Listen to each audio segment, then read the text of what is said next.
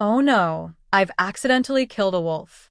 In the snow-covered ancient forest, Yi Luoxing knelt over a huge white wolf, her body covered in wounds. Carefully, she patted the wolf's face. When there was no response, she clenched her teeth and looked around at the broken branches, cursing, "Stupid system, I will destroy you." She was originally a member of the 29th Century Supernatural Special Forces. This time, she was on a mission to return to the primitive forest to gather animal information to help restore the ecological chain damaged by environmental destruction. But due to a system malfunction, before she was ready to land, she was airdropped into this place. If her protective shield hadn't activated just now, she might have died and gone back to her world. Brother Wolf, you can't die." Yi Luoxing cried out in pain as she got up from the white wolf. Just as she was about to help the wolf, she looked up and met a pair of golden, enchanting eyes facing her directly. In an instant, both of them froze. Foam, he stared blankly at the female falling from the sky. The shock in his golden eyes turned into amazement when he saw her face. She was so beautiful. Amazing. Such a beautiful female. Had the beast god sent her here? Wow. That's a huge snow owl. Yi Luoxing also stared in shock, her eyes wide. She looked at the 3-meter-tall snow owl standing in the snow, tilting its head to look at her. She was so excited her heart almost jumped out of her chest. Without giving the snow owl a chance to escape, she lunged forward and tackled it to the ground. Its warm, fluffy feathers tickled her skin, making her feel itchy and comfortable. Yi Luoxing squinted happily and casually took out an information collection ring from her space pouch, placing it around the owl's neck. She smiled sweetly and said, "You're mine now, little snow owl." Faced with her sudden confession, Foam He's skin turned bright red under his fur, and his pupils shrank sharply. Does she like me? The female likes me. Is this really a good thing? Truly blessed by the beast god. Fighting the orcs from the White Wolf tribe today was definitely the right choice. I'm yours. Foam He nodded repeatedly, making bird-like sounds. Seeing the snow owl struggling fiercely, Yi Luoxing quickly pressed down on its wings with both hands and said, "Don't move. Once I finish collecting information, I'll let you go." After she spoke, the snow owl obediently stopped struggling. Just as Yi Luoxing tried to connect her system to the information collection ring, the snow owl's wings slowly wrapped around her waist. System. System? Are you dead?" Yi Luoxing called out, unable to activate her system. She reached for the ring around the owl's neck to manually collect data. Suddenly, the snow owl flipped over, pressing her to the ground. Yi Luoxing felt a strong sense of pressure and quickly pulled out a tranquilizer gun from her space. As soon as she aimed it at the huge snowy owl, she saw a terrifying scene. The giant snowy owl suddenly transformed into a human form. A handsome man with a bare chest reflected in Yi Luoxing's black pupils. He had long ink-black hair that reached his waist, and he wore only a feather skirt around his waist. He was tall and muscular, with naturally fair skin, gentle facial features, and mysterious golden eagle eyes. His high nose was slightly red, and his full lips curved into a charming smile. The man bent down and gently touched Yi Luoxing's cold lips, speaking softly like water. "Let's be mates, female." The scene was silent for just a second. Suddenly, a gunshot rang out. Yi Luoxing didn't hesitate. She pulled the trigger. Her face turned as white as snow from fear. Damn it, monster!" she shouted as she kicked the snowy owl away with a strong kick, then quickly jumped and ran without waiting to steady herself. She cursed loudly in her mind. "Damn this stupid system. Where did you teleport me to?" Before she could run 2 steps, she was overwhelmed from behind and fell to the ground. The snow was thick and soft, so she didn't feel pain. But the next second, she heard a voice like magic in her ear. "Female, where are you going? The forest is dangerous. Let me go." Yellow struplet fierce. But he was too strong. She had just arrived and was unwell from the unfamiliar environment, plus her system was malfunctioning, so she had little strength to fight back. Foam Good did not let go but turned her over to face her. He asked softly, "Female, are you sent by the beast god? Who are you calling your uncle?" His warm breath sprayed on her face, making Yi Luoxing numb. Fengge looked closely at her delicate face, completely captivated. Her eyes, like peach blossoms, sparkled with stars. Her high nose resembled a mountain peak.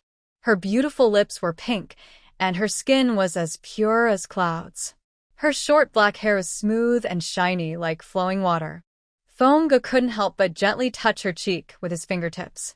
His pupils widened with surprise as he exclaimed, "Female, you're so soft. I like you. I want to take care of you forever." As he leaned closer, Yi Luoxing quickly kicked him between his legs. "Get away!" she shouted sharply and mercilessly. At that moment, she heard a cry of pain, and the man in front of her disappeared. She just turned to sit up when a voice whispered behind her ear, "Little female, you've destroyed my symbol of masculinity. How can we have babies?" Yi Luoxing's body bristled with cold hair. He quickly stood up and drew a long spear, pointing it at his head. He coldly asked, "What exactly are you?" Seeing the female asking about his background, he immediately straightened his half-naked body with confidence. He spoke in a clear, pleasant voice. "My name is Fenghe. I am a 7th-rank male orc from the nearby Snow Owl tribe. I am the strongest warrior in the tribe. What about you, female?" "Male." "Orc." Yi Luoxing caught an important word and processed this information. "What is your name? Which tribe are you from?" He moved closer to her again. "Don't move." Yi Luoxing's voice was full of caution. She was forced back a step and held her spear tightly against him. Yi Luoxing quickly looked around. She saw tall, snow-covered coniferous trees reaching into the clouds. The thick trunks were as wide as 10 of her. Sparse, withered plants grew taller than her head. Snow buried her feet, and distant mountains were majestic and grand, beyond her imagination as a future person. Standing in this vast world for the first time, she felt how tiny she was. Her hand holding the gun trembled slightly as she muttered nervously, "Where exactly is this?" "This is the extreme river forest.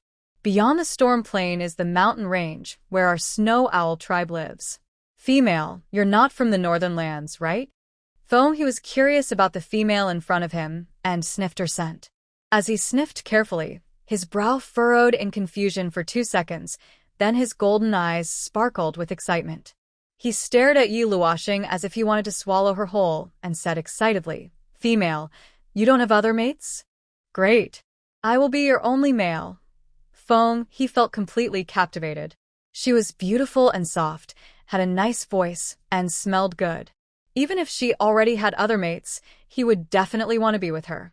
Especially since he had just met her alone. Diamond suit, diamond suit, diamond suit. Author's warnings, must read 1. The first chapter is about a disguise, with a plot where the female protagonist becomes ugly due to an injury. This continues for dozens of chapters. Her injury will heal before the next chapter. 2. The male antagonist is very vicious and might be hard for some readers to accept. If you feel uncomfortable at any point, please stop reading. 3. The story is generally slow at first, gradually becoming more exciting later. There are ups and downs in the plot, leading to a strong female lead. It's a slow burn, not purely for quick entertainment. 4. The female protagonist is quite tolerant of other women, and many plot twists happen.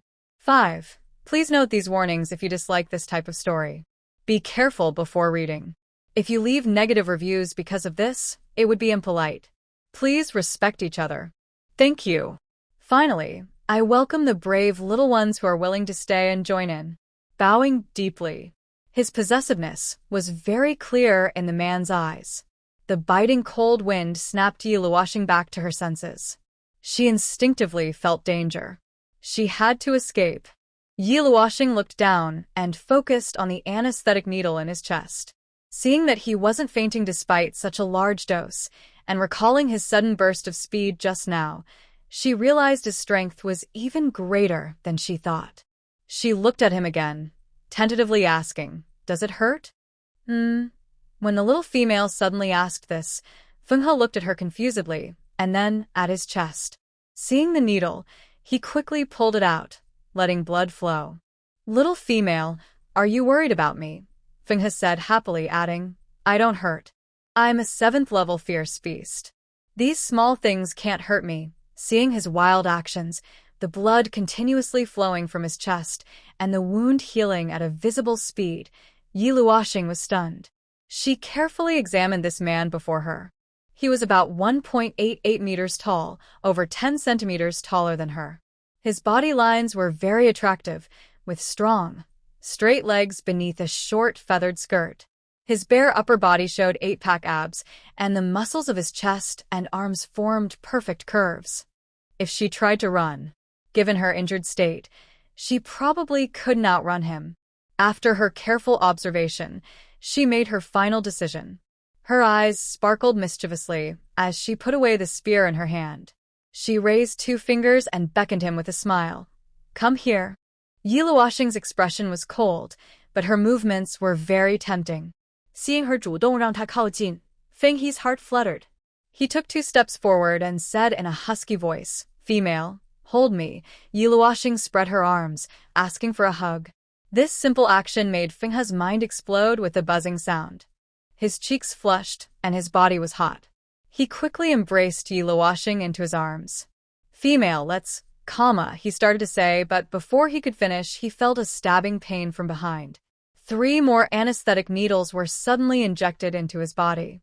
She didn't believe it. This dose was enough to knock out a dinosaur, so it should have knocked him out too.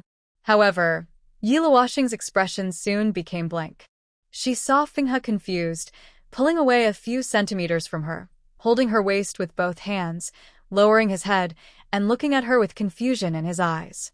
He asked softly, "Female, why do you keep grabbing me?" Yi Luoxing looked at his clear eyes, her mouth twitching.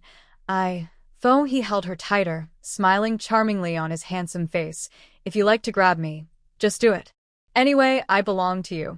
I'm just worried my skin is too tough, and might hurt your hand."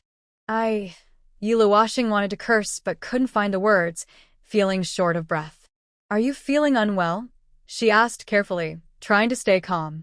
Hearing her question, Fenghe's ears turned red. He pressed his whole body against her and leaned in close to her ear, whispering, "It's quite uncomfortable." I want to." Listening to his hoarse voice and sensing the change below, a cold chill ran from Yi Luoxing's feet to her head.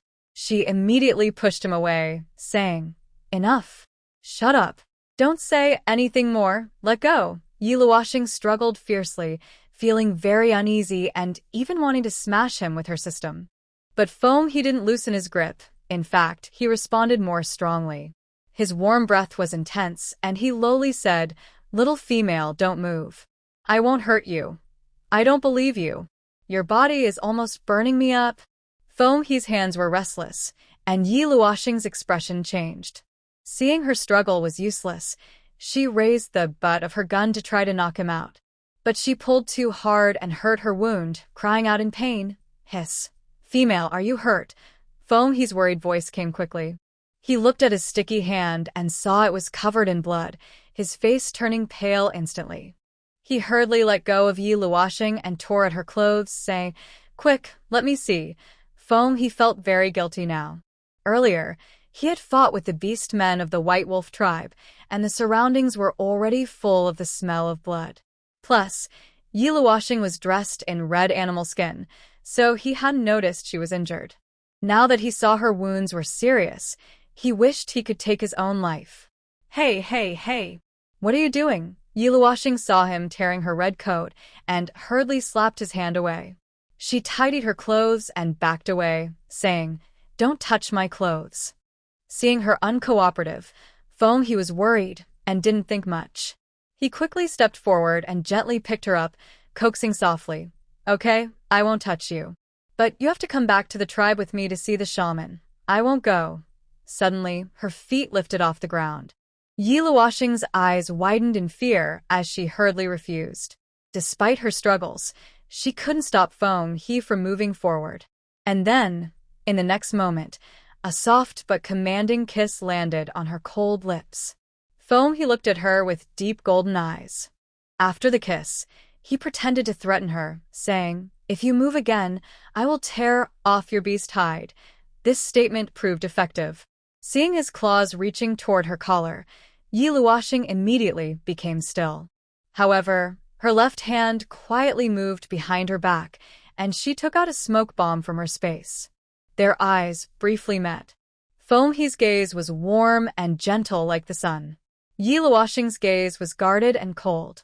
Just as she was about to pull the ring on the smoke bomb, she saw the man's body sway. After 3 seconds, the grip holding her loosened, and Foam He fell straight to the ground, thud. With a dull sound, Foam He landed heavily. Yi Luoxing spun smoothly in the air and landed safely. She stared blankly at the scene, then stepped forward to pat the handsome face of the man. Seeing he didn't respond, she stiffly opened her mouth and said, "The anesthetic seems to be a bit slow. Goodbye, beautiful fairy." Usually, Yi Luoxing might not be so cold to a handsome man, but now, in this unknown world, facing a beast man with special abilities, she had to be very cautious. She quickly grabbed her spear and moved swiftly through the forest. The sun was high in the sky, casting warm sunlight down. Yi Luoxing's cold system voice rang in her mind. "Moon, I know you're still there. You better explain what's happening now, or I'll erase your memory and make you truly disappear." Hearing Yi Luoxing's stern warning, the system finally came to life. A mechanical voice echoed in her mind. "System malfunction. Time machine damaged.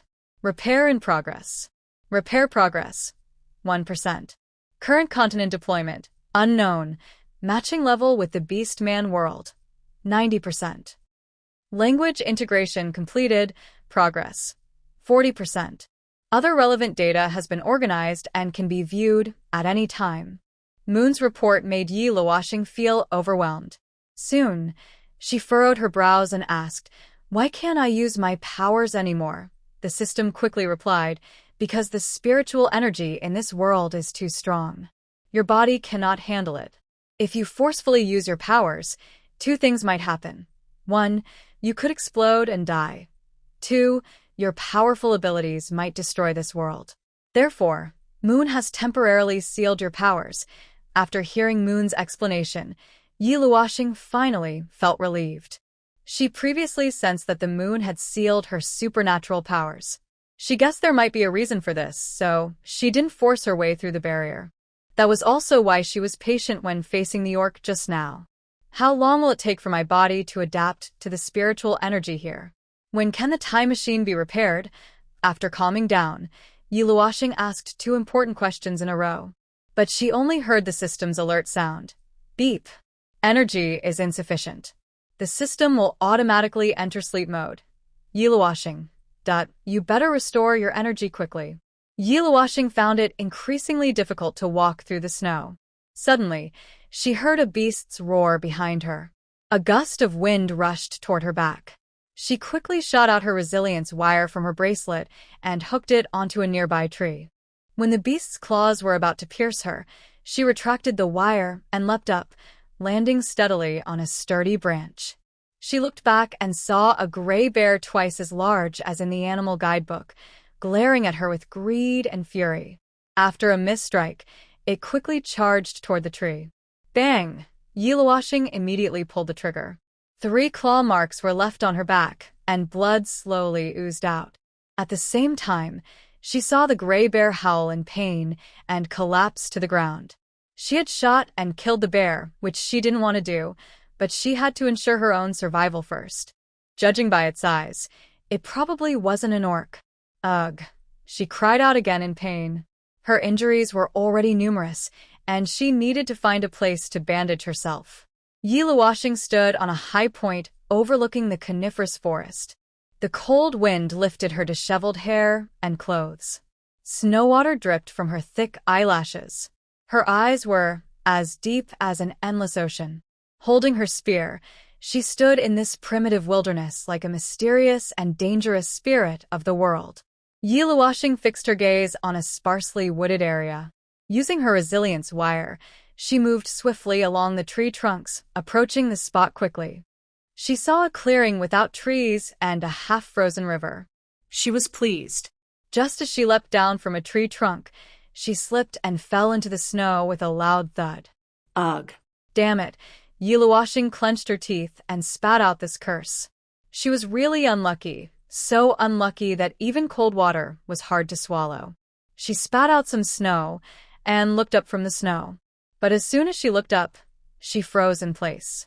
Ahead, upstream on the river, a group of similarly half-naked handsome men with long legs was walking briskly toward her. They wore short feather skirts, and several of them carried prey larger than themselves on their backs. They seemed relaxed and were chatting casually. Is this Fenghe guy taking so long to teach those stinky wolf beasts a lesson? If I delay bringing food to the female, I will be angry, said Mo-sen, a white-haired man, walking at the front with a dissatisfied grumble. His body was muscular and he was 2 meters tall. Trey looked around and said, "Spring is here. More groups are appearing lately. I guess Fenghe is fighting with them." "Yes, Fenghe is already an adult. He should find a mate this spring," someone replied.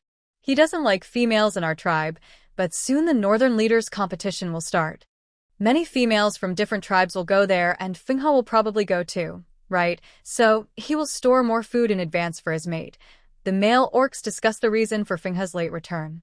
Suddenly, a huge snowy owl circled in the sky above them, then swooped down and transformed into a human shape in front of everyone. It said, "I haven't seen Fenghe yet." Hua Snow has mass descent. The orc group's conversation clearly reached Yiluoshing's ears. When she heard the familiar name and saw the owl turn human, she felt a black line slide down her forehead. She slowed her breathing and, without paying attention to her swelling body, slowly stepped back. What terrible luck! "Forget it, let's go back first." Trey was about to speak when his voice suddenly stopped. He sniffed the air carefully, his brow furrowing. "Did you smell anything?" "Smell? What smell?" Mo-sen sniffed again, still unhappy. Just as they spoke, Yiluoshing's heart skipped a beat from the distant forest. She dared not move. Soon, several golden eyes swept in her direction. Mo-sen muttered, "It's the smell of blood and a female scent." Trey exclaimed in shock, dropping the prey on his shoulder and rushing toward the source. His team followed behind him in a mighty procession. Yiluoshing watched this impressive scene, seeing a group of half-naked, handsome men running toward her.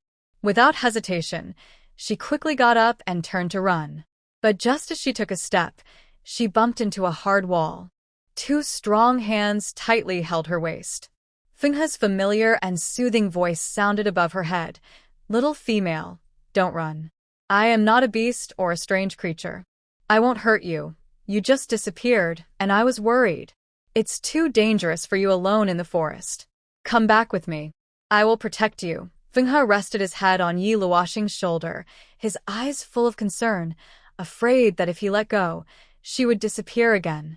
Yiluoshing once again touched that familiar warmth. It took great effort for her to barely keep a few centimeters apart from him.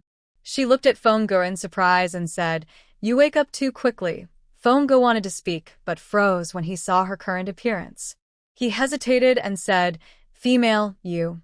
Before he could finish, the male beast men approaching from the river's direction arrived nearby. They all stared in shock at the scene, their eyes filled with excitement and enthusiasm. Trey was the first to speak, asking, "Fenghe, what's going on? Do you know this female?" Mo-sen spoke next. "Where did this little female come from?" "I've never seen her before. Why is she alone in the forest? How do you know her? Which tribe does she belong to?" The male beast men eagerly started talking, each more restless than the last, eager to get closer to Yiluoshing. However, Fenghe held her tightly, and they could only watch her back, constantly leaning forward to look. Seeing the covetous looks in their eyes, Fenghe hugged Yiluoshing even tighter and warned with a look in his eyes, declaring his territory. "She is the one I found in the forest. I will be her partner. Don't think about harming her. Found her? Great. Our tribe has gained another female," Mo-sen exclaimed. "Fenghe, even though you're the strongest, you're not the one who decides who the female's partner is," Trey retorted. Before more male beast men could speak, Fenghe revealed his sharp claws, his whole body radiating a fierce aura. They immediately shut their mouths. At this moment, Yiluoshing suddenly pushed Fenggu away and said, "I told you I won't go back with you." After speaking, she turned and walked away. The male beastmen, who had been at odds with her, suddenly surged forward, surrounding her tightly and saying in unison, "Female, you can't." Their words stopped halfway as all the male beastmen stared blankly at her face. The surroundings fell silent for a while until Yiluoshing, feeling impatient, prepared to act. Mosen's surprised and stammering voice finally sounded. She looks so ugly." Mosen looked at the female beast man in front of him, her whole body swollen, her skin dark, and her facial features sunken into a face covered with blisters. Unconsciously, he showed disgust in his eyes but, out of respect for her, swallowed the last 3 words. Trey and the other male beastmen also frowned, their previous enthusiasm and excitement seemingly frozen like ice. They had never seen such an ugly female beastman. "Fenggu, what exactly is this female?" Trey hesitated, unable to continue speaking. Yiluoshing clearly sensed the disappointment in their eyes. She had already noticed that her body was not feeling right. When she looked at her hands, she saw they were swollen and dark. Her gaze swept over the ground where she had just fallen and saw a purple-black grass she had stepped on, along with a strange liquid on the snow. It seemed she had been poisoned. However, were their expressions really so exaggerated? Yiluoshing touched her face with both hands. As soon as she did, her face sagged, and she thought, "I'm doomed. I've turned into a pig's head." Fenghu's carrying voice sounded behind her. "Female, you are injured and poisoned. If you don't get help quickly, you might die. I know a shaman who has the antidote. You're really persistent." Yiluoshing frowned slightly and turned to look at him, already feeling worried. Fenghu moved closer and continued, "In the spring forest, not only are there ghost beasts and strange creatures, but also insects and giant beasts. If they catch you, they might eat you or force you to mate. They won't respect your wishes." Fenghu kept warning her about the dangers of the forest. Yiluoshing looked out at the vast mountains and understood the many risks of the primitive world. She could even sense that she had not only touched a poisonous plant, but was in a very serious condition now. She already felt like she was losing too much blood. Her body swayed in the wind, and Fenghu hurried to support her. The nearby male beasts, seeing her injury, also showed concern. But after a brief thought, Yiluoshing decided to leave. "Female," suddenly, the male beasts surrounding her all bowed at once, clenched their fists over their chests, and said in unison, "Fenghu is right. You need to come with us." They seemed polite but were actually very forceful. They would never leave a female alone in the forest. Yiluoshing froze in place, staring at Fenghu again. She saw his determined golden eyes. From their brief contact, she sensed that the female's status here was unusual. Now, if she refused to go with them, Fenghu might forcibly take her away. Finally, realizing her wound couldn't wait any longer, Yiluoshing reached out her hand to Fenghu and said, "All right." Seeing her agree, Fenghu immediately smiled and took her hand. "We're going back to the tribe now. Female, hold on tight." He placed Yiluoshing on his back and quickly transformed into a huge snowy owl, soaring into the sky. Suddenly leaving the ground, Yiluoshing was startled. In the next moment, she quickly grabbed Fenghu's feathers to hold on. She saw behind her dozens of snowy owls carrying prey and flying high into the sky. They followed closely behind the wind spirit ahead, and a large group of birds dominated the sky. Yiluoshing looked down from above and saw the magnificent scene below. She had never seen such a huge pine forest, never seen snow-capped mountains reaching into the clouds, never seen such endless plains, never seen glaciers winding down from tall mountains, never seen mountains full of life trying to break through the ice and snow. The wind spirit took her flying above the forest. She saw giant rabbits and lynxes in the woods, and even a huge reindeer, as big as a dinosaur, walking through the trees, startling many birds and animals. Below, she heard the sounds of orcs hunting. "Quick! Surround that big beast. It will feed our tribe for a long time. Roar! Catch it! It turned out that was the giant beast the wind spirit mentioned. Yi Luoxing looked away. They had already crossed above the plains, and the cold wind and snow hit her face, making her shiver. She realized this was the storm plane the wind spirit talked about. Female, hold on a little longer. We're almost there. Seeing her trembling, the wind spirit dove toward the plane. Just as he was about to hit the ground, Yi Luoxing clearly saw him reach below and grab two large tundra voles, then suddenly shoot up into the sky. The whole process took only 3 seconds, and Yi Luoxing was stunned. She knew eagles had sharp eyesight, but their hunting speed was unbelievable. She could even imagine how the wind spirit would carry her back to the tribe if she insisted on walking. Yi Luoxing muttered in surprise.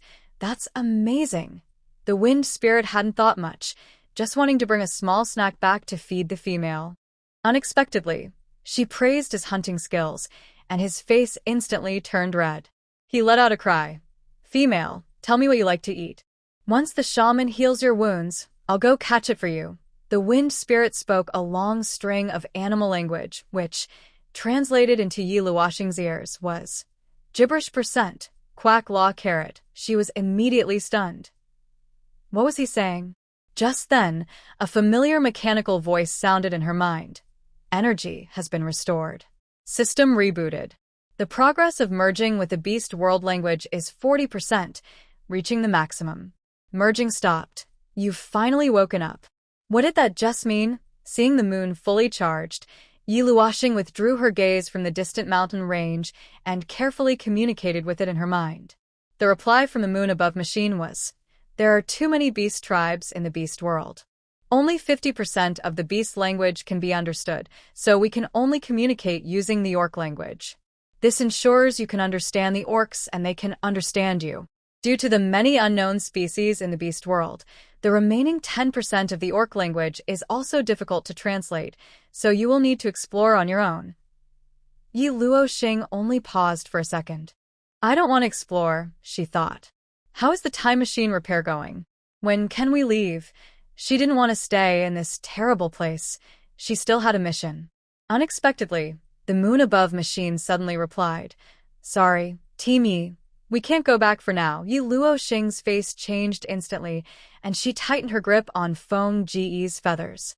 Feng Ge, worried, asked nervously, Little female, does it hurt a lot? At this moment, Yi Luoxing gritted her teeth in her mind.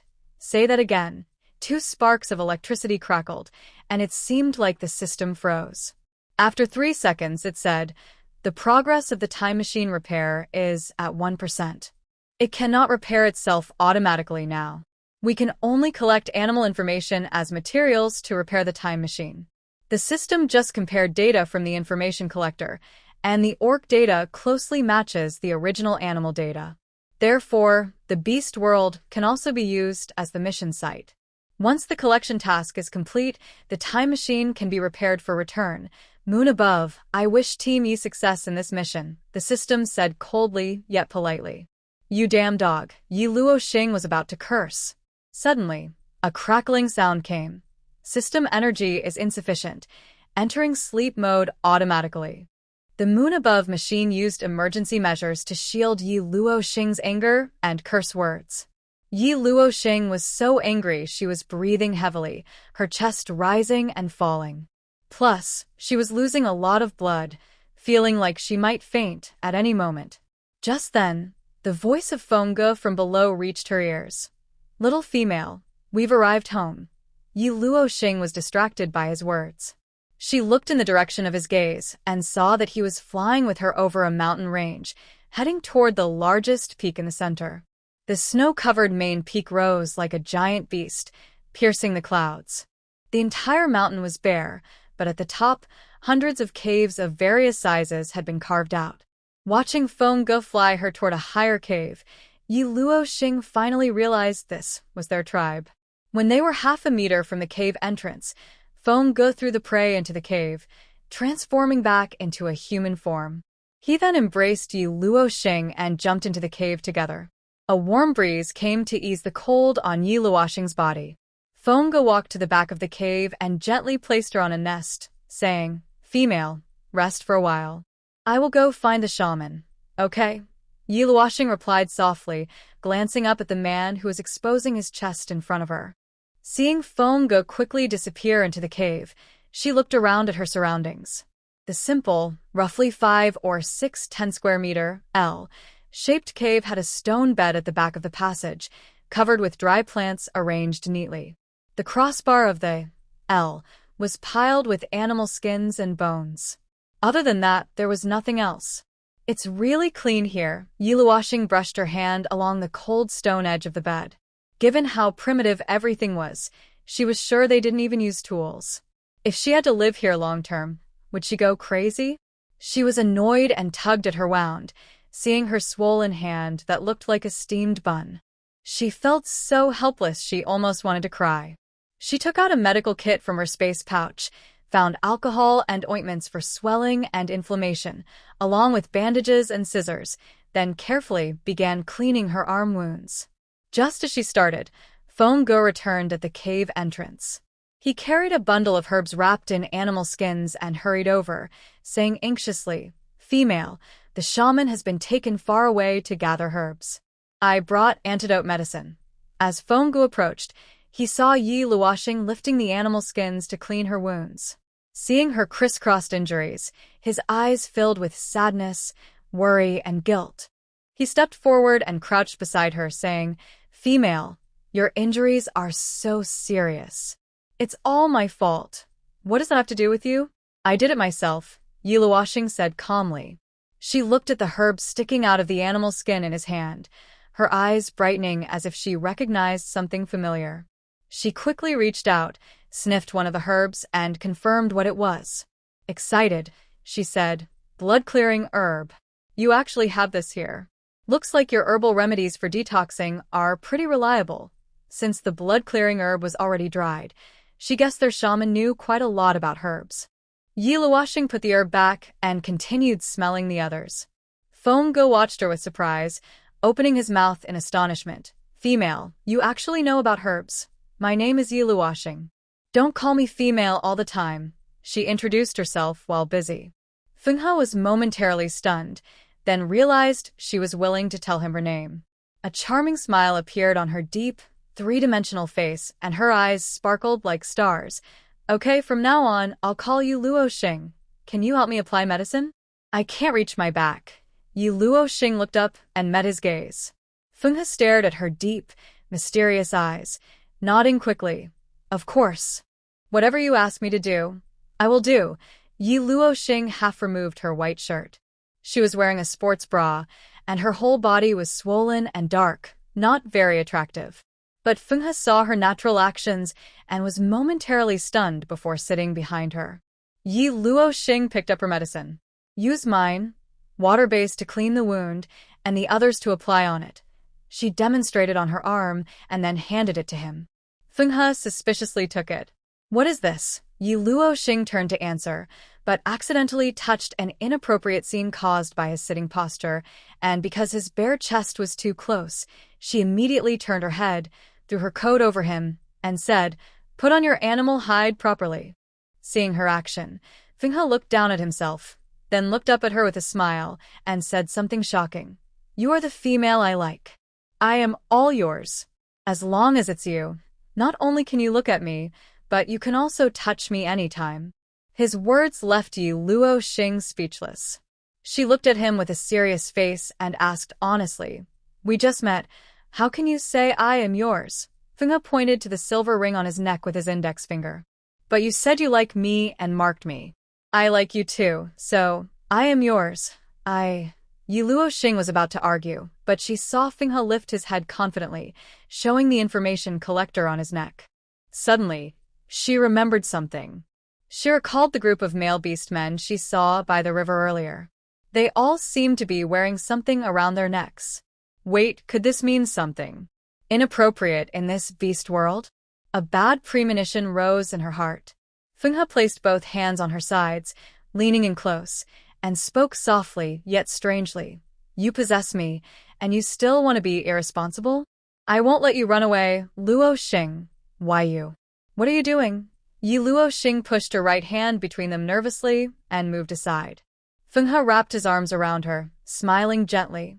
Don't worry, I will wait until your wounds heal, then I will be with you. After saying that, Fenghe straightened up. Yi Luoxing frowned as she looked at the handsome beast man in front of her. Thinking he was injured, and it wasn't a good time to cause trouble, she sat down and said, All right, let's apply the medicine first. Do these things really work? He sniffed uncertainly at the alcohol and ointment in his hand. The strong, pungent smell made him wrinkle his nose, and he hesitated before applying the medicine. To avoid trouble, Yi Luoxing casually explained, This is medicine from our tribe's shaman.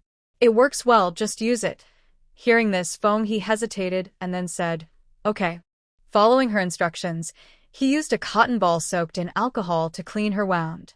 Seeing her body tremble slightly, he became more gentle and careful. He couldn't help but say, Luoxing, it might hurt a bit. If you can't bear it, bite me. Yi Luoxing responded softly. He's actions and voice were very gentle. For a moment, her impression of this primitive beast man changed a little. Maybe he wasn't as wild as she thought. After a while, he finished applying the medicine and helped her wrap the bandage.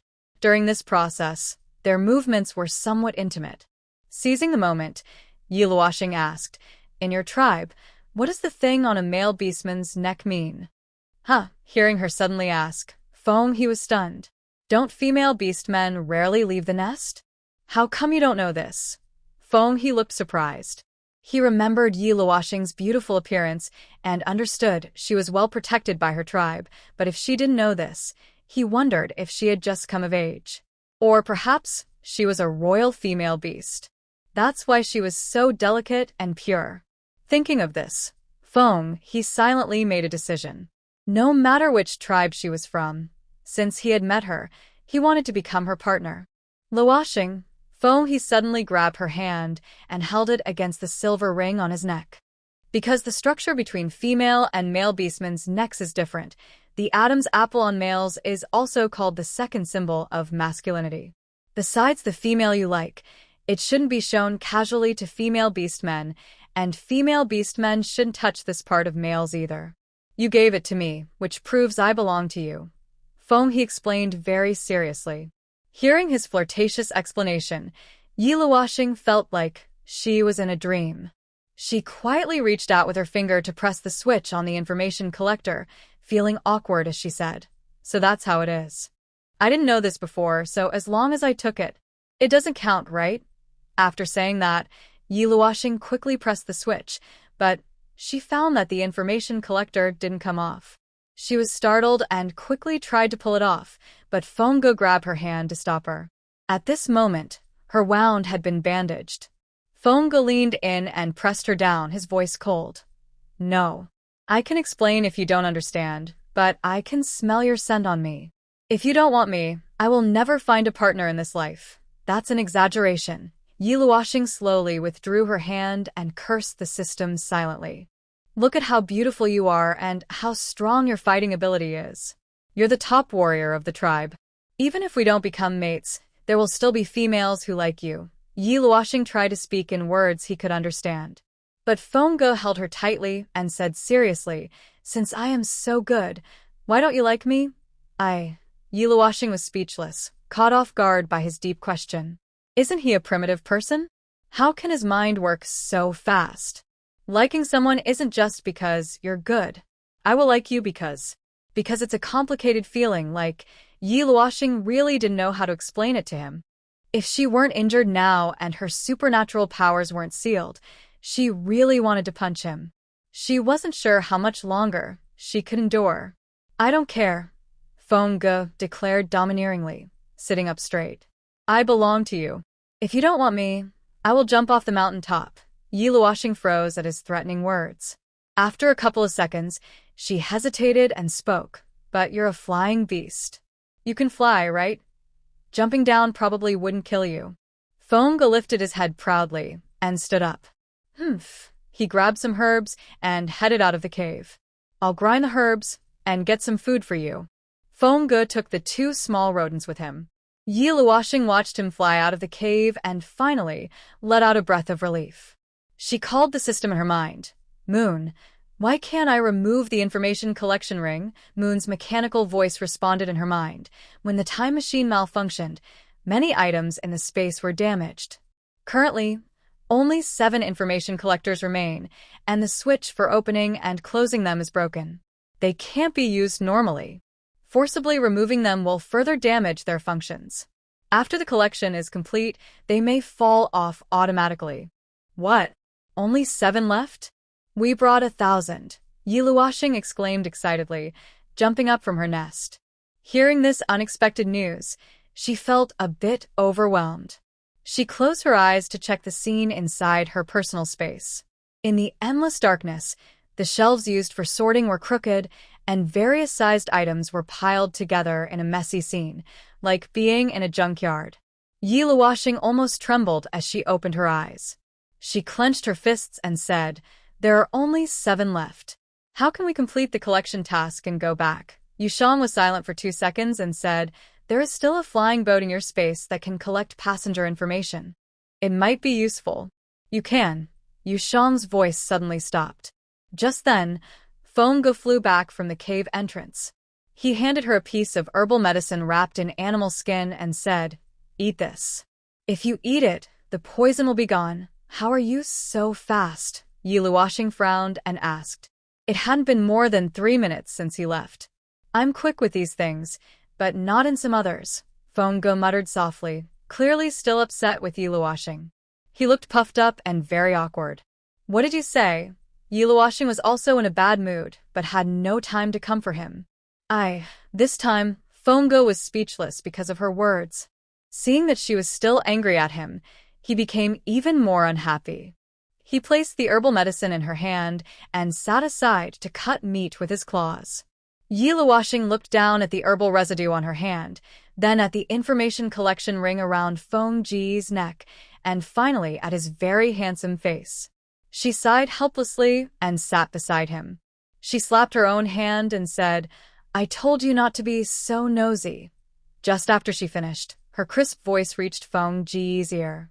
He immediately put the meat aside, worried, and took her hand gently, feeling both anxious and guilty. "It's my fault. Sorry. Don't hit yourself. If you want to hit someone, just hit me. I won't force you." His tone sounded like a wronged little boy. His features were truly beautiful. His bright gold eyes slightly drooped, and Yiluoshing was about to pull her hand back when she saw this expression. She couldn't help feeling a little soft. Oh no. She almost forgot. She had no resistance to things that were too pretty. All right, Yiluoshing gently patted his shoulder. "I didn't mean to blame you. It's just, I was itchy earlier, so I just wanted to scratch it to feel better." "Huh?" Fengge's golden eyes suddenly looked up at her. "Then I'll scratch for you." The next second, he gently scratched her hand back with his finger. Fengge's palm looked very nice, not only fair and slender, but also with clearly defined bones. Usually, orcs who hunt all year round shouldn't have such fair skin. Maybe it's because of their race or the climate here. His skin was not the typical tanned color of strong men. His fingertips scratched her hand, making it itch, and her heart felt itchy too. Realizing she was easily seduced by him, Yiluoshing quickly looked away and turned to the side, silently repeating, "No inappropriate viewing." No inappropriate viewing. "I'm really not a pervert." Suddenly, Yiluoshing pulled back her hand and nervously said, "All right, I've taken my medicine." Yes, she really needed to take medicine. She grabbed a handful of pills and brought them to her mouth, but looking at the colorful mixture, including some herbs she didn't recognize, she couldn't bring herself to swallow. She turned her head to confirm. "Should I chew it? Are you sure it's not poisonous?" "I'm sure. I once ingested poison from a purple-black flower. I'm taking this medicine, and I even told the shaman about it," Fengge said confidently. Seeing his assurance, Yiluoshing clenched her teeth and poured the pills into her mouth, chewing them up. She forced herself to swallow the medicine, and Fengge quickly handed her some water. "Drink some water quickly." Yiluoshing was about to take it, but looked at the water stored in a hollowed-out animal bone and shook her head, saying, "Forget it. No need." After swallowing the medicine, she felt terrible. She knew the environment here was limited, and it was impossible to get prepared herbal medicine, so she had to chew it raw, hoping it would help. As for drinking unboiled water, she decided against it. She didn't know if there were any strange creatures or parasites in their water. Although she had eaten and drunk everything during her wild training, and her body was usually strong, this was a beast world, and she didn't want to take risks. If something really happened, calling 120 wouldn't help. Luoxing, after you finish the medicine, you should eat something. You look too thin. Fenghe saw her finish the medicine and handed her some raw, peeled, and chopped mountain hare meat. Yi Luoxing looked down at the raw meat wrapped in clean animal hide, still dripping with blood. She immediately twitched her lips in disbelief and looked at Fenghe, asking cautiously, "Sir, are you eating raw mouse meat? Don't you eat raw food?" Fenghe asked back. He hadn't pursued females before, and since the mother and father beasts left early, he didn't understand many things about caring for females. But Fenghe quickly remembered that the sick females and weak old beasts in the tribe did not eat raw food. He immediately stood up and said, "Sorry, Luoxing, I was too careless. I will go borrow fire to roast meat for you right now." Afraid that Yi Luoxing would dislike that he didn't know how to do anything, Fenghe hurriedly went out to find fire. Seeing this, Luoxing called him back and said, "No need, I have food." She had already taken out a can of meat from her space and started eating it along with bottled mineral water. Fenghe looked back and saw the scene. First, he showed a puzzled expression. "Where did I put these things before?" You don't need to worry about that. "Anyway, I always carry them with me." Luoxing certainly wouldn't explain the space to him. Fenghe didn't press further.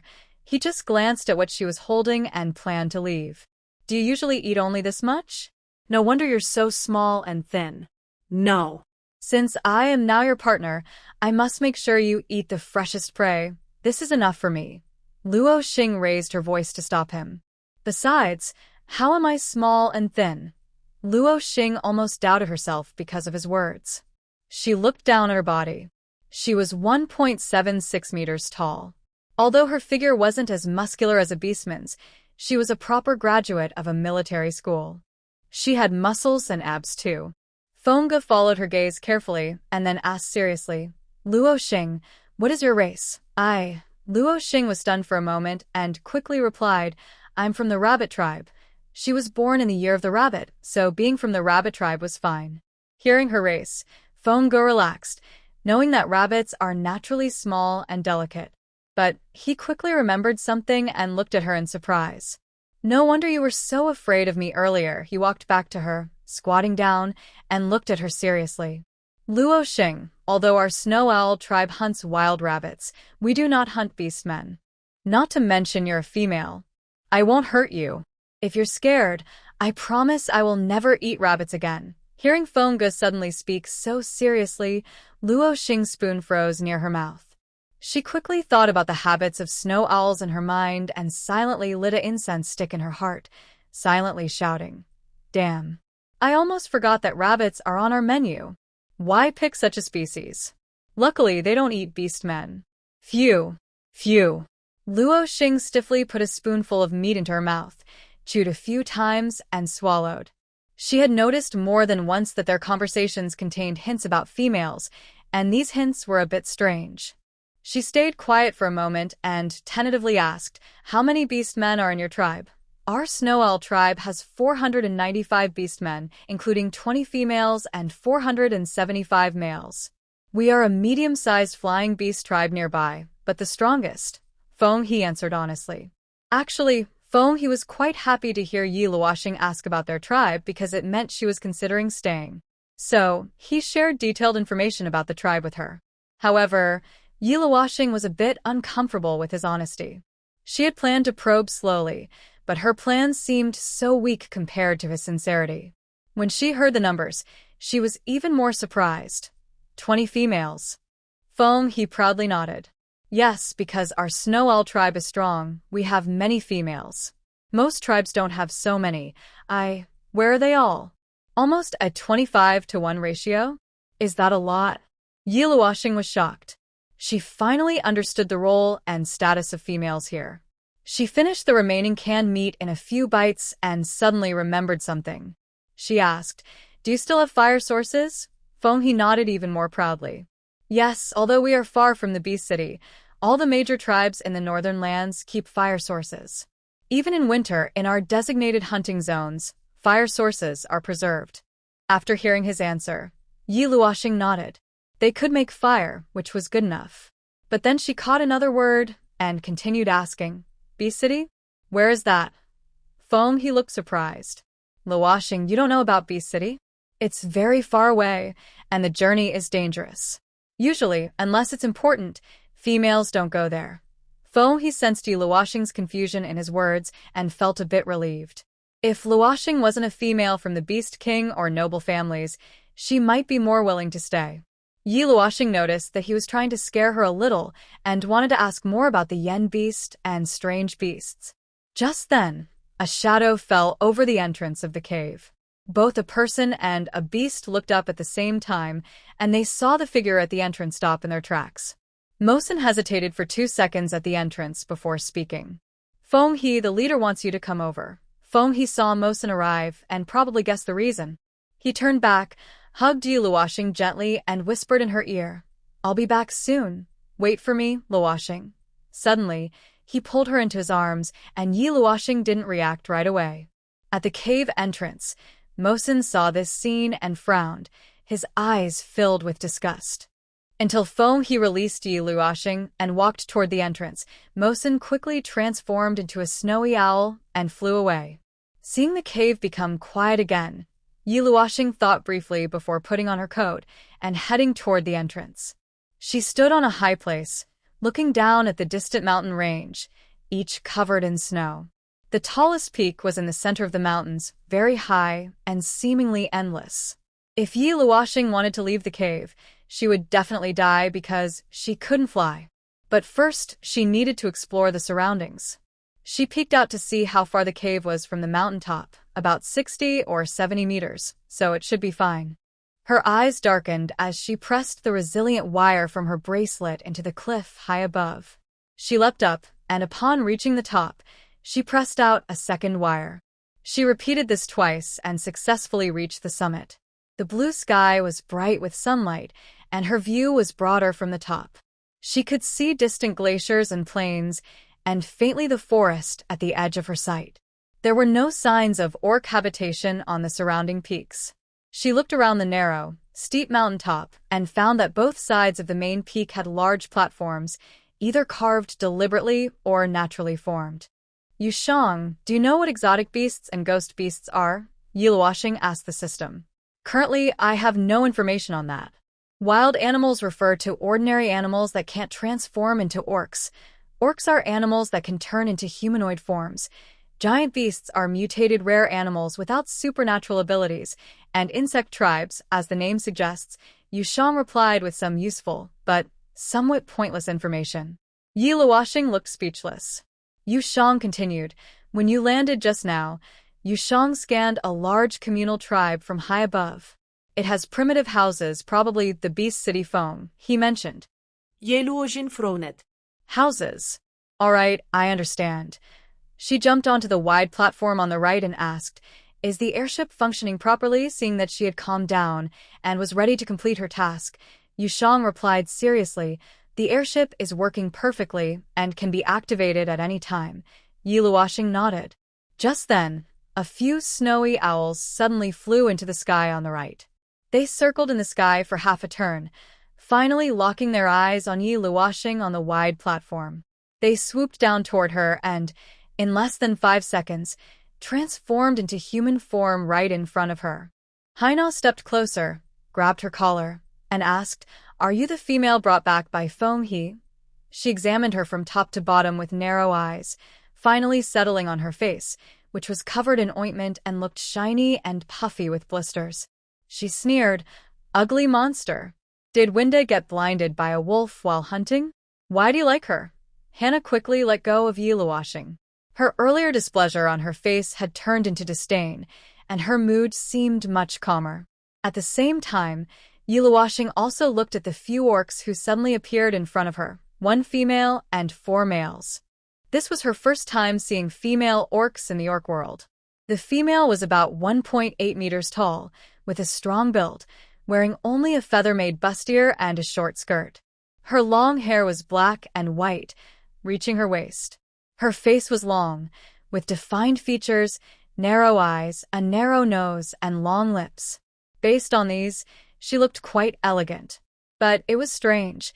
Her skin was a healthy wheat color mixed with an unhealthy purple, and her whole body was covered with uneven small pits, which immediately lowered her overall appearance. It looked like she had been poisoned for a long time.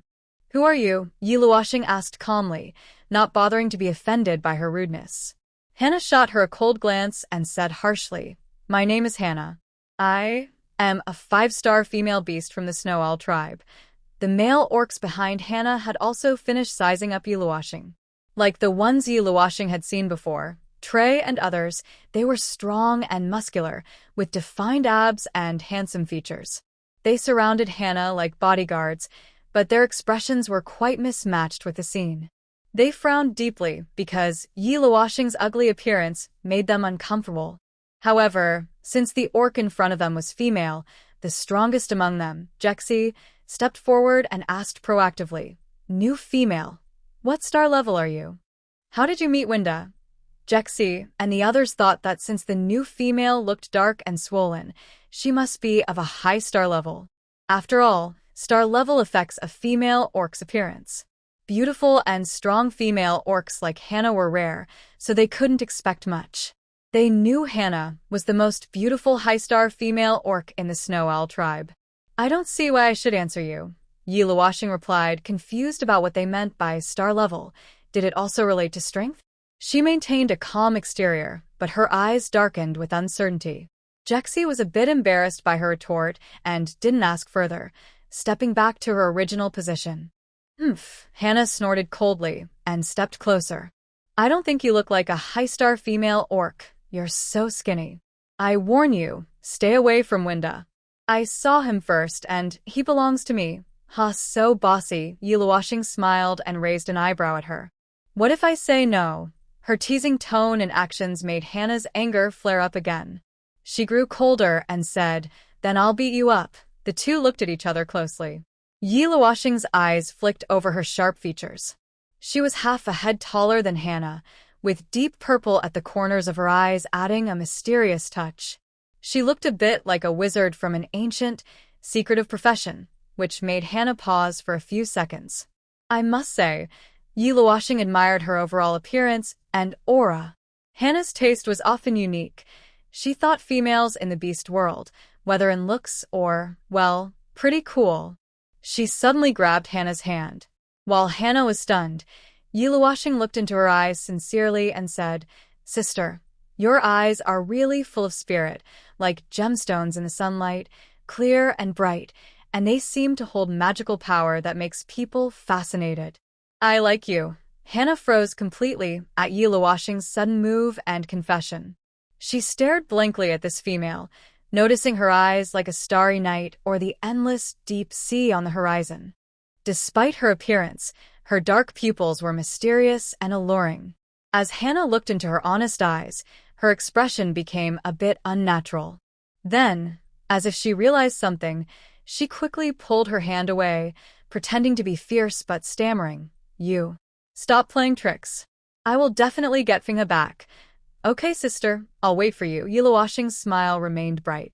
Hannah turned cold and transformed into a snowy owl, flying up into the sky. The remaining Jeshi and the others looked at Yi Luoxing in surprise and quickly left too. Meanwhile, inside the cave of the Snow Owl tribe's leader, the elderly leader, Ling Dong, sat on a stone bed.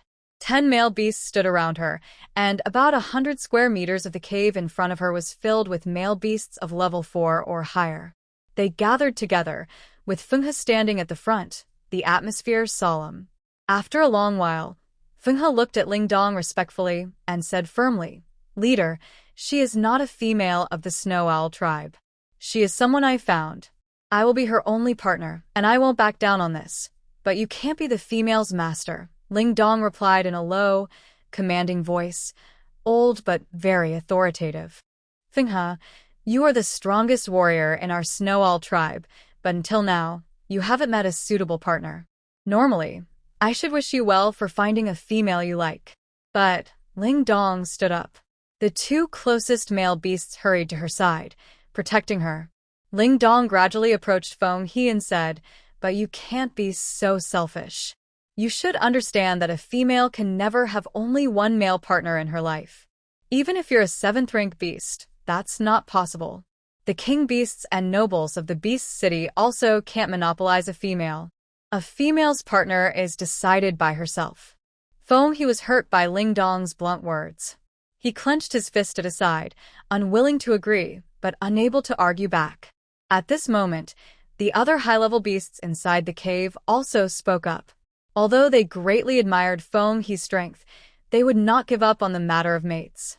A tall, muscular 6th rank male beast, decorated with bones, sneered, "The leader is right, Feng He. You should have introduced the new female to everyone, but instead, you took her back to your cave.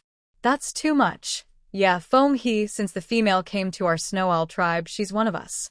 All male beasts have the right to pursue her," a cold 4th rank beast agreed. A 5th rank male beast said, "Feng He, we finally have a new female in our tribe. This is a blessing from the beast god. We all want to meet her." Another handsome male beast suggested, "Bring the new female here. The leader should arrange her residence." One after another, they spoke, and soon the cave was noisy and lively. Feng He was very unhappy with the chaos. He couldn't hold back his anger and roared loudly, causing the cave to fall silent instantly. He shouted, "She is injured. I dare anyone to touch her. Want to be her male? First fight me." Feng He's eyes were cold like icy rivers. The male beasts around him retreated in fear, knowing how powerful a 7th rank beast was. Feng He just needed time to beat them all. The male beasts were displeased and said, "Feng He, you..." The atmosphere inside the cave was strange. The male beasts stared at Feng He with restless intent. After about 3 minutes of silence, Ling Dong finally broke the tension with a cold voice. "Enough," she said sharply. "The female is injured and not suitable to move. Wait until the shaman arrives. Also, she is living with Feng He, and there's no problem with that." Her warning made the male beasts lower their heads in guilt. They had been too excited and forgot about the female's injury. That was their mistake. Feng He coldly withdrew his gaze from them. Ling Dong's voice then sounded again. She said, "It's a big event for the tribe to have a new female. After she rests for a day, I will call the high priest and the tribe members to welcome her. At that time, Feng He, you'll bring her here." Ling Dong's words were commands, not suggestions. Feng He knew arguing was useless, so he simply coldly looked around at the fierce beasts and said, "If you're not afraid of death, come on." After speaking, he turned and left. The fierce beasts automatically made way for him. However, watching his arrogant departure, the beasts frowned in displeasure. The 6th-tier fierce beast spoke coldly, "Leader, look at him." When Feng He returned to his cave, Yiluoshing was already back. Seeing her sitting quietly, he immediately hid the gloom on his face and approached her with a charming smile, asking, "Luoshing, does your wound still hurt?" "It's okay." Yiluoshing was organizing her messy space in her mind. When she saw Feng He had returned, she quickly withdrew her consciousness from the space and turned her head to look at him.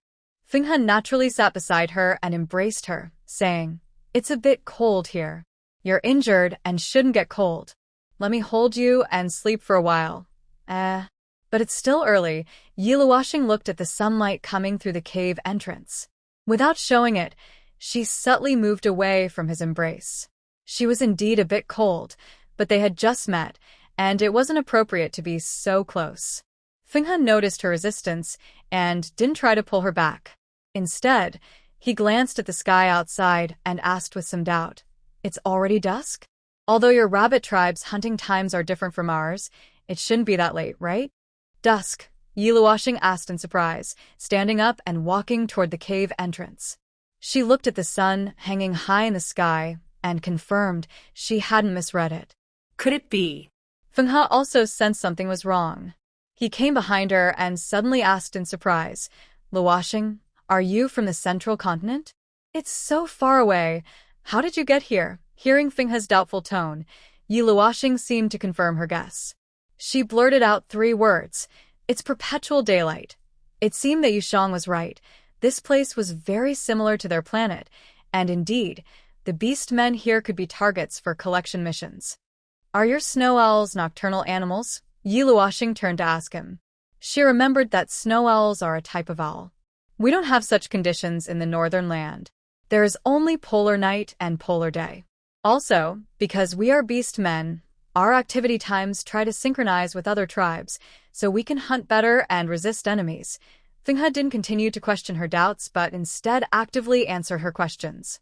Are you a solitary tribe? Yi Luoshing continued to ask, eager to understand the difference between beast men and wild beasts. The snow owls that are not beast men usually live alone or in family groups. They often nest among rocky tundra, but all beast men, regardless of their tribe, are mostly social and tend to live in relatively safe places. He continued patiently explaining to Yi Luoshing. The habits of wild snow owls he described were similar to what she had learned before. It seems that beast men do have some differences from wild animals, and their social groups are probably to defend against other tribes, since beast men are smarter than wild animals. After a brief thought, Yi Luoshing asked in her mind, can I gather information about wild animals in the beast world as a task goal? Not recommended, Yushang quickly replied. First, your data collector is almost out of power, and the airship can only collect information about people. Second, wild animals in the beast world face many dangers, and gathering data takes too long, so your effort might be wasted. Third, information about beast men is better used as raw material for the airship. Fine, she thought, giving up on that plan. At this moment, Fenghe, watching her staring off into space, asked proactively, Luoshing, do you want to ask anything else? She looked at him, then slowly turned and walked toward her nest. Yushang said in her mind, the 24-hour clock has been calibrated. The current time is 1927. Yi Luoshing sat down slowly on the stone bed, lost in thought for a moment.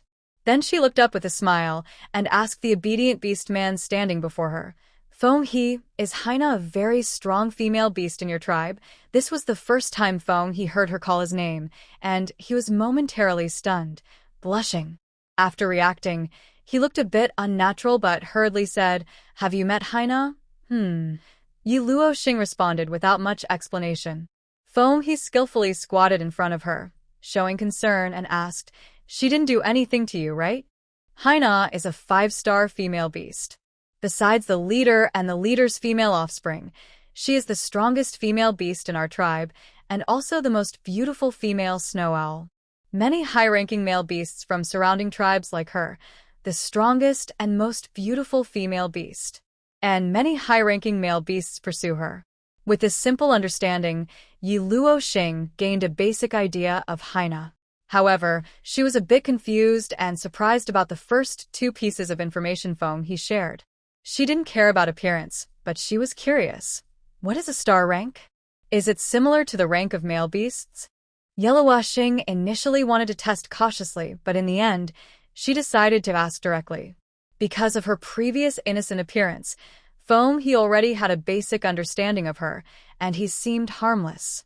She had no patience for beating around the bush and wasting time. However, this time, Fenghe was surprised by her question and stared at her with wide eyes. His sudden gaze made Yi Luoshing freeze, feeling like he was looking at a fool. What's wrong? Yi Luoshing stammered. Luoshing. Fenghe's expression and tone were complicated. Suddenly, he pulled her into a hug and whispered softly into her ear. Don't worry, I have chosen you. Even if you don't have a star rank, I won't abandon you. What do you mean? Yi Luoshing suddenly realized that star ranks seemed very important to females. Facing the gentle male beast before her, feeling his warm body, she momentarily lost focus. She allowed him to hold her tightly. Although she didn't understand the meaning of star ranks, she could sense how much effort he had just put into saying those words. Just then, the warm atmosphere inside the cave was interrupted by a shadow covering the entrance again. Trey had just entered the cave and saw the scene. His expression stiffened, thinking he arrived at the wrong time, but he still spoke to interrupt Feng He, saying, "The leader asked me to bring the prey you caught today. She said you need to take care of the female now, and future prey can be shared freely. She also asked me to bring some fruits the females like." Trey threw the prey on the ground and carefully placed the fruits wrapped in animal hide beside him. At this moment, Feng He released Yellow Xing and looked toward the cave entrance. Carrying her, his face darkened. "I understand. You can leave now." Trey, usually rational, was still dissatisfied with Feng He's attitude. He spoke. "Feng He, the new female isn't just yours. Don't go too far." "Say that again." Feng He's voice grew frighteningly deep. Trey's face visibly changed.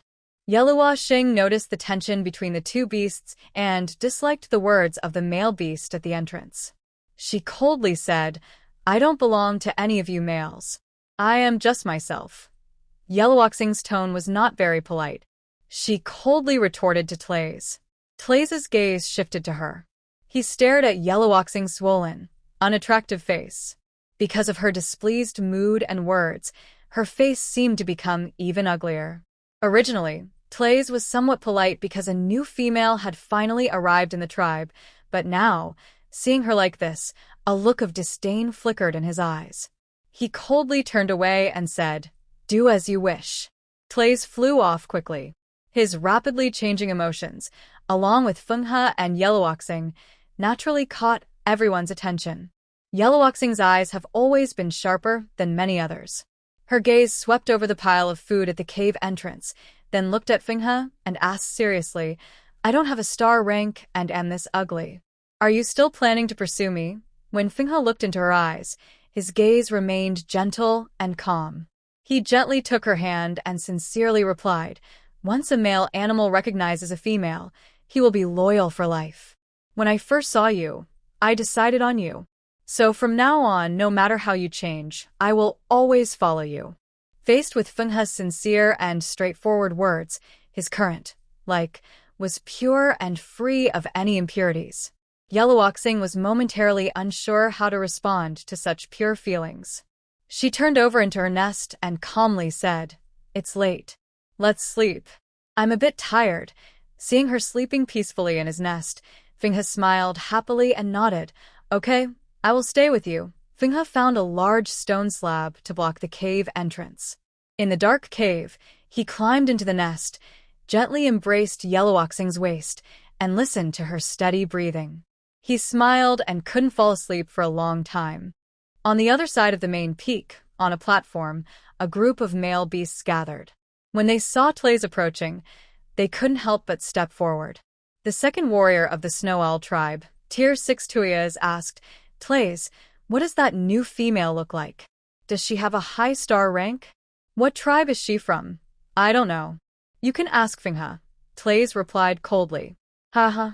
Tuyas suddenly laughed mockingly. "I don't need to ask. I know she's an ugly female. And very short. You?" Tlaze frowned in surprise, then spoke in a deep voice. "How dare you gossip about females? This isn't us talking." Airy, a Tier 4 beast on the right, said with a smile. Haina said that. "She's already seen that ugly female." Haina. Several Tier 5 beasts nearby immediately became excited when they heard her name.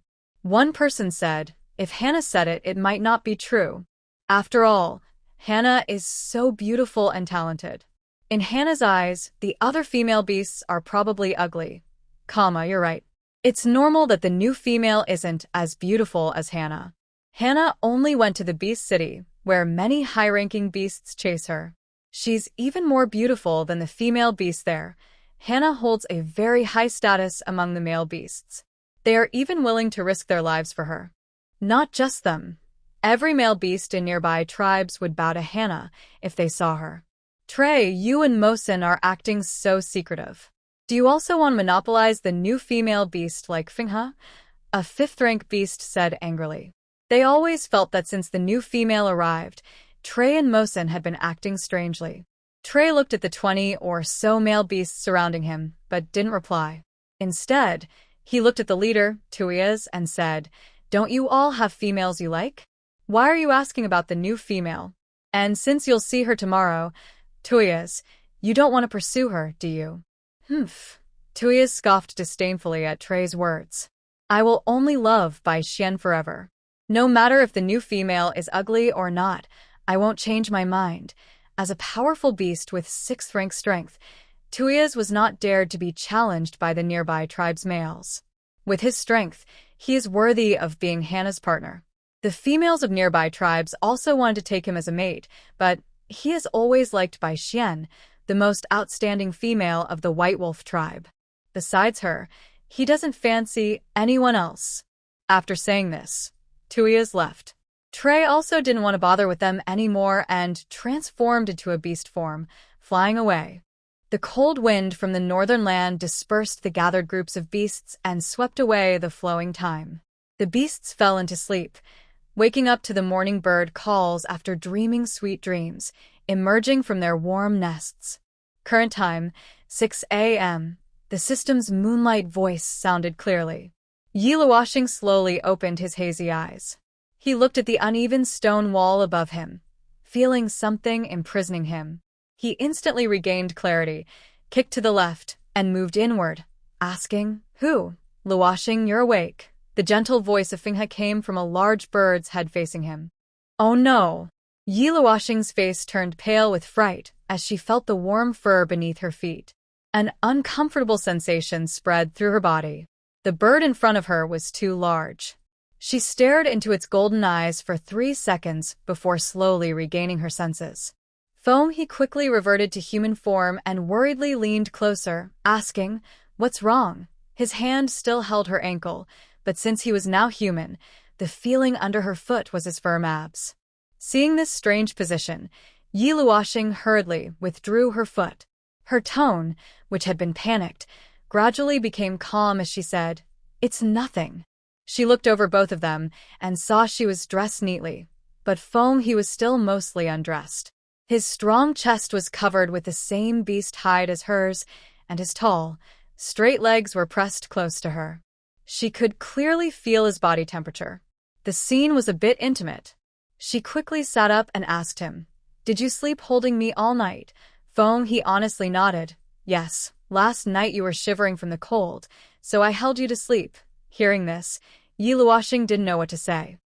He noticed her reaction, sat up closer, and softly whispered near her ear, Don't worry, I told you before your injury healed, I wouldn't move you. Yi Luoxing moved away from him. Just say what you mean, don't get so close. His charming eyes smiled, but he didn't continue to get closer. Instead, he carefully observed her and said, Luoxing, your injury seems to be much better. Huh? Yi Luoxing looked at her hand and saw the swelling had gone down. She touched her face again and found it was no longer swollen. The blisters had flattened, and the wound under the bandage seemed to have scabbed over. She could clearly feel her condition had improved a lot since yesterday. Remembering the moon's time announcement just now, she was surprised she had slept over 10 hours. She had lost a lot of blood yesterday and her body couldn't handle it, so she fainted. She slept so deeply that she was completely unaware of the big person beside her all night. Ye Luoxing helplessly touched her forehead. But her injury was better, which was a reason to be happy. Luoxing, you're hungry, right? I grilled some meat for you. Get up and eat some. He said happily. The smell of grilled meat wafted into Yi Luoxing's nose. She had already noticed it earlier, but didn't pay much attention. Now, following the scent, she looked toward the horizontal part of the 7-shaped cave ahead. It had already been cleared into an open space, and a fire was burning there. Above the campfire, several skewers of meat were roasting, sizzling and releasing oil. They looked quite appetizing. Yi Luoxing's stomach growled. When did you wake up? She asked him curiously. Early morning, the orc replied straightforwardly. Finghe, noticing her stomach's growl, urged eagerly. I specifically asked an old orc how to grill meat. Try the taste. If you don't like it, I'll cook it again. Seeing him get up so early just to prepare meat for her, a faint light flickered in Yi Luoxing's eyes. She stepped down from the stone bed, sat on a rock near the fire, and picked up a skewer to look at it. The meat on the skewer was tender and fully cooked, but without seasoning. A strong fishy smell could be detected. The flavor was somewhat familiar.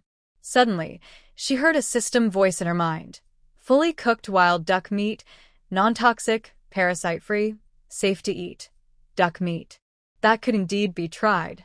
Yiluoshing brought the skewer to her mouth and took a bite. The rich juice exploded in her mouth, and although a fishy smell lingered, she was used to eating everything, so the taste was quite good to her. How is it? Delicious. Fenghe was already squatting beside her, looking at her with eager anticipation. Yiluoshing watched him anxiously waiting for her review, his golden eyes shining in the firelight. She took a second bite, generously praising. It tastes great, much better than I could have grilled. She was honest. Without seasoning, being able to cook it this well was better than her own. After all, even in the wild on missions, she might eat raw meat. Really? Then I'll cook for you every day from now on. Fenghe was thrilled to get her approval. But he suddenly remembered something, frowning in surprise as he looked at her. Aren't you a rabbit? Yiluoshing was just about to finish the last bite when she heard Fenghe say that. Her jaw stiffened with the bite still in her mouth. Oh no, she almost forgot she had told him she was from the rabbit tribe. Rabbits probably only eat plants. Yiluoshing was trying to think of how to explain, but she saw Fenghe suddenly lean in close. I know now, your second beast form is a carnivorous beast, right? Which tribe is your father from? Fenghe had already come up with a reason and was eager for her answer, but Yiluoshing couldn't understand what he was saying at all. After hesitating for a few seconds, she swallowed the meat and asked stiffly, second beast form? Seeing Yiluoshing once again show that confused expression, he was shocked. He guessed again where she had lived before, which made her unaware of even the most basic knowledge. He didn't know if Yiluoshing was protected too well or had suffered a lot to become like this. Although the second guess seemed unlikely, he still felt very sorry for her. He vowed to take good care of her in the future. All orcs have two forms. The first form is their beast shape, inherited from the mother beast. The second form is their orc form, which may retain some orc abilities inherited from the father beast. For example, if you and I have a child, the child's beast form might be a rabbit. When the child becomes an orc, they might have sharp claws or distant vision golden eyes. He patiently explained this to her. Hearing about these amazing genetic changes, Yiluoshing's eyes filled with curiosity. The orc world not only has no reproductive isolation but also allows opening mystery boxes? Amazing! So, when a carnivorous orc and a herbivorous orc mate, their offspring can eat both meat and plants. Yiluoshing asked. Yes. Yiluoshing, so what is your second orc form? He asked again. Yiluoshing pretended to think and replied, I don't know. He taught her. Try to see if you can transform into claws or something. Yiluoshing, I can't, thank you. But she still pretended to try hard. In the end, he watched her fail, feeling a bit disappointed because then he wouldn't know what kind of meat Yiluoshing liked to eat. She probably understood the inheritance system here. If she was born as a female, her descendants' beast forms would all be rabbits. If male, then their orc forms would carry the father's genes. All right, I understand. Yiluoshing nodded and muttered, It's really a pity to have children with me. Why do you say that? He asked, confused. He held her hands and said, Orcs are different from wild animals. They have ranks. The higher the rank, the stronger even a vegetarian orc can be.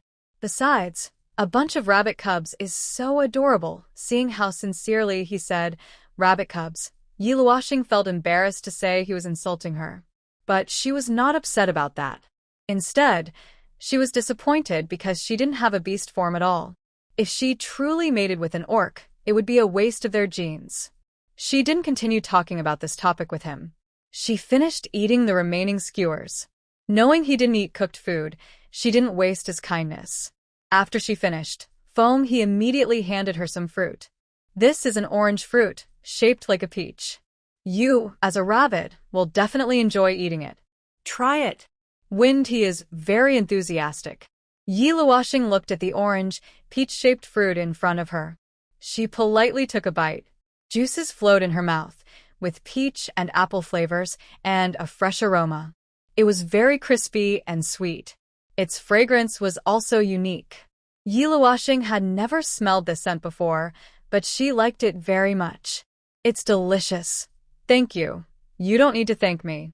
Taking care of you is my duty. Seeing her happy, he was happy too. But he suddenly remembered something and looked worried. This fruit was picked far away by our tribe members. It takes half a day to go there and back. You're injured now, and I don't feel safe leaving you alone in the cave. When your injury heals, I will go personally to pick more for you. Suddenly, she caught an important detail in He's words. Remembering she still wanted to try the flying boat, Yi Luoxing made a plan. After finishing the fruit, she looked at He and asked, "Can you go pick some for me today?" He was stunned. This was the first time she asked him directly. But, "Luoxing, do you really like eating this?"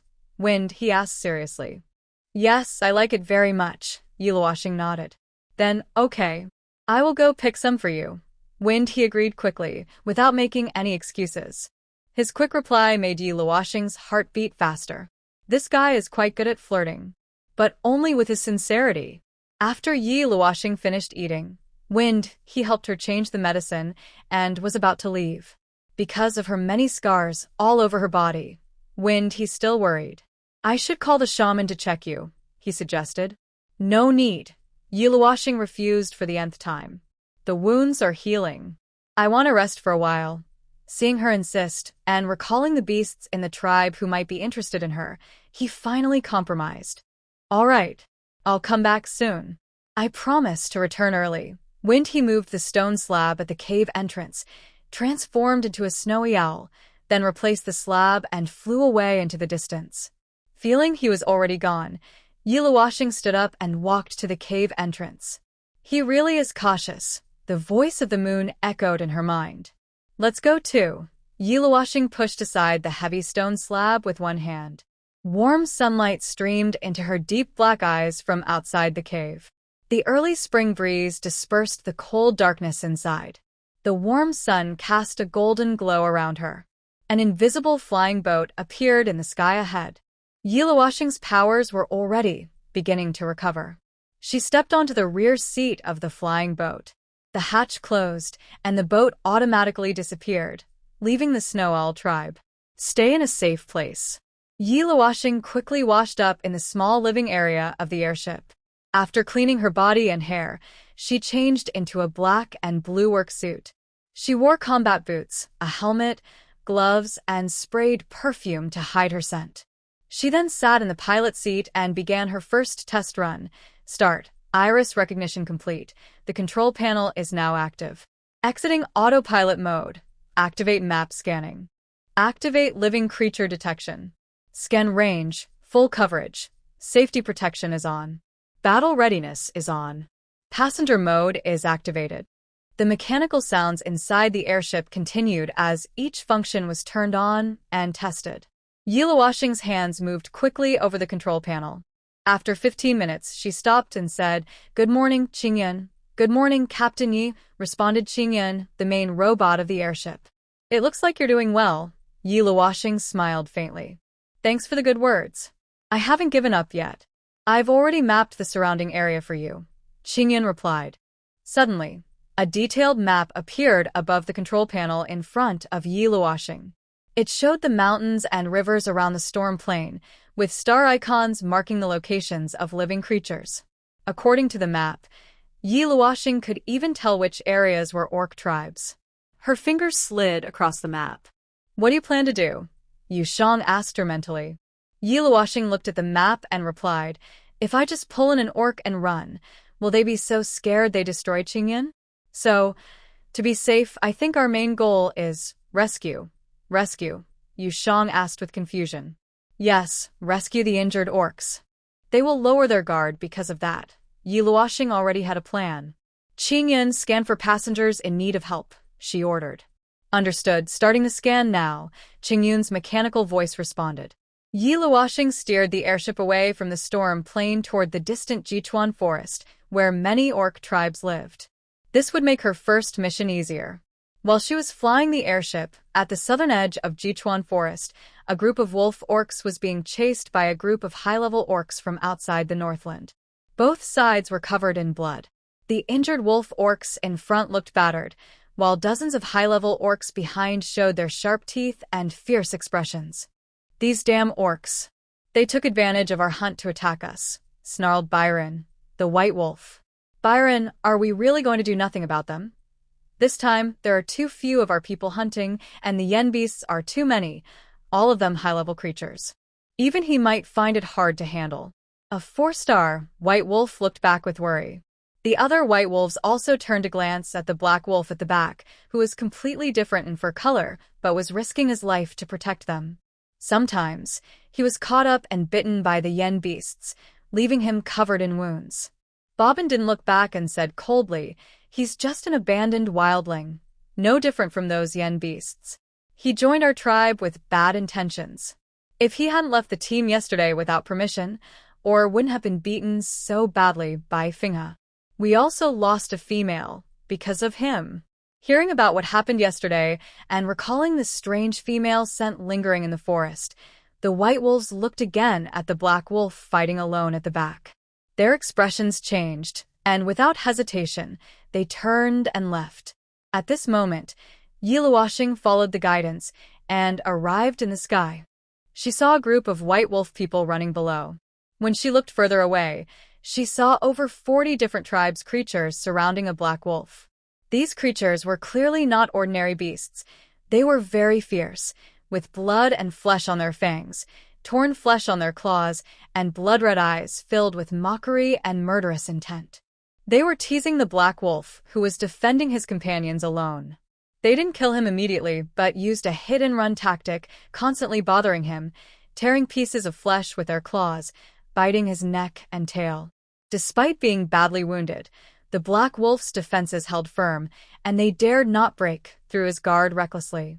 The black wolf let out a deep warning growl, causing the many enemy beasts to shrink back nervously.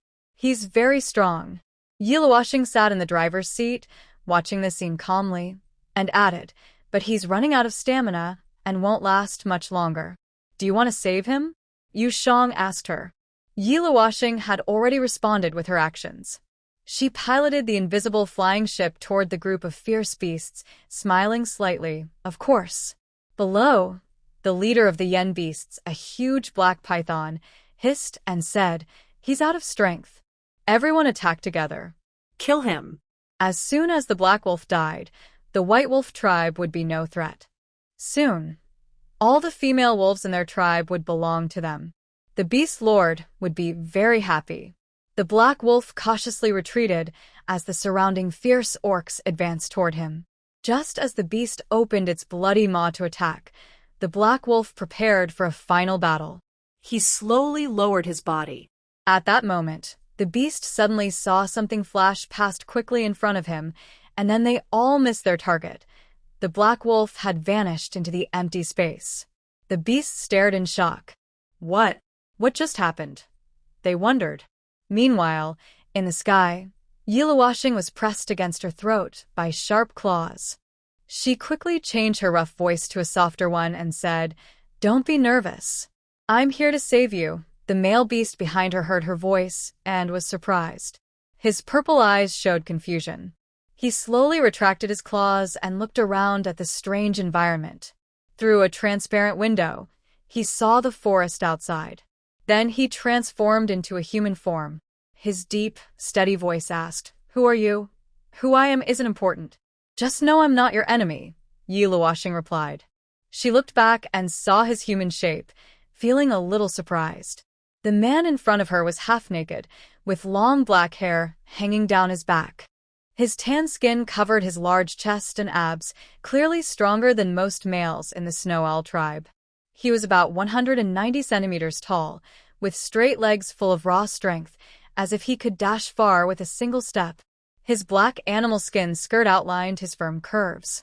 His features were very sharp and deep, with a face that looked Eastern but had Western contours. He had a strong jawline, sword-like eyebrows, deep purple eyes, a nose like a distant mountain peak, and lips like carved blades. His body radiated male hormone power, making him look like a handsome, cold, wild figure. "Wow." I opened a surprise hidden item in the blind box, the mechanical voice of Yu Shang exclaimed. "Yiluwashing, you're a robot, not a pervert. Yi Luoxing was impressed by his appearance, but more curious about his true form. What's on your head? Is that your partner?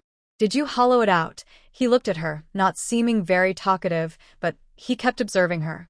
Seeing she had no skin exposed, he asked many questions. Have you ever seen a beast man without internal organs fly? Yi Luoxing knew he was talking about Qingyun. The man was quite handsome, but not very bright. The black wolf didn't realize she was criticizing him. Seeing she didn't want to explain further, he clenched his right fist over his heart and bowed to her. My name is Liao Yuan, a male beast from the White Wolf tribe. Thank you for saving me. Liao Yuan had many questions, but was smart enough not to ask too many. Yi Luoxing glanced at the badly injured him and handed him a tube of ointment.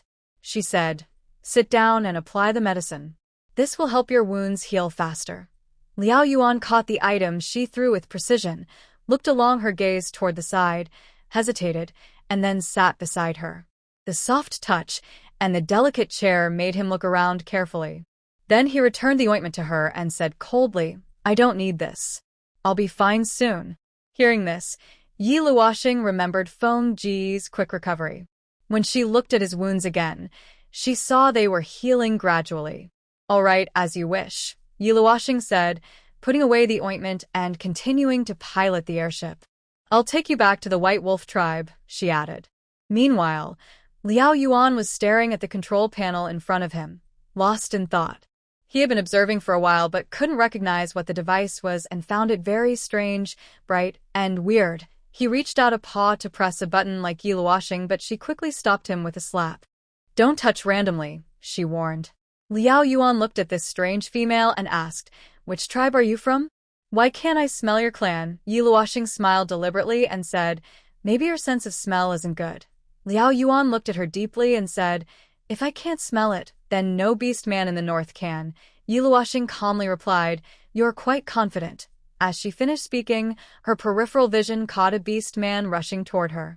He grabbed her helmet with one hand, trying to take it off. Yi Luoxing had already expected his rude move. She saw that this male beast was very alert. He was testing her and now wanted to confirm whether she was a female beast. But Yi Luoxing quickly pressed down on the helmet, pushed him back with her other hand, and activated the autopilot. She turned over and sat astride him, controlling his legs and securely binding him with a special safety belt. She held a dagger to his injured neck and warned, be good. You're definitely not a female beast, Liao Yuan said, noticing her quick reaction and growing silent. I told you, who I am doesn't matter. Haven't I helped you? Yi Luoxing reasoned with him. She saw he wanted to transform on the airship, and Qingyun immediately issued a moderate electric shock warning. A strange feeling ran through her body, and Liao Yuan froze, his purple eyes wide. Yi Luoxing warned again. If you move again, I won't hold back. If Qingyun weren't collecting his data, she really wanted to knock him out. Just as Yi Luoxing finished speaking, she saw Liao Yuan's purple eyes suddenly narrow, and his whole body quickly turned red.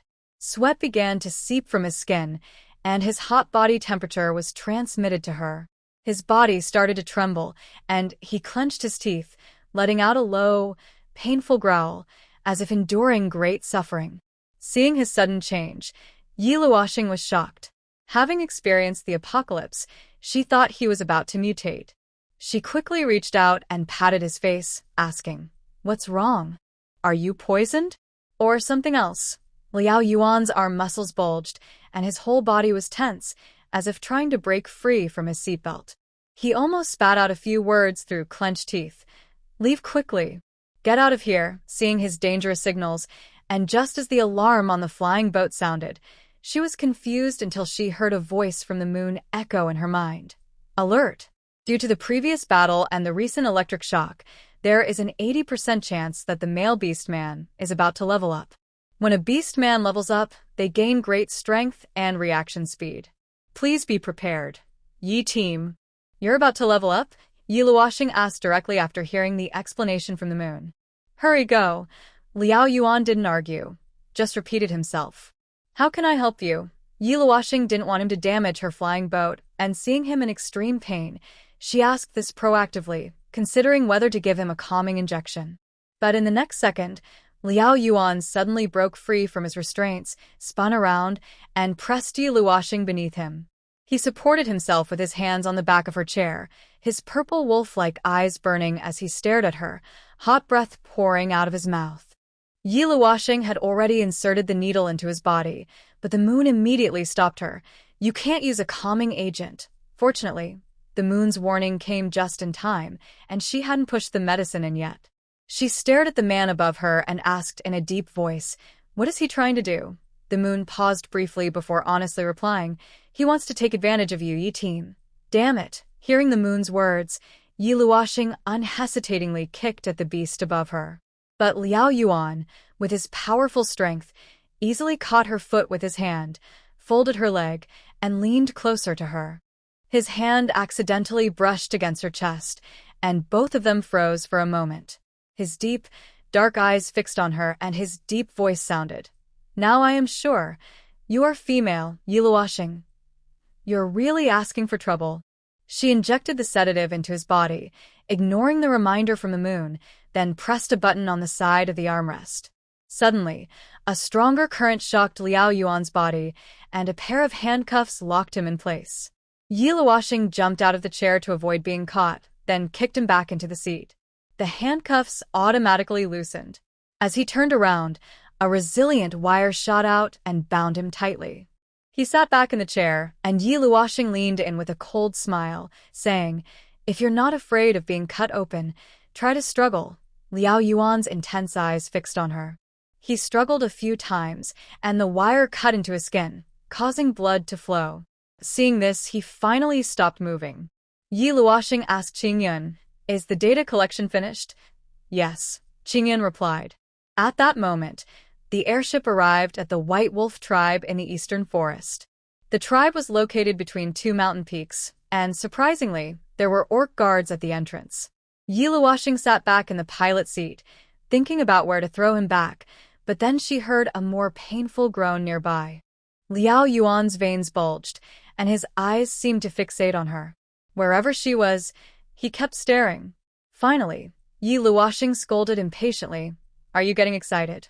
Because of her blunt words, Liao Yuan's face flushed even more. He clenched his teeth and turned his gaze away proudly. Seeing his reaction, Yi Luoxing's expression darkened. She thought maybe she was right after all. She stared at Liao Yuan for a long time, recalling his rude attitude earlier. Suddenly, a mischievous glint appeared in her eyes. She produced a feather from her hand and gently brushed it over his strong chest. Liao Yuan trembled, and as he looked at her in shock, he saw Yi Luoxing smiling like a clever little fox, her voice teasing. "I'll help you." She lowered her voice to a soft tone, very different from her previous husky voice. Liao Yuan was stunned by her changeability and her deliberate concealment. Her teasing tone made his bones feel numb, especially the restless feather on his chest, which made his chest feel like ants were crawling inside. His body trembled involuntarily, and he gritted his teeth, breathing heavily, asking in a low, cold voice, "What do you want to do? Seeing how you look now, if I don't save you, you might die." "I will save you to the end. No need to thank me," Yi Luoxing said with a sly smile. Unfortunately, he couldn't see her face. Hearing her tone, both the moon and Qingyun, as robots, emitted crackling electric sounds in fear. They knew Yi Luoxing's methods well. She could make someone wish they were dead without shedding a drop of blood. I remember when Yi Luoxing interrogated a criminal aboard Qingyun. Throughout the process, Qingyun witnessed everything. Even the smartest robot would never dare to think about replacing humans. It was afraid Yi Luoxing might give it a pain sensation and make it experience the process again. Although this mighty beast was not treated like those evil people, everything that happened today would stay deeply in its memory. Energy is insufficient. The system is automatically entering sleep mode, Yushang said. Data collection is complete. The airship has started hovering. The system is now in sleep mode, Qingyun added. In the next hour, Yi Luoxing stirred his anger with a feather, calming his complex emotions. She also eased his pain from advancing to a higher level. In just one day, She saved his life twice. She saw him grow stronger and watched him faint. Liao Yuan's sweat soaked his black hair, some strands sticking to his handsome face. He looked both disheveled and beautiful. Seeing him asleep, Yi Luoxing smiled softly. I only saved you twice because you're so pretty. She took off her helmet, her black eyes full of tenderness rather than playfulness. Actually, Yu Shang understood that she was stubborn and just wanted to help him. She didn't want this lone orc to die unexpectedly while protecting her tribe from the yen beast. Goodbye, beauty, Yi Luoxing whispered, leaning down to kiss his reddening lips. Her healing ability immediately refreshed his weak body and resilient spirit. This time, he was truly reborn. In the dim, blurry world, Liao Yuan saw an indistinct face he couldn't recognize. He felt gentle lips covering his own, and his entire body sinking into clouds. He hadn't felt such warmth from a heart in a long time. During this brief hour, Liao Yuan memorized her, this strange female beast who descended from the sky and pulled him out of the yen beast pack.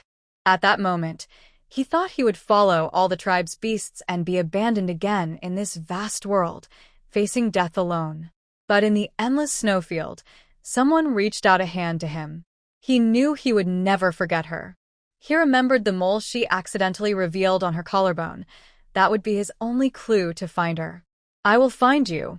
Be careful, or I might catch you. Before falling into endless darkness, just as the last light disappeared, Liao Yuan's heart was calling out to a wild beast that was about to stir. Yi Luoxing parked the airship low and kicked him into the White Wolf tribe. Seeing his people rush toward him, she drove the airship away into the horizon. Liao Yuan didn't get any information from her, but she learned everything about him. Name: Liao Yuan. Gender: male, beast. Age: 25. Race: Black Wolf. Tribe: rank: rising 8th rank. Spouse: none yet. For details on health, habits, favorite foods, and food chain charts, please click for more info. An 8th rank male beast. It seems you've stepped on a mine, Yu Shang warned her. Her powers hadn't fully recovered, and she was only able to control him earlier because the orc was weak during his rank up. Yi Luoxing understood his concern and confidently said, Don't worry. He won't find me. Yu Shang saw this and said nothing further, just storing the data in the database. Since it was her first time using the airship to gather information, she didn't stay outside for long. Before noon, she returned to the Snow Owl tribe. Luckily, she came back early because, after carefully reviewing the system-organized Beast World data and Liao Yuan's information, she just started organizing her space again when Feng He returned with a bunch of fruits. To avoid suspicion, Yi Luoxing had already changed back into her previous clothes. Luoxing, I picked some other fruits for you. Try them and see if you like them. Feng He smiled as he approached her, holding 50 or 60 fruits in a large beast hide. Her senses were gradually returning to normal. She first smelled a strong blood scent. When she looked closer, she saw a deep, long wound on Feng He's chest. Her heart skipped a beat, and she hurried over, asking, How did you get such a serious injury? Feng He saw her worried and quickly replied, It's nothing, just a small wound. It'll heal soon. Yi Luoxing told him to sit by the stone bed and took out alcohol and medicine to treat his wound. That's nonsense. If it were a small wound, you'd have flown back already. She wasn't unfamiliar with their healing abilities. This time, she had sent him out to pick fruits, and he got hurt. She felt a bit guilty. It was just a group of annoying yen beasts, but I took care of them. It's no big deal, Feng He said casually, trying to hide the truth. Hearing the words yen beasts again, Yi Luoxing's movements slowed down. Actually, after the yen beasts appeared, Yu Shang had already told her their identities. But why did Feng He and the others encounter yen beasts so often? Are there many yen beasts? Feng He said he had resolved their issues, but it seemed he and Liao Yuan had met different groups. Luoxing, you don't need to worry about me. You should eat first. Feng He once again offered her fruit. Let's finish applying the medicine first, Yi Luoxing replied firmly.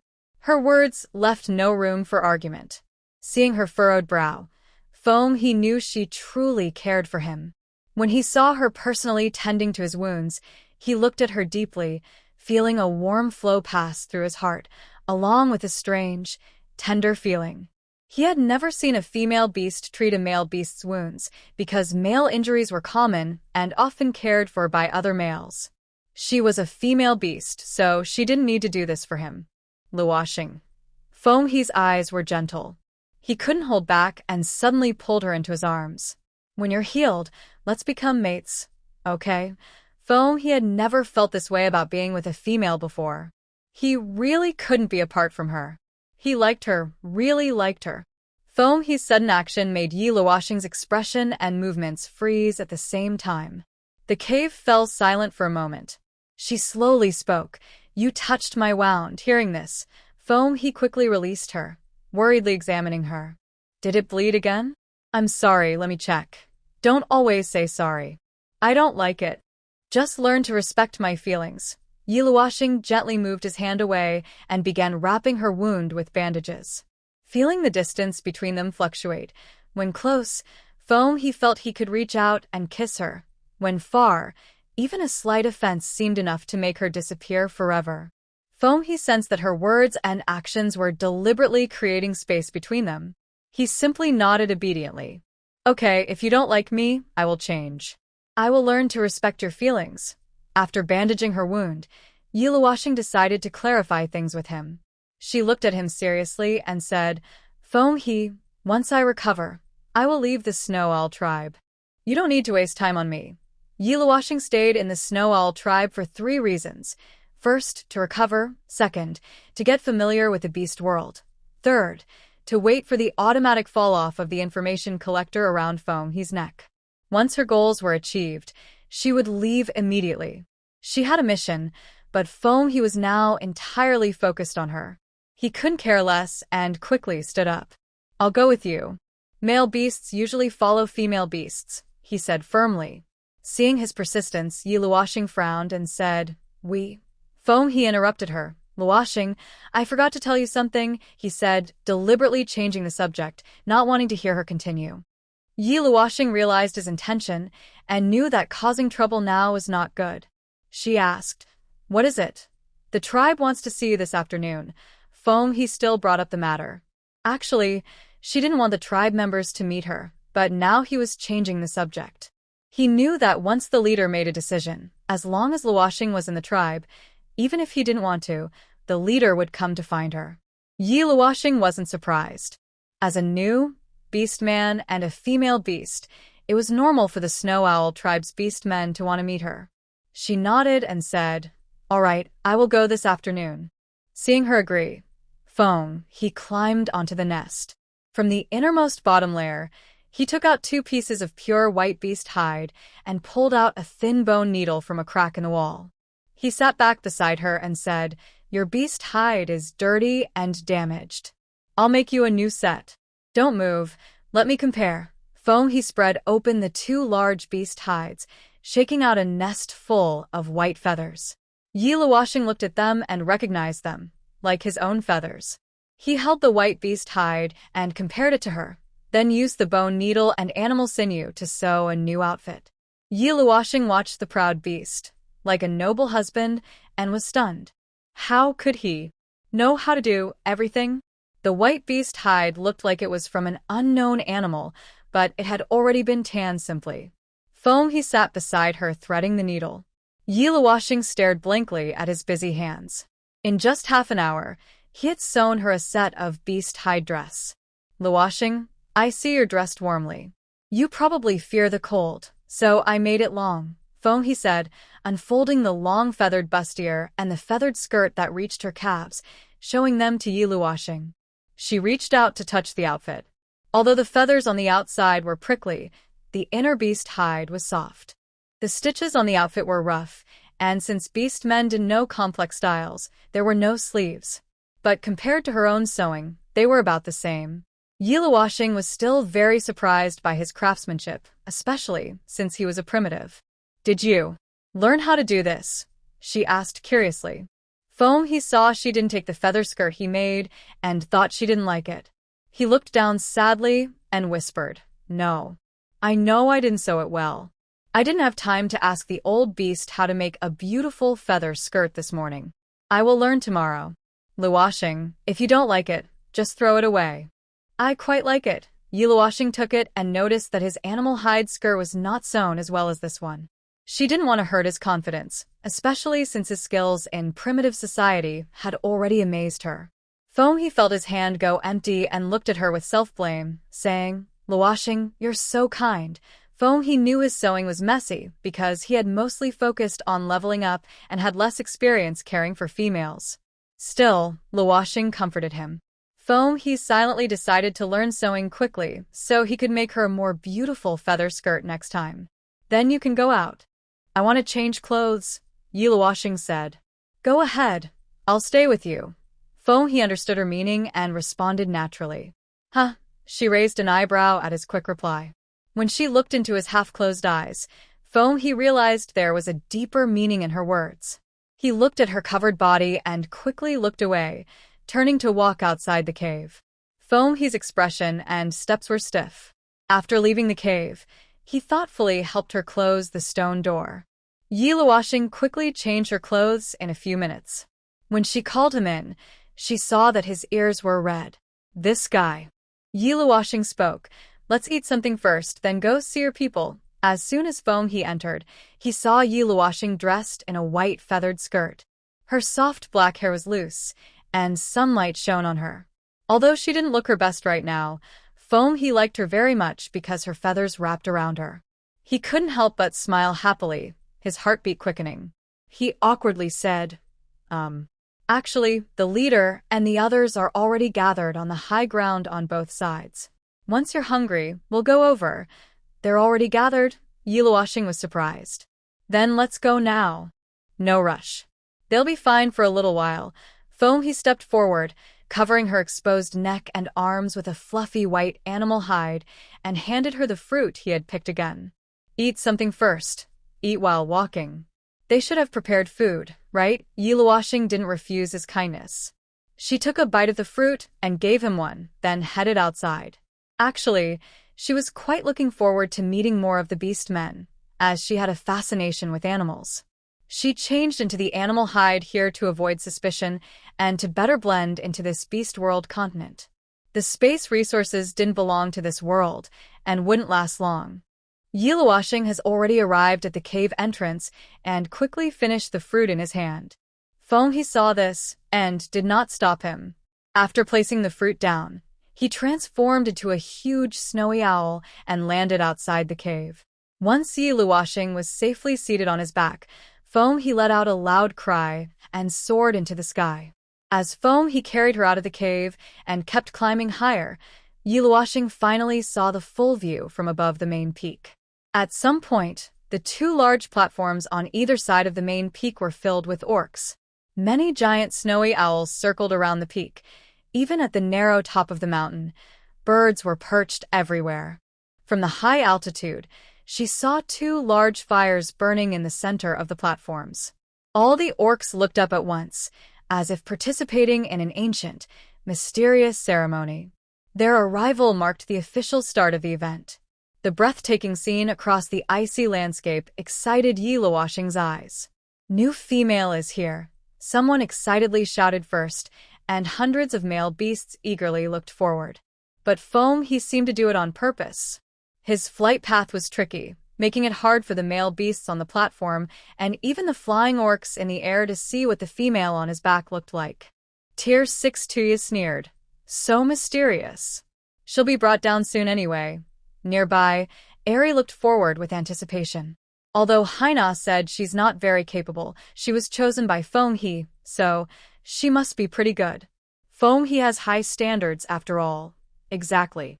He is a tier 7 beast, and many noble beasts in the Beast City are not as strong as him. He hasn't chosen any beautiful females from the northern land for a long time, so the one he likes must be outstanding. A tier 3 male beast jumped a few times, eager to turn into his beast form and go see. Meanwhile, the higher tier male beasts above tier 5 remained calm. Today, all 20 females of the tribe were here, including those they liked, and some who would choose mates among them. As strong members of the tribe, Even if they were interested in the new female, they couldn't show it too obviously. Among the Tier 5 beasts, Mo's hen and Tlay looked the most complicated. They exchanged glances, hesitant to speak, knowing well what the new female looked like. Except for Feng He, no one knew better than them. Humph. A mysterious wild female with no background. I don't know what they're so excited about. The female beastess was surrounded by her companions near the campfire. She gazed indifferently at the sky, a disdainful smile on her lips. Opposite her, a delicate female sat leaning against a male beast, playing with a wolf for whip and teasing the surrounding male beasts. Outstanding? I don't even know how she appeared alone in the forest. Maybe it was an accident, but after so long, no one from her tribe has come to find her. That shows she's not very important. A miss and this female kept talking, and the nearby male beasts, with sharp hearing, naturally overheard their words. Suddenly, the restless group of beasts quieted down. In the sky, Feng He saw the crowd below settle down. He then swooped down towards the high platform on the left.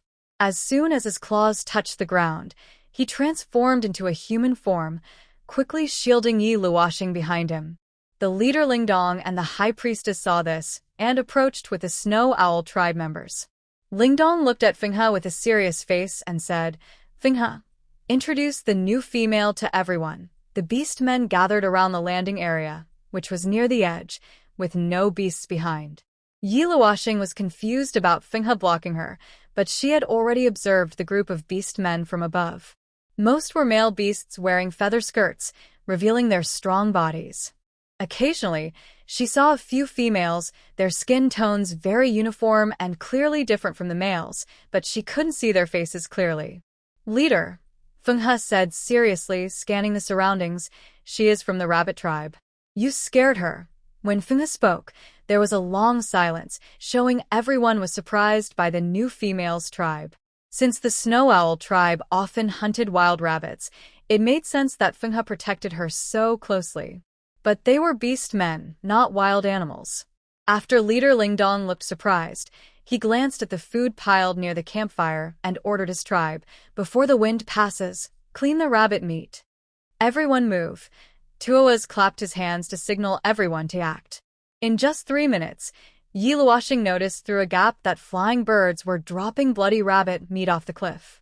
Watching this, she felt a deep regret in her heart. Wasting such food was shameful.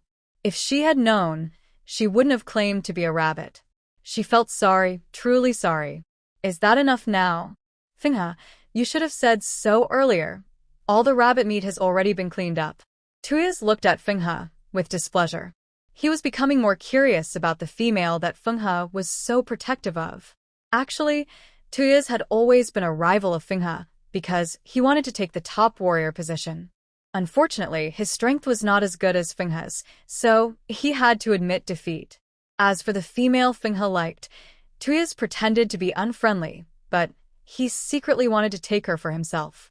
If he weren't busy pursuing Bai Xian, he would definitely chase after a new female just to annoy Feng He. The male beasts ahead also started urging, "Feng He, don't worry, we won't eat the new female." Their words had two meanings, and they smiled brightly as they spoke.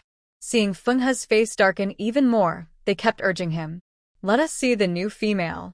We've been waiting a long time." "Exactly. Even if the new female is very beautiful and high-ranking, you can't hide her forever." Today, the chief invited the high priest. "No matter how much you hide, it won't help. The new female will choose another mate eventually. Why not let us be her primary partner?" "Yes. I hear the rabbit females are very cute. Let us see her." The male beasts' voices grew louder. Many males from the right platform came over to watch the scene, and a few females, including those gathered around the campfire, occasionally looked this way. Seeing that Feng He still refused to step aside, Lintong's expression darkened. Just then, Yi Luoxing stepped out from behind Feng He. She faced the beasts from the Snow Owl tribe and offered a polite smile as she greeted, "Hello, my name is Yi Luoxing. Nice to meet you." She thought her expression was very friendly, and she nodded slightly as a greeting. But Feng He saw her suddenly step forward and quickly grabbed her hand. anxiously saying, Luoshing. He didn't want her to meet them for many reasons. Although he knew she would have to face this someday, he just hoped his worries were unnecessary. Still, his gaze couldn't help but drift to the high priest ahead. At this moment, the surroundings fell into a strange silence.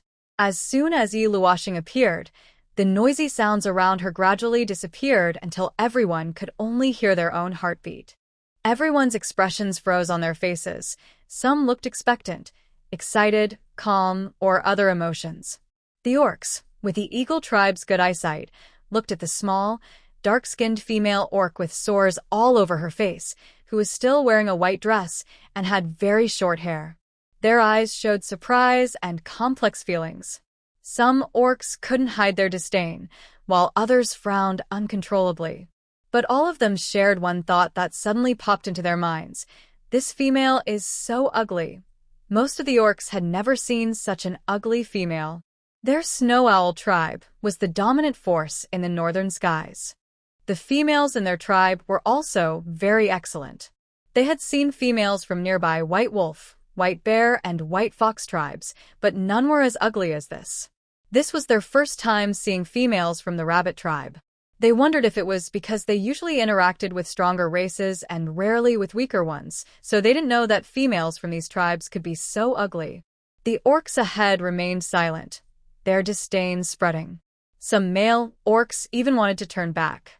They didn't understand, even couldn't comprehend, where Wind he had found this female. As the top warrior of the Snow Owl tribe, how could he like this ugly female? Cough. Ling Dong, the leader of the Snow Owl tribe, was the first to react. She cleared her throat to break the silence and politely smiled at Yi Luoshing, saying, Hello, new female. I am Ling Dong, the leader of the Snow Owl tribe. Welcome to our tribe. Today we have prepared a feast for you. Hello, leader. Sorry to trouble you. Yi Luoshing's smile became polite and distant. She could see their gazes of scrutiny and disdain.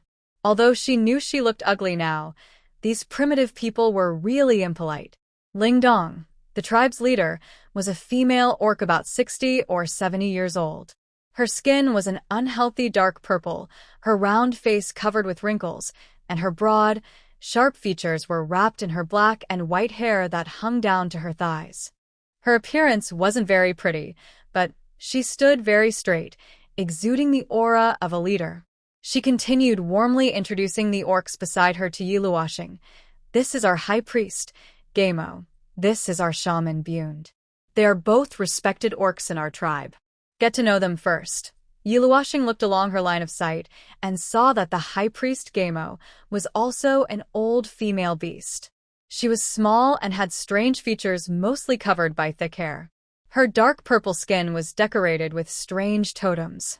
She hunched over, leaning on a glowing blue staff. When she saw Yi Luoshing, she simply nodded expressionlessly. The equally old shaman was a male beast. He looked thin and tall, with a head full of dry, white hair. Despite the wrinkles on his face, he seemed to have a good foundation. His skin was normally fair, and a faint scent of herbs drifted from him. These three old beast men were all wearing more animal pelts than the young ones. Hello. Yi Luoshing greeted them, but her brow was already furrowed. After this short time, she realized a problem. In the beast world, females not only looked very different from males, but their skin colors were also very unusual.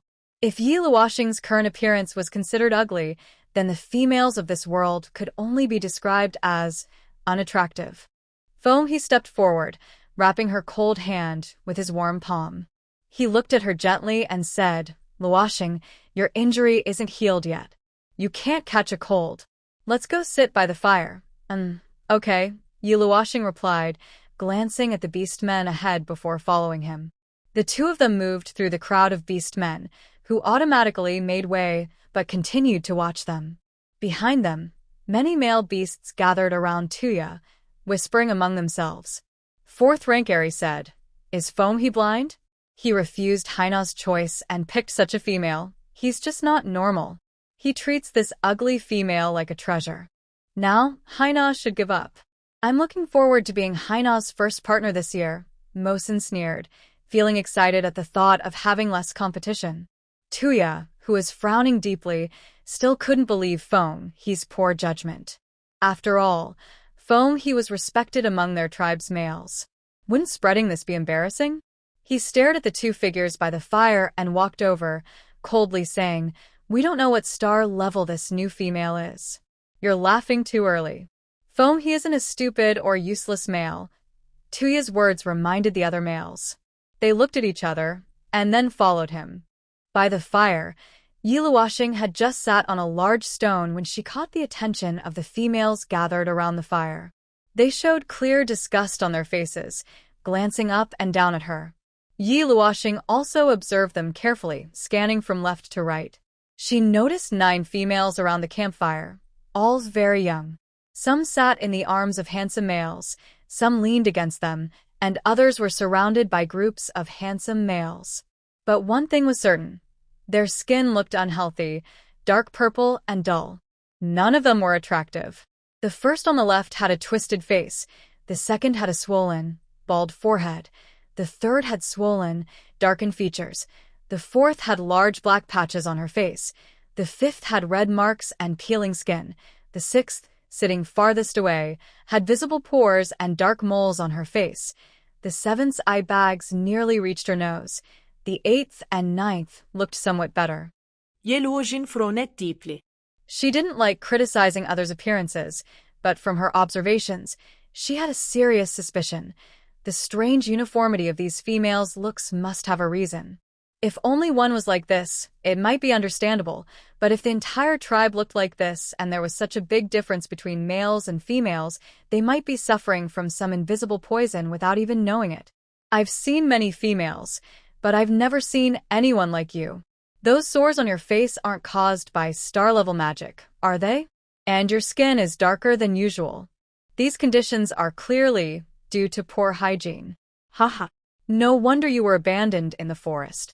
City, a female beast, chuckled softly, pressing her wolf-hide whip under her chin. Amiss, another female beast, also laughed. City, you're giving her too much credit. An abandoned female might have some serious issues we've never heard of. Their attitudes were unfriendly, and their cold, mocking eyes dared to look at Yiluoshing without restraint. Yiluoshing turned her head to the right, facing the 8th and 9th females. They were the ones who looked somewhat better.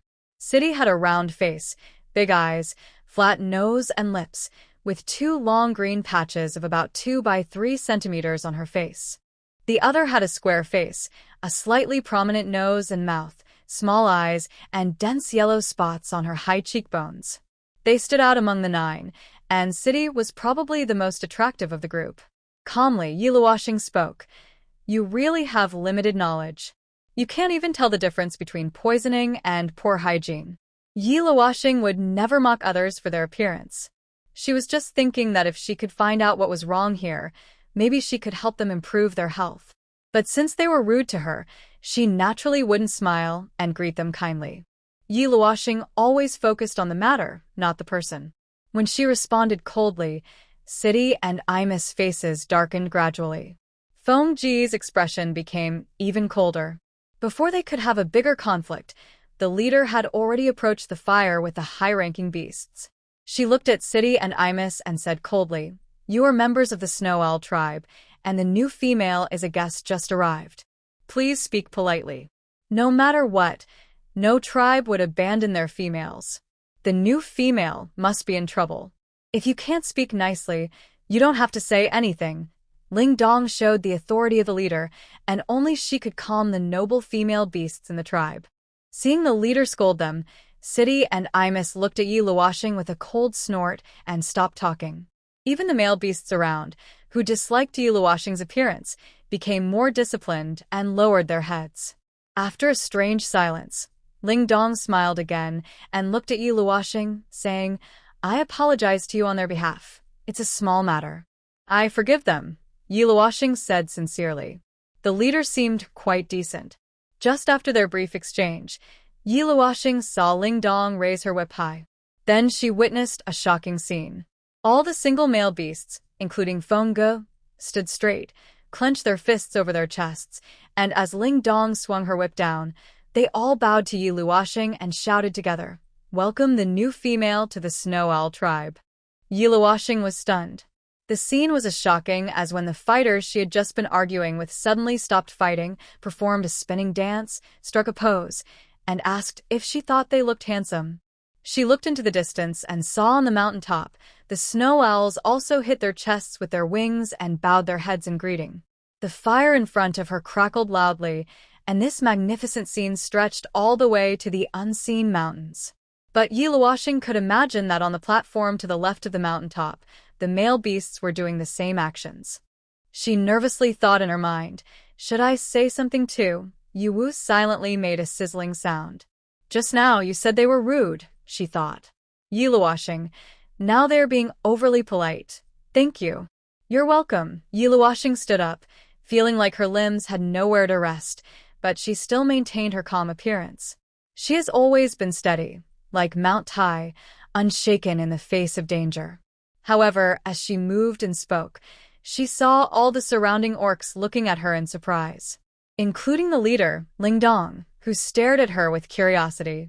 Yi Luoxing thought to herself, "This is the end. I must have done something wrong." Then she heard some male orcs whispering among themselves, saying, "This new female isn't very pretty, but she's quite gentle. You're right." Wait. No.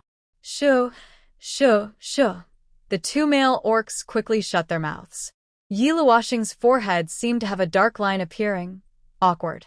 Leader Ling Dong smiled, raised his whip again, and all the male orcs around straightened up. "Leader, let the shaman check her injuries," Feng He spoke during this brief silence. "I was just thinking the same." Ling Dong looked at the sores on Yi Luoxing's face and her darkened skin, which indeed looked like poisoning. He then said to the shaman, "Bunid, it's up to you." Bunid nodded and stepped forward under the expectant gazes of all the orcs, helping to examine Yi Luoxing's wounds. As he checked more thoroughly, many wounds on her body were exposed to the orcs. Although the sores were disgusting, when they saw the deep cuts and scars on her, they were stunned. Even the male orcs, who refused to be checked, felt some pity. This female is so strong. With such serious injuries, even male orcs might not be able to endure. Bunid checked for a while, then looked angry, his chest rising and falling heavily. Suddenly, he stood up, pointed at Feng He, and scolded loudly, "Feng He, you've gone too far. This new female is seriously injured, and you've been delaying for so long. Do you know that if she's just a little careless, she might lose her life?" Feng He felt guilty and anxious. He usually lived alone, and because his own injuries healed quickly, when he saw Yi Luoxing's wounds being treated and recovering, he truly thought she was fine. It was all his fault. He was too stupid. Why hadn't he learned to take better care of females before? Feng He tightly held Bunid's hand, begging, "Bunid, please save her. Whatever herbs are needed, I'll go gather them. No matter how far, I'll bring them back. She can't have an accident." Noticing everyone's concern, Yi Luoxing was surprised. Although her wound looked scary, it wasn't a big deal for her. She wanted to speak, but saw Bunyi angrily shake off Feng He's hand and turn seriously to Yi Luoxing. He seemed a bit embarrassed to speak but finally sighed and said, "New female, you need to be mentally prepared. I can help you remove the poison from your body.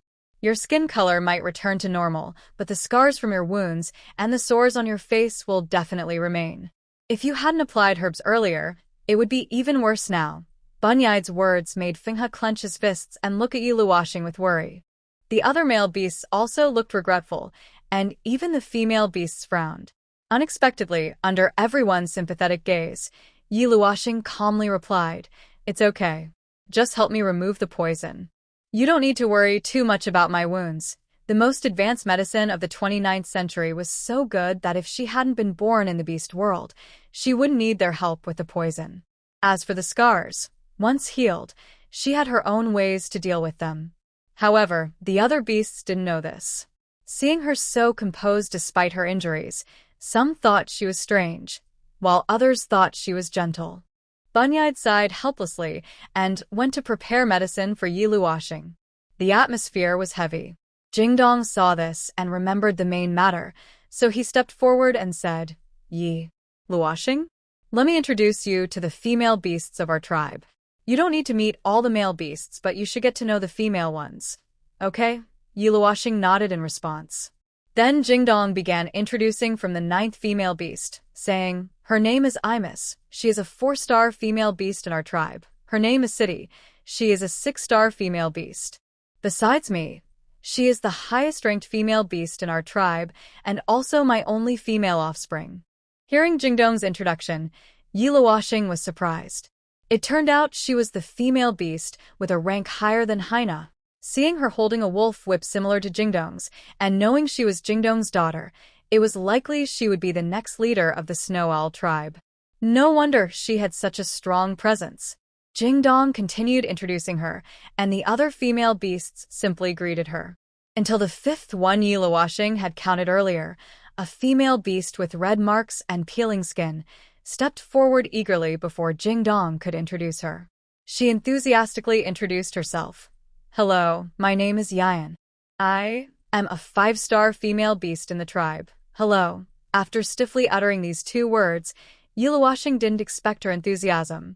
Ling Dong smiled as he finished introducing the remaining female beasts. He had wanted to introduce a few higher-level beasts, but seeing Ian affectionately hold Yi Luoshing's arm, he realized she probably didn't need any more introductions, so he turned and left. Meanwhile, Ian watched Feng go, who was cutting meat beside Yi Luoshing, and quietly asked in her ear, Luoshing, how did you and Feng go over? Did you sleep with him? You need to hurry up, or Haina might steal him away. Huh? Ian suddenly blurted out, almost choking Yi Luoshing to death. She turned in surprise toward the slender, strong girl next to her, who looked curious. Yi Luoshing tried to stay calm and replied in a steady voice, No. Her answer was heard not only by Ian but also by Feng Ge, who had been listening closely. And immediately slammed her hand on Yi Luoshing's shoulder in frustration, saying, When we get back, you better go for him. I've never seen Feng Ge protect a female beast like this. He's the strongest male beast in the north, very capable in every way, and he can definitely meet all your needs. Once you're mates, you'll like him, and also, Ian leaned in closer, Haina is very strong and aggressive.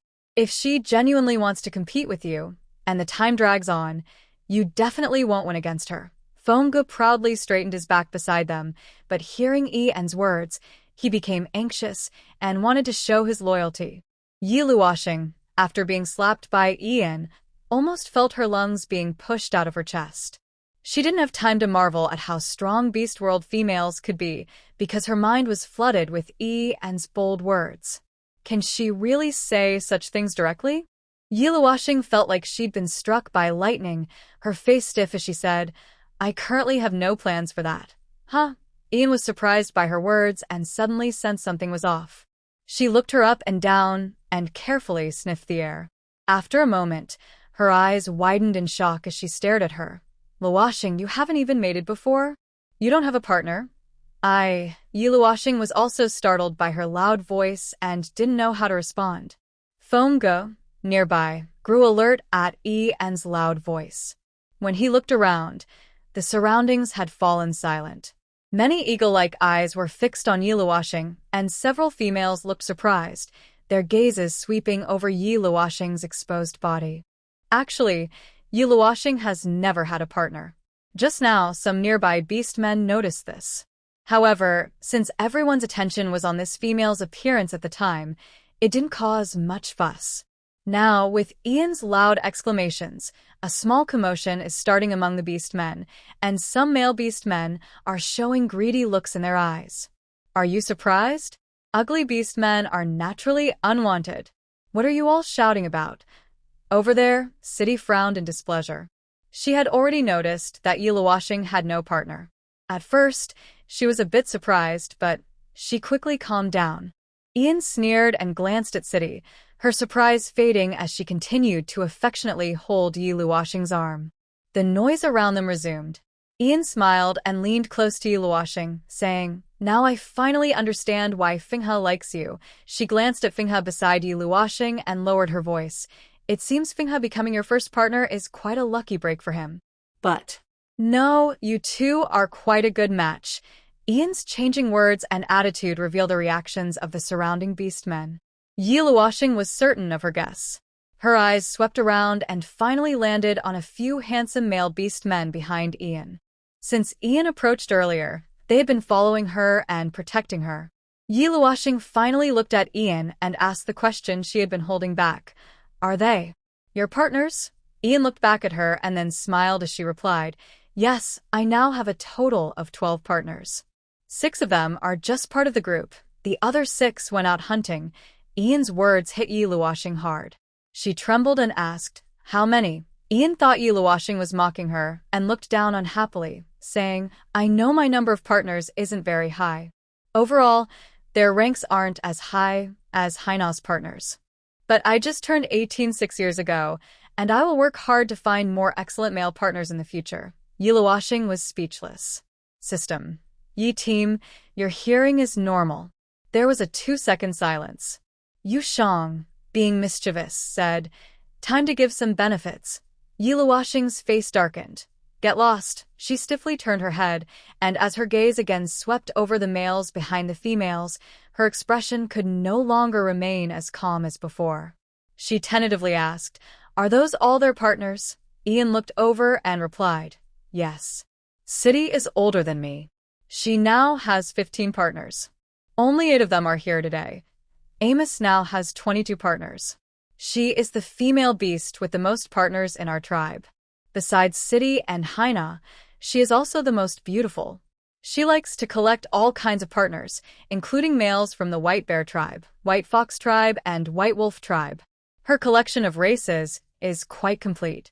Listening to Ian's detailed introduction, Yi Luoxing felt her ears buzzing, and her mind was like fireworks going off. I can't believe she's collecting blind boxes here. Is this a full collection guide? Yi Luoxing had considered that the beast world might have a one-wife, many-husband system, but she never thought such a phenomenon could be so exaggerated. The number of partners they collect keeps increasing. If it continues, they could easily have a harem. Yi Luoxing felt like she was opening a new world. She whispered, This must be exhausting. Ian heard her quiet words and looked at her strangely, asking, Not really. Although there are many males, female beasts don't have to mate with every partner. They choose who to mate with, and if they're tired, they stop. It's not tiring at all. Ian's words made Yi Luoxing stiffen, but she was not thinking about that.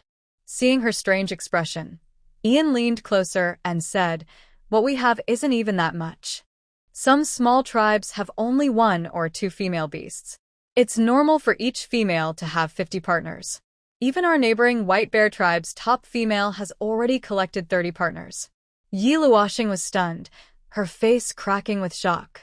30 in 30 days, nonstop all year round. Ian noticed her trembling tone and suddenly seemed to understand what she meant.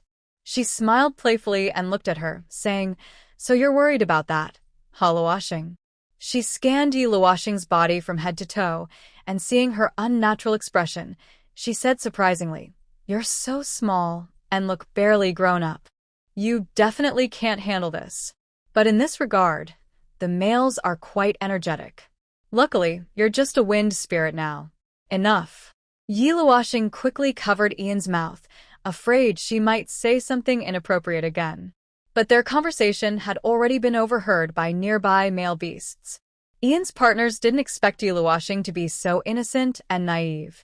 Meanwhile, Fenghe was attracted by Yi Luoxing's slightly red ears. He didn't expect the little female he liked to be so shy. His heart fluttered slightly. He was quite pleased. From what he heard, Yi Luoxing's fear of exhaustion probably meant she wouldn't be collecting more partners for now. Thinking this, Fenghe felt happy and decided he must perform well. Luoxing, you're hungry, right? Eat something. He handed her a roasted meat skewer. Thank you, Yi Luoxing replied, tilting her head and releasing her hand from Yian's mouth to take the skewer. She did this to distract herself, but Yian's gaze became more flirtatious as it flickered between her and Fenghe. Yi Luoxing felt a pink dagger hanging nearby, but luckily, Yian didn't say anything more. She simply waved her hand behind her handsome companions and smiled, saying, Go ahead and say hello to Luoxing. The 6 handsome male beasts obediently stepped forward and bowed politely to Yi Luoxing, saying, "Welcome, new female." Yi Luoxing looked at them nervously and returned a polite smile, saying, "Hello." Yian's eyes sparkled with mischief as she suddenly had a naughty idea. She glanced at Feng He and, with a dangerous smile, spoke to Yi Luoxing. "Luoxing, let me introduce you to the male beasts of our tribe." Ah. Yi Luoxing was just biting into a piece of meat and looked at Yian. Meanwhile, Feng He's expression suddenly darkened. His companions noticed the change in his face. Yian continued, "Our Snow Owl tribe has 475 male beasts.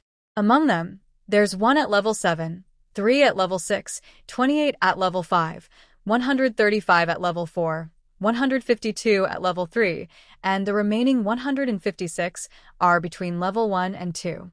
Usually, in a normal tribe, having a few level 5 males already makes us quite strong." Listening to Yian's introduction, Yi Luoxing gained a new understanding of the strength in the beast world. It seemed that the Snow Owl tribe was indeed very powerful in the northern land. For male beasts, based on her personal understanding, levels 1 to 2 are considered weak, level 3 is average, level 4 is slightly stronger, level 5 is very strong, level 6 is rare and considered super strong, and level 7, like Feng He, has the speed to dodge bullets. We have a level 6 beast from outside our tribe. He's Haina's partner. Among the other 2, one went hunting, and today we're with the strongest level 6. Let me introduce him to you." Yian had already started looking around and quickly spotted a group of male beasts not far to the left. She raised her hand to call them, saying, "Tuas Tlay Mosen. Come over." Upon hearing Ian's call, besides the target she mentioned, the other orcs also more or less turned their attention toward her. The male beasts saw that Ian was introducing the higher-ranked male beasts to the new female. The lower-ranked males looked on with envy, wishing they were of a higher rank. Feng He was on alert all over. Meanwhile, Tuasi, over there, frowned slightly, a cold smile flashing in his eyes as he stepped forward. Female Ian, Tuasi, accompanied by a few handsome 5th-rank male orcs, greeted her politely. Lu Xing, the one in front, is Tuasi, a 6th-rank male beast. The others behind are Trey and Mosen, whom you've met before. They are single 5th-rank males from our tribe. The others are. Ian introduced each of them to Yi Luoxing in turn. Yi Luoxing nodded politely to each, and they returned her greeting. Tuasi was the most striking in appearance, standing taller than Trey, who is 2 meters tall, at about 2.1 meters. His bronze skin was covered in strong, prominent muscles. His long white hair was tied behind his head. His features were deep and sharp, with golden eagle-like eyes that looked fierce. His whole body was decorated with frightening bone ornaments. Standing in front of Yi Luoxing, who was seated, he looked like a towering giant. His father is from the White Bear tribe, so he's tall. Ian whispered to Yi Luoxing. Yi Luoxing nodded, feeling a bit awkward and shifting her gaze away. Because of her sitting position, she could see the tall, brave Tuasi, the tall and cold Trey, the slender and handsome Mosen, and the other male orcs in front, all dressed only in narrow feather skirts. When she looked up, she could see there. Well, it was quite embarrassing, she muttered to herself. Yu Shang comforted her. Go with the flow, get used to it. Yi Luoxing frowned. If you don't speak, no one will think you're mute. New female, why are you alone in the forest? Tuasi asked bluntly. I'm not from the north. I was captured by Yen beasts, and I escaped into the Jichuan forest. Yi Luoxing replied calmly, her expression unchanged. Based on what she had gathered over the past 2 days, she was now confident she could handle the situation well. Hearing her answer, the surrounding orcs showed sympathy. They didn't expect the new female to have been captured here by those cruel Yen beasts. That was truly unfortunate. She must have suffered a lot. Feng He, standing nearby, was even more distressed and wanted to hold her. Yi Luoxing was taken to the north, which must have scared her to death. Looks like you won't be able to go back easily. But it's surprising that the Yen beasts didn't force you to mate with them. You managed to escape from such cruel creatures. That's quite an achievement. You're lucky, new female. There is a hidden meaning in Tuya's words. Clearly, he didn't fully believe her, and his smile showed suspicion. Yi Luoxing didn't expect her to underestimate this fierce beast man. It seems that as a 6-star male beast, he does have some strength. Tuya, you'd better not say things you shouldn't, he said unhappily about Tuya's attitude and words. He knew Tuya was testing Luoxing, but he wouldn't allow him to doubt Luoxing. He looked at him coldly, full of warning. Tuya sensed this, and the smile at the corner of his mouth became even more obvious. New female, what star level are you? Tuya asked again, his question more direct. Tuya. He was already unhappy and stood up. The conflict between the two beasts seemed about to explode. Naturally, the female beasts wouldn't stop this high-level male beast's fight. However, Trey, who is usually calm, saw the leader and high priestess go to the right highland and not stay here. Worried that he and Tuya might really clash and ruin today's banquet, she hurried forward to persuade him. Come on, this is a tribal gathering. No fighting allowed. Do you want to be punished by the leader? Trey reached out to pull Tuya, and Yi Luoxing also planned to pull he back. Just then, a cold female beast's voice came from behind Trey. Trey, come here. Because of this voice, Trey froze. Even her usually calm expression showed a crack, and her face looked unnatural. All the orcs watching turned to look at the source of the voice. They saw City sitting in her partner's arms, holding a wolf-hide whip under her chin, looking dangerously at Trey, with a cold glance sweeping over Yi Luoxing. Yi Luoxing had already grabbed he's arm, and Trey, with a red face, turned to look at her. He obediently walked towards City and finally squatted in front of her, softly asking, City, female, do you have any instructions? City lightly lifted his chin with the wolf-hide whip, her golden eyes coldly staring at him. Her smile didn't reach her eyes as she said, Are you free? Mind your own business. I remember you asked me to be your mate before, but I haven't agreed. I don't like busybody males. Don't you know that? I'm sorry, City. I won't do it again. Trey hurriedly promised her, looking panicked. All right, sit next to me. City gave him a gentle nudge with the whip, and seeing Trey's uncontrollable surprise with tears in his eyes, Yi Luoxing realized that City had him tightly under control. This scene once again stunned Yi Luoxing. She almost wanted to give City a thumbs up. The female beasts in this beast world really know how to flirt. She thought that emotions in primitive society were straightforward and rough, but she didn't expect that beyond being rough and direct, City's methods were so powerful. Yi Luoxing and Yusheng. She's really impressive. After this incident, Yi Luoxing still pulled he back to her side.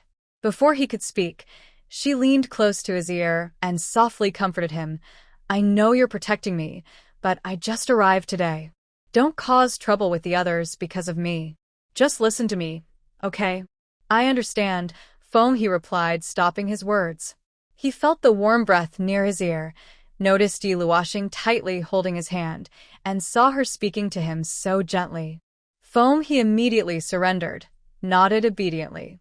Not far ahead, City saw how easily Yi Luoxing calmed and how he looked at her like a love-struck fool. Her eyes turned cold. She wondered what he saw in that ugly girl. She stroked her hand holding a wolf whip and muttered in her mind, her methods are really powerful. Just as he was soothed and everything around them returned to calm, the other beast involved didn't want to end this scene easily. He saw Yi Luoxing let go of he's hand, and he, reluctant, went back to roasting meat. Suddenly, he lunged forward, surprising Yan and her companions, and tackled Yi Luoxing. He supported himself with his hands on the stones on either side of her body, leaned down, and pressed his full beastly presence onto her. His body radiated a strong male aura, and he was very close, his waist just pressed against her thigh. The hot temperature reached her, and his lips were less than 2 centimeters from hers. He smirked dangerously and said to Yi Luoxing, Luoxing, female. What do you think of my figure? Yi Luoxing stared in shock, her slender back almost pressed against the stone. The surroundings fell silent as all the beasts stared in surprise at this scene. Suddenly, a sharp gust of wind swept past her face, followed by a loud, Bang! The male beast pressing on her was thrown away. At the same time, a figure quickly darted past. On the high ground crowded with beasts, a gap was created. Foam, he clenched his fists, standing among the beasts, his eyes cold as he stared at the male beast on the cliff edge. His voice was icy. "I warned you. Don't come near her." Tuas, standing firm at the cliff, straightened his sturdy body, wiped the blood from the corner of his mouth, which was already swollen on the left side, obviously beaten by Foam He's heavy punch. Tuyas also lowered his gaze, but instead of getting angry at Fenghe's harsh words, he smirked with a teasing smile and said to him, "Chasing females is the right of every male beast. Even you, Fenghe, have no right to stop me." Because of his provocative words, Fenghe's whole body tensed with visible veins bulging, and his fists clenched so tightly they creaked. He was likely to lash out and snap Tuyas' neck at any moment. Meanwhile, Yiluoxing quickly sat upright. The previous scene had happened so fast, she barely had time to react. Now, seeing Fenghe and Tuyas clash, she was about to stand up and stop them, but Ian grabbed her wrist and said, "It's common for male beasts to fight over females. They need to show their strength in front of the female they like. Luoxing, you shouldn't interfere." Yiluoxing had fought others in the 29th century before, but are they going to be okay? She asked nervously, still worried because this was the savage beast world. Ian held her tightly to prevent her from jumping in, smiling as he replied, "Don't worry, they will be fine." As soon as Ian finished speaking, Tuyas' gaze deliberately shifted back to Yiluoxing. He raised his hand to sniff the scent on himself, then gave Fenghe a mysterious smile and said, "Luoxing, you smell pretty nice and you're so soft." Before he could finish, both Yiluoxing and Fenghe's faces darkened at the same time. All the beast men saw was a flash of movement as someone lunged toward Tuyas. In the blink of an eye, two giant raptors leapt off the cliff and tangled in the sky, fighting fiercely. Fenghe, in human form, wasn't as tall as Tuyas, but in beast form, he was a full circle larger than Tuyas, and in the air, he was almost overpowering Tuyas. Seeing this, Yiluoxing didn't want to stop them anymore. She just frowned and thought to herself, "He really deserves a beating." The system buzzed twice, and Yushang said, "Two handsome beast guys are fighting over you. Enough." Yiluoxing was speechless. If Fenghe was fighting for her, she believed it. But Tuyas? From her experience with people, he clearly just wanted to fight Fenghe, deliberately provoking him with her. Even if it wasn't her today, Tuyas would have caused trouble anyway. His intentions were too obvious. Yiluoxing sat quietly on a stone, watching the two raptors battle in the sky. Suddenly, she remembered something and asked, "Do you think their fight could be used as part of the data collection, Yushang?" "Yushang.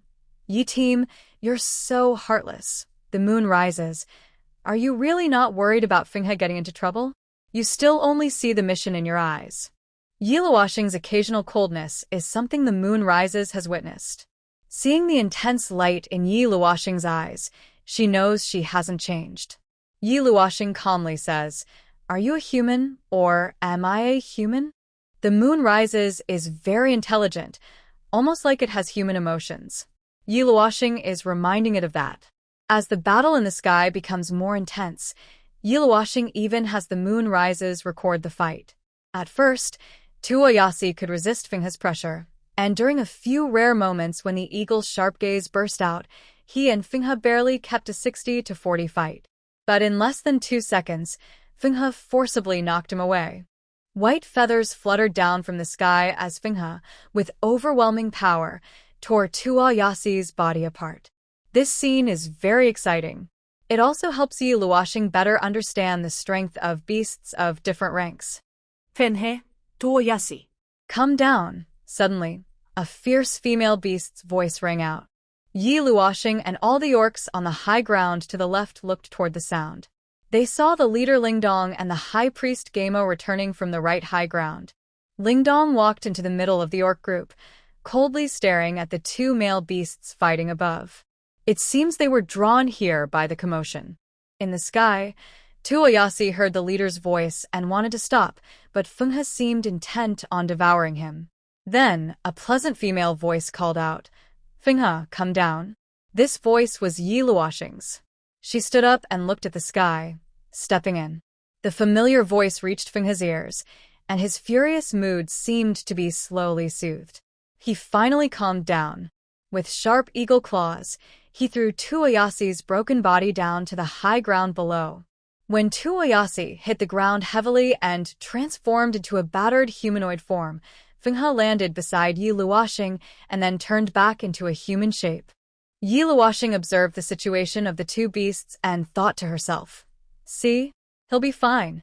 The moon rises." She knew Yi Luoxing meant Fenghe wasn't hurt. She really? Fenghe warned Tuoyasi coldly, "Next time, I will tear you apart." Ahead, Tuoyasi stood up from the ground with a cold expression. His half-naked body was covered in long, deep scratches, with purple bruises on his chest. There were 2 holes in his abdomen and legs, bleeding steadily. His long white hair was messy and draped over his shoulders. But his bright, dark golden eyes were fixed intently on Fenghe, showing he wouldn't give up easily. Male beasts in the animal world are truly very competitive about winning. Actually, their resilience and respect for strong creatures, as well as their desire to surpass them, are qualities Yi Luoxing admires. In the 29th century, Yi Luoxing faced similar companions and rivals. Luckily, their animal instincts didn't disappoint her. A faint, almost imperceptible smile appeared in her eyes. "Do you two know what kind of occasion this is today?" Ling Dong, the leader, approached with a group of orcs. Soon, the orcs on the high ground formed a circle, surrounding Tuoyasi and Fenghe in the center. Nearby, the female beasts had gathered around a campfire. Seeing that the confrontation between the two beasts hadn't ended, Ling Dong, who was straightforward and decisive, spoke coldly. "Fenghe and Tuoyasi will have their food halved for 3 days, and during this time, they are not allowed to approach the females." "Leader." Ling Dong's words successfully diverted Fenghe's attention. His eyes looked panicked as he turned to Ling Dong. "Yi Luoxing, the female, you can move to the cave next to mine later." But Ling Dong's decision was final. She turned seriously to Yi Luoxing and spoke, her tone much softer when addressing her. Fenghe's anxious gaze followed Yi Luoxing, and the coldness on his face was gone. His gentle, pleading eyes almost brimmed with tears. He weakly called out Luoxing. His hope was obvious. He knew that as long as Luoxing didn't want to move, she wouldn't. Yi Luoxing and Fenghe exchanged a distressed look with their bright eyes.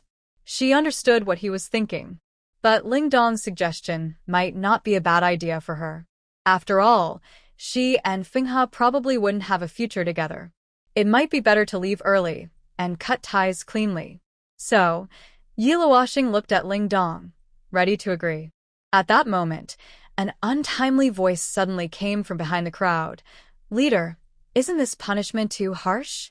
After all, no one knows if some females might deliberately bring food to high-ranking males to gain their favor. The beautiful Hannah, leading her companions from behind, attracted everyone's attention. She stopped directly in front of Yi Luoxing and smiled at her, saying, "Is that so, poor homeless little white rabbit?" Hannah stands straight, with a good figure. Although her skin isn't perfect, her facial features and aura make her stand out. She steps in front of the campfire, and all the female animals present are overshadowed by her. Compared to Yi Luoxing, who is covered in sores, she is like night and day. All the male animals keep their eyes fixed on Hannah. They didn't expect her to come forward after not squeezing into the right high ground earlier. Meanwhile, the female animals like City and Imis look somewhat displeased.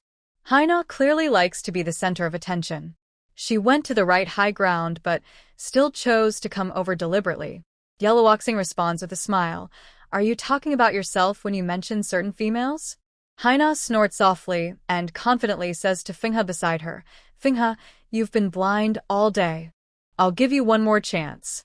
Right here, in front of everyone, tell me who you want to be your partner. I can make you my 9th partner tonight." Hannah is truly confident. She is very outstanding among the females in the Northern Land. With her beauty and star rank, she currently has only 8 partners, but no female animal can compare to her. She has high standards for choosing partners. She never accepts anyone below the 5th rank. Many high-rank beasts are eager to become her partner and are proud just to be chosen by her.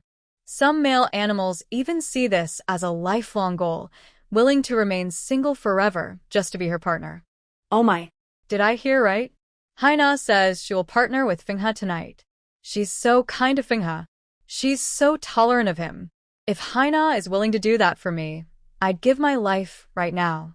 Haina is beautiful, strong, and so commanding. I love her so much. The male animal's eyes are hot, their hearts racing. Just her words seem to excite them beyond control. When female animals choose a partner, they consider many factors.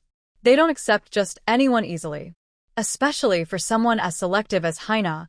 Even though Fenghe is excellent, the tribe's beasts think she will wait until after the spring Northern Land Overlord competition to choose her partner. Many male animals come to compete for her during that event. But thinking about it, except for the black wolf from the wolf tribe, who is about the same strength as Fenghe, no other male in the Northern Land is higher in rank. It's normal for Haina to accept Fenghe now, probably because Fenghe suddenly liked that unattractive new female. But now, that new female has no chance at all. Haina, Foam, he kept watching Yiluoxing's changing expression. When Haina said those words, he immediately panicked and was about to reply. But, like Yiluoxing, he was interrupted by an untimely comment from a female beast. We still don't know the star rank of the new female, City said, raising an eyebrow by the campfire. When her impatient gaze met Haina's, her eyes were full of challenge. Clearly, she was doing it on purpose. Although she didn't like Yiluoxing, she knew that only Haina was qualified to be her rival in the tribe. Foam, he had a high rank, so City also intended to make Foam her partner. No matter who Foam he liked, she wouldn't let Haina get close. Yes. Leader, let's have the High Priestess test the star rank of the new female first, then we can discuss other things, Amos chimed in, trying to undermine Haina. She thought that the ugly female wasn't a threat.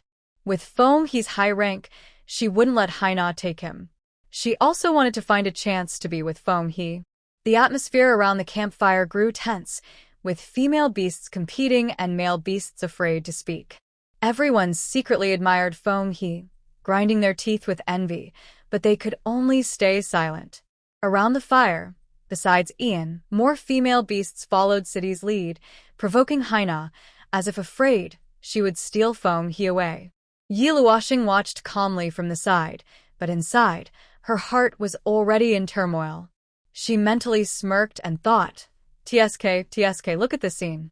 Foam he looks like a pure white rabbit fallen into a den of wolves. I feel like these female beasts want to tear him apart and eat him. Yushang also hesitated but then said mischievously, I can see that, but they're not just greedy for food. They want to strip Foam he of his feathered skirt. And Foam he seems to only want to strip yours. Yiluoxing rolled her eyes and thought, you better shut up. Leader Ling Dong looked at the noisy surroundings, frowned, and raised her hand to stop the female beasts. She apologized to Yiluoxing and said, Yiluoxing, you see, some tribe members disagree with my decision. Testing the star rank of new beasts is a necessary process. Whether female or male, there are no exceptions.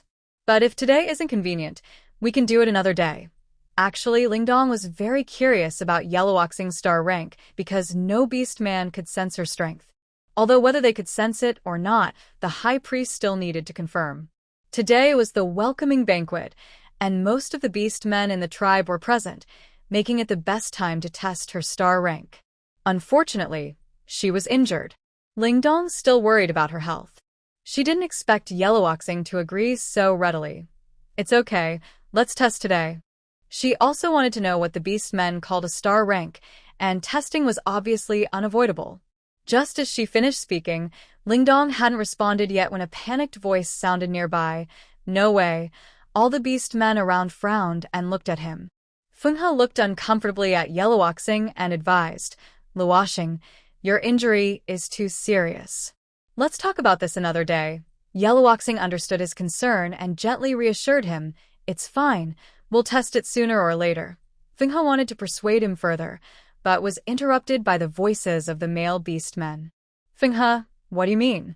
The new female agrees herself. Exactly. We know her star rank must be high. Are you trying to hide it? You've monopolized the new female for 2 days already. The leader and high priest are still here. High-rank female beasts should attract more high-rank mates and suitors. Fenghe, don't cause trouble for yourself. Tuyas looked coldly at Fenghe and simply added, I'm going to fetch the hunting prey for testing. Then he turned and left. The male beast men respected Fenghe's strength, so they were sure that the female beast he liked was extraordinary. Since she looked plain, her star rank must be very high. In the beast world, appearance and strength were equally important for both males and females. Now, they couldn't help but covet Yellowwalking. Because she had never mated before, the male's desire to compete for her was even stronger. Fenghe was furious at their naked gazes. Yellowwalking quickly grabbed his arm, shook her head at him, and used her eyes to calm his impulsiveness. Seeing this, Haina sneered at Shidi. Humph, be careful you don't shoot yourself in the foot. After saying that, she turned and walked toward the open space behind. Her handsome male beast companions followed closely. Meanwhile, Shidi's expression changed after her words, and she looked cautiously at Yellowwalking beside Fenghe. She naturally understood the meaning of Hannah's words and felt a bit regretful about her impulsiveness. They were right. The female beast that Winda liked, even if she looked ugly, must have a high star rank. Knowing that her own beauty was somewhat inferior to Hannah's, only the star rank could surpass Hannah. If this new female's star rank exceeded her own, it would be Impossible, si tu me tardes. She looked at Yellowwalking, who seemed just to have reached adulthood, and thought her star rank couldn't be very high, at most the same as hers. Despite trying to comfort herself with this thought, City suddenly clenched her wolf whip tightly, her eyes dark and intense. Damn Hannah. Damn the new female. When the leader Lindo saw Yellowwalking agree, he smiled and turned sideways. Yellowwalking, please follow me. Yellowwalking nodded, released Winda's hand, and headed toward the direction Lindo indicated. Winda watched her figure walk away, feeling a tight knot in her chest, but she quickly followed. The female beasts around the campfire also stood up one after another, moving into the open space beside them, surrounded by handsome beast men. The beast men formed a circle, creating a round clearing with a radius of about 10 meters. Yellowwalking, dressed in a white dress, and the high priest Gamo, wearing white and gray robes, stood in the center. Nearly 100 male beasts circled above, flying around the clearing, while the beast men on the right side came to watch the excitement. The scene was grand and magnificent. Winda, standing in front of the beast men, felt even more nervous and worried. Yellowwalking lowered her head, withdrew her gaze from the sky, and politely asked the beast men ahead, High Priest Gamo, how should we conduct the test? Gamo nodded politely but did not answer directly. Instead, he raised his staff and began to circle her, muttering some spells she couldn't understand. He spun around her many times, and as the beads on his staff shone brighter and the blue light flickered like flames, he finally stopped in front of Yellowwalking. She was stunned. Did you see that? They have magic. Magic. Yushang also froze, saying, I saw it. It's truly incredible. Yellowwalking stared at the blue light, lost in thought. At that moment, the high priest raised his hand, and Tuas carried a prey into the circle. He threw a huge Arctic bear, about 5 meters long and weighing over 1,000 kilograms, in front of her. The ground trembled from the impact, startling Yellowwalking. Although she had been amazed by the size of the beasts and beast men before, seeing this dead giant beast still excited her. Yellowwalking, High Priest, we can begin now, Tuas said, stepping back to join the watching beast men. During this time, Tuoyasi and Fenghe's eyes clashed in the air, full of a fierce and deadly aura. Tuoyasi had only one thought. Fenghe, I will never let you monopolize the females. The high priest Gamo raised his staff high and spoke in a deep, slightly hoarse voice to Yellowwalking. New female, right now you just need to purify the food in front of you. Do your best, no need to force it. I will test your star rank. Yellow Ocean. Purifi? She lowered her head to look at the polar bear in front of her. She indeed noticed it was different from the previously processed food.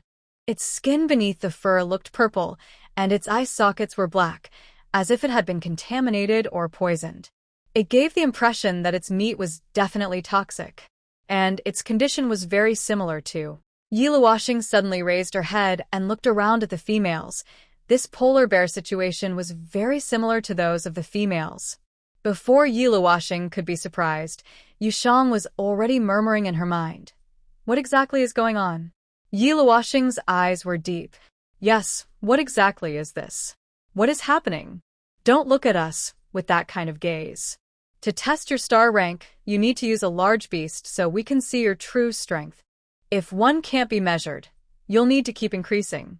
Though, I think with your strength, it shouldn't come to that. Haina noticed her gaze and pretended to be disdainful. Amos also sneered along, glancing at Yi Luoxing's ugly face and said, "You don't need to worry about becoming uglier. After all, you're already pretty ugly. The uglier you get, the more disgusting it is." Ha ha ha.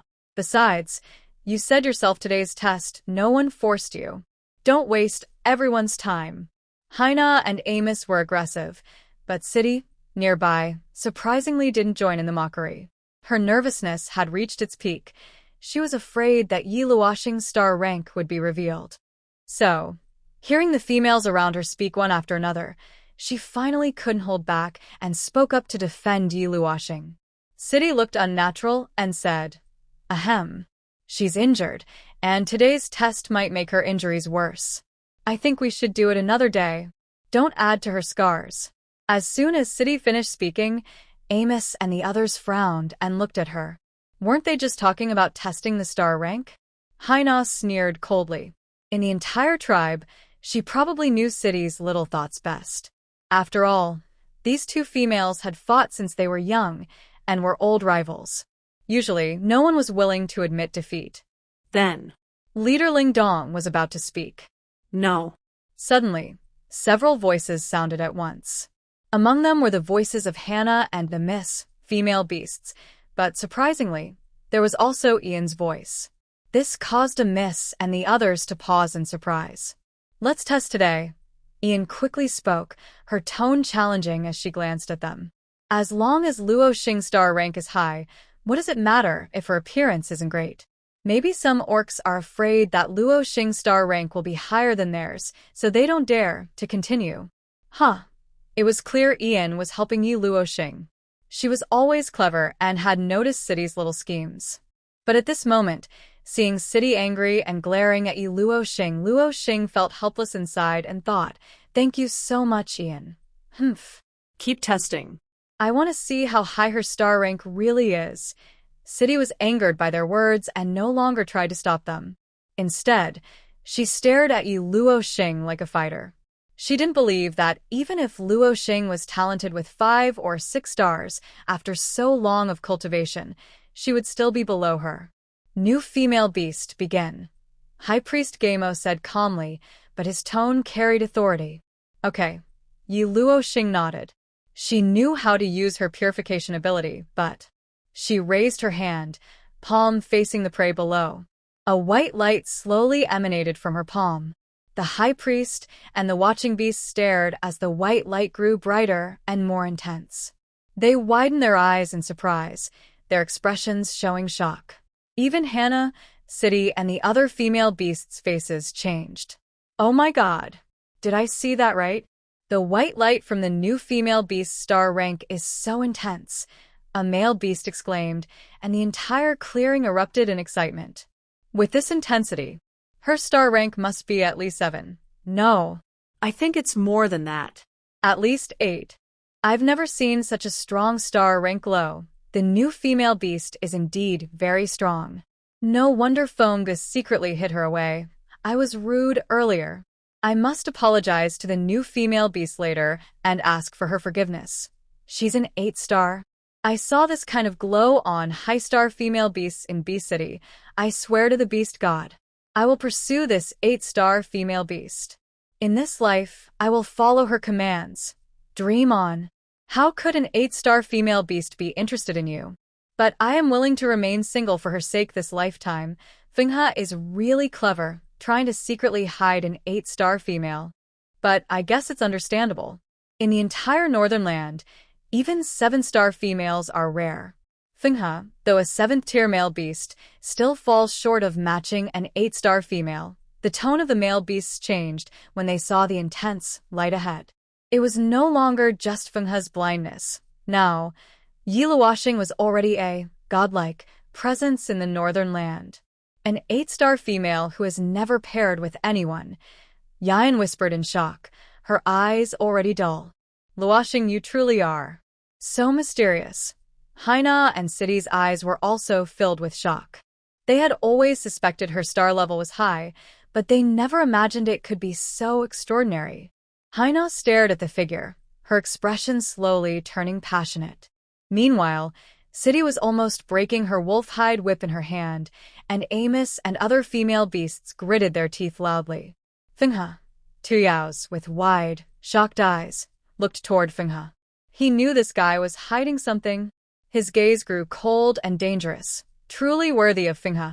Perhaps he was too angry and didn't notice that Fenghe's current expression was even more shocked than theirs. Luoxing, you. How could this be? Fenghe remembered that Yi Luoxing had no idea what her star level was before, yet now she possessed the strength of 8 stars. How could Fenghe not be stunned? He wouldn't suspect Luoxing was lying. He just thought her environment growing up was too simple. Her people protected her too well. So much so that she knew nothing but could do everything. Yi Luoxing released a strong purification-type light. Even the high priest was stunned in place. Seeing their expressions, Yi Luoxing had some guesses. At this moment, Yu Shang quickly spoke in her mind. All right, Yi team, calm down. Don't push yourself too hard. Remember, your special ability hasn't fully recovered yet. Yi Luoxing knew this, so she only tried to activate her purification ability. But she found that the spiritual power in the beast world was too strong. Her body still couldn't fully handle it. She began trying to purify the large beast in front of her using her purification power. Under the shocked and expectant gazes of all the beast men, she felt her body being hit by a powerful force. Her skin seemed to tighten, and she broke out in a light sweat on her forehead. Her face gradually turned pale. New female, don't push yourself too hard. The high priest Gamma saw her condition and reminded her at the right moment. Even if she just reached 8 stars, using the power of 8 stars is a bit too much for her right now. That's okay. With her current strength, she has already amazed everyone. There's no need to rush, to avoid hurting herself. Yi Luoxing tried several times, taking about 10 minutes, but the beast in front of her showed no change. Its purple skin remained abnormal, and its eye sockets were still dark. Finally, guided by the moon, Yi Luoxing withdrew her hand and stopped the purification. She looked at High Priest Gamo and said seriously, Sorry, I can't purify it, High Priest Gamo. Watching beastmen. Are you joking? A new female. With such strong star-level light, you say you can't purify a normal white bear? Yan looked confused. Luoxing, you. Haina directly exposed her. If you don't want to look ugly, just say so. No need to lie to us. City's eyes turned cold, but she didn't speak. Instead, her gaze fixed on Yi Luoxing. Seeing the leader Lindo about to speak, Yi Luoxing told the high priest directly, I currently have no star level, so I can't purify any beast. Sorry, her serious words stunned the beast men, making them hesitate. It felt like she was telling the truth. The high priest stepped closer, placing his staff between them and asked, Can I test it? Seeing her gesture toward the blue crystal ball, Yi Luoxing placed her now dimmer right hand on it. All the beast men stared at the crystal ball. Then, in the high priest's stunned eyes, the light from the blue crystal ball grew dimmer and dimmer, until it disappeared completely. The high priest was shocked, and so were the beast men. After a long time, the high priest looked at Yi Luoxing trembling and asked in confusion, You really have no star level, what? A new female, without a star level? How is that possible? Even the high priest said so. Hundreds of beast men looked at her, with complex expressions. They had never seen a female beast without a star level. Isn't that a disabled beast? Surely, she should have at least 1 star. The scene was eerily quiet for several minutes, until a sneer broke the silence. Haha. Turns out, it's just thunder without rain. Imis crossed her arms and mocked. Humph, City snorted, finally relaxing her tense nerves. She looked at Yi Luoxing with disdain. I've never heard of a female beast without a star level. Isn't she worse than a disabled beast? Don't insult disabled beasts. She looked ugly and had no star rank, completely useless as a waste. The female beast with a very prominent forehead spoke first. The female beast beside her also said, her appearance is so ugly. I thought she would have a high star rank. Another top-ranking female beast added, I've suspected this for a while. Who keeps such short hair? Everyone knows only weak beasts have their hair forcibly cut by stronger ones. Her short hair means she's probably an ugly, useless female beast. Who knows how many beasts have abandoned her? The female beasts looked at her with disdain, then turned away as if afraid of dirtying their eyes. Although the male beasts didn't mock aloud, their eyes showed clear displeasure. Some looked complicated or cold. One male beast whispered to his companion, That's true. When I first saw the new female, I was suspicious too. Her hair is very short, but she's already an adult. Her hair shouldn't be this short. Another male added, That reminds me, earlier, a brave from the White Bear tribe challenged a brave from the White Wolf tribe.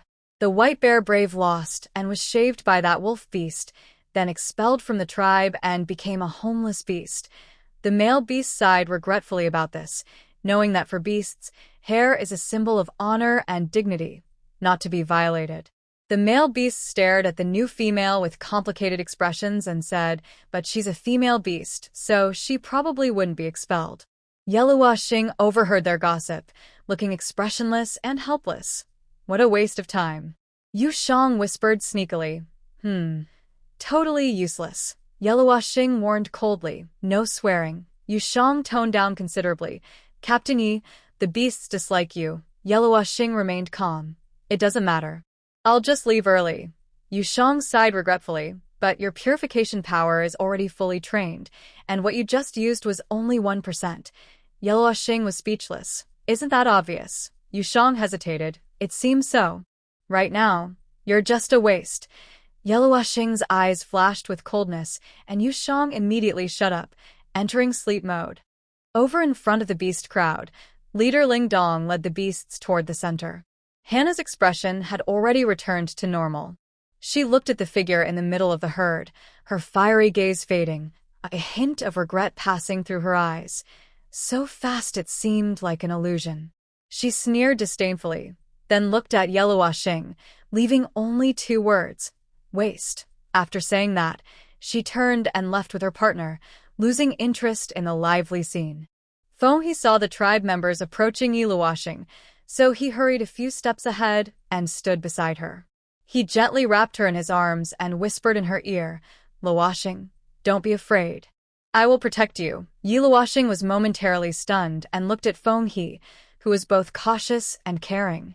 She softly responded, Tuyasi was walking at the front of the crowd.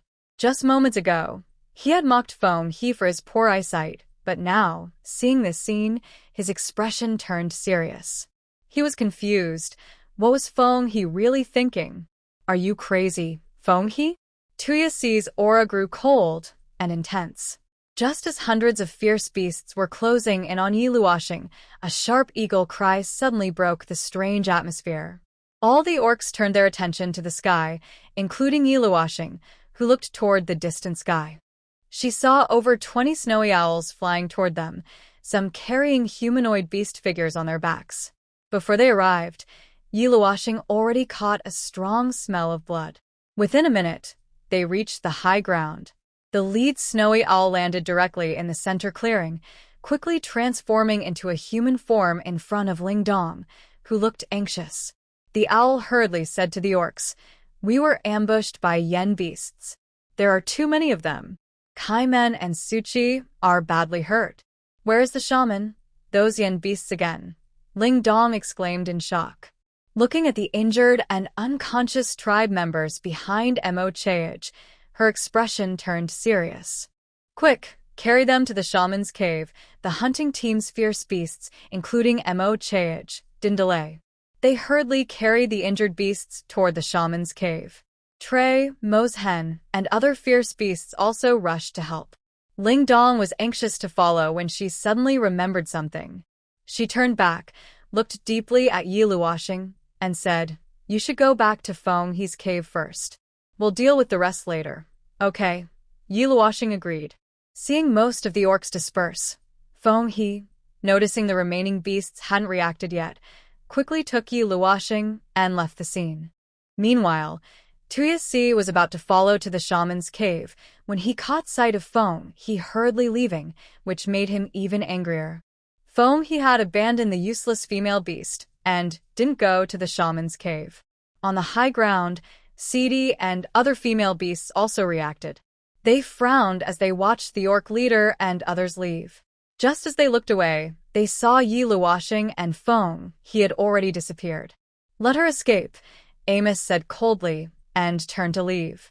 "Humph," Sidi snorted and then said to her partner, "Go to the shaman's cave." A small incident ended the previous chaos. The orcs on both high grounds quickly dispersed, and the mountain peaks returned to silence. Inside the shaman's cave, it was now so crowded that no one could stand comfortably. Yi Luoxing was brought back to her cave by Feng He. She was thinking about everything that had just happened. No wonder she didn't understand some of Haina and the leader's words at the time. She didn't get why they kept linking words like female, food, and star rank. Now she seemed to finally understand. She withdrew her thoughts and asked Feng He, "Aren't you going to check on them?" Feng He sat her down near the nest and gently said, "It's common for male animals to get hurt. They have shamans to take care of them. I can't do much, and all the orcs are crowded around, which makes it harder for the shamans to treat them." Yi Luoxing was surprised by how calm and logical Feng He was. He was right, but she still insisted. "Go take a look." This time, it seems unusual. She could tell from the leader and the orcs' reactions. However, Feng He simply refused. "I won't go." Actually, Feng He was still angry about how the tribe members treated Yi Luoxing. She grabbed his arm and said softly, "They are your tribe members." Her gentle words made Feng He's golden eyes soften with tenderness. He hesitated and said, "Luoxing." She cut him off simply. "Go." Feng He finally nodded obediently. "All right. If you're hungry, eat some fruit. I'll be back soon." Feng He said this and turned to leave the cave. Yi Luoxing watched him fly away before she looked away. Moon Above spoke in her mind. "Those orcs are clearly unfriendly to you. You look so calm." Yi Luoxing opened her portable space and started organizing things, saying, "The law of the strong and weak. Didn't we learn this during the end times? Now I look ugly and don't have a star rank. It's understandable if they look down on me. To survive in this world, we need to have value." Moon Above's voice was serious. "What do you mean?" Yi Luoxing found some medicines from her space. She said while organizing, "Did you notice those male animals brought back just now? Their injuries are very serious. Even the powerful healing abilities of the orcs seem weak against them. Their bones are dislocated or broken, wounds are deep enough to see the bone, and they're already starting to get infected. They might have a high fever before nightfall, and they probably won't survive. The medical conditions here are probably not enough to save them." Moon Above asked, "Are you going to save them?" Yi Luoxing smiled slightly. "Maybe. But not now. The medicines in her space are very limited, and she does not use them casually. She has never been a reckless person. In this different world, her goal is to protect herself while making the best use of available resources to maximize benefits and complete the tasks assigned by her superiors. Her identity has always been beyond her control." Inside the shaman's cave, Feng Gu arrived, and the beastmen automatically made way. No matter what, Feng Gu is the strongest warrior of the Snow Owl tribe, and this time, the matter with the yen beasts might also require him to lead the team. When Feng Gu reached the front, the shaman was busy treating the wounds of the male beasts. Sidi and Tyas looked at him with complicated eyes as he arrived. Mo Chaej, who was leading the team this time, was reporting the situation to his mother beast, the chief Ling Dong. We were fishing by the ice river when suddenly over 20 yen beasts burst out of the water and attacked us. They are a water beast group. After being dragged underwater, we couldn't fight back.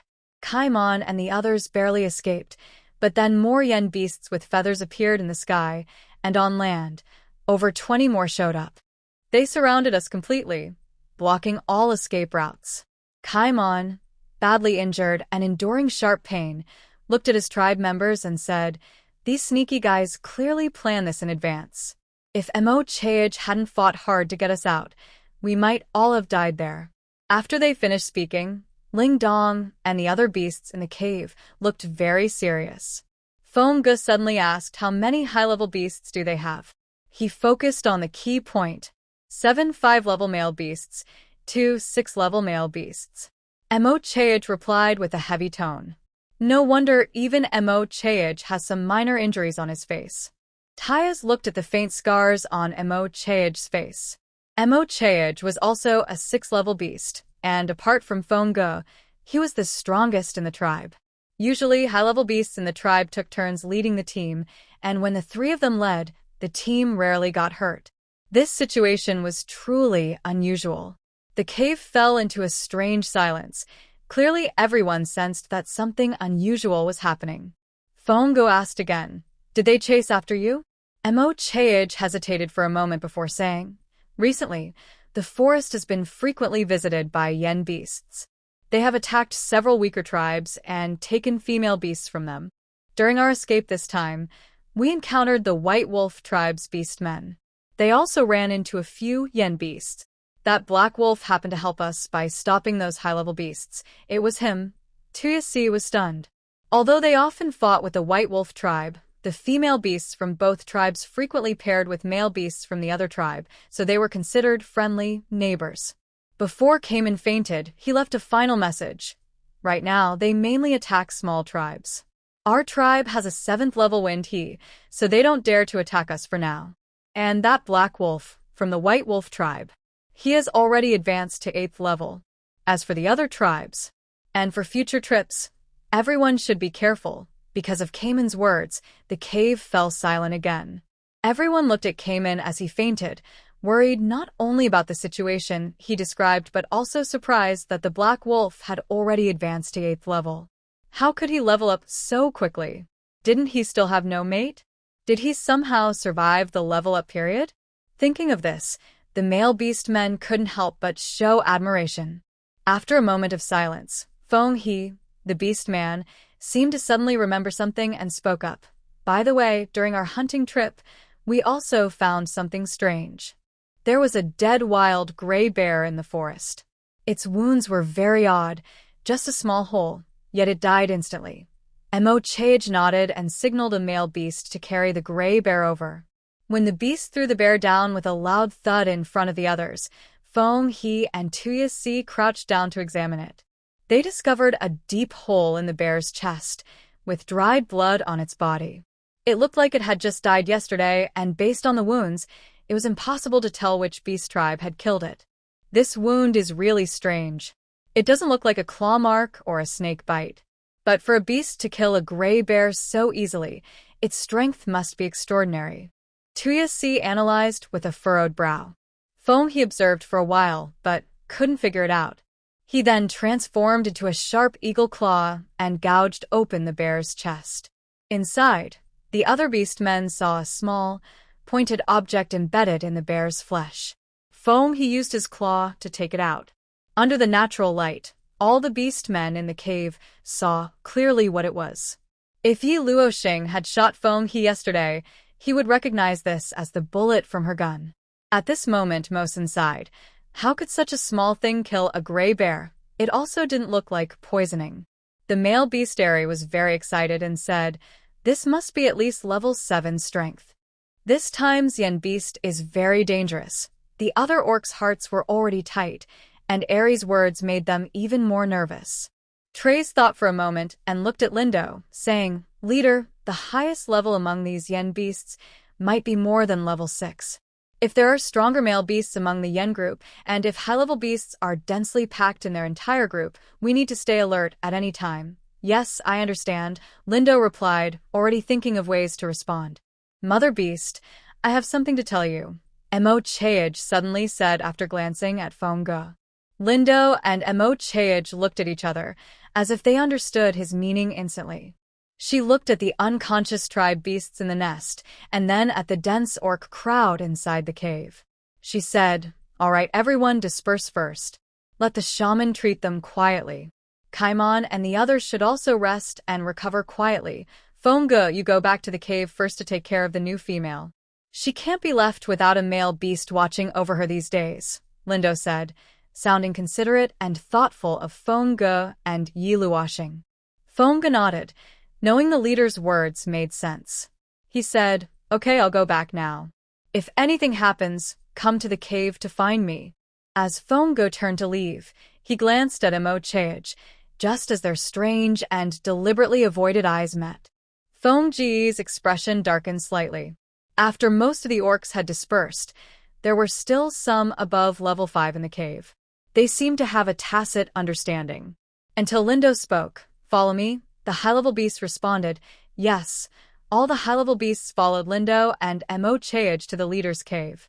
Even City was taken away and didn't follow Lindo and the other orcs. When Fengge returned to the cave, Yiluoshing was still organizing her chaotic space.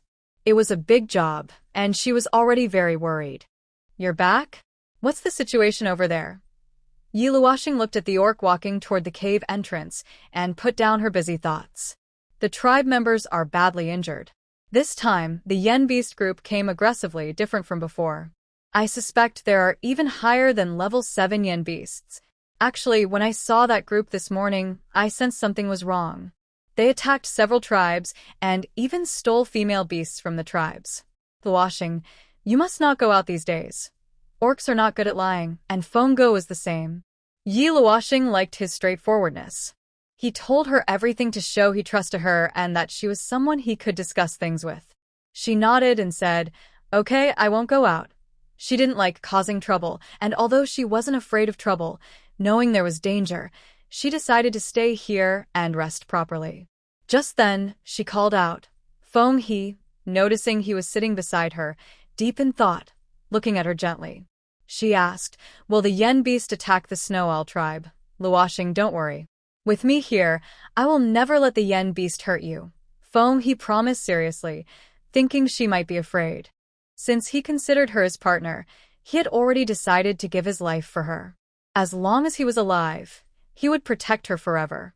Seeing his deep, loving gaze, Yiluoshing felt a ripple in her heart. How could this little snow owl be so pure and loyal? She didn't want to hurt him. From his tone, it seemed the Yen Beast might attack the Snow Owl tribe. If they really reached a dead end, she could use the airship to take this beautiful little girl away. Fenghe looked at her with complicated eyes, hesitating as if he wanted to say something. Just before Yiluoshing asked, he seemed to gather courage, staring at her with his gentle, almost drowning eyes, and said seriously, "Yiluoshing, can we become mates now?" Yiluoshing was surprised by his sudden words and didn't understand why he mentioned becoming mates. "I was just thinking that if we become mates now, you could stay safer in the tribe," Fenghe said sincerely. He saw that the tribal beasts weren't friendly to Yiluoshing, and with the Yen Beast situation, he was worried something might go wrong. If he was Yiluoshing's partner, he could protect her better. "But I'm not fully healed yet." Yiluoshing seemed to understand Fenghe's idea and used a reason he couldn't refuse. Sure enough, after she finished speaking, Fenghe stopped talking. The cave was quiet for a moment. He lowered his long eyelashes. Then, he looked at her with a regretful expression and said, "Sorry, Yiluoshing. I shouldn't have said these things now." Yiluoshing comforted him. "I told you, don't always say sorry." Fenghe's voice was low. "It's because I did something wrong again." At this moment, Fenghe looked like a sad, obedient dog, hanging his head and looking very cute and well-behaved. Yiluoshing resisted the urge to pat his head, feeling a bit tender toward his gentle side. Their relationship can't go on like this. She needs to make things clear with him. Yiluoshing suddenly remembered something, found a way to approach the topic, and spoke clearly. "Haina." Fenghe, hearing her mention Haina, interrupted quickly before she finished, with a serious expression. I have nothing to do with her. Their eyes met, and the emotions in Feng He's eyes were obvious, sincerity mixed with worry, as if afraid Yi Luoxing might misunderstand something. He was so anxious that he didn't know where to put his hands. Seeing this, Yi Luoxing quickly said, I didn't misunderstand anything.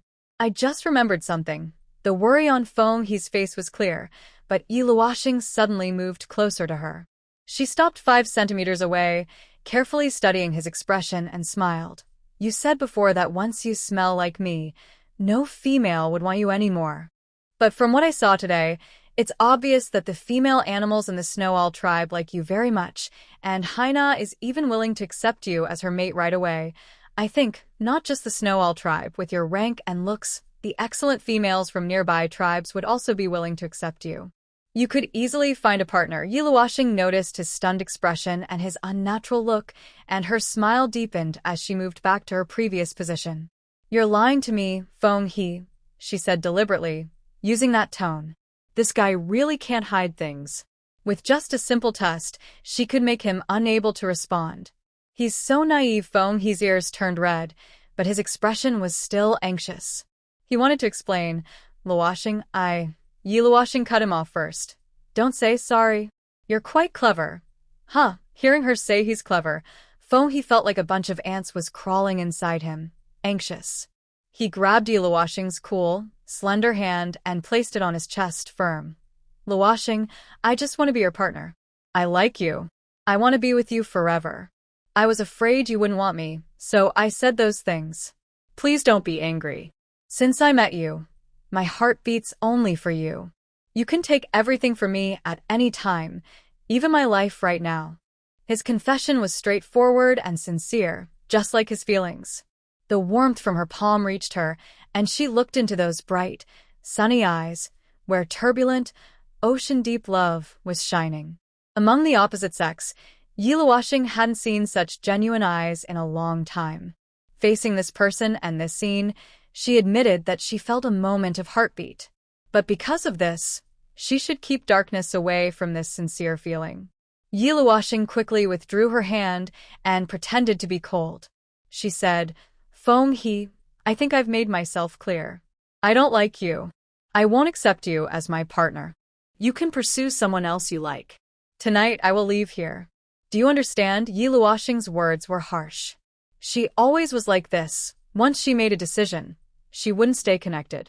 Her rejection was as direct as his confession. Feng He's face lost its color visibly, and his handsome hand slowly fell. He lowered his head, with ink-black hair falling over his forehead, but he couldn't hide his sadness and disappointment in his eyes. After a long moment, a low, hoarse voice echoed in the empty cave. Is it because I lied to you that you don't want me? Or because they want to take me and that you don't want me? Am I not good enough? Luoxing, I will change. I will change everything. Believe me, I have no relation with them. Haina has tried to take me several times, but I've always walked away. We have no close contact. Luoxing, I give myself completely to you, okay? Feng He suddenly said this. He looked up, and his gentle eyes were already filled with a kind of infatuation Yi Luoxing had never seen before, along with a hidden desire to possess and a reckless impulse. He suddenly hugged Yi Luoxing's waist, spun around, and pressed her down. He quickly held her arms and pinned her beneath him, his tall figure slowly pressing down on her.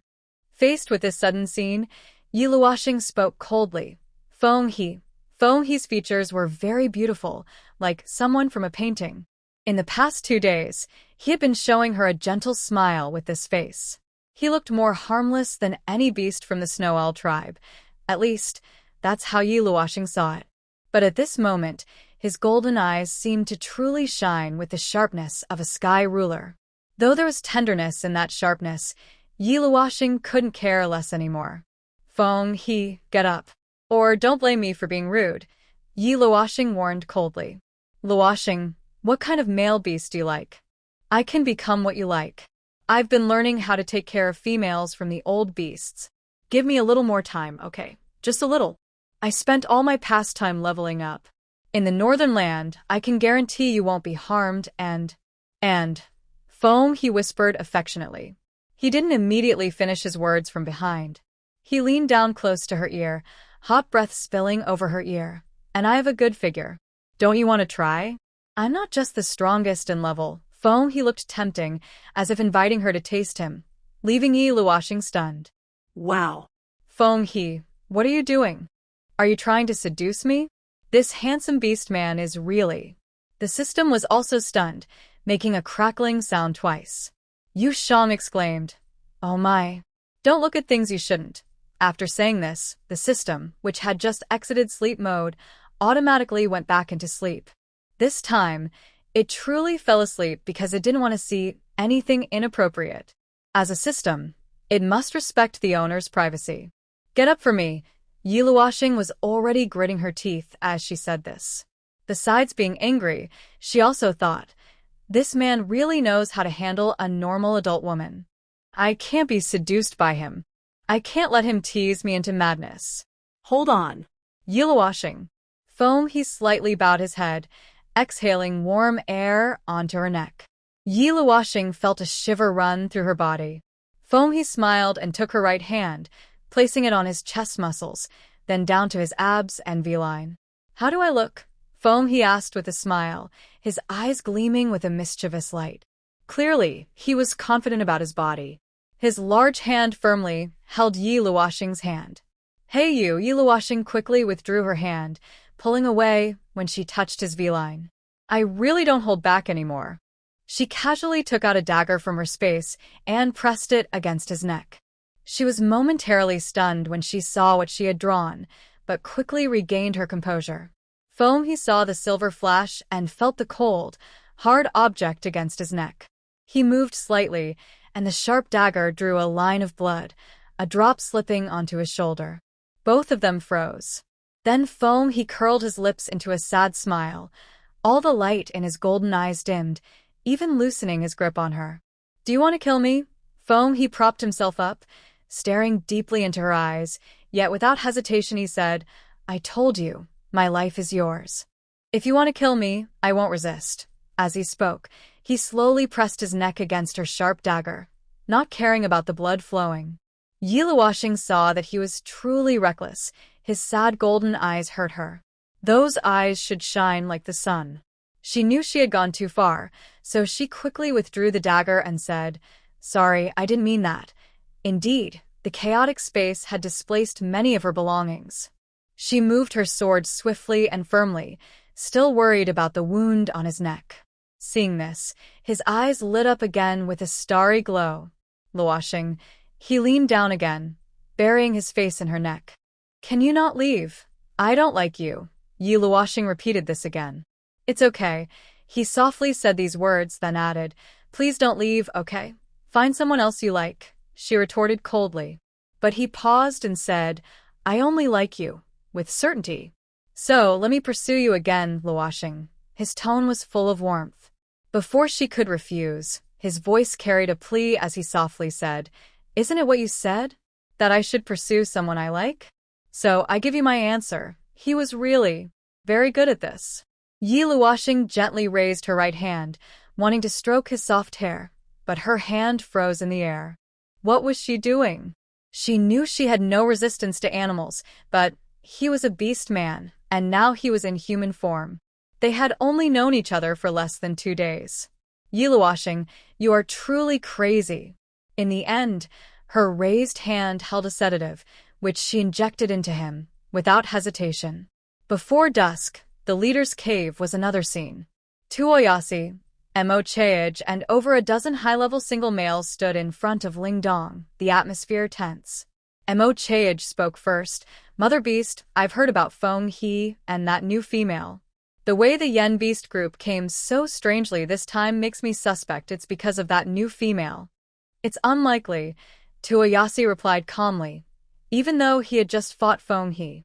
He knew that before the Yen Beasts took females, they would check them out, usually choosing the prettiest. Mo Chaej frowned and said, When I just returned, I saw that new female. She's truly ugly, and from what you said, she's not even at the star level. Even if the Yen Beasts aren't after her, a female beast like her. ugly and powerless, would be useless to stay in our tribe. Not just useless. Tuyas's deep voice grew even more serious. His eyes were cold. Ever since Fenghe found her, he seems to have been bewitched.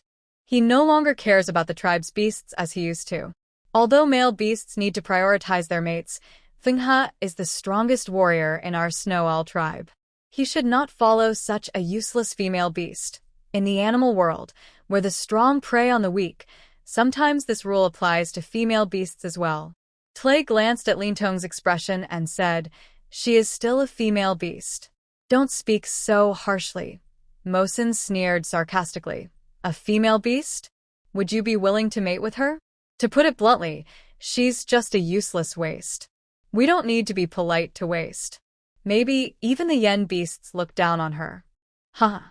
Tlay, you remember City once said she doesn't like meddling male beasts. You really haven't remembered at all. Mosin's mocking gaze swept over Tlay. When he mentioned City, Tlay immediately became much more obedient and stopped participating in their conversation. Lintong had not spoken all along, and the atmosphere inside the cave was tense. After a moment of silence, the most handsome 5-star male beast, showing his sharp teeth with a slight smile, said, "She is a female beast. No matter what, she is not useless. She has the divine gift of fertility from the beast god. Staying in the tribe isn't a problem. Our tribe has few young female beasts, but too many young male beasts. It's hard for the males below the 3rd rank to find mates."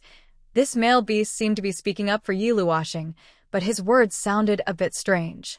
However, in a world where strength is respected, he was at least trying to help this helpless female beast stay. Only in this way could she survive. But it was unexpected that his and Tlay's support still couldn't dispel some dark thoughts in certain male beasts' minds. Lintong had heard enough of their arguing. She sighed and asked, "What are your thoughts?" "Finally, I have waited for these words." Mo Chaege sneered as he revealed his dark thoughts. "She has lost the divine power and brilliance that a female should have. I suggest the high priest perform a ritual to cancel the protection of the beast god over her female identity. I heard that those yen beasts have done such things before. She can stay, but she will become the common mate for the male beasts below the 3rd rank in the tribe. She cannot refuse their mating requests. Isn't she also gifted with nurturing abilities? Our tribe doesn't have many young ones, and now it's spring, just the right time." When Mo Chaege shared these dark thoughts, all the orcs in the cave were shocked. They had never heard of such cruel and disrespectful treatment toward females. They didn't even know where Mo Chaege learned these ideas. Was he being too harsh? "But you're no different from yen beasts if you do this," interrupted a 5th-rank male beast with tiger fangs. Although he knew Mo Chaege's methods were usually ruthless, he was too reckless when facing a female. His interruption caused a murmur of disagreement among the others. Most high-rank beasts found it hard to accept such an insult to females. Such behavior should never happen in a normal tribe. "Maybe we shouldn't do this," someone said. "Yeah, she's a bit ugly, but she's not a star-ranked female. She's quite gentle. Yes, I feel she's different from other females I've seen. I can't quite explain how, but she seems not from the same world as us. She's actually quite pitiful. She was captured by yen beasts in the Northland and only just escaped." "Exactly. If we keep treating her like this, isn't that too cruel? She was injured and became ugly. Have you seen her scars? If it were us, we might not have survived. She's really quite remarkable. Foam, he really likes her. He even fought Toyasi today for her. You better not have any ideas about her." "I think Foam, he would tear you apart." The high-rank beasts argued among themselves, frowning as they defended Yiluoshing. However, a few remained silent, either because they usually had good relations with Mo Chaege or because they believed strength was the only thing that mattered. Regardless of gender, they would not sympathize with the weak. Humph. "Whatever she says, you all believe it," Mo Chaege scoffed. "If she really was captured by yen beasts in the Northland, she wouldn't have been able to escape." Mo Chaege did not believe her lies. He has always been clever and he knows about those yen beasts.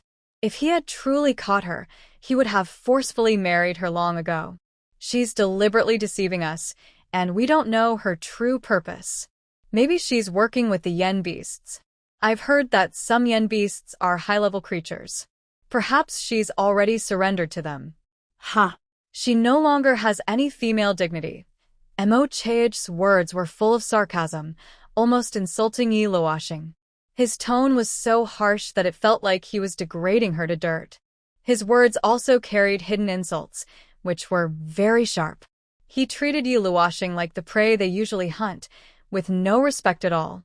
Moreover, Feng He, because he's been blind lately, should be the one to deal with that female. Our tribe has many good females. Feng He, as the strongest 7th-level beast, can't let this wild female from nowhere get the better of him. We can't lose our strongest warrior over this.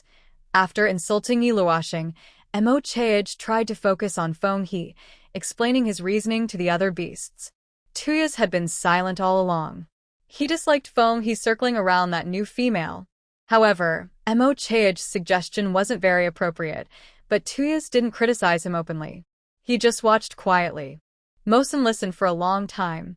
Seeing that no one else spoke, he took the initiative to speak first, standing on Mo Chae's side and supporting him. I think Mo Chae has a point. If Feng He is really interested in her, after she becomes a lower-level creature's partner, he can stay with her for a night. Lower-level creatures wouldn't dare to compete with him.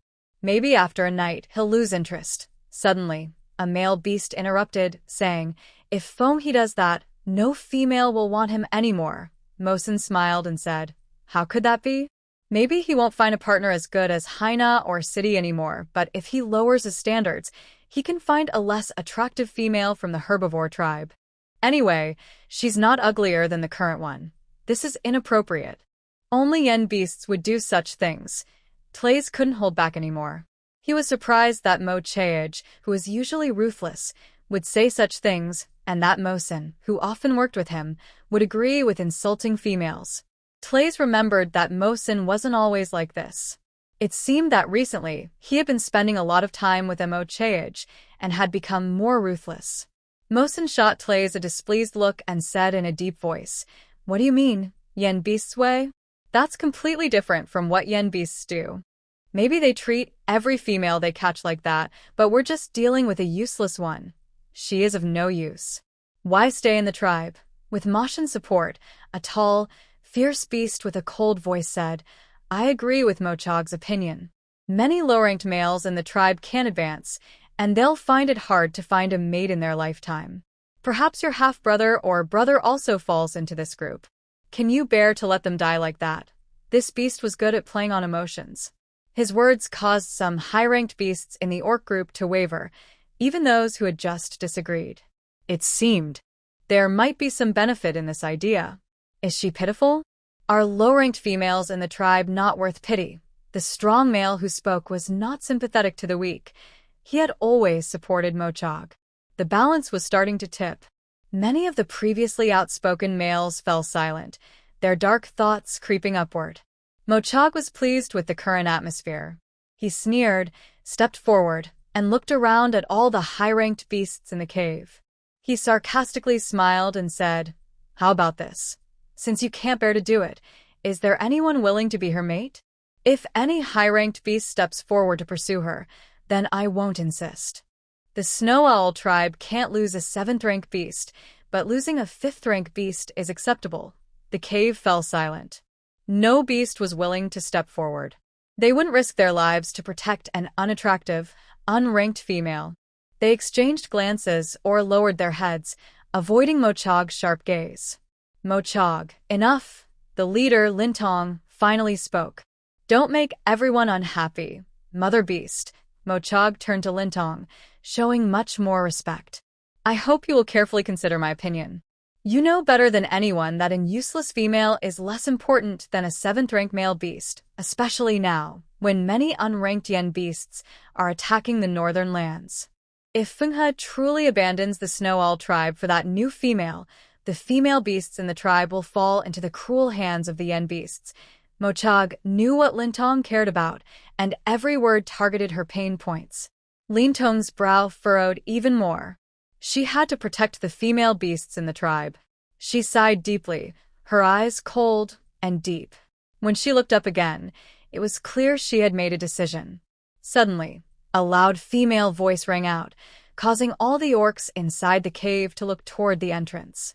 Under the sunlight, a familiar tall figure slowly walked into the light from behind. I do not agree with this suggestion. When the familiar face and figure of City appeared before the male beasts, the small cave briefly stirred. They felt excited but also nervous because of City's cold tone. As City moved forward, they lowered their heads in respect and stepped back to clear a path for her. Mother Beast, have you truly made your decision? City stopped in front, calmly and seriously staring at Lingdong. Lingdong looked at her proud daughter, slowly rising from her resting place. I think we should just forget about this, Lingdong continued, finishing her earlier unfinished words. City's lips curled slightly, but the other beasts in the cave were stunned. Mother Beast, especially Mo Chaej, exclaimed in surprise, frowning and stepping forward. Leader Lingdong slowly stepped forward. City moved aside to let her pass. Lingdong approached Mo Chaej, stopped, and looked at him coldly. Then she spoke sternly. Female beasts are noble among orcs. No matter if she is ugly or has no star rank, as long as she is female, she must not be insulted. Since the new female has come to our tribe, she is a guest of honor. This matter ends here today, and no beast is allowed to mention it again. If there is a next time, don't blame me for not showing mercy. Lingdong's words were serious and earnest. Even though her tone was calm and not raised, it carried authority. Most of the male beasts in the cave lowered their heads in response, seeming to realize their mistake. They did not argue further and looked somewhat ashamed, wondering how they had harbored such dirty thoughts. All the beasts responded together. Yes, leader, we understand. Lingdong did not forget the important matter. Recently, with frequent appearances of Yen Beast, she began to make arrangements. In the next few days, Fenghe will protect the new female. Tuyas and Mo Chaej will take turns guarding the tribe day and night, especially increasing the number of beasts outside the female cave. After dinner, Trey will notify the female beasts in the tribe that I want to see them. Yen Beast is coming, and their mates must be more alert. Tuyas and the reluctant Mo Chaej responded, yes. Trey also nodded, saying, yes, leader. In the tribe's rules, unpaired male beasts are under the leader's control, while paired males only need to submit to their females. Females often show respect to the tribe leader, so when a big event is about to happen, the leader calls the females together to discuss, informing them of the risks and helping them plan their mates' responsibilities. This rule is not only followed by the Snow Owl tribe, but also by most tribes in the beast world, including Beast City. Lingdong then reorganized the hunting team with detailed plans. After about 10 minutes, the leader's cave became quiet. Lingdong said, that's enough. Everyone disperse. The high-ranking beasts gradually left. Before leaving, Moshij cast a fierce glare at City. Mother Beast, I'm leaving now. City was the last to depart. Yes, go ahead. Lingdong watched her retreating figure with deep eyes. On the high ground to the right of the main peak, Moshij, Mosin, and a few other high-ranking beasts gathered. Their expressions were dark, and after leaving the leader's cave, their malicious intent and schemes were clearly visible again. Moshij, Mosin was about to ask what Moshij planned to do next. Suddenly, a strong gust of wind swept from behind, causing several high-ranking beasts to scatter quickly. A sharp sound echoed across the high ground. The beasts turned angrily, but immediately their anger faded when they caught the familiar scent of a female. They saw City slowly descending in front of them, holding a wolf whip. Moshij, stay behind. All other beasts leave now. Without waiting for their response, City ordered coldly. City, female beast. A few high-ranking beasts looked worriedly at Moshij beside her, but dared not disobey her command. Soon they all left the high ground. Moshij's face was cold, and he looked at her fearlessly. What do you want to do? City sneered. It's been a day since I saw you. You're really making progress. Another strong gust of wind blew toward Moshij, and City's wolf whip wrapped around his neck. She pulled hard, bringing Moshij in front of her. He lost his balance and nearly knelt on the ground. City looked down at him from above. leaning close to his ear and warning in a deep voice, "If I hear such words from you again today, I will break your wings and legs. Do you understand?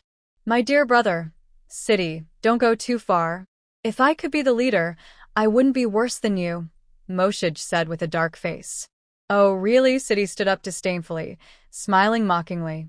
"If you have the ability, I'll give the position to you." She spoke these words just as Moshij froze, all expression stiff on his face. City suddenly moved close to his eyes and sneered, "But someone like you, a beast man, doesn't deserve her." As she finished speaking, Moshij clenched his fist tightly by his side, veins bulging on his face with anger.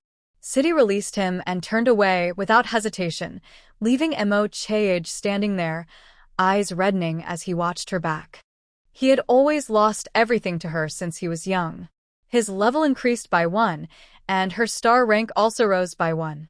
Over time, her star rank increased faster and faster, and recently, it seemed she was about to reach 7 stars. He had never thought of forming a bond to surpass her, but why was it that, even though she was still so young, her strength was growing so quickly? Moshij was mad with jealousy. He couldn't accept her. He simply couldn't. When City walked away, her companions approached her, and she bumped into Trey.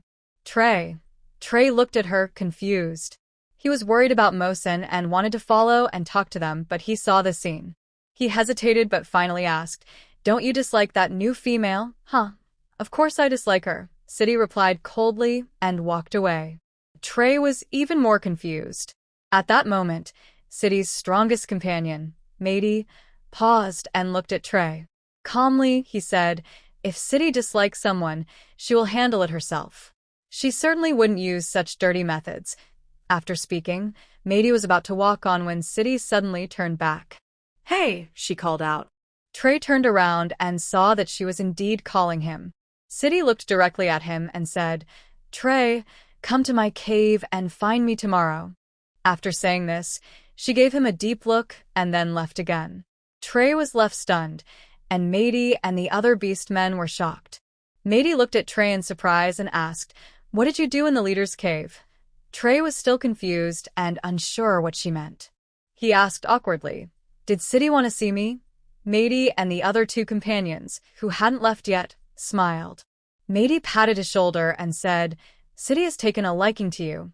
After saying this, Matey quickly caught up with City along with the others. He admired Trey and could tell that City also had a good impression of him. That's why he stopped to explain earlier. Now, it seemed he was right. Trey stood still, staring blankly. He watched City and her companions walk away, unable to react for a long time, as if everything just now was a dream. As evening fell, at exactly 7 p.m., the sun was still shining brightly. Yi Luoxing stood at the cave entrance, watching the polar day in the northern land. After knocking down Finghe, she had been observing from the entrance for a long time. During this period, some beastmen kept moving back and forth between the shamans and the leader's caves. The leader and many of the beast clans occasionally went to check on the shaman's cave. Sometimes, loud howls came from inside, suggesting that the injured beasts had reached their limit. The time has come. After confirming the moment, Yi Luoxing shot out a resilient thread and leapt toward the leader's cave. "Be careful." This afternoon, that group of beast men suddenly emerged from Lingdong's cave, and then City caught up with them. "Something strange happened, and I think it's related to you," Yu Shang warned her anxiously. Yi Luoxing also sensed something. She saw that scene earlier, though she didn't know exactly what had happened. Soon, she reached the leader's cave. As she stepped inside, she saw Lingdong anxiously walking back and forth. She noticed Yi Luoxing's arrival, and she and her dozen or so companions looked at her all at once. When their eyes met Yi Luoxing's face, Lingdong paused briefly, then suppressed her worry.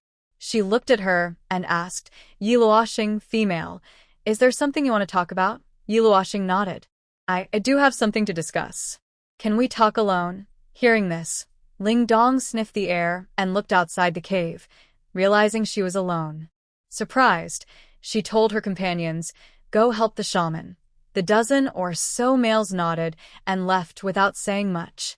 When they passed each other inside the cave, Yi Luoxing approached Ling Dong. "How did you come up here?" Ling Dong asked with some doubt. "I have my ways." Yi Luoxing stopped about a meter in front of her. "Leader, I can save those male beasts." Her sudden serious words again stunned Ling Dong. She naturally knew which beasts Yi Luoxing was referring to. She sighed and said, "New female, thank you for your kindness. You don't need to worry about this." Well, don't worry. I've already told everyone. You can stay peacefully in the tribe without any beast bothering you." Ling Dong naturally didn't believe Yi Luoxing's words. After all, only shaman healers could treat injuries, and in this world, shaman healers are even rarer than females. She thought Yi Luoxing was worried about the daytime incident and didn't want everyone to feel uncomfortable, so she wanted to help in some way. But she wouldn't allow the beast clan to trouble a female. Yi Luoxing understood her doubt and continued. "Their wounds are starting to swell or rot, and pus is flowing out. They are running a high fever, and the shaman healers can no longer treat them." Ling Dong was surprised and asked, "How do you know that?" After her surprise, she seemed to misunderstand something and said with sympathy, "It must be that you saw many of these cases on your way here with the yen beasts. You're right, they are beyond help now. Even bonded can't save them. In the northern land, there are no shaman healers left to help. Bonded is the best healer among the beast men in the north. Even neighboring tribes come to him for treatment, trading valuable items like prey for his help." Yi Luoxing said again, "Since I can tell their symptoms, I'm not just talking. I really can save them if you trust me. But it can't be delayed too long." Seeing Yi Luoxing insist and her bright black eyes so determined, Ling Dong hesitated. Yi Luoxing then asked, "May I ask you a question first?" Ling Dong was confused. "What question?" Yi Luoxing asked sincerely. "What is a star rank?" Ling Dong was stunned by her words. The cave was silent for a long time, and she observed her for that long. Finally, Ling Dong sighed helplessly, perhaps feeling that Yi Luoxing had been too well protected by her previous tribe. She tentatively asked, "Do you know about mutated beasts?" Yi Luoxing shook her head. "Mutated beasts? Do such things exist in the primitive world? But here, they even have magic and legendary beastmen, so it wouldn't be strange to have mutated beasts." Seeing her shake her head, Ling Dong's brow furrowed deeper, unable to guess where she had lived before. But now that she was in the Snow Owl tribe, Ling Dong, as the leader, thought it was necessary to explain. So she heard her deep voice echo in the quiet cave. 1,000 years ago, female and male beasts both had star ranks, which could enhance a beastman's strength and help catch more prey. But one day, all the wild animals in the forest mutated. As long as a beastman preyed on them, they would be poisoned and die without cure. This mutation initially started in a small area and gradually spread across all continents, even reaching the seas. Eventually, the food for herbivores began to decrease, and everywhere was filled with this poison. The orcs faced food shortages and risked extinction. At that time, all continents were soaked in bloodshed. To fill their stomachs, the orcs fought among themselves. Ling Dong recounted this long, tragic memory, her expression filled with sadness. Yi Luoxing listened to her story and couldn't help but think of past apocalyptic times, recalling humans fighting each other during the zombie outbreak and the betrayal and friendship among companions. Having experienced that dark and bloody era firsthand, she understood the despair better than Ling Dong. She listened quietly. Ling Dong's voice was old but strong. As the number of orcs decreased, everyone understood that they would eventually disappear from this world. This was a punishment from the sacred Mother Nature because of the orcs' overhunting. The wild animals struggled to survive, and so the orcs would ultimately become extinct. At the same time, the high priests with divine powers gathered to apologize to the Mother Goddess on behalf of the orcs. Their sacrifice brought new hope for the orcs. Since then, female beasts gained new star-level abilities. They could use these powers to purify toxic wild animals and plants. As their star level increased, their purification ability also grew stronger. Hearing this, Yi Luoxing seemed to understand something. Her guess was correct. Ling Dong stepped closer and said, "But if they choose this ability, they will lose their previous star-level powers." Their strength will weaken quickly, and small amounts of toxins will enter their bodies, affecting their appearance and making them increasingly ugly. But they still chose to help all the orcs, Yi Luoxing asked. Ling Dong stopped nearby and nodded. They are willing to sacrifice themselves to help their companions. Because of this, the Mother Goddess rewarded them. From then on, all female beasts were protected by the Mother Goddess. Any male beast that mates with a female beast must never betray her, or they will die. When a female dies, her mate will die too. For reproduction, male beasts must mate with female beasts. For food, they must learn to respect females. For life, they must learn to protect females, Yi Luoxing softly said. It seemed she finally understood where the status of females in the beast world came from. Actually, she was confused at first because in a society with a serious gender imbalance, the fewer group is always lower in status. The so-called high status is just a form of captivity used to breed slaves. Without strength, females would only become precious toys. However, in the animal world, the rare females clearly do not face this situation. They have earned what they have through their own abilities. They hold absolute power, and no one can look down on them or insult them. Seeing her understand, Ling Dong continued, but since then, besides the mutant beasts limiting the reproduction of the orcs, their own reproductive ability has also become weaker. It has dropped to a level where they can only balance with wild animals. Female cubs are becoming more and more rare in each tribe, and each female can have fewer offspring each year. Many cubs also struggle to survive, and the older orcs tend to die easily. After Ling Dong explained many things, Yi Luoxing understood the current situation of this world. She realized why she rarely saw elderly orcs or young cubs in the Snow Owl tribe. It turns out their survival rate is low, and their numbers are small. So, the high priest who has divine powers is very respected in each tribe, Yi Luoxing asked. Ling Dong replied, yes, that's right. Once a female becomes a high priest, she can never form a partnership. She becomes a bridge of communication between the tribe's beast and the Mother Goddess, dedicating her life to this. Similarly, shaman healers also hold special positions. Not every orc has this talent, so once a male orc chooses to be a shaman, he starts learning all about medicine from a young age. He has no time to advance or find a mate. Religious roles must be free of personal feelings, which Yi Luoxing understood. However, she had never heard of shaman healers not forming partnerships before.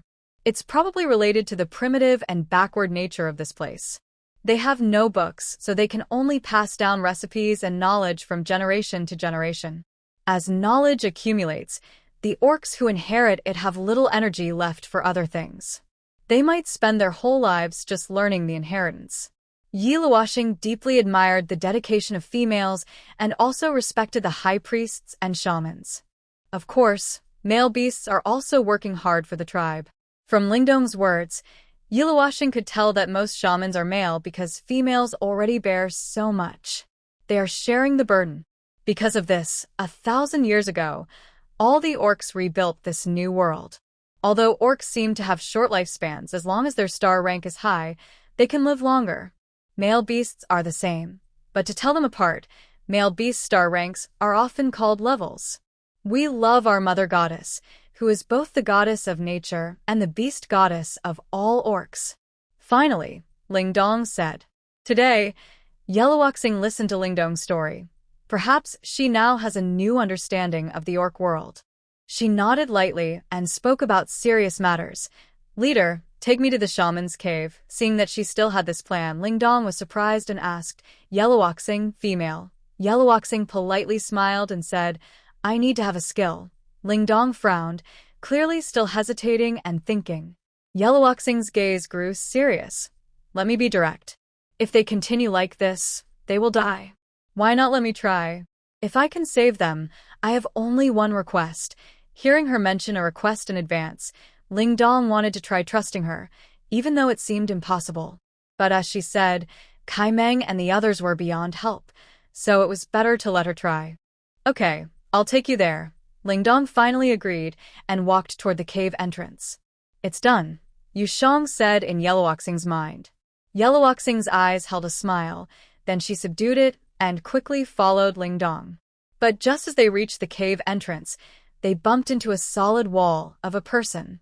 Feng Ge hurried over, looking anxious. Seeing that Yellowboxing was safe, he finally relaxed and said, "Loxing, I don't know why you fainted again. Are you alright? It was me who made you faint." "I'm fine," Yellowboxing admitted directly. She had increased the medicine dose earlier to prevent him from waking, knowing that with his orc physique, the dosage wouldn't harm him. She didn't expect him to wake up faster than she thought. Hearing her straightforward words, Feng Ge was surprised, and Lingdong also looked at her in surprise. Yellowboxing grabbed Feng Ge's arm and said, "Perfect, I need your help with something. Come with me." Feng Ge looked down and saw her small hand holding his arm. Suddenly, he forgot everything else and smiled happily, obediently following her. "Okay, whatever you say." In less than 2 minutes, 3 figures appeared at the shaman's cave. Inside, the shaman looked at the high-fevered male beasts, feeling hopeless, but still tried to cool them with snow and water along with the tribe's male beasts. "Bun-eyed, how is it?" "Still not better," Lingdong asked as she stepped forward. The shaman Bun-eyed turned around, saw the leader coming, and shook his head. He was a bit surprised to see Luoxing's figure, but quickly looked at Lingdong and said, "Their injuries are too serious, and they also have snake venom. They arrived too late. Although I gave them antidote herbs, toxins are still in their bodies." "Leader, Bunida hesitated to speak. Lingdong understood what he wanted to say. She looked at the unconscious male beasts in the nest, her eyes filled with sadness. Snake venom. Maybe she had a way. Yi Luoxing stepped forward to check on the male beasts. Bunida wanted to stop her but was pulled aside by Lingdong, who discussed the matter Yi Luoxing proposed. "Yi team, their injuries are too severe.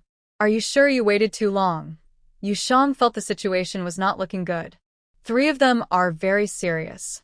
Surgery alone can't save them, but healing powers can help with treatment, Yi Luoxing said directly. He called Feng Ge to help move these dozen male beasts to the high ground on the left. Yu Shang said, "There's no time for all surgeries. Besides those 3, you'll need to use healing powers on almost all the other 14. But your body can't handle that now. Don't push yourself. Don't worry, I have a plan," Yi Luoxing replied while talking with Yu Shang. Feng Ge had already started moving the beasts. Meanwhile, Bunida, hearing Lingdong's words, first looked at Yi Luoxing in shock, then quickly shook his head to stop her. But Lingdong analyzed the pros and cons for him. Bunida's eyelids slowly drooped. The leader was right. He couldn't save them anymore. He could only let her try. Although he didn't want this new female to do it, he could only follow the leader's order. Actually, Yi Luoxing chose this timing because she didn't want to argue with them. Only now, when the situation was critical, would they agree to let her treat them. Feng Ge moved quickly, and Lingdong asked the other male beasts in the cave to help. Their movements soon attracted the attention of the entire tribe. When Haina and Mocharg arrived at the cave with the orcs, they saw a chaotic scene. In the midst of this chaos, a glaring figure was gesturing wildly. "His ribs are broken. You can't carry him like that. Find another orc to help lift him," Yi Luoxing said patiently with a frown. She watched the uniform way the male beasts were moving the injured, worried they might worsen the injuries and make her task harder. Haina and Mocharg only shot her a cold glance before heading toward Lingdong and the shaman inside the cave. "Mother Beast, what are they doing?" Mocharg asked with a frown. Yi Luoxing, the female, said she could save Kaimon and others. "We were about to move Kaimon and the others to the high ground." Lingdong saw many beast clans arriving and knew trouble was coming, but still explained to the clans. "What?" As soon as Lingdong finished speaking, Mochaij and other orcs all shouted in surprise. "Mother Beast, how can you do this?" Mochaij's voice was full of anger. "Yes, leader, how can you believe that ugly new female?" The male beast Airy also spoke, nearly cursing outright. He quickly changed his words when he realized what he was about to say. At this moment, the shaman Bun-eyed helplessly added, "Sorry, I can't save Kaimon and the others anymore. This is all I can do now." "Bun-eyed, is there really no way?" Haina asked him to confirm. "No." Bun-eyed shook his head. Even Bun-eyed can't do anything? What can she do? Mo Chae's tone grew colder. Seeing Mo Chae's unfriendly attitude, Ling Dong scolded. All right, Mo Chae, I've made my decision. Because of Ling Dong's words, Mo Chae and the other orcs turned their heads to look at Yi Luoxing by the nest. Their gazes were deep, and Mo Chae's expression was even colder. He clenched his fist tightly, eager to throw that ugly, useless thing out. Haina's gaze also shifted to that figure, filled with confusion and complexity. Then she sneered, Haha, I'm just afraid that Kaimon and Soki, when the time comes, will be left with nothing but corpses. Hearing her words, Mo Chae's pupils shrank sharply, and a murderous aura spread around him. Kaimon and Soki had always been good to him. He would never allow this disgusting female to insult them. Without warning, Mo Chae took long strides and quickly reached Yi Luoxing's side. He blocked her as she tried to leave the cave and asked, What do you really want to do? The injured had already been moved, and Yi Luoxing was about to leave the cave when a tall figure suddenly enveloped her completely. She looked up and saw a handsome male beast over 1.8 meters tall, with a gloomy face. His eagle-like eyes were even more sinister than snake pupils. Just one look made her feel his obvious hostility. Do you have something to say? Yi Luoxing didn't answer his question because she was very perceptive and had already overheard their conversation. After asking, she turned her gaze toward Ling Dong but unexpectedly made eye contact with Haina. Haina saw her look and taunted with her lips. Ugly food. Be careful not to get eaten by the eagle. This is the eagle's nest, and she is just a useless, pitiful little rabbit and easy prey. Just as Yi Luoxing shifted her gaze away, and Ling Dong was about to scold Mo Chae again, a taller figure suddenly appeared behind Mo Chae. Foam he swiftly swept Mo Chae aside with his palm and warned coldly, Stay away from my partner. Afterward, he softly said to Yi Luoxing, All the packing is done. Let's go. Okay. Yi Luoxing nodded and followed Foam he out of the cave. Foam he. Mo Chae called out in a hoarse voice as he was pushed back several steps. Yi Luoxing, who had reached the cave entrance, suddenly stopped and looked back at Ling Dong, asking, Leader, I prefer not to be disturbed by any beastmen while I am healing. Before tomorrow morning, can no beastmen come near the high ground? Although Ling Dong was clearly uneasy about her request, she agreed. Yes. Yi Luoxing nodded in thanks. After she and Foam he left, she still heard Mo Chae shout in disbelief. Mother Beast. On the high ground to the left of the mountain, Foam he landed steadily, and Yi Luoxing jumped down from his back. At this moment, she realized that the few male beasts responsible for carrying people had not yet left. In front of them, City, holding a wolf whip, saw her arrival with a dark face and strode toward her. She raised her voice. Fool! How dare you hurt my clan's beast? It seemed City had learned what happened from those male beasts. She swung her whip fiercely at Yi Luoxing. Feeling the sharp whip wind coming at her, as if it would cut her skin open, Yi Luoxing hadn't even moved to dodge when Foam he stepped in front of her and caught City's whip firmly with his large palm. Foam he, how dare you stop me? City glared coldly at him. Get out of the way. She snatched her whip back and struck the ground with a sharp snap. Before she could make another move, Ling Dong arrived at the high ground. Seeing this scene, she scolded. I agree with this. Stop causing trouble, City. When City looked at her in surprise, Ling Dong directly told her partner. Take her away. Several partners stepped forward to push City away, and Ling Dong also moved to grab her and lead her away. As she left, her and Mo Chae's equally shocked exclamations could still be heard. She shot Yi Luoxing a fierce glare, but Yi Luoxing ignored her and exchanged a calm look with Ling Dong. Soon, the other male beasts on the high ground also left under Ling Dong's orders. Unexpectedly, even at such a moment, more trouble arose. Finally, in the quiet, open high ground, Yi Luoxing looked at Foam he's right hand. Seeing he was uninjured, she looked up into his golden eyes and asked, Foam he, can you help me guard the high ground before I finish my treatment? No orcs are allowed to come near, including you. During this time, you cannot secretly watch what happens on the hilltop. When she said this, Yi Luoxing felt a little nervous because she asked Feng He for help but didn't tell him the reason. Feng He looked confused. He didn't think Kaimon and the others still had a chance, but he didn't want to doubt her. He seemed to have a guess and replied, "Although I'm very curious, I promise I will keep watch." Luoxing, don't worry, even if the tribe animals don't like you, I will protect you. Clearly, he misunderstood, thinking Yi Luoxing wanted to do something for the tribe and stay. She didn't explain much, and after Feng He left, she walked toward the dozen injured. Start now. Call out the Qingyun ship and activate the airship's protection mode, Yi Luoxing said, connecting with the system. The Qingyun ship has been called out, Captain Yi. What if these orcs wake up halfway? Yu Shang asked in her mind.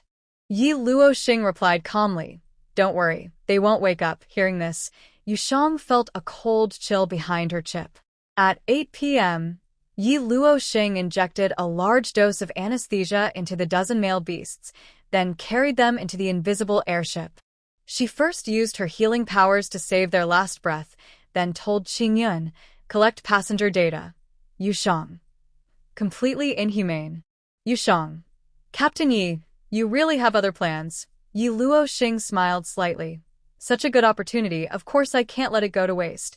To gather more complete information about a tribe, she needed to observe and collect data on more individuals within that tribe and analyze it to get a more objective result. For her research, the strongest member's information is more important than the whole group's, which is more important than the weakest members. If possible, she would collect everything. Yu Shang had told her that the Qingyun ship's data collection was limited and couldn't compare to a full information scanner. Now, the scanner was also somewhat damaged, so to fully understand a tribe, she needed to gather as much information as possible and do manual collection. This task was difficult and risky, which is why she was assigned to do it. Qingyun, help me monitor their heart rates in real time and keep track of their condition, Yi Luoxing added. Captain Yi, rest assured, I will handle it, Qingyun replied and started the task. Yi Luoxing went to the sterilization room, gave herself a full-body clean, and changed into a surgical gown. During this time, Qingyun had already used the mechanical arm to send the most serious Soki into the sterile operating room. This airship was specially equipped for Yi Luoxing. Besides many functions needed for her previous missions, it was also thoughtfully upgraded for her current ancient world mission. One of these upgrades was a small intelligent operating room, originally designed to help her save endangered animals. Well, now she was truly assisting an animal. Soki was placed on the operating table by the intelligent mechanical arm. Yi Luoxing took a deep breath behind her mask and began her work. Activate surgical AI. Turn on intelligent surgical assistant. Adjust bed to level 3. Device calibration 1 time. Normally, calibrating equipment in this situation would seem unnecessary. However, when she arrived, many things in the space had malfunctioned. She was uneasy and needed to calibrate everything thoroughly. After 3 successful calibrations with no issues, the surgical AI in the operating room connected with her and began assisting her with the surgery. The room's many intelligent mechanical arms and surgical assistants handed her the necessary tools and provided other help, allowing her to focus fully on saving Soki. As the leader of the special operations team, Yi Luoxing's combat skills were undeniably fierce and powerful. Because her secondary ability was healing, she had studied both traditional Chinese medicine and Western medicine. Her body had been modified, and combined with her exceptional talent, she learned new skills faster than most people. She could absorb more knowledge and master techniques more easily. This strength was her core advantage, helping her stand out from the training camp, survive the brutal end times, and enter the new era's Special Operations Division. One instructor, after being completely devoured by zombies, still scolded her as a crazy person, an eternally passionate madwoman.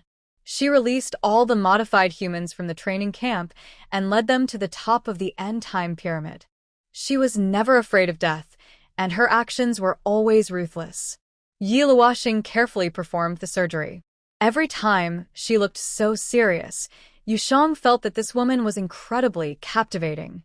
Well, Yu Shang's own advanced intelligence was partly because of this two-faced woman. Time passed quickly, and it was already midnight. Yi Luoxing finished the first surgery. She rested her hands on the edge of the bed for a moment, then quickly went to the sterilization room for cleanup. The mechanical arms swiftly tidied up the operating room. 10 minutes later, Yi Luoxing returned to the operating room and said to Qingyun, "Next." Because she still needs to use her special abilities to assist with healing, and her body isn't used to the environment of the beast world, she doesn't dare to use healing powers to relieve her fatigue. She's afraid her energy will run out, so she relies solely on her strength to hold on. Yu Shang sees her energy draining faster as her powers fade. Two mechanical arms are busy wiping sweat from her face. Yu Shang wants to advise her but hesitates, watching her focus intently. When the second surgery is finished, it's already 3:30 a.m. and Yi Luoxing is in poor condition. She only rests for a short while before starting the third procedure. By 5 a.m., some beastmen in the tribe can't sit still anymore. Tu Yasi wants to fly up high to look around but is stopped by Fengge, who has been watching over him. Tu Yasi is annoyed and says, "Fengge, don't forget you're a brave of the Snow Owl tribe." Fengge refuses to back down, replying, "Once a beast finds a mate, they only need to submit to their partner." Tu Yasi scoffs, "Are you talking about that useless beast everyone dislikes?" Hearing this, Fengge coldly retorts, "Watch your words. If it weren't for Luo Xing asking me to stay here, I would have already gone to fight you. Get lost." Tu Yasi says sharply, "If you really think she's your mate, then prepare to starve. You'll regret this sooner or later." After saying that, Tu Yasi flies down. Fengge, seeing the interruption end, flies back to a high mountain spot he dug himself, called the bird resting place. He grips a stone with his claws, folds his wings, and wraps his fluffy body. His bright golden eyes stare down below, alert and listening to the sounds around the mountain. This bird resting spot is still something he dug himself, just below the high ground. He is obedient here, where he can't see what's happening above. Still, Fengge sometimes looks in the direction of the high ground with a puzzled and complex expression, even staring blankly for a few seconds. His small head clearly can't understand what the female he likes is doing. He can only rest his head on his chest feathers, curled up, looking adorable and well-behaved. Luckily, Yi Luoxing, the animal fanatic, didn't see this. Tu Yasi flies straight back to the shaman's cave. Seeing the shaman rushing toward him anxiously, Tu Yasi shakes his head helplessly. Now the shaman is pacing nervously inside the cave. Meanwhile, what just happened in the sky was observed by many beastmen who hadn't gone to sleep yet. In a corner of a cave, several high-ranking male beasts gather. Among them, the only fourth rank, Eri, pulls his head back from the cave entrance and walks toward the other males, saying, Tu Yasi was definitely stopped by Fengge. The Wind Guardian was standing there, and the leader agreed as well. We simply cannot bring Kaimon and Soki down. Eri's rank is quite high, but the Snow Owl tribe is naturally strong overall. Plus, Mochog usually prefers to associate only with powerful beasts above the 5th rank. So, when Eri joined this group of strong beasts, his rank seemed a bit lower. However, Eri has always supported Mochog, who is also a strong fighter, so Mochog accepted him. This is Mochog's cave, where besides Eri, there are Mosin and the other strong beasts who agree with Mochog's harsh decisions. That ugly female, she wouldn't take advantage of Kaimon and Soki being injured to force a relationship, right? Mosin said in surprise. He knew how serious Kaimon and Soki's injuries were, but that useless beast suddenly took them away and wouldn't let anyone get close. Mosin found it hard to think of any other possibility. He felt that disgusting female beast might really do something dirty. "I think she might do something even worse," the strongest male beast said. "What?" Mosin asked with a frown. She already saw that the tribe's beasts don't like her. Female beasts are usually proud, and the uglier she is, the more malicious her thoughts. "I suspect she wants to tear Kaimon and Soki apart to get revenge on us. She might even eat them." Their guesses became more and more outrageous, mainly because they didn't see Luoxing as a true beast. As they talked, Mochog, in the middle of the group, looked more and more grim. He clenched his fists so tightly that his knuckles cracked, and his eyes shone like venomous snakes. At this moment, a male beast with a suspicious expression asked, "Isn't she just a herbivore rabbit?" After he finished, a slightly fierce-looking male beast beside him added, "What rabbit? I saw Finghe roasting meat for her during the day. Her father must be a carnivore. But she always hides what she does, and I don't even know what disgusting species her father is. Don't tell me it's vultures or insect tribes. That would be even more disgusting than the beast realm." After saying this, Mosin and the others frowned in disgust, as if they were trying to avoid the foul smell. "She's a female beast.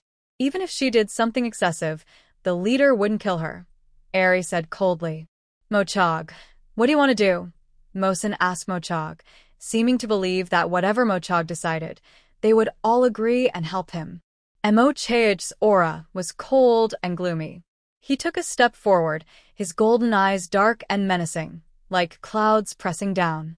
He clenched his teeth and spoke in a low, hoarse voice, full of malice. "I will never let her stay in the Snow Owl tribe again. Didn't she say she was captured by the Yen beast in the northern land?" Mochog's expression gradually turned fierce and terrifying. "Since she likes the Yen beast so much, I might as well send her to them."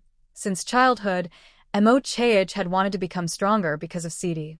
He had a natural dislike for useless people, which grew worse because of Sidi.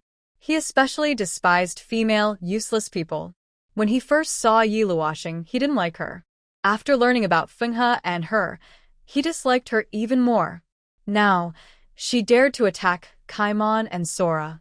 If Mochog didn't destroy her, he would always feel blocked inside. As he spoke, the temperature inside the cave seemed to drop further.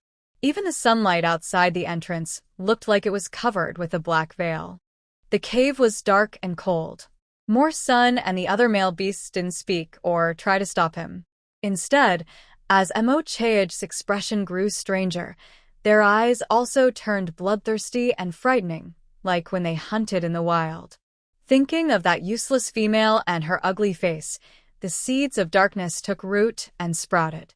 Inside the operating room, under the beam of light, Yiluoshing was highly focused, working so hard her legs felt weak. Time seemed to pass both quickly and slowly. She supported herself and finally finished the last injection. She let out a long breath, her body trembling. She quickly steadied herself and completed the final steps. It was exactly 6 o'clock now. Her injuries had improved a little, so time moved faster. Yiluoshing handed him over to the AI for care, changed back into her previous feather dress in the sterilization room, and went outside the operating room. Qingyun had already set up a 20-square-meter rest area with several hammocks hanging, where more than 10 injured patients lay. Last night, Qingyun used the intelligent robotic arm to give them anti-inflammatory medicine, IVs, and treated most of their wounds. Those bitten by snakes received serum and tetanus shots. After several hours of 4 fluids, their body temperatures dropped and their conditions improved greatly. Qingyun, give them another dose of anesthesia. Considering the time, they should wake up soon. Yes. Qingyun moved quickly, administering several injections of anesthesia at once. Medical advances in the 29th century have reduced many side effects. Plus, they are beast people with strong physiques, so Yiluoshing was not worried. Instead of waking them all up on the airship, she decided they should sleep a bit longer, especially since she hadn't finished the treatment. Starting with the first bed, Yiluoshing carefully examined the dislocated wrist. Gently holding his hand and arm, she moved them a few times. With a sharp click, she quickly and precisely put his hand back in place. On the second bed, the same dislocation issue occurred, this time with the foot. Yiluoshing followed her usual method. The third bed had no external injuries, but internal injuries remained.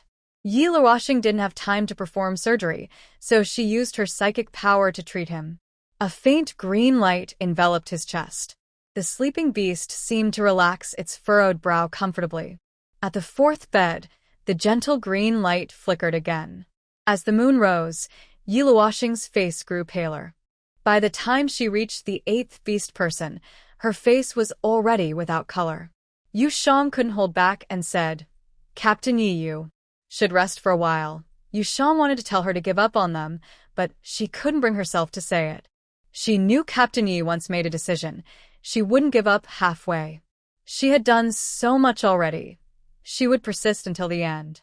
So, she tried to persuade her to rest first. It's morning now. There's no more time, Yi Luoxing said calmly, without emotion. Qingyun, have you finished collecting the data? She asked. Yes, Captain Yi.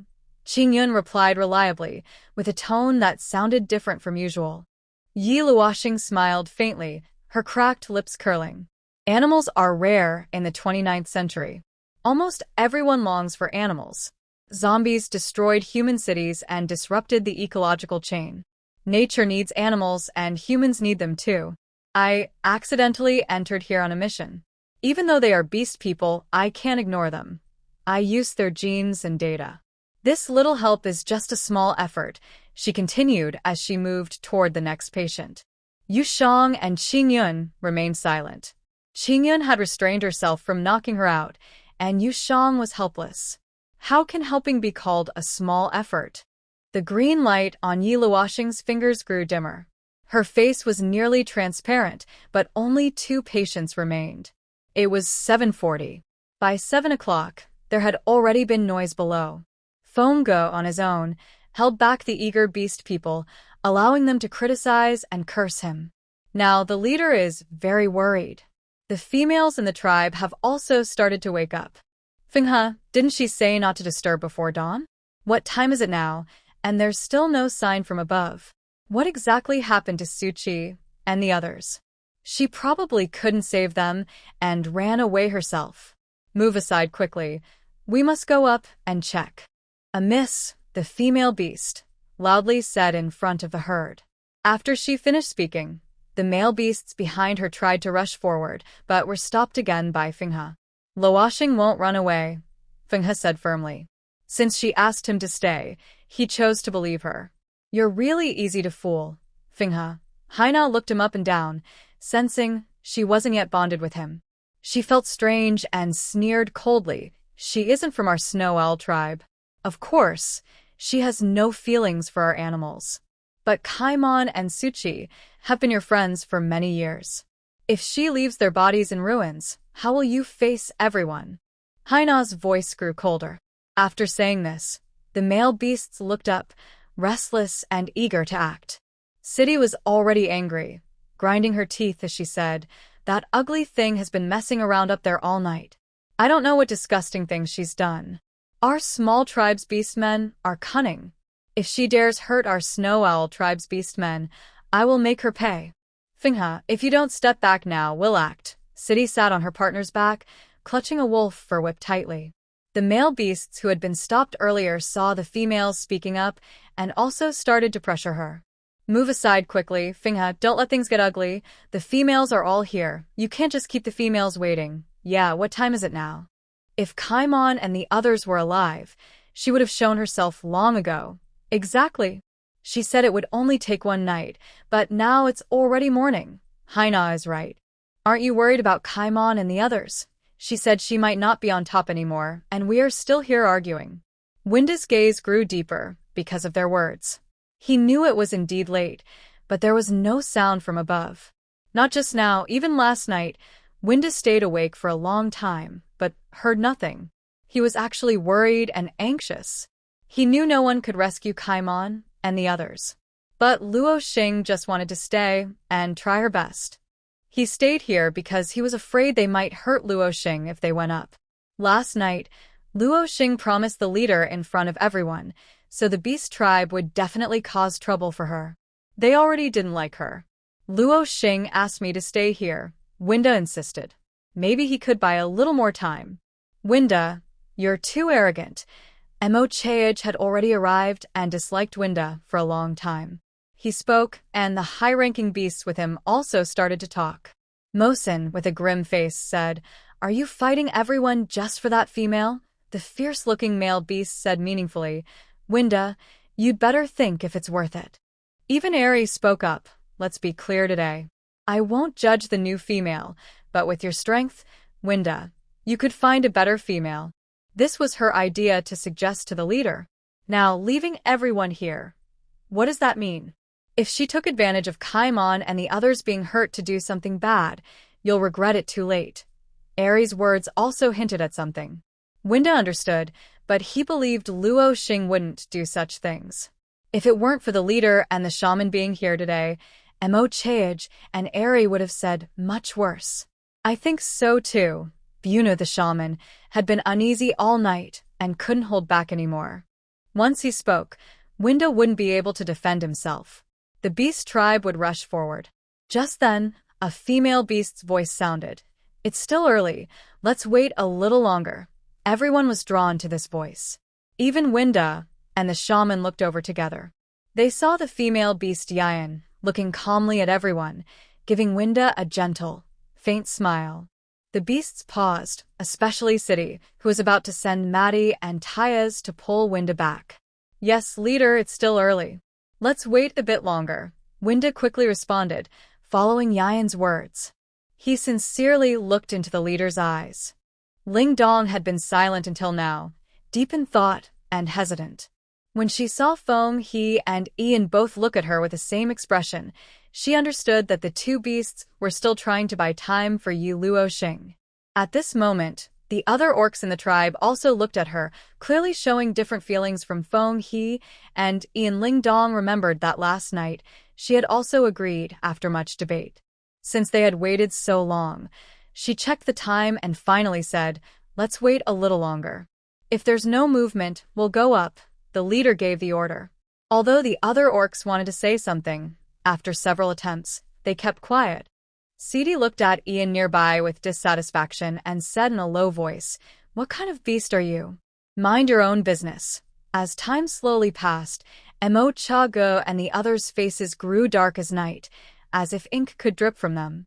At exactly 8 o'clock, inside the airship above the high ground, Yi Luo Xing had finished her treatment. She was exhausted and leaned against the bed, letting Qing Yin move the dozen or so male beasts out of the airship. The mechanical arms inside the airship quickly got busy, carefully placing each orc on the open space at the airship door. I think you need to rest. Yu Shang looked at her unsteady body, worried she might faint. Yes, I'll rest for 3 minutes. Yi Luo Xing took a deep breath and exhaled slowly, drinking 2 nutrient liquids. Yu Shang remained silent. The inside of the airship was very quiet. Watching Yi Luo Xing's breathing gradually stabilize, Yu Shang couldn't help but mutter.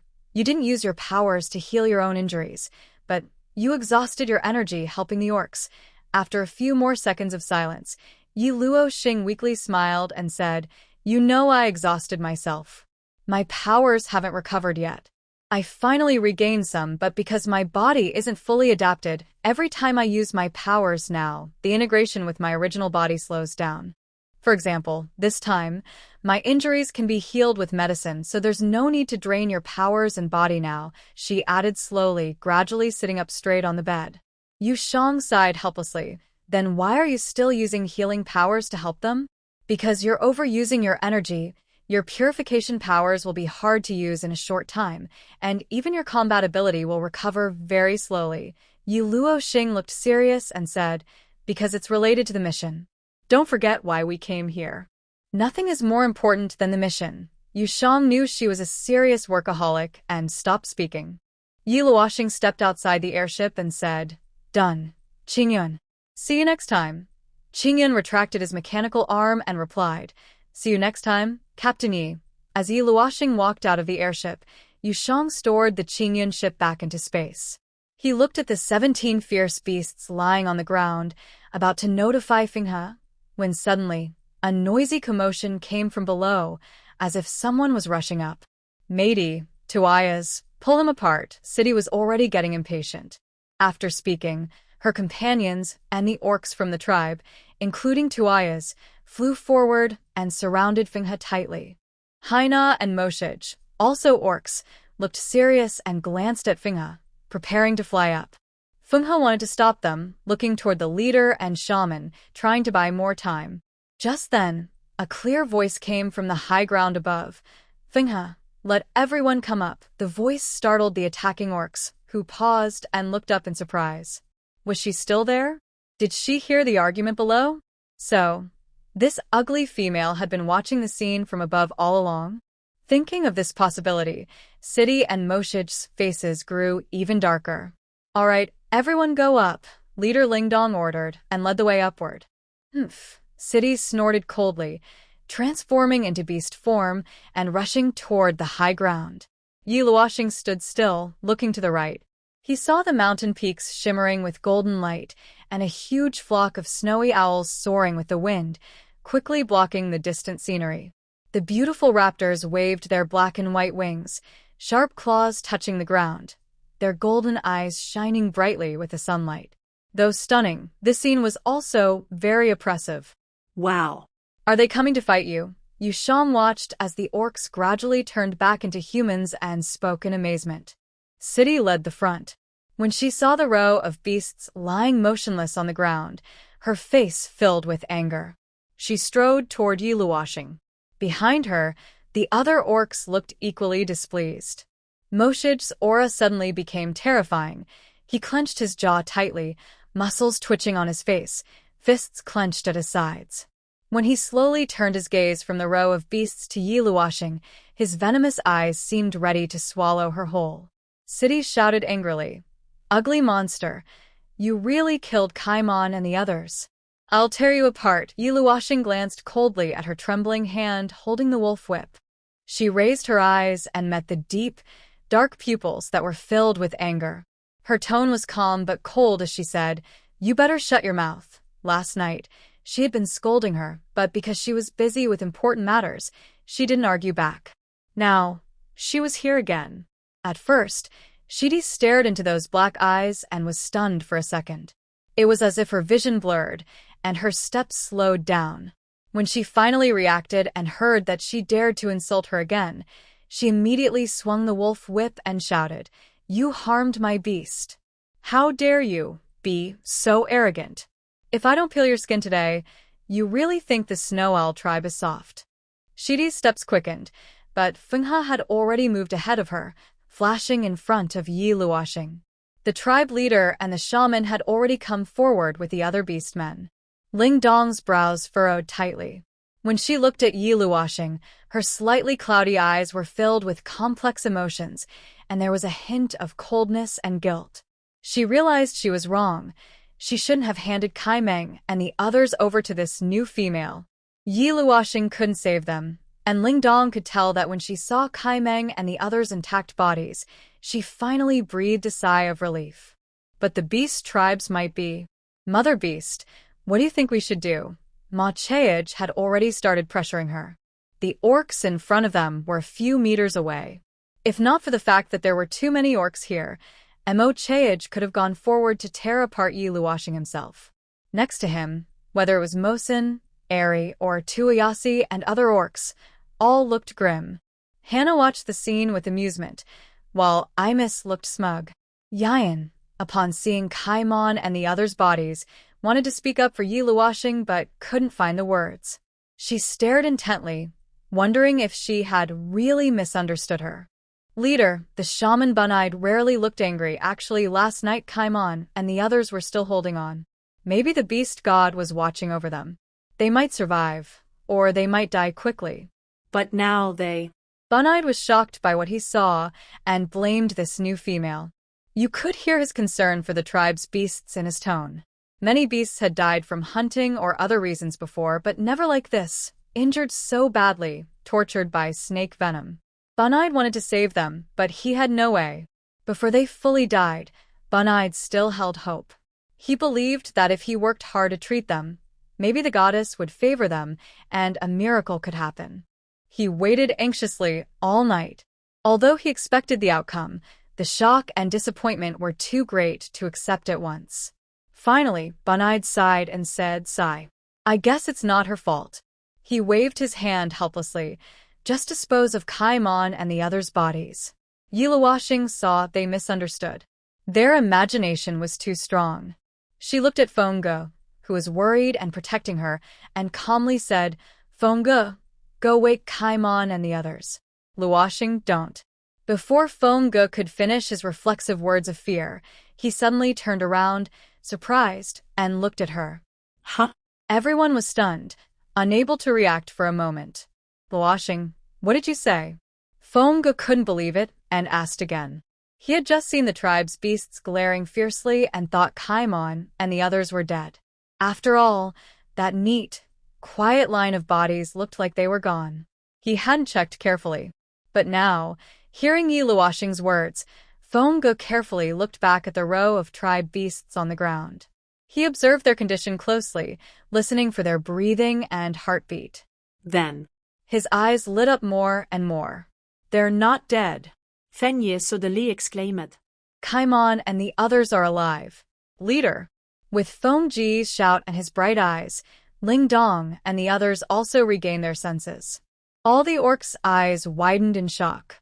They held their breath and watched carefully, listening closely.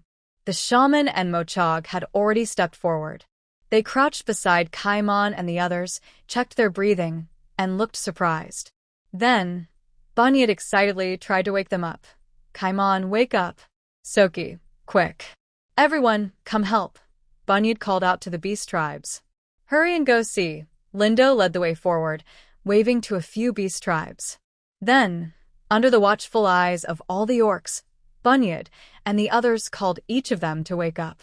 Actually, Kaimon and the others were already about to wake up. Yeluashing could sense their bodies moving slightly. Kaimon was the first to open his eyes. The bright sunlight made him take a moment to adjust, and only then did his mind clear. He looked at the beast tribes around him and at the shaman's head above. His voice hoarse, he said, Boo, Bunyad? I am alive? It's you who saved me. Kaimon felt so happy to see the sunlight again. The pain in his body seemed to lessen. The shaman was really amazing. With such serious injuries, he thought he wouldn't survive this time. Kaimon lifted his pale lips in a small smile. Meanwhile, Soki and the others gradually woke up. Mochog watched Soki open his eyes, his golden pupils swirling with complex emotions. His face froze, unsure whether he was happy because his companions woke up or because his earlier guesses were wrong, and he found it hard to accept. Mochog, what is happening to us? Soki's last memory was still at the edge of the icy river. He had been pierced by a beast's claw and then hit hard, causing him to faint completely. Now, he looked at Mochog with confusion, his head stiffly turning to look around. Am I okay? A male beast who had just woken up cried tears of joy. Mochog brought us back. That's great. The male beasts were overwhelmed with gratitude. Yes. The shaman saved us. The awakened beasts looked around.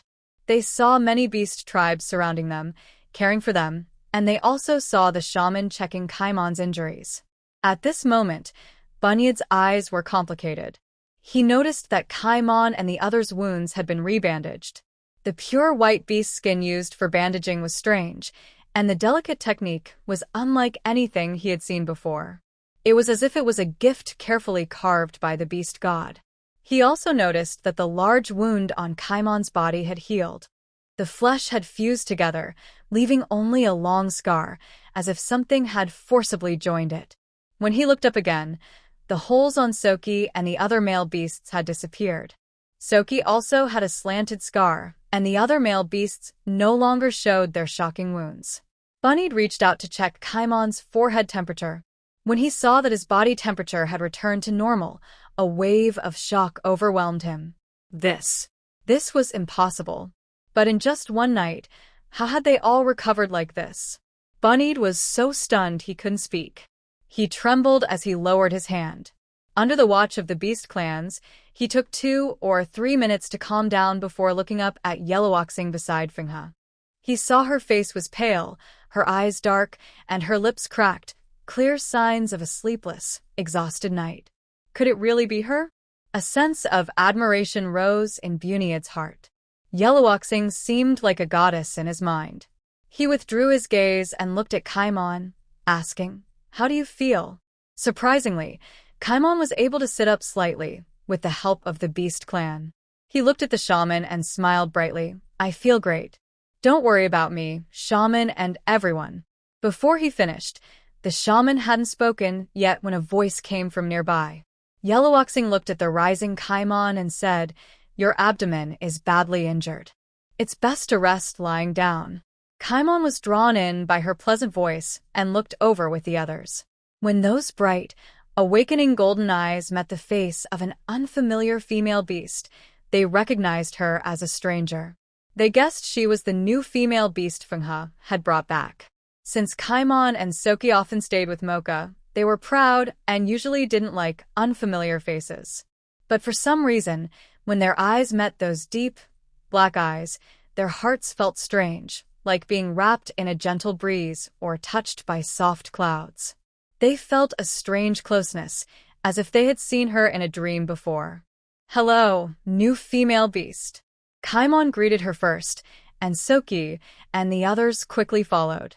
Yellowboxing nodded in response, signaling Kaimon, Soki, and another injured beast man to lie down. The shaman understood Yellowboxing's meaning and trusted her warning completely. He quickly spoke to the two mighty beasts supporting Kaimon, saying, "Let him lie down and rest. Don't worsen his injuries." "Yes." The beasts responded together.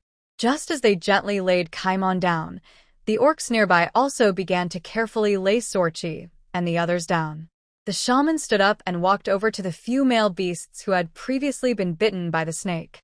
He knelt before them, carefully examining their condition.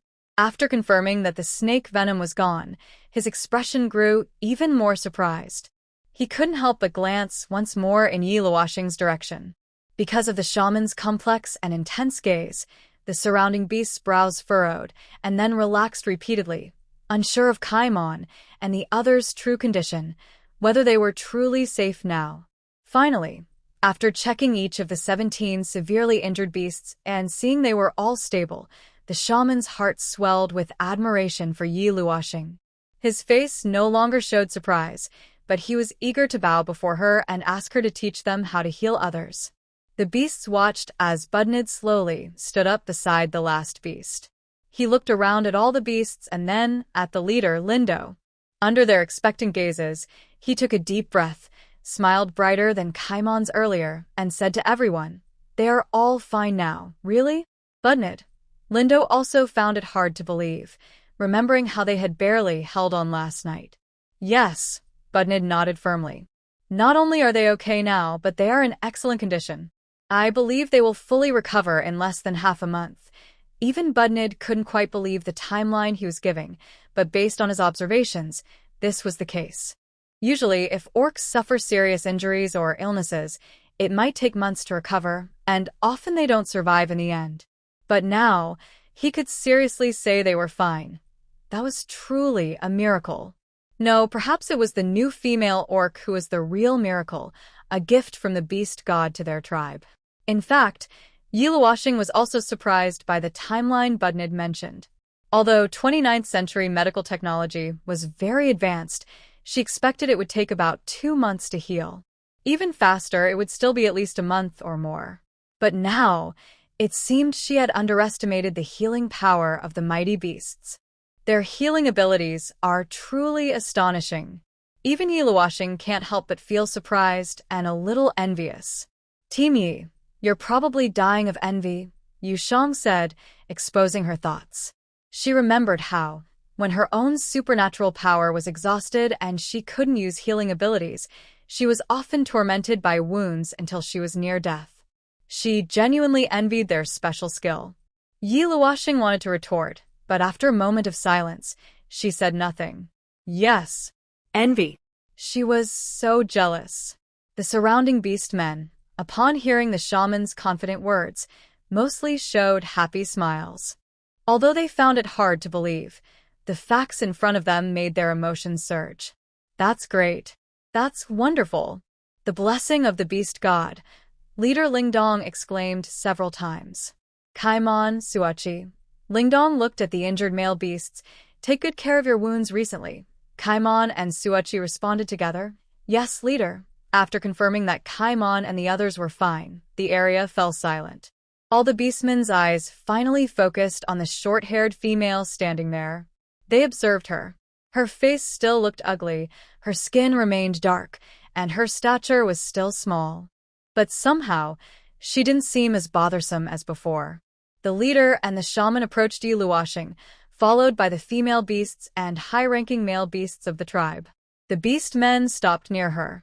Lingdong's fiery gaze fixed on her, and he couldn't help but comment, "Female Yi Luoxing, you actually know medicine? Are you a shaman? The leader of your tribe actually made you a shaman." Actually, Lingdong was surprised not only because she, as a female, took on the role of shaman, but also because of her divine gift. Her ability as a shaman clearly surpassed that of Bunny-eyed. The position of shaman isn't something just anyone can hold. In fact, a shaman can be the most important beast in the tribe. Bunny-eyed, with his high talent, was the only one of his kind in the northern lands. He was once invited to treat beastmen in Beast City. He was truly respected by the northern beastmen. In the northern lands, no matter how much tribes conflicted, no beast would dare to insult Bunny-eyed. Although Bunny-eyed was only a first-level male beast, his shaman talent allowed him to walk across all continents.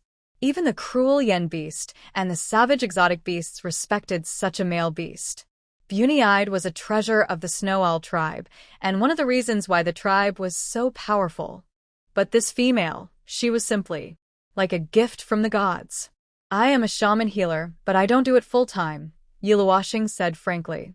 When Lingdong and the other beastmen heard her words, they were even more surprised. She has excellent medical skills, yet she is not a dedicated shaman healer. That's true.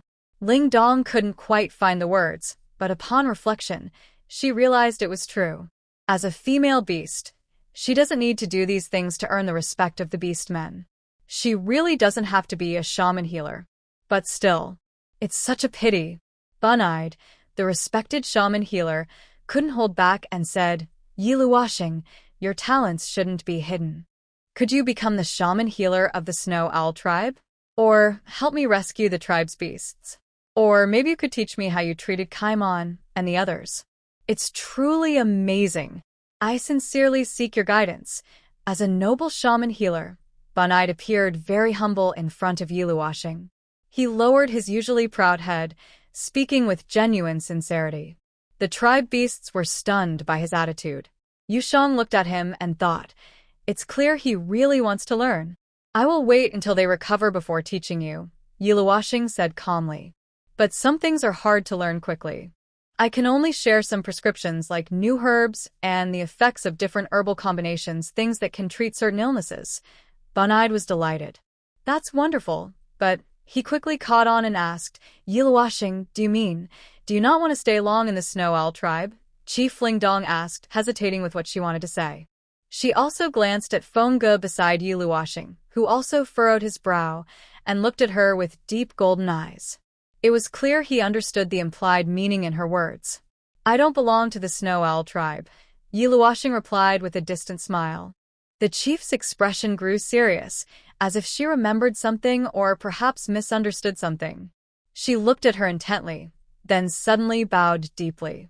Under the surprised gazes of the beastmen, she raised her head and sincerely apologized. "Yi Luoxing, thank you for saving my tribe's beasts. Here, I once again apologize on behalf of my tribe. If I have offended you before, I am willing to punish them on your behalf. It's okay. I just hope that in the remaining days, such rudeness does not happen again." Yi Luoxing still wore her polite yet distant smile. She had already collected most of the information about the Snow Owl tribe. Now, she just needed to heal her wounds and wait for the information collector around Fenghe's neck to automatically fall off. Then she could go gather data from the next tribe. When the leader heard Yi Luoxing's reply, her brow did not relax. It was clear she still intended to leave. She seemed angry. The high ground fell silent again. The surrounding orcs looked at each other with mixed expressions and complex gazes. At this moment, a female beast's voice sounded. Amos, surprisingly present, scoffed and said dismissively, "Are they really saved by you? Kaimen and the others' injuries are so serious that even Bunny-eyed couldn't heal them." Amos's voice broke the silence, her eyes full of doubt as she looked up and down at Yi Luoxing. "Amos," Lingdong frowned and scolded. Clearly, she had just apologized to Yi Luoxing as a female, but now she was saying these things again. Of course it was Luoxing who saved them. I stayed up all night last night. Fenghe, unhappy with Amos's suspicion, spoke up to defend Yi Luoxing because he could tell that Tuya's, Mochog, and other orcs were doubting Luoxing. Amos showed no restraint. Hearing Fenghe's words, she sneered, "It's because you stayed here all night that no orc in the tribe saw her heal Kaimen and the others. No one knows what she did last night up there. Maybe Kaimen and the others' bodies are just strong, so they healed themselves. She's just a female beast without even a star rank. How could she understand so much? She can't possibly save orcs that Bunide couldn't save. It's simply ridiculous." Amos clearly didn't believe it. Bunide was so old and had studied medicine since he was young. All the orcs in the Beast City looked up to him. If he couldn't save an orc, no one could. Looking at this weak and slender female, who seemed just recently grown, how could she have such strong ability? In the beast world, Amos's suspicion wasn't unreasonable. It wasn't about talent. It was because all the orcs saw how badly Kaimen and Soki were injured last night. Such serious injuries had no precedent of being healed in the entire beast world. It was impossible for her to bring dying orcs back to life. Ha! A few female beasts chuckled lightly. It was so funny. Their conversation also stunned Kaimen and Soki, who were lying there healing. What? Their injuries weren't healed by shaman doctors, but by that new female beast? Kaimon and the others looked at Yellowoxing with blank expressions. Soon, their minds were filled with waves of shock. They didn't know how to express their surprise, but they clearly understood their bodies. Yesterday, their injuries were so severe that they couldn't have healed on their own unless they were incredibly powerful. Amy's, leading the questioning, voiced her doubts first, and others followed. City raised her lips in a mysterious smile and looked directly at Kaimon and the others, asking, "Kaimon, was it the new female who saved you last night? Even if your injuries were serious, when she gave you medicine or treated your wounds, you should have seen something, right? Also, some of you didn't feel as much heat in your bodies." When City asked this, Kaimon and Soki didn't know how to answer at first. The injured male beasts looked at each other. They truly didn't know, but if they answered honestly, what about the new female? Actually, Kaimon and the others found her strange.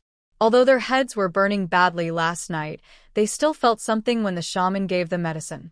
But after a noisy commotion inside the cave, they gradually fell into endless darkness. Except for what seemed like a dream, they felt nothing, no pain at all. "We saw nothing. We just fell into a deep sleep," Kaimon and the others answered City's question. As male beasts, they couldn't lie to her, so they told the truth. But then they added, however, we. Before they finished, City's eyes darkened, and she smiled as she interrupted. That strange Yellowoxing and City exchanged suspicious looks.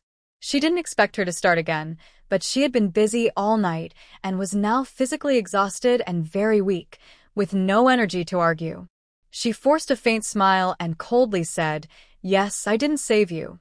You saved yourselves." Yellowoxing's words sounded sarcastic and strange. It was as if the beasts hadn't been through such a strange experience before. Seeing her smile freeze on her face, City's cold stare intensified, and her rapidly rising chest showed her anger. Her eyes were deep and complex. This small wild rabbit. A tense atmosphere formed. Morosin took the opportunity to speak, sharing the same doubts. He looked at Lingdong and said, "Leader, the female beast's words also make sense. Don't you find it strange?" Eli immediately followed and said, "Yes, leader, shaman. We respect the new female, but she's still young. This kind of ability to save dying beasts is probably only something the mother goddess can do. Moreover, shaman healers often need to go out to gather herbs from the tribe. She is a female beast, and no tribe would allow a female beast to go out frequently." Eli's seemingly rational analysis was well articulated, which explained why he could be with Mokuga and their group. However, Kaimon and the other orcs, who were called dead beasts by them, looked frustrated. "We're not dead yet, Eli." Kaimon and the others were speechless. Before they could speak, the males from Mocha GE's group interrupted them, all questioning. Although they spoke one after another, Kaimon, who stayed with them often, found them surprisingly noisy for the first time. He looked over at Yi Luoxing, seeing the new female's pale face and furrowed brow. Her fragile body seemed like it could fall with a gust of wind. Kaimon's heart clenched unexpectedly, and he felt worried about her for some reason. "Shut up, Foam," he stopped them sharply, clearly ready to fight. As Foam he spoke, another orc also spoke. He rarely involved himself in Mocha-ji's matters and had been silent, but today, he glanced at the injured Kaimon and then, shifting his gaze past Foam, he fixed his serious eyes on Yi Luoxing, saying to Ling Dong, "Leader, since Kaimon and the others say they haven't seen the orc who healed them, then this matter can't be confirmed. I even suspect that other orcs came to the high ground last night."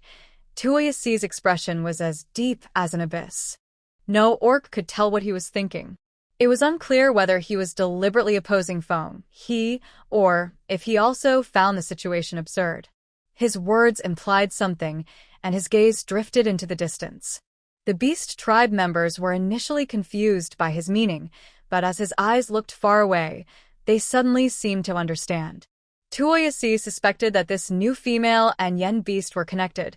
Yen beast had hurt Kaimon and the others, yet she strangely healed them. Perhaps Yen beast was helping behind the scenes, aiming to take over the Snow Owl tribe. Tuoyasi was always the most considerate of the tribe, and if he doubted, the other beasts couldn't help but suspect too. Moreover, the appearance of the new female was very strange. Her reasons for being there were odd. No female beast would appear alone in the forest, and no female beast could escape from Yen beast. Faced with the suspicious looks from the other beasts, Haina's gaze kept changing from the beginning. Leader Ling Dong listened to the rational doubts of the beasts, her expression growing uglier. Finally, after Tuoyasi finished speaking, in the brief silence, she declared with authority, "If you've finished your questions, go back now. From now on, I do not allow any orcs to doubt the new female. I trust her. She saved Kaimon and others' lives. She has done good for our entire tribe. You must respect her.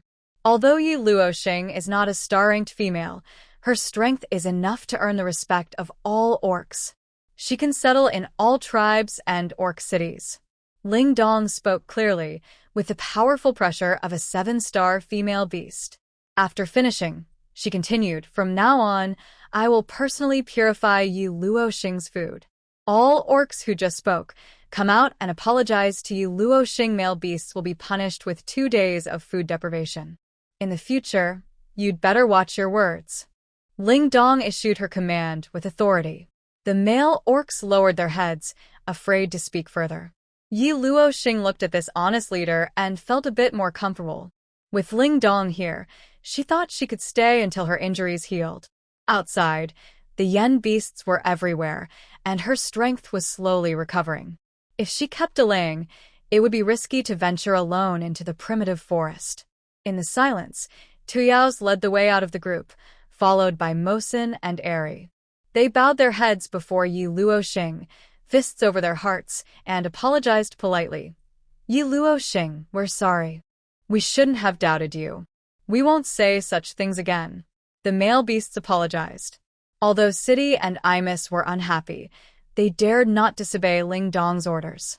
They looked defiant, but Imus casually said, "Sorry." Yi Luoxing City also said firmly, "I apologize to you, new female."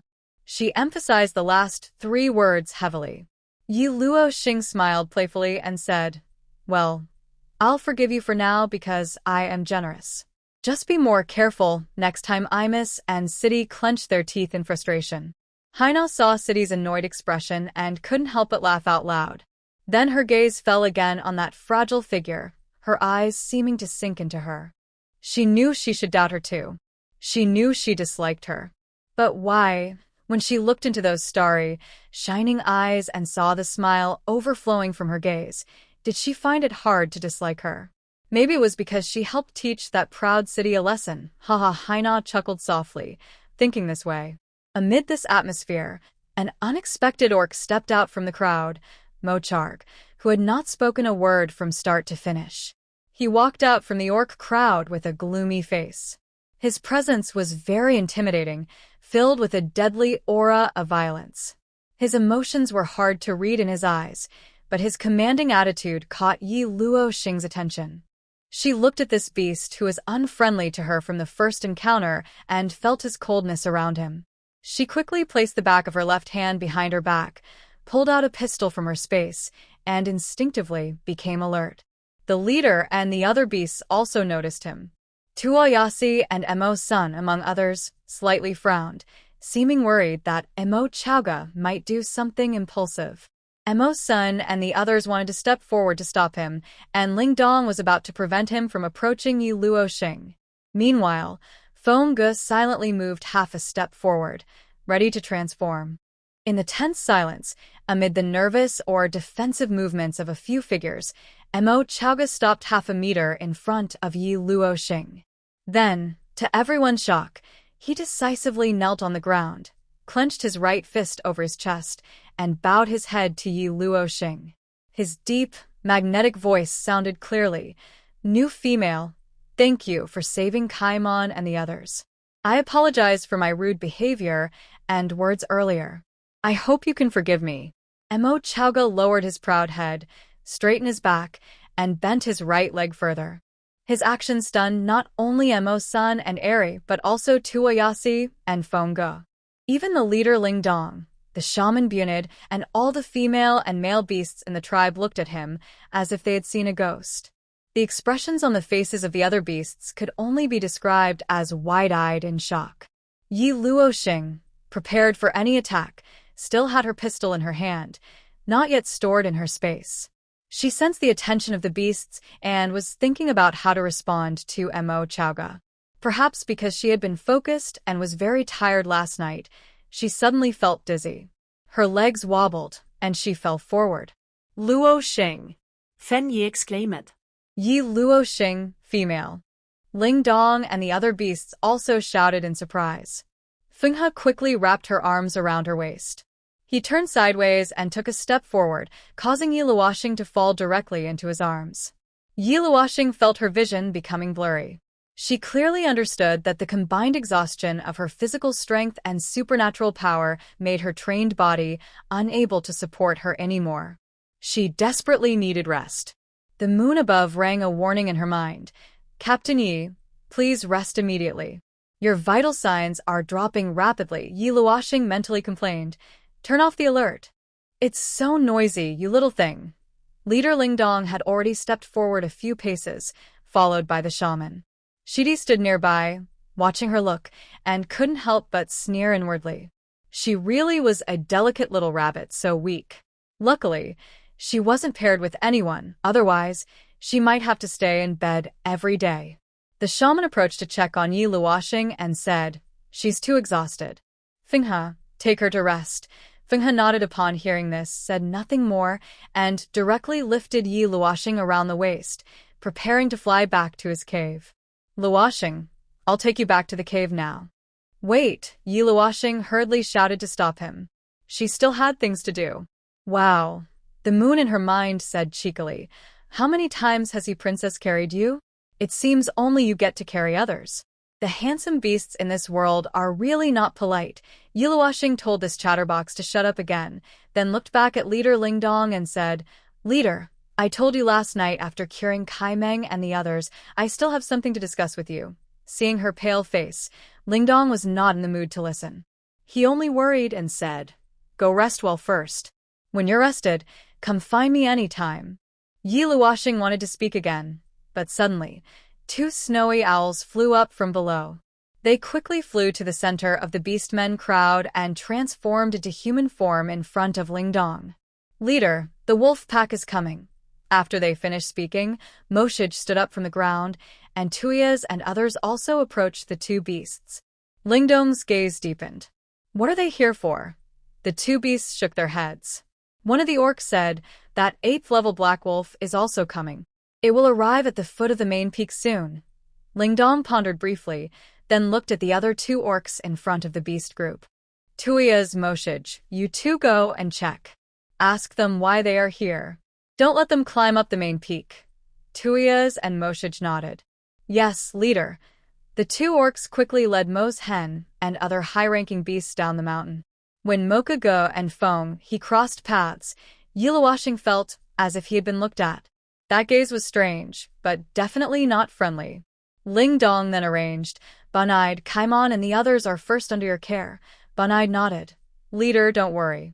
I will take good care of them." Hearing about the dozen injured, Yiluoshing added, "Their wounds should not get wet, and their food should be cooked before eating. The water they drink should be boiled first. Also, their cave isn't good for healing. If there's time, you can let them sunbathe on the high ground."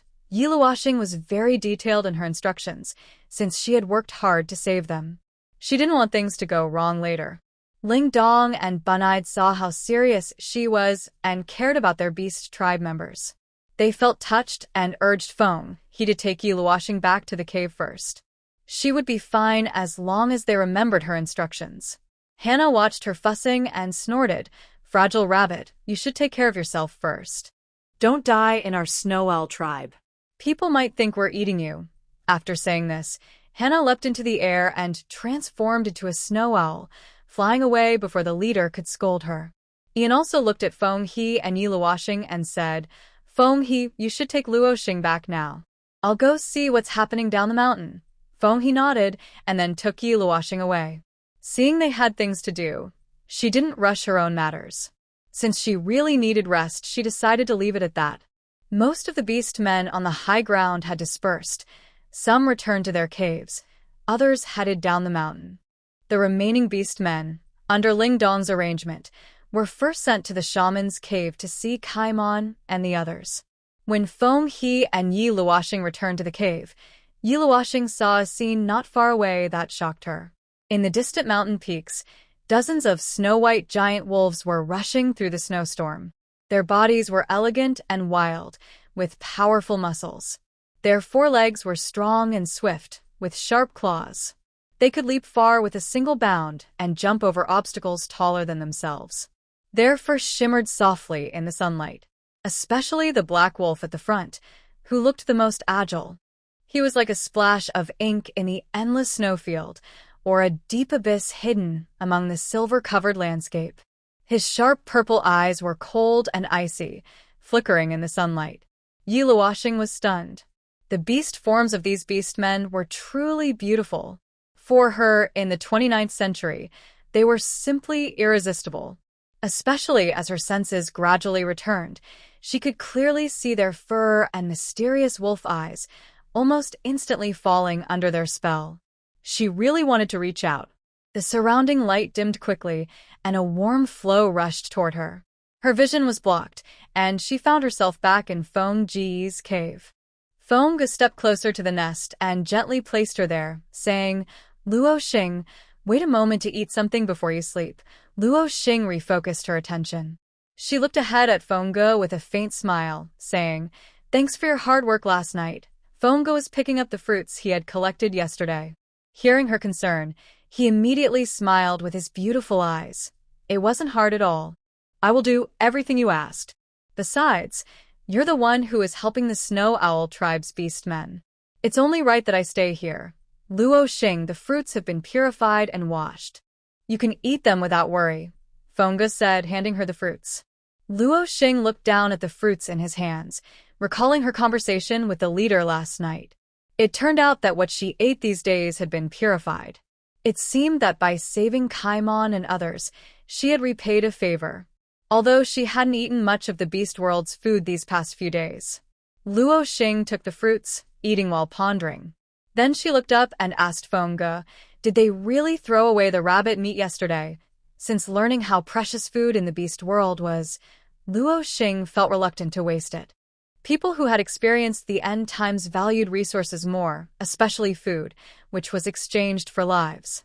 In the beast world, food was also gained through the health of females. When Fengge heard her sudden question, he seemed to misunderstand and said, "The rabbit meat was thrown back into the cave. Beastmen don't waste food easily. Luoxing, if you're really worried, I can discuss with the leader. Maybe we can stop hunting rabbits in the future." Fengge remembered Luoxing's words on the high ground and was afraid she might leave the Snow Owl tribe. Luoxing quickly said, It's okay, I'm not afraid.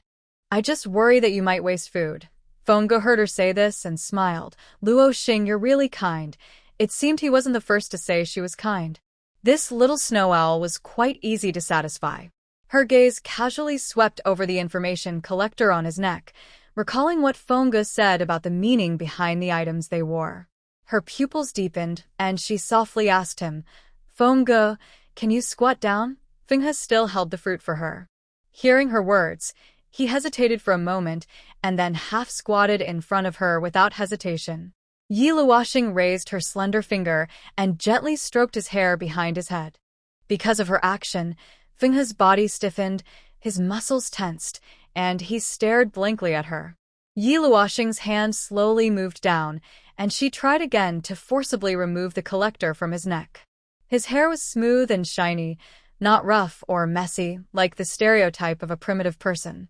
It was clear that although he was a beast man, he cared about cleanliness. The other beast men in the Snow Owl tribe seemed to be the same. They even rinsed their mouths at the ice river every morning and chewed fruits that freshened their breath.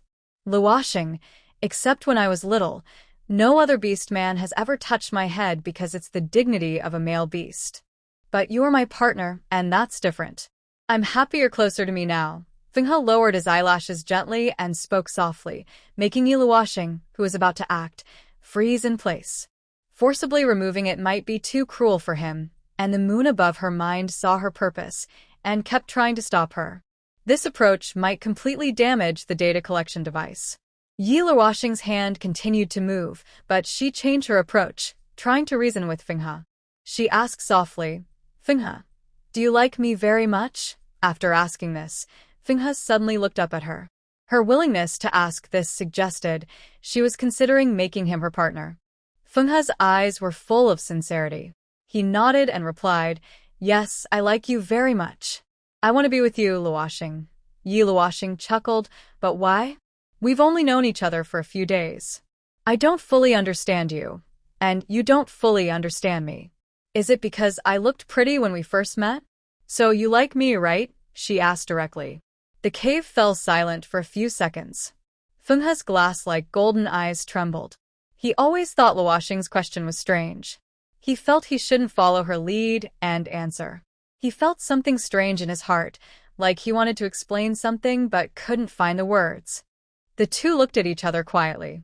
When those black eyes were filled with seriousness and sincerity, it was almost intimidating. Finally, Fenghe nodded and said, Yes. Hearing his honest answer, Yi Luoxing's smile grew brighter. She wasn't surprised, nor was she surprised by the honesty of a beast man. Seeing Fenghe staring at her, he said seriously, You're very beautiful. Isn't it normal for a male beast to pursue a beautiful female beast? Female beast men also choose handsome and strong males. Luoxing, you don't want to be with me because I'm not strong enough. The orc's feelings are simple and direct. Yi Luoxing did not answer his question. She just said, But I am no longer beautiful now and my scars won't heal. Yi Luoxing withdrew her hand from his hair, wanting to open up and talk about everything. Fenghe was stubborn, but I recognized you at first sight. Yi Luoxing was very cold. Before mating, male beasts can pursue different female beasts many times. I have seen that, so there's no such thing as a firm choice. You can choose again. I won't blame you, and no orc will think you're irresponsible because we just met recently. Seeing her sudden change in attitude and hearing her words, Fenghe's expression became anxious for no clear reason. His hands and feet seemed restless. Most of the primitive society's residents are simple-minded, and now he was feeling overwhelmed. But after about 3 minutes of confusion, he seemed to sort out his thoughts. He slowly said to Yi Luoxing, Luoxing, I liked you at first because you are very beautiful. But after I brought you back, I found you are very gentle, kind to me, and you even helped heal Kaimeng and the others. You are really impressive. Fenghe spoke hesitantly, perhaps overwhelmed by the complexity of his feelings. But when she showed her kindness, the sense of recognition in him became stronger than ever. Just before, on the high ground, when he saw her save Kaimeng and the others, she calmly bathed in the sunlight, looking at the surrounding tribe animals with a plain expression. Every word and action of hers made his strange feelings grow even more. Maybe Luoxing didn't realize how dazzling she looked standing there confidently. She didn't know that the tribe animals all had moments of distraction. Yi Luoxing interrupted him. She liked his appearance and admired his talent, but none of that was love. She remained as calm as she was on the high ground. She slowly said, "You don't like me. If another female beast had the same face and abilities as me, you would like her too. You might even confuse her with me." Not knowing which is which, she suddenly leaned close to him. "Fenghe, I ask you, when you found out I disappeared last night, did you feel pain? Suffer? Or just feel anxious? I ask again, when you see me, does your heart race uncontrollably? Do you feel like a feather has brushed past your heart? Are you at a loss? Do you hesitate in your words? Do you blush?" Yi Luoxing didn't know how much he could understand, nor did she need him to understand everything. She was simply telling him a fact. She moved closer to him, making He feel nervous. Her voice softened from earlier intensity. She looked at his panicked face, smiled gently, and softly asked, "Just like I am now so close to you, do you feel something strange in your heart?" "No, you wouldn't have those feelings. I only see panic and nervousness on your face," Yi Luoxing said seriously.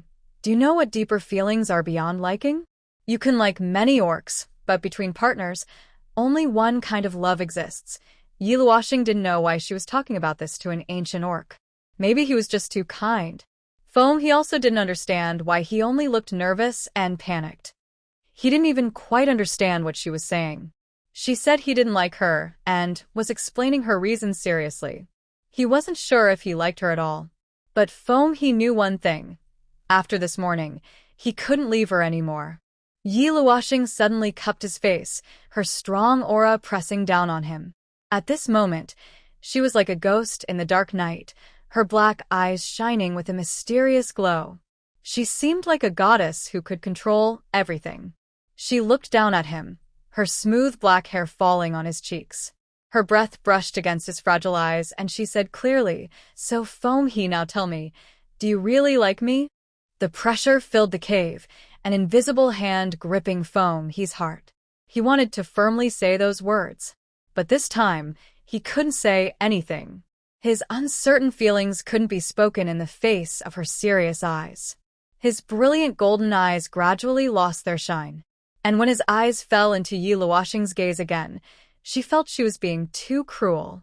Yu Shang, pretending to cry, said, "He's just a little snow owl." "What did he do wrong?" Yu Shang watched from the side, teasing. "Yi team, don't you realize how scary your pressure looks?" Yi Luoxing was speechless.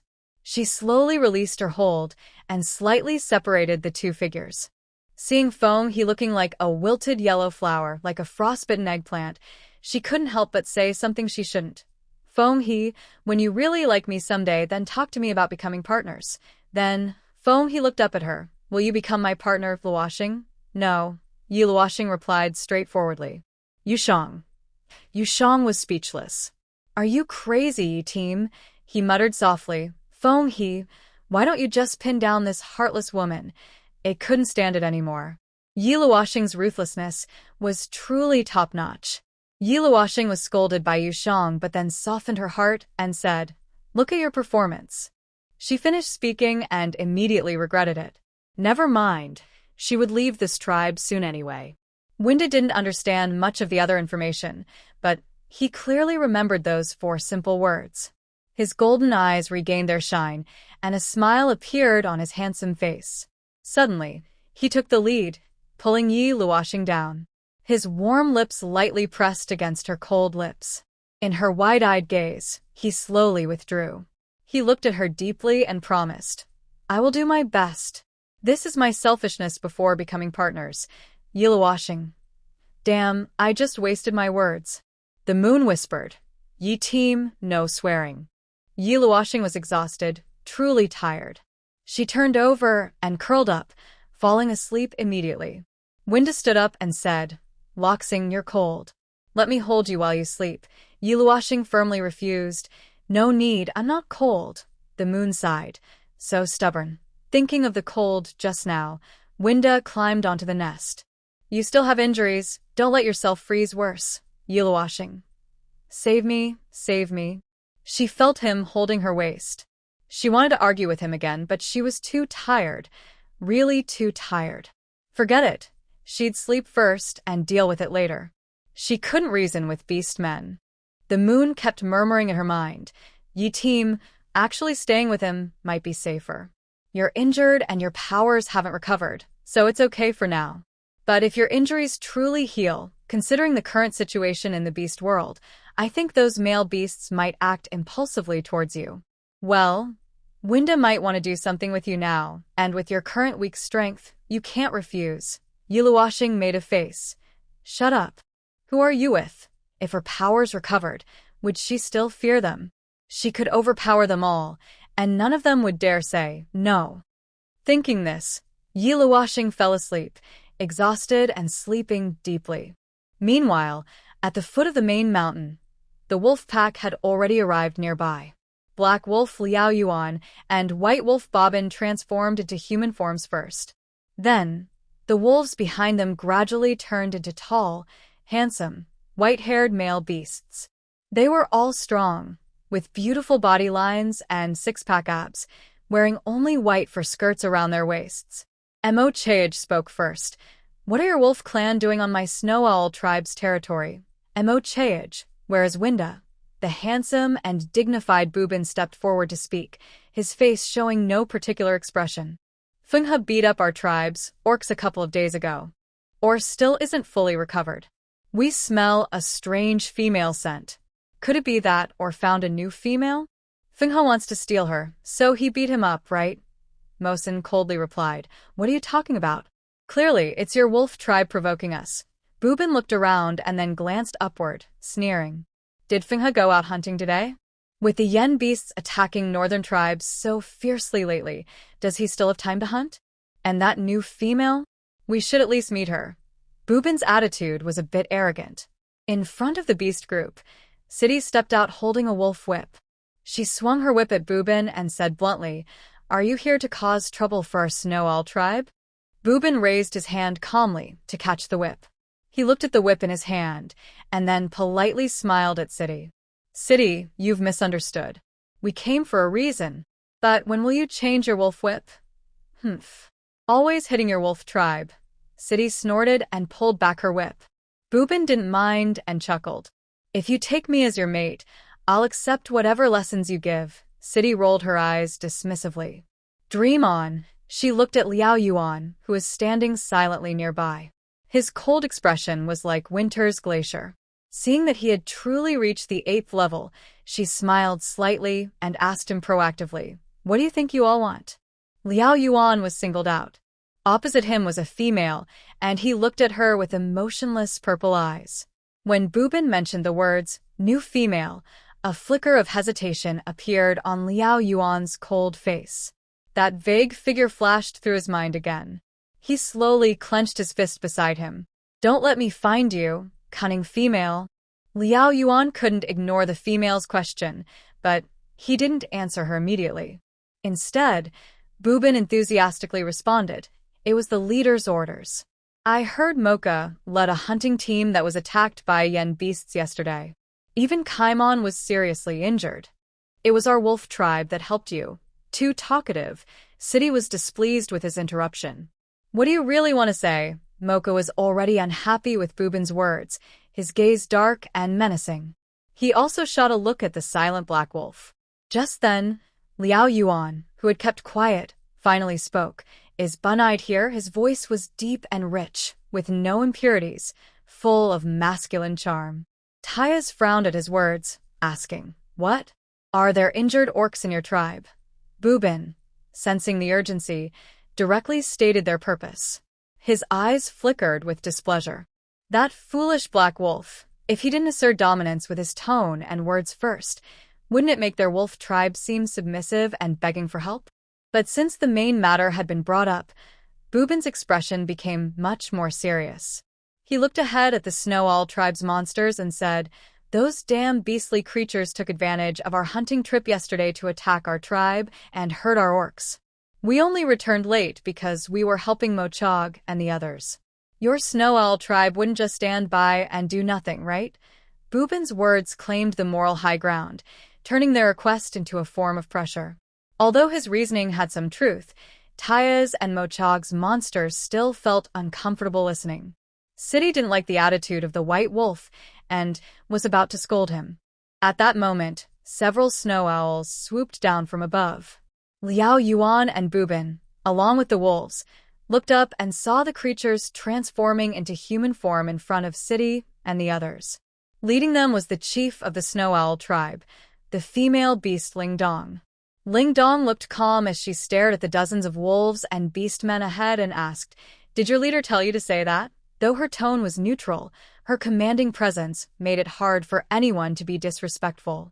Liao Yuan bowed politely to Lingdong, and Bubin immediately became more obedient, leading the wolf tribe members to bow and greet her, saying, "Wolf Bubin leads the wolf clan to greet Chief Lingdong."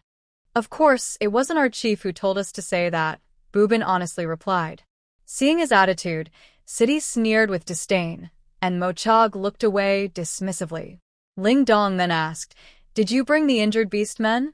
She had already sensed a strong smell of blood, and Taya's and the others had also noticed it. Bubin nodded, then shifted to the side with Liao Yuan to clear the view. The beastmen from the Snow Owl tribe saw in the middle of their group about 50 strong beastmen, carrying an equal number of injured male beastmen. It looked like those injured men were hurt badly. The sight even surprised Lingdong. Her attitude softened a bit, and she asked, "Don't your white wolf tribe have shaman healers? Why didn't Tawa the shaman treat them in time?" Bubin hesitated a little before answering her question. Liao Yuan has turned back to them calmly and said, "The shaman healer is also injured. He's just behind. Leader Lingdong." The snow owl beasts. After Liao Yuan finished speaking, a wolf beast carrying Tawa the shaman approached from behind. Tawa had already fainted on his shoulder. He didn't appear to have any obvious injuries, but his eyes were closed, and his face was very pale. Wow. Even the white wolf tribe's shaman healer was hurt. Their more than 700 beastmen can't even protect their healer? Lingdong couldn't help feeling worried. She looked at Liao Yuan, who was at the 8th level, then asked, "How many yen beasts ambushed your tribe?"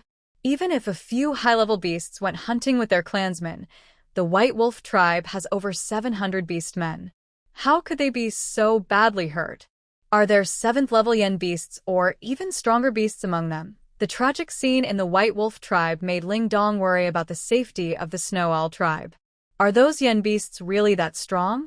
Although the Snow Owl tribe's overall level is higher than the White Wolf tribe, their numbers are much larger. The strength of both tribes is quite similar. If even the powerful White Wolf tribe can't deal with these yen beasts, she must be very cautious. Bobbin still looked hesitant, as if he had something difficult to say. This time, Liao Yuan didn't respond either. Finally, Bobbin could only grit his teeth and answer, "Most of our beastmen went out yesterday. There were very few left in the tribe, and because they didn't return in time, they were ambushed by yen beasts. As for whether there are 7th-level or higher beastmen among the yen beasts, from recent encounters, I think those 6th-level yen beasts might have stronger beastmen behind them." Bobbin spoke while watching Lingdong and the others' reactions. Seeing Lingdong's brows furrow tighter, he suddenly knelt on one knee, still clasping his fists to his chest in a bow, lowering his head and begging, "Leader Lingdong, we had no choice but to bring the clansmen here for help. Tawa the shaman healer was already injured, and last night he was exhausted from treating the frightened and injured female beasts in the tribe. He couldn't hold on and fainted this morning. The severely injured male beasts haven't received treatment from the shaman yet, and the leader fears they won't hold out, so I came personally to ask for your help. Please, for the sake of Leader Taya, save our wolf tribe's beastmen." Bobbin and the other beastmen of the White Wolf tribe thank you. Biben's attitude was sincere, and he no longer showed his previous arrogance. He only hoped that Lingdong would agree to let Bunyide heal their beast clan. When Lingdong heard this, he was surprised and exclaimed, "What? Your female beasts are also injured?" Tuyas was even more panicked in an instant. He quickly stepped forward and asked Biben, "Is Bai Xian also hurt?" City and Yan looked at each other when they heard that the wolf clan's female beast was injured. Their expressions were complicated. Even Mocha and Mosin, who had just looked away, frowned as they looked at the group of wolf beasts in front of them. How did they do this? They actually caused the yen beasts to hurt the females. It was truly shameful for the northern lands. Bai Xian's female was injured on her arm, but after treatment by the shaman, she should be fine, Biben replied. He didn't want to answer Tuya's at first, knowing that Tuya's always had an eye on Bai Xian. But because Lingdong was present, he still said this. Moreover, if they knew how serious the situation was, they might be more willing to treat the wolf clan's beasts. What do you mean, should be fine? Tuya's was anxious. How could you let Bai Xian get hurt? You really are useless. Tuya's was furious and started scolding. He thought about how noble Bai Xian was, yet she was injured by the hateful yen beast. She must be in pain. Tuya's was almost in tears and wished he could rush to the yen beast's main camp right now and beat those beasts up. When Biben heard Tuya's calling them useless, his face darkened. Luckily, Lingdong interrupted and scolded Tuya's. Control your impulse, Tuya's. Lingdong saw through Tuya's thoughts easily. After speaking, Tuya's could only glare at Biben and the wolf clan beasts, clenched his fists, and retreated to the back of the beast group. Lingdong didn't ask further. He remembered the two things Biben mentioned earlier. A few days ago, Fengge had beaten a wolf clan beast, which brought a new female to the Snow Owl tribe. Then yesterday, the 8th level Black Wolf of the Wolf Clan didn't mind what had happened before and helped Mocha and others block the yen beasts. The Snow Owl tribe didn't want to owe them anything. Moreover, this attack by the yen beasts was a crisis for all the tribes in the northern lands. Lingdong looked at Liao Yuan and Bodo and said, the injured male beasts can stay to receive Bunyide's treatment. You can leave some beastmen to take care of them, but the other males must leave. Once the injured beastmen recover, they must leave our Snow Owl tribe's territory immediately. After all, each tribe has its own territory and outsiders are usually not allowed to intrude. If it weren't for the good relationship between Lingdong and Taya, the leader of the White Wolf tribe, the male beasts of the tribe would have already attacked the wolf clan when they noticed the orcs approaching. We understand your request, and we will follow it. Bobbin saw Lingdong agree and sighed in relief. He stood up from the ground and waved his hand to let the wolf orcs bring the injured beasts forward. Bobbin had one more thing he didn't mention. One of the involved beasts voluntarily spoke up, saying, I also want to stay. As soon as he said this, the Snow Owl tribe's beasts immediately became alert and looked at him cautiously. Tyas frowned and asked, Why do you want to stay? Lingdong also said firmly, I said only the injured wolf beasts. I'm injured. Liao Yuan interrupted Lingdong roughly and then turned his back to the beasts to show his injuries. The Snow Owl beasts gasped in shock. Hiss. Tyas and City looked at the long, deep scratches on Liao Yuan's back. Although his rank was high and the wounds were healing, they could see that at first, the wounds must have been deep enough to see the bone. Now, blood and flesh were flying, and drops of fresh blood dripped onto his fluffy, white fur skirt. City exclaimed, Even you are injured? What is the level of those yen beasts? Lingdong cut her off, saying, Those wounds don't look like they were caused by yen beasts. After speaking, Lingdong glanced at Bobbin and the other wolf beasts. The orcs, who were already very familiar with different wound shapes, also looked at the white wolf beasts with deep eyes. Bobbin avoided their gaze slightly, cursing the black wolf beside him in his heart. Mo Chaej withdrew his gaze, looked back at Liao Yuan with a cold sneer and said, Eagles can let rats peck at their eyes. Elephants can be shaken by ants. Huh. The king willingly falls into decline. Mo Chaej's voice was not loud, but his eyes showed disdain and disappointment at the strong who did not fight for their strength. After finishing, he lost interest and transformed into his beast form, flying into the sky. City and Ian also felt a bit sorry for this black wolf. It seems they should bring him over earlier. After the wolf orcs handed over the injured beast to Tyas and the others, they left. Surprisingly, Bobbin stayed behind with a few male beasts. When they saw that Bobbin and the others stayed, Lingdong and the Snow Owl beasts were a bit surprised. Before the black wolf arrived at the white wolf tribe, Boobin was the strongest warrior there. This time, Taya sent him, and Lingdong could see Taya's worry and the difficulties faced by the wolf tribe. Since they didn't leave many orcs behind, Lingdong didn't mind. Many male wolves of the wolf tribe were injured, and Kaimon and others were still staying in the shaman's cave. So Lingdong ordered Tuyas and other orcs to carry the injured male wolves up to the high ground. Down below, the snowy owl orcs quickly dispersed. City looked at the black wolf and said with a smile, "Do you want me to have my partner carry you up?" Liao Yuan was staring thoughtfully at a cave high on the main peak. When he heard City's question, he didn't look away and simply coldly refused, "No need." After saying that, he suddenly leapt into the air and instantly transformed into a tall black wolf. He jumped over the snowy owl orcs above, who looked up and saw his sharp claws firmly gripping the smooth mountain wall. Then, with powerful muscles in his hind legs, he leapt again and quickly headed toward the top of the mountain. City and the other orcs watched his strong and brave display of power.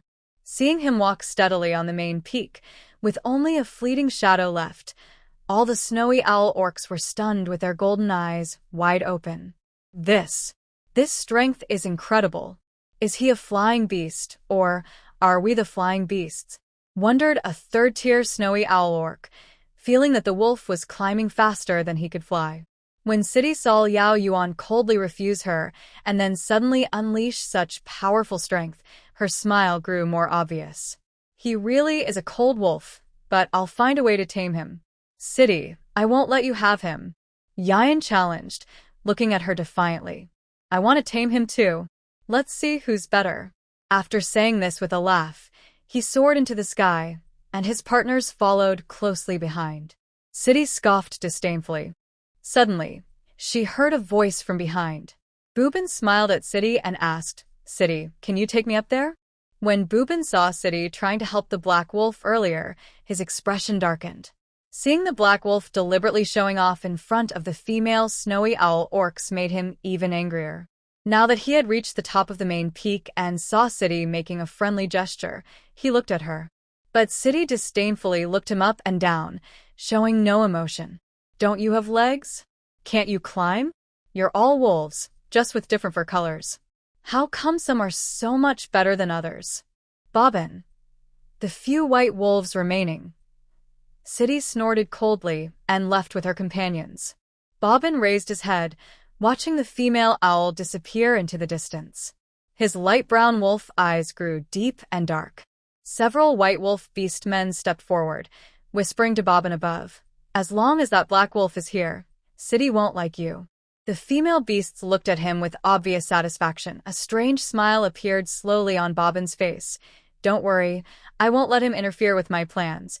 After speaking, Bobbin transformed into beast form and headed toward the main peak. The white wolf beastmen looked at his actions with furrowed brows. "Bobbin, what are you doing?"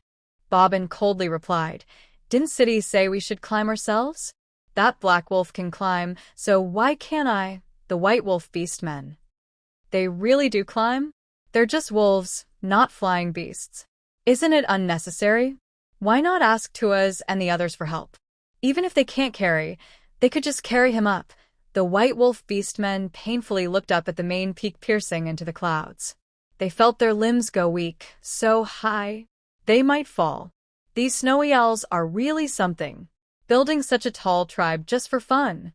Though they muttered inwardly, they obediently transformed into beast form and headed toward the main peak.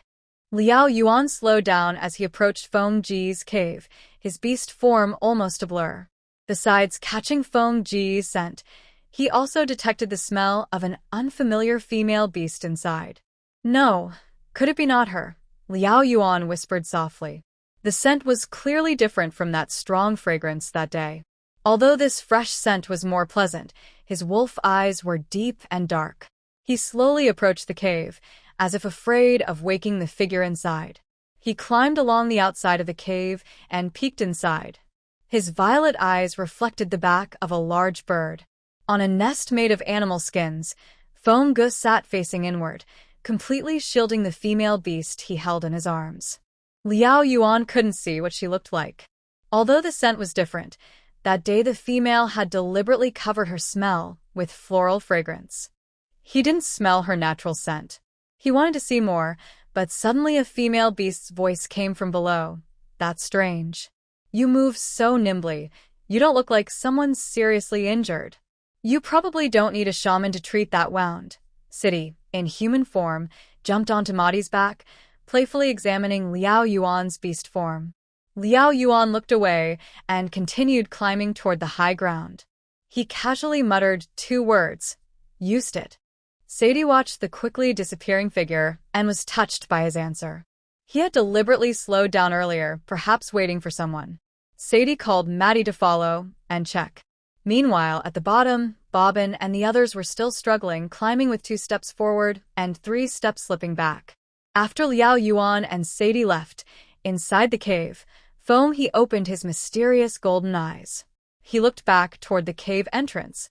Once he confirmed the person in his arms was asleep, he carefully stood up, transformed into a human form, and walked to the cave entrance.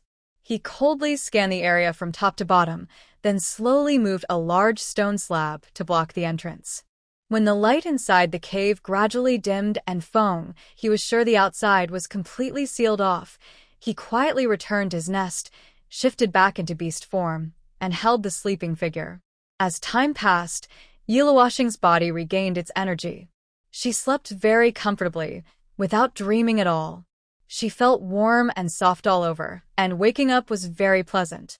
When she opened her eyes, she found herself eye to eye with a pair of golden eyes in the dim cave. Her hand was pressing and rubbing hard against his chest. Yiluoshing was stunned for just a second, yes, just 1 second. Her expression changed visibly and quickly. She tried to pull her hand back and sit up, but a large hand pressed her down. At the same time, the big bird in front of her transformed into a human form, seen through her embarrassed eyes. She awkwardly opened her mouth. I want to say I didn't mean to do that. Do you believe me? Foam he smiled with his eyes. I believe you, Luoshing. Yiluoshing let out a breath of relief. She thought it was because she saw those wolves looking so cuddly earlier that she unknowingly rubbed Foam his furry beast form while sleeping. Now that he was in human form, her hand was resting carelessly on his chest muscles, and she was still. Yiluoshing tried to pull her hand away forcefully. But at that moment, Foam he suddenly asked Luoshing, how does it feel? Her mouth responded faster than her brain. Pretty good. Seeing her reply, Foam he's smile grew even brighter. Yiluoshing immediately realized what she had said. No, wait, listen to me, no, I mean hear me out. She quickly pulled her hand back and sat up awkwardly, pressing her forehead with her hand. Fenghe sat up quickly, leaning close to her ear and whispering, Luoshing, you were talking in your sleep. Do you want to hear what you said? Hearing this, Yiluoshing's eyes widened in surprise. She turned to look at him and firmly said, Impossible. I never talk in my sleep. At that moment, Yushang's timid voice echoed in her mind. You really did talk in your sleep, Captain Yi. What? Yiluoshing froze. No, she hadn't been dreaming today. Suddenly, she felt a strange premonition and stiffly looked into Fenghe's eyes. She mechanically asked, What did I say? You said. Fenghe deliberately paused, teasing her. Then he kept talking nonstop. This big bird is so beautiful.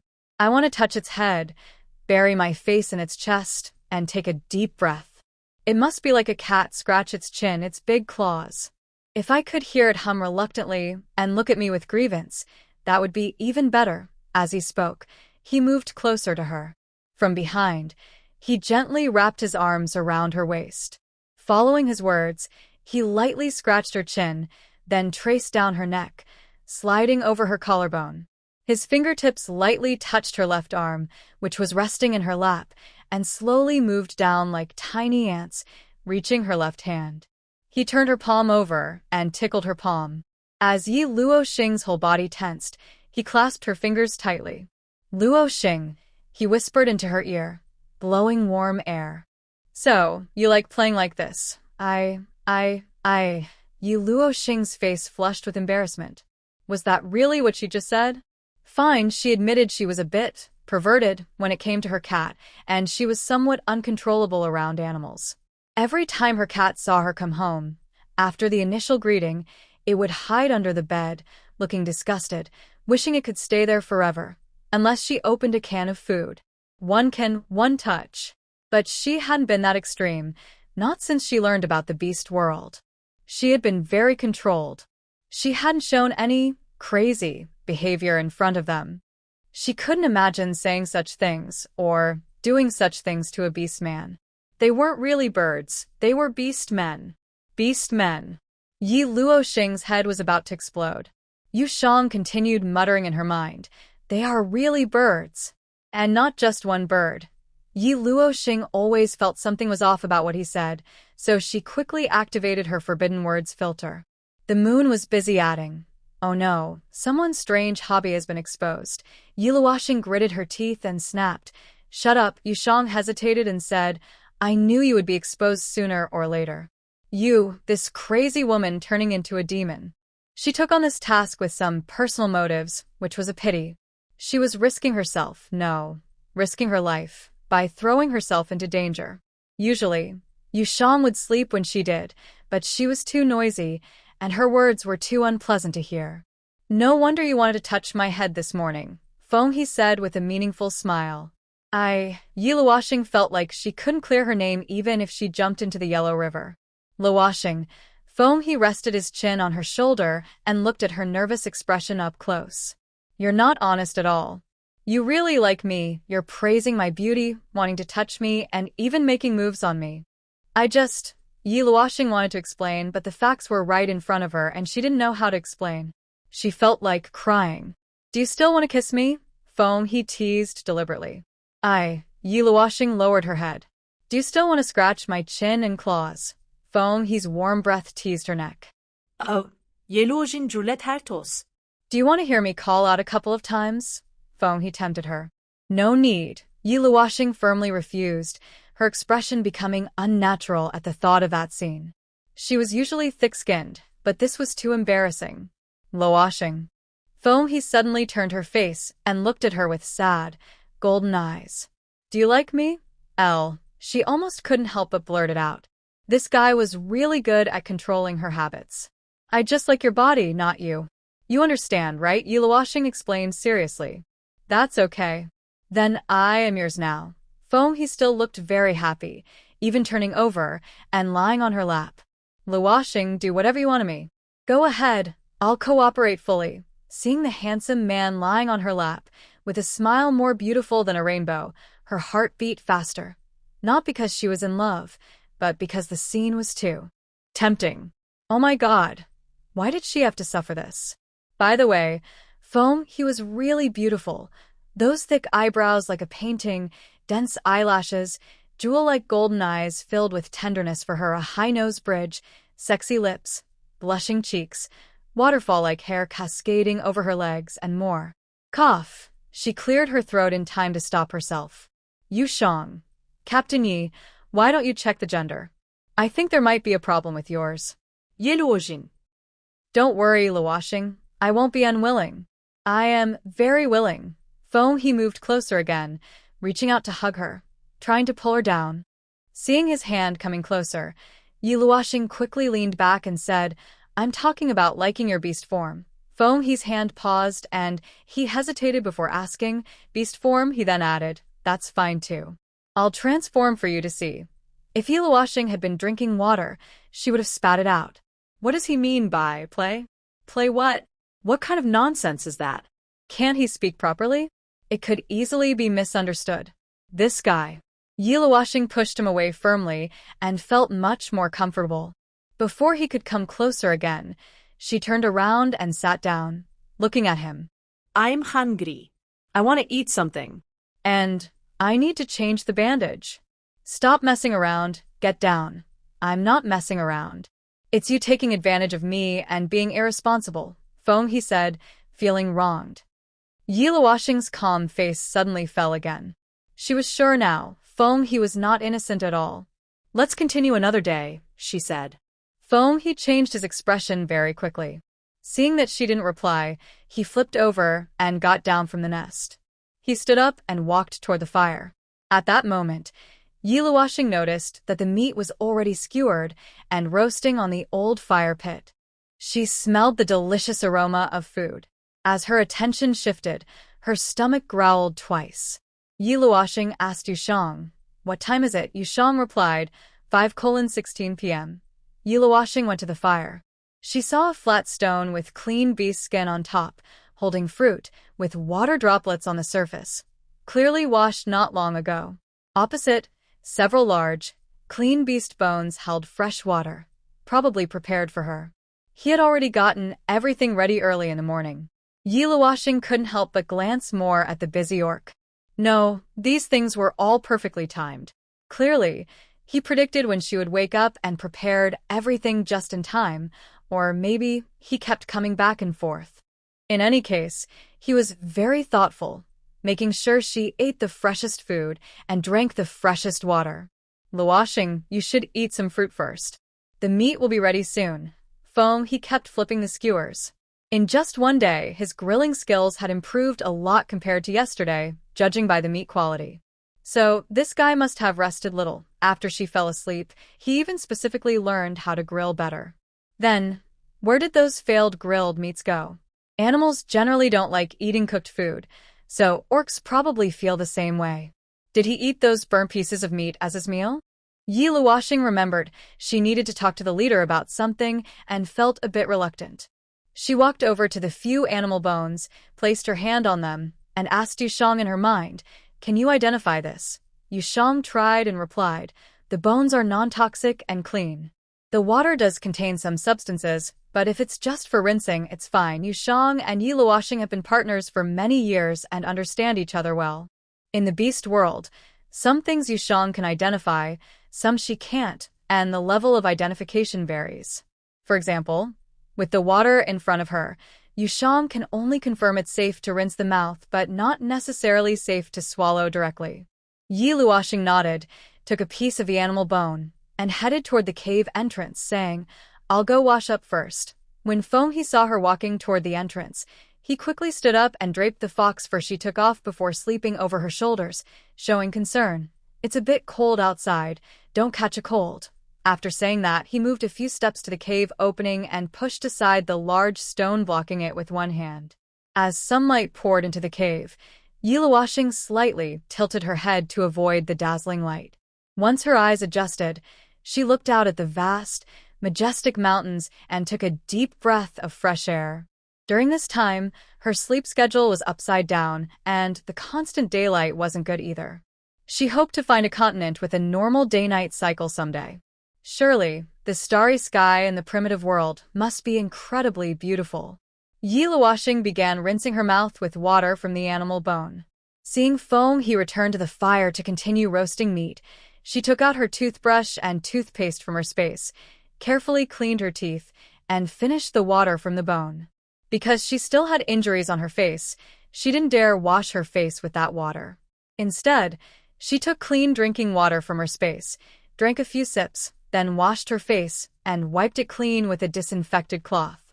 After finishing everything, she was about to put the cloth back into her space and was turning to store the water bottle when she saw he standing nearby, looking at the bottle in her hand with curiosity, and asked, "Luoshing, what exactly is that in your hand?" A few days ago, he saw this thing. He found it strange and interesting. It was semi-transparent and filled with water. The bottle had strange patterns on it. Luoshing always carried these water bottles, as if they were very precious. But in the northern land, water isn't scarce. So, why did Luoshing carry water everywhere? Also, the hard object that held spoiled meat. He wasn't sure what it was made of. Thinking of this, he walked to a wall and took out a strange object from a hole in the wall. He then approached Luoshing and handed it to her, asking, "What is this?" "It's colorful and has what looks like painted meat slices on it. It looks very real. I've never seen anything like it." Luoshing saw the can in he's hand and hesitated. She remembered she was missing a box before, and it was indeed taken by he. But she couldn't explain it easily. She simply smiled calmly and said, "Yes, it is painted. The symbols on these two objects are painted. They are containers I use to hold things." One was found in the forest, and I liked it, so I kept it. The other is made from some hard, special materials. It was a tough lie to tell. Once she started, she had to keep making more. Next time, she decided to just refuse to answer. Foam he looked at the items in his hand and hers, nodded, and didn't ask further. He returned the can to Luo Xing and said, "Since you like it, keep it. If I find similar items in the future, I can make a new one for you." Luo Xing nodded. Okay. That would be good, though she doubted she would find such things again. She and Foam he returned to the campfire. She noticed a pile of feathers beside the fire and looked at Foam he with confusion, asking, "Did you lose some feathers, Yushang? Are you crazy? Luo Xing, have you gone mad from raising cats? Losing feathers like that, you'll go bald." "No, I didn't." Foam he smiled with narrowed eyes and turned into a beast form near the feathers. He lowered his head and plucked soft feathers from under his wings with his beak, speaking in human voice. "I'm plucking feathers to make you a new skirt." Luo Xing stared at the suddenly appearing large bird. No, adorable bird, and her heart melted. Especially seeing it lower its head and peck at its own feathers. So obedient. The firelight cast a gentle glow on it. She froze for a moment and quickly stopped her. "I'm already wearing a feather skirt. Why do I need another one?" Windge did not stop his actions. He only glanced at her feathered skirt and said obediently, "The dress on you isn't sewn properly. I went to ask the old beast for sewing advice. I'll make you a new, beautiful one." Hearing his reply, Yiluoxing was a bit surprised. He was really someone who took action quickly. Earlier, he said the dress wasn't sewn well and promised to ask the old beast to make her a pretty new one. She didn't expect him to act so fast. Last night, he stayed up all night on the high ground to help save Kaimon and others, but he still didn't go beyond the time he promised her last time. He keeps his promises and always does what he says. Yiluoxing admired this very much. Windge, this beast man, has good character. But he is also learning to roast meat, preparing food, and learning to sew. Does he ever get enough sleep? Yiluoxing stepped forward and stopped his movement with her hand. "Stop biting, it won't look good if you go bald." As she approached, Windge indeed stopped and tilted his head to look at her. Yiluoxing smiled and said, "I really like this dress. No need to make a new one." Windge was not satisfied. "My feathers will grow back soon. I said I would make you a new skirt." Yiluoxing pretended to be unhappy. "Listen to you, or listen to me." Seeing her upset, Windge quickly turned into a human form and hugged her. "I'll listen to you." But he soon looked troubled. As he looked at her messy sewn skirt, he opened his mouth. "Luoxing, why don't you take off the feathered skirt? I can sew it for you again." Seeing him start to touch her again, Yiluoxing pushed him away with both hands. When she heard his words, she squinted her eyes. She looked at him cautiously and asked, "What are you trying to do?" Windge saw her defensive look and immediately realized something. He looked at her body wrapped in the feathered skirt, his ears slightly reddened. He said nothing more and obediently squatted by the fire to roast meat. Yiluoxing took a clean beast hide from her nest and sat beside Windge. Carefully, she collected the feathers she had just plucked and set them aside. Windge watched her move, his eyes narrowing into a smile. He handed her a roasted meat skewer. "Luoxing, eat quickly." Yiluoxing took the skewer, which she almost couldn't hold with one hand, and asked Windge, "Have you eaten?" "I've already eaten." "You don't need to worry about me," Windge said with a bright smile. Then he quietly moved closer to her. Yiluoxing noticed his movement and tilted her head. "What are you doing?" Windge's bright eyes looked at her. "Luoxing, do you really like my beast form?" "Huh?" Yiluoxing raised an eyebrow. "You just praised me for being good-looking again." Foam he said as he leaned his head on her shoulder and instantly transformed into a beast form. "You said I look bad when I'm bald, so you think I look good now, right?" Foam he was very clever. He deliberately turned into a beast to tempt Yiluoxing. His bird body gently rested against her, and he used the softest fur to touch her. He also quietly spread his left wing and slowly wrapped it around her from behind. Since he was in beast form, his furry head tilted and rested on her top. Yi Luoxing stiffened completely. Foam Hiyu. She wanted to turn and scold him, but she was faced with a furry body. Foam He completely embraced her. Yi Luoxing couldn't finish her words. Oh no. This bird beast's chest was so soft. She really wanted to. Foam He saw she wasn't moving or speaking, and his golden eyes flashed with mischief. Luoxing, if you want to hug me, just do it. Foam He continued gently. Nonsense. I don't want to hug you. Yi Luoxing pretended to move back by 0.5 centimeter. You Shang, your mouth is stubborn all over. You stubborn cow. Yi Luoxing. It's okay, I can hold you too. You should eat your food, Foam He said as he held her tighter. Yi Luoxing hesitated, raised her skewer of meat, and started eating slowly. Just a few minutes of hugging, it's fine. But she saw clearly. He was the one who took the initiative to hug her. She didn't do anything inappropriate. Yi Luoxing thought this reason was perfect to deceive herself. Half an hour later, Yi Luoxing finished her simple meal. You Shang, why are you eating so long? Are you at a banquet? Yi Luoxing, shut up. After she finished, Foam He let go of her and went to a corner nearby to pick up a separate piece of beast bone. He handed it to Yi Luoxing and said, Luoxing, the shaman sent the antidote herbs earlier. I've squeezed them into juice. The shaman said once you drink it, the poison will slowly be gone, and your skin color will return to normal. Wind He carefully observed her expression, recalling Luoxing's previous appearance and skin color. She was worried Luoxing might feel sad, but now her skin color was slowly returning to normal. Luoxing should feel a bit better now. Yi Luoxing took the animal bone handed to her by Wind He and looked at the bright green liquid inside. It also had a strong plant smell, making it seem like poison.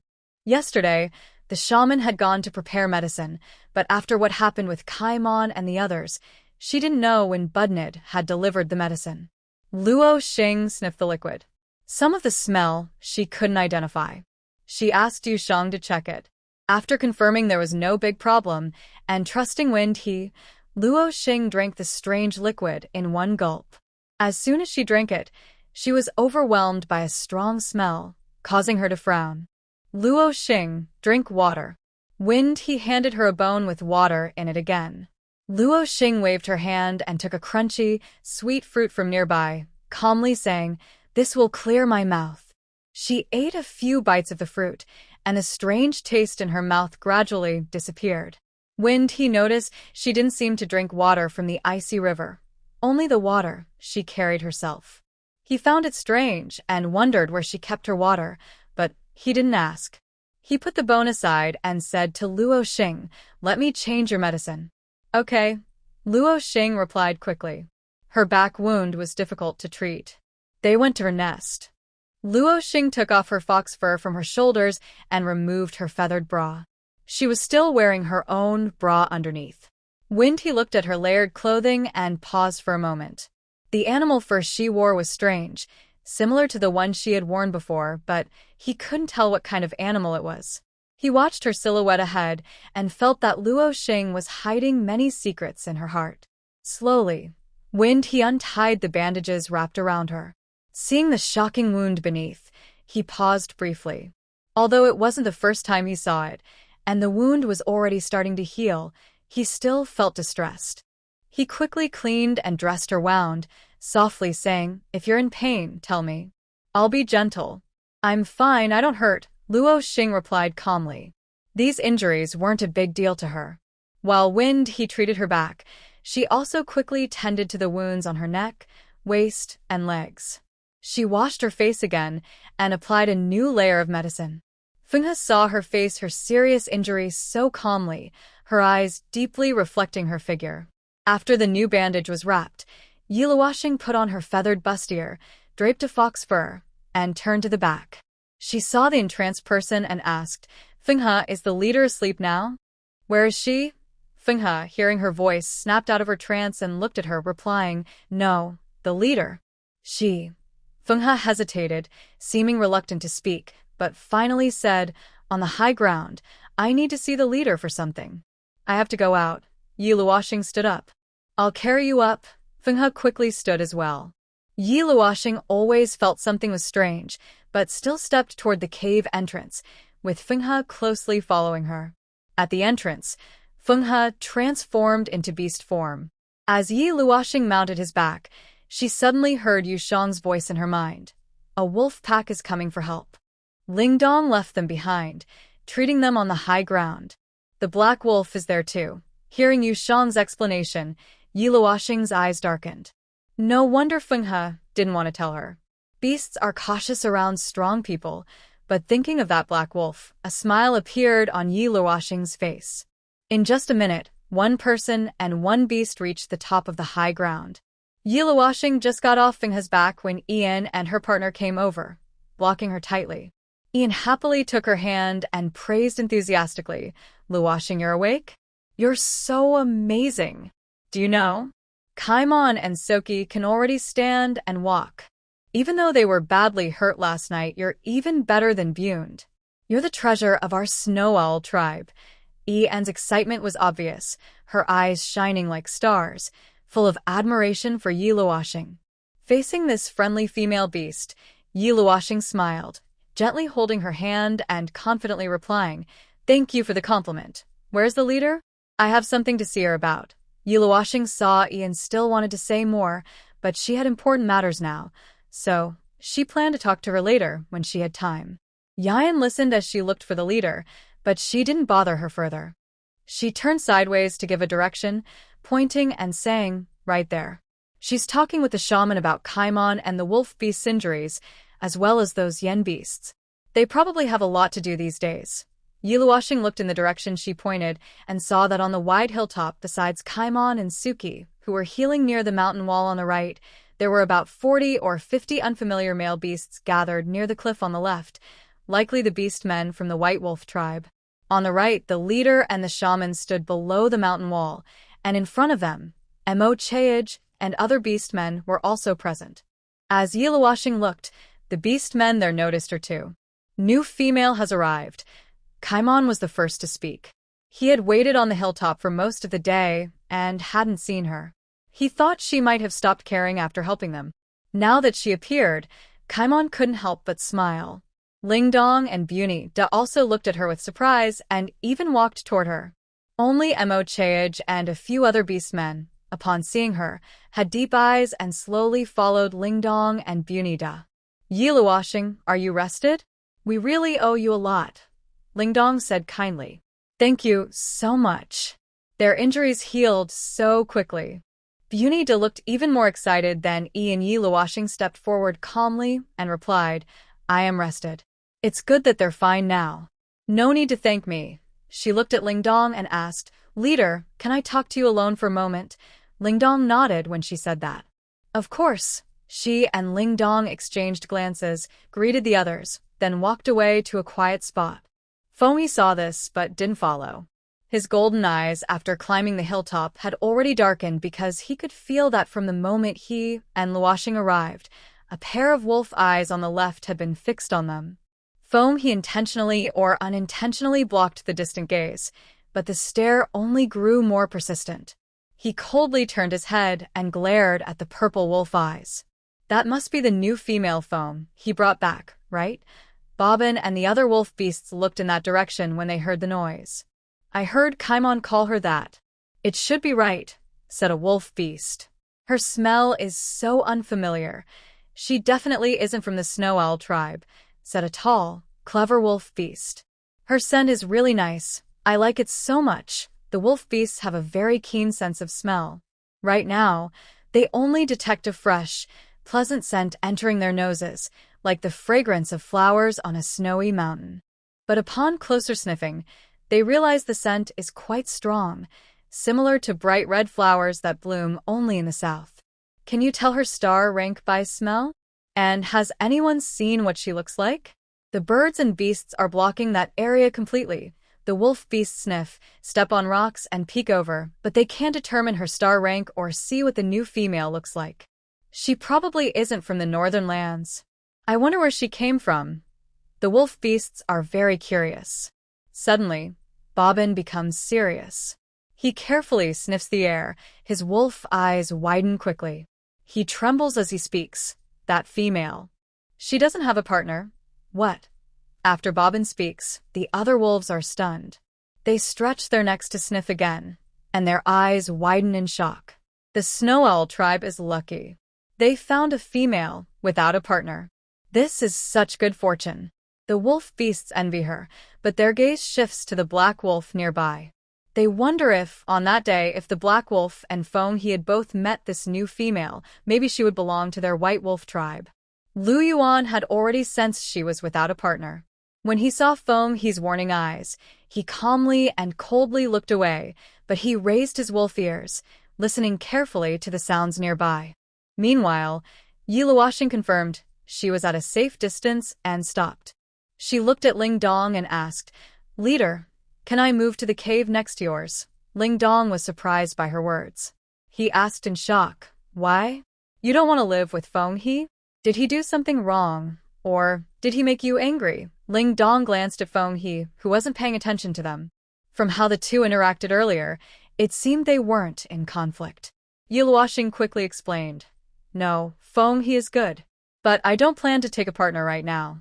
It's better for us to live separately, so I can pursue other females." But Ling Dong looked at her with confusion. Why, Yi Luoxing, a female, was surprised herself when she realized you didn't have a partner. She was shocked. You've been an adult for many years, so why haven't you taken a partner? In this world, females have a strong purification ability that ensures the survival of their species. However, because of this, they sacrifice their fighting strength. When facing powerful enemy beasts, females need the protection of a partner. Ling Dong can naturally tell roughly how old Yi Luoxing is, and her analysis is very rational. The females have made great sacrifices, which has caused their numbers to decrease quickly. Sharing a female with multiple partners is a necessary sacrifice for the male beasts.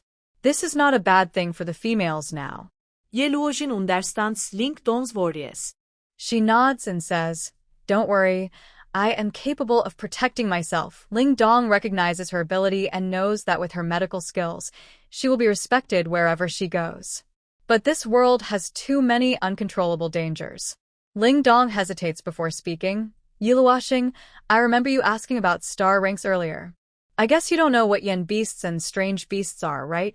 "I really don't know," Yi Luoxing honestly answers. Not only she, but Yu Shang also doesn't know. Yu Shang only knew those beastmen were yen beasts because the fleeing white wolf said so. Also, those yen beasts carried a deadly aura of slaughter, which made them different from ordinary beastmen. It's like a murderer's aura is different from that of normal people. That chilling feeling can make even the bravest shiver just by looking at them. Ling Dong is not surprised by her answer. She sighs and says, "Yen beasts are beastmen expelled from tribes or beast cities. Most of them are homeless and have committed unforgivable mistakes. There are exceptions, but once they become yen beasts, they will turn to evil, becoming murderous monsters. They hold hostility toward all tribes and the royal city, and even females are not spared. As for strange beasts, they are an extremely large and fierce race. Even in the beast city, they are not to be underestimated." Ling Dong pauses here, looking serious. "In short, I don't want to say too much now and scare you, but I hope you will consider Feng Ge. He is a male beast with 7th rank strength. Even the nobles of the beast city find it hard to reach this level. He definitely has the ability to protect you, at least in the northern land, that's the case. And later, you can also find other partners." Ling Dong truly did not want to miss the chance to meet this female with powerful medical skills, nor did she want her to face any danger in the future. No matter her star rank or appearance, her medical talent was simply too rare. Yi Luoxing unexpectedly learned from Ling Dong about yen beasts and strange creatures. Especially when she heard her description of the strange beasts, Yi Luoxing became somewhat interested. She wondered how many species in this ancient world she had yet to see. It seemed she might have the chance to meet these strange creatures someday. She looked at Ling Dong and joked, "Aren't you worried I might take Feng He away? After all, with him in the Snow Owl tribe, I believe no other tribe in the north would dare to bully you." Ling Dong chuckled. "Ha, that's nothing. Once a male beast mates, He is meant to follow his female partner. She seemed unconcerned and smiled again. Feng He is from the Snow Owl tribe. When you have children, they will also have the traits of the Snow Owl tribe. That way, our tribe won't disappear. Feng He is proud of his tribe, and I hope he can be with a good partner. Her words sounded like she was entrusting Feng He to Yiluoshing. Yiluoshing's expression visibly changed. Ling Dong continued seriously. Moreover, you underestimate our tribe. The Snow Owl tribe has never relied on just one beast man to survive alone. No other group in the northern skies can compete with us. When Ling Dong said this, she was full of confidence and strength, and Yi Luoxing knew she was confident for good reason. Yes, the snow owl is a fierce bird of prey. She apologized with a smile. Sorry, I spoke out of turn. But then she quickly regained her serious tone. However, I still insist on my idea. Let Feng He pursue his partner again. Maybe it would be even better if he stayed in the tribe. Ling Dong saw that she wouldn't stay in the north for long. She was a female beast who couldn't be kept. But female beasts often have their own ideas. She wanted to persuade her to stay, but in the end, she said nothing and chose to respect her decision. However, given the current situation, there were some things she had to clarify. You can move to a different cave, but you also know the situation in the north. Ling Dong looked into the distance. The Yen Beast group is coming. They could attack the Snow Owl tribe at any time. Staying with Feng, he would be safer. Or, we could wait until the Yen Beasts retreat before discussing this further. That could be a long wait, Yi Luoxing said decisively. Besides, is there a safer place than near the chief's cave? Yi Luoxing smiled confidently. Ling Dong heard her words and smiled. This clever female clearly had no intention of giving Feng He any hope. I really like her straightforward personality. If she had a star rank or wasn't injured, her brilliance would be impossible to hide. She would already be famous in the northern lands. I will talk to Feng He about this, Ling Dong said. Yi Luoxing initially wanted to speak to Feng He herself, but recalling her previous mention of it and Feng He's overly emotional reaction at the time, as well as considering the situation in the beast world, she nodded and said, "All right, thank you." Ling Dong then asked, "Do you have anything else to tell me? Or is it just this matter?" Yi Luoxing smiled. There was something before. I hope I can stay peacefully in the Snow Owl tribe for a while. I can help treat your beast members, but I need your respect. However, it seems I no longer need to ask specifically. Ling Dong understood her meaning from her expression. Over the past few days, the beast members hadn't been very friendly to her, and this morning, after she scolded them, she probably felt that the request was no longer necessary. Yi Luoxing sensed Ling Dong's respect. Ling Dong apologized with a smile. I'm very sorry. I will make sure they behave. Yi Luoxing didn't say anything more. The two of them, one human and one beast, looked in Feng He's direction. Feng He had already looked over. They walked back toward him. Luoxing, should we go back now? Feng He warmly approached. I want to get some fresh air. I'll go for a walk over there. Yi Luoxing still felt a bit sorry for Feng He. Although she hadn't done anything wrong, she naturally filtered her feelings around sincere people, hoping their innocence wouldn't be hurt. Feng He quickly wanted to follow. I'll go with you. Ling Dong interrupted. Feng He, I have something to tell you. Just a few steps after Yi Luoxing left, Kaimon and Soki, along with some orcs, approached. Kaimon similet brightly. Yeah. Yi Luoxing, female beast, I am the 5-star male beast Kaimon. Thank you for saving me. Soki followed. New female, I am the 3-star male beast Soki. Thank you for saving us. Kaimon looked a bit embarrassed, while Soki's attitude was more indifferent. Soki had previously been rescued from Yen Beast by Mo Cheage and was included in Mo Cheage's hunting team. Although Mo Cheage only liked to hunt with high-rank beasts, all hunting teams shared their prey equally. Each team, led by a high-rank beast, also included some lower-ranked beasts, mostly responsible for carrying the prey. Even 5-star beasts took turns leading the team. Yeluoxing, female, is your first partner planning to accept Feng He? Kaimon suddenly asked. I don't plan to accept a partner. Yeluoxing replied calmly. Really? Why? Kaimon visibly looked disappointed. He suddenly straightened his posture. Is it because Feng He isn't good enough? Yellow-oxing, look at me. Even though I am injured, I am in good health.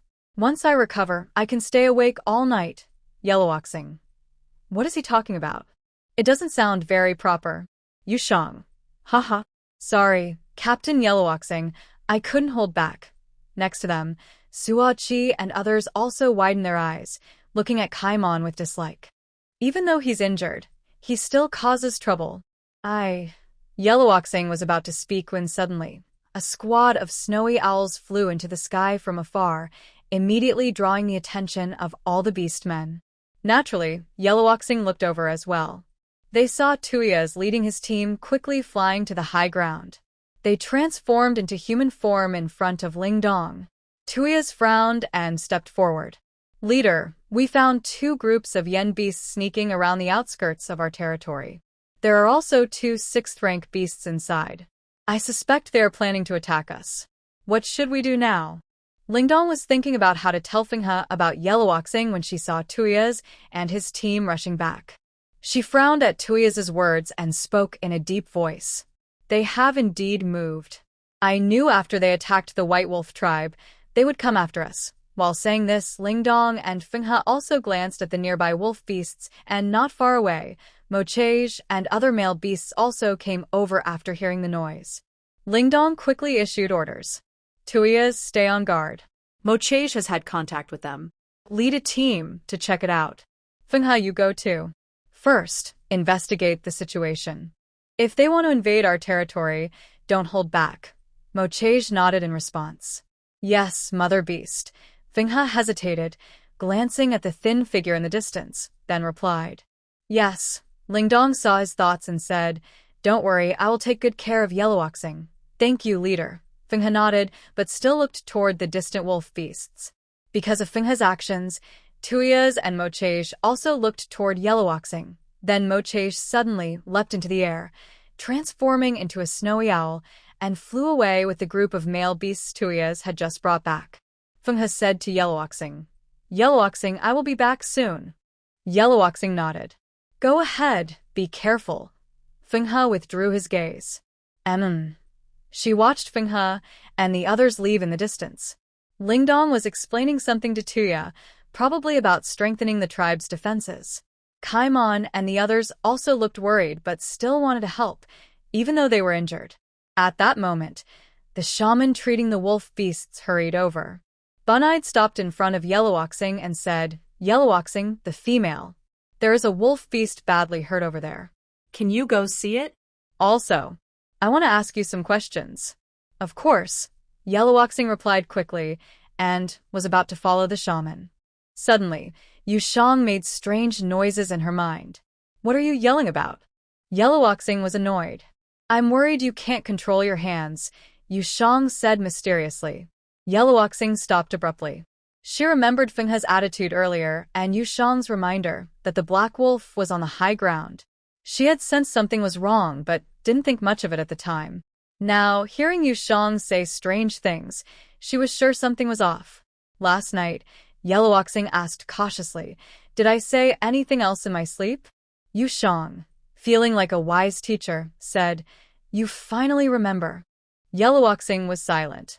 She awkwardly asked, What else did I say? Yushang seriously repeated, It was about the wolf pack. Like dogs. Their fur is so smooth. I really want to hug and kiss them. That black wolf's eyes. So beautiful. When he wags his tail and acts cute, it must be super adorable. I can't take it. I really want to touch his ears, his belly, and Yellow-oxing suddenly shouted, Stop. Her shout startled the shaman who looked back at her. Bun-Eyed asked in surprise, What's wrong? At that moment, Yellow-oxing's mind was completely blank, as if her thoughts had vanished. She stiffly questioned Yushang in her mind, Am I really that weird? Yushang was very pleased. You finally admit you're a pervert. Yellow-oxing was speechless. Help. She felt like crying but had no tears. She kept a calm face and replied to the shaman, It's nothing, let's go. Okay, Bun-Eyed said, a little confused but not questioning further. When he stopped her in front of Liao Yuan, their 2 purple and 2 black eyes met. Yellowboxing's expression almost broke, and she ignored the noisy surroundings as they walked. Is this the new female? She's Too ugly. Her face is all ruined. So scary. Her skin color is so strange. Why is it like that? Her hair is so short. She looks small and not very high-ranking. Haha. And they say the birds and beasts are lucky. Turns out they've just had bad luck. That's not quite right. At least she's a female, but she really hurt my eyes, and no normal male beast would want to mate with her. Probably even the shadow beast is too lazy to fight for her. No wonder the snow owl tribe picked up a female beast with no reaction at all. Bobbin quietly said these words. Although his expression and tone had become calm since first seeing this new female beast, his words still carried a hint of coldness. In fact, the howls of the wolf beasts on the bird beast's territory had already quieted down, but they couldn't hide the shock the female beast had caused. Their initial hope was now replaced by disappointment, so even the quietest wolf beast's words sounded noisy.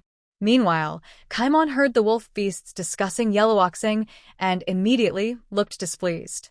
On this side, Bunyide also coldly glanced at the wolf beasts, and when he noticed their dissatisfaction, he quickly fell silent. He nodded toward the shaman, showing apology. Bunyide withdrew his angry gaze and smiled at the female beast beside him. Yellowboxing female beast, this wolf beast has a bleeding wound on his back. I've applied medicine, but it doesn't seem to help. It doesn't look like poisoning. Take a look yourself. If possible, I'd like to learn how you bandage their wounds. Okay, I'll take a look first. Yellowboxing kept her expression calm and slowly crouched beside Liao Yuan. When she spoke, Liao Yuan's wolf eyes on her face deepened. Yellowboxing lowered her gaze, looking at the scratches on his back caused by claws and the torn, bleeding wounds. She saw the herbal medicine Bunyide had applied, with its green and red colors, making the wounds look fierce and terrifying. It was clear he didn't take good care of himself. Bunyide opened his mouth to ask, "What's wrong with him?" But suddenly, Kaimon's voice from afar interrupted him. Yellowboxing female beast, I think my wound is torn open again. Can you help me check? Kaimon's words made Bunyide and Yellowboxing turn toward him, and even the wolf beasts were attracted by his loud voice. Liao Yuan looked in the direction of the 5-rank bird beast, and his right hand's knuckles twitched slightly, showing his dissatisfaction. Bunyide also looked displeased, but when he saw Kaimon's abdomen was again stained with blood, he stood up and said to Yellowboxing, I'll go check on him. You first look at this wolf beast and see what's going on. All right. Yellowboxing responded, withdrawing her gaze. Over there, Kaiming saw Bunyide walking toward him. For the first time, he felt annoyed with the shaman and pouted quietly, muttering, Bunyide, why are you meddling in other people's affairs? Meanwhile, Yellowboxing was already aware of her injury. Suddenly, she heard a deep, rich voice from above. I heard that the birds and beasts' injuries were healed by you. The fiery purple eyes of Liao Yuan were deep, hiding a restless energy inside. Yes, Yellowboxing raised her head with a bright, pleasant smile. Her brief words made Liao Yuan tighten his right hand slowly. Everyone in Yushang was sweating for Yellowboxing inside.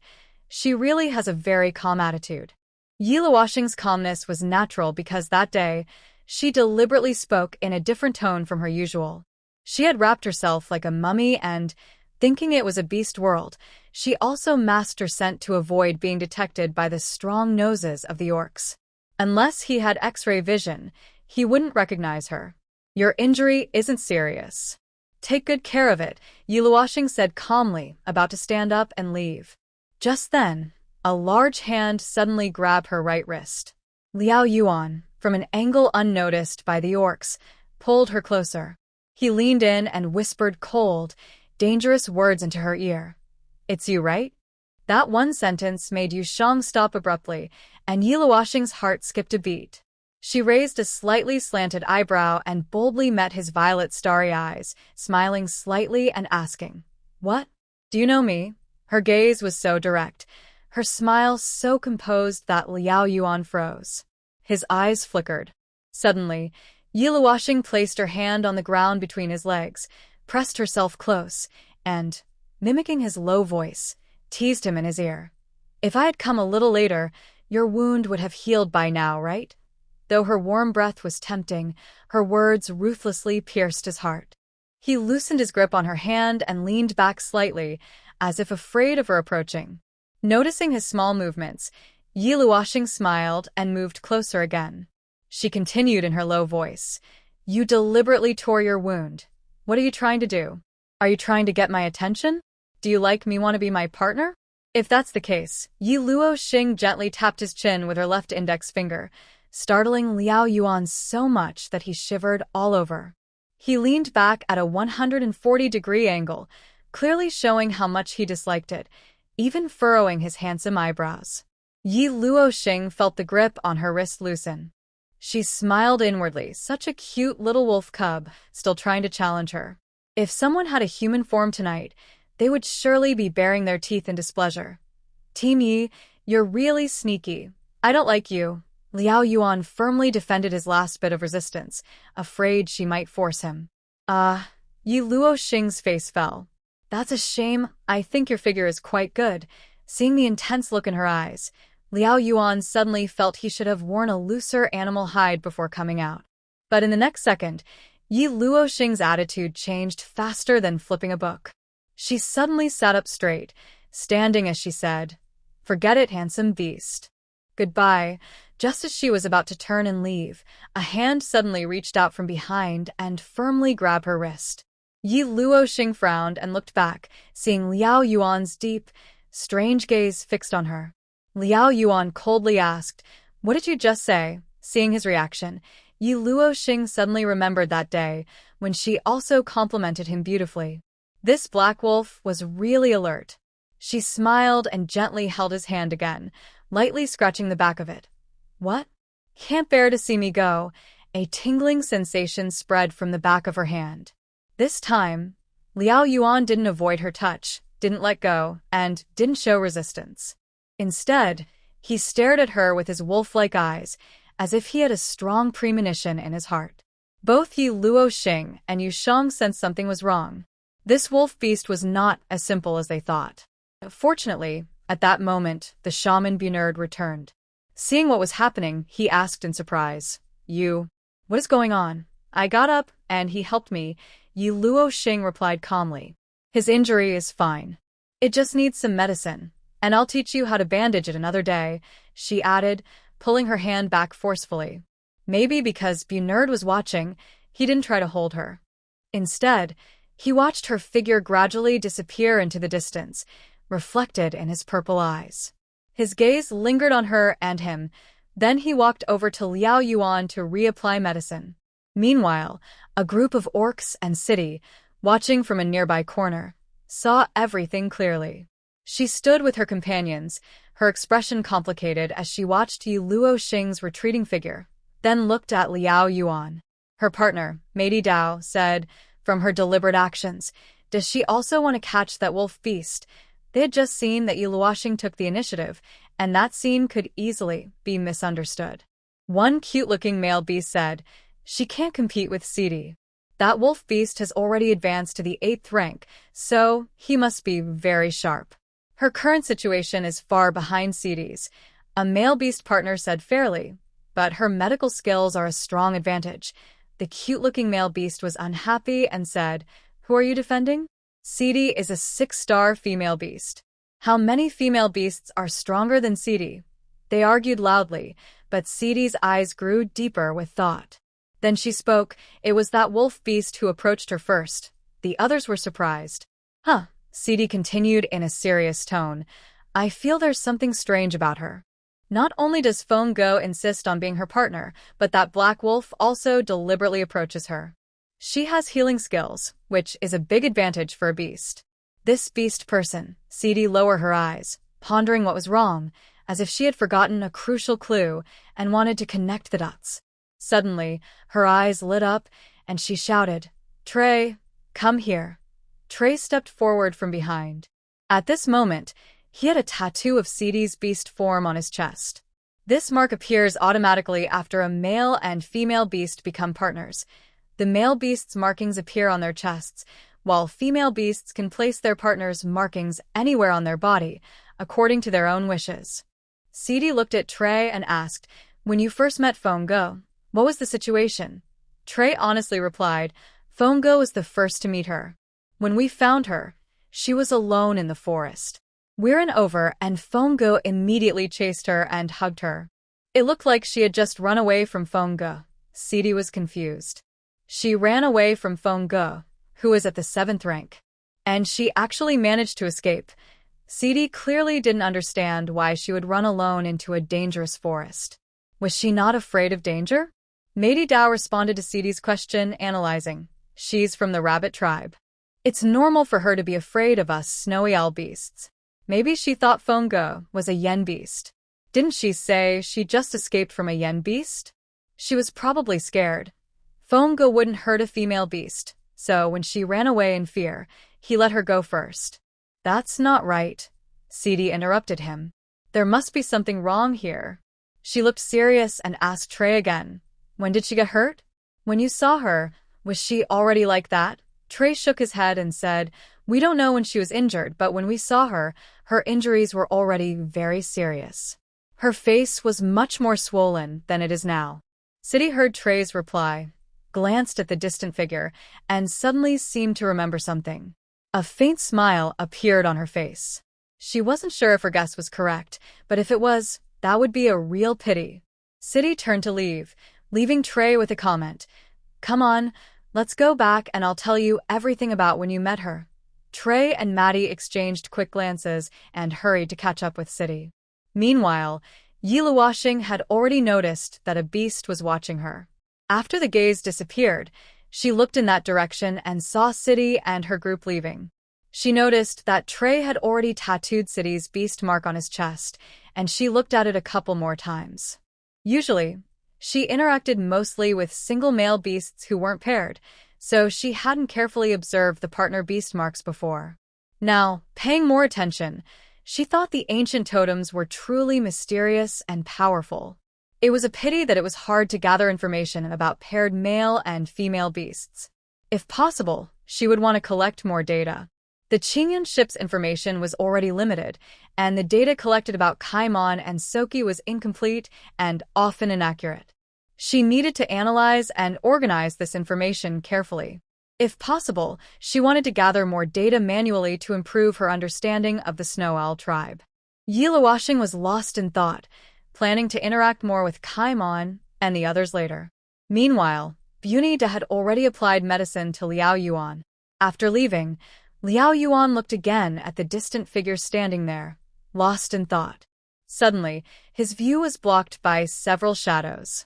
Bobbin looked down at him from above and said coldly, "Hey, Black Wolf Pup, since you have nothing to do now, go help the shaman treat the tribe's beasts instead of slacking off here. Those few slaps I gave you were just a lesson, not to kill you. Our White Wolf tribe took you in so you wouldn't end up as a hated outcast among the beasts. You should be grateful. Don't have any bad ideas. Stay curled up in the corner of the White Wolf tribe. If you dare to think about our female beasts, Sidi or Haina, even if the chief is kind, I will bite your neck off. Don't forget your disgusting status. You're just a Black Wolf pup without a tribe." Bobbin finished with a highly sarcastic tone, wearing a smug, mocking smile. Behind him, the wolf beasts also looked at this Black Wolf with disdain, urging him to go take care of the tribe's beasts. Liao Yuan's eyes were as dark as ink, but he did not argue or fight. Instead, he slowly stood up and walked toward the busy Bunid, seemingly to help. Bobbin and the others looked at his weak and pitiful appearance with disdain and disgust. It was a shame he had such a high rank, but was so useless as a male beast. Their smiles were bold and mocking. When Yiluwashing looked over and saw this scene, she also heard their sarcastic words and frowned.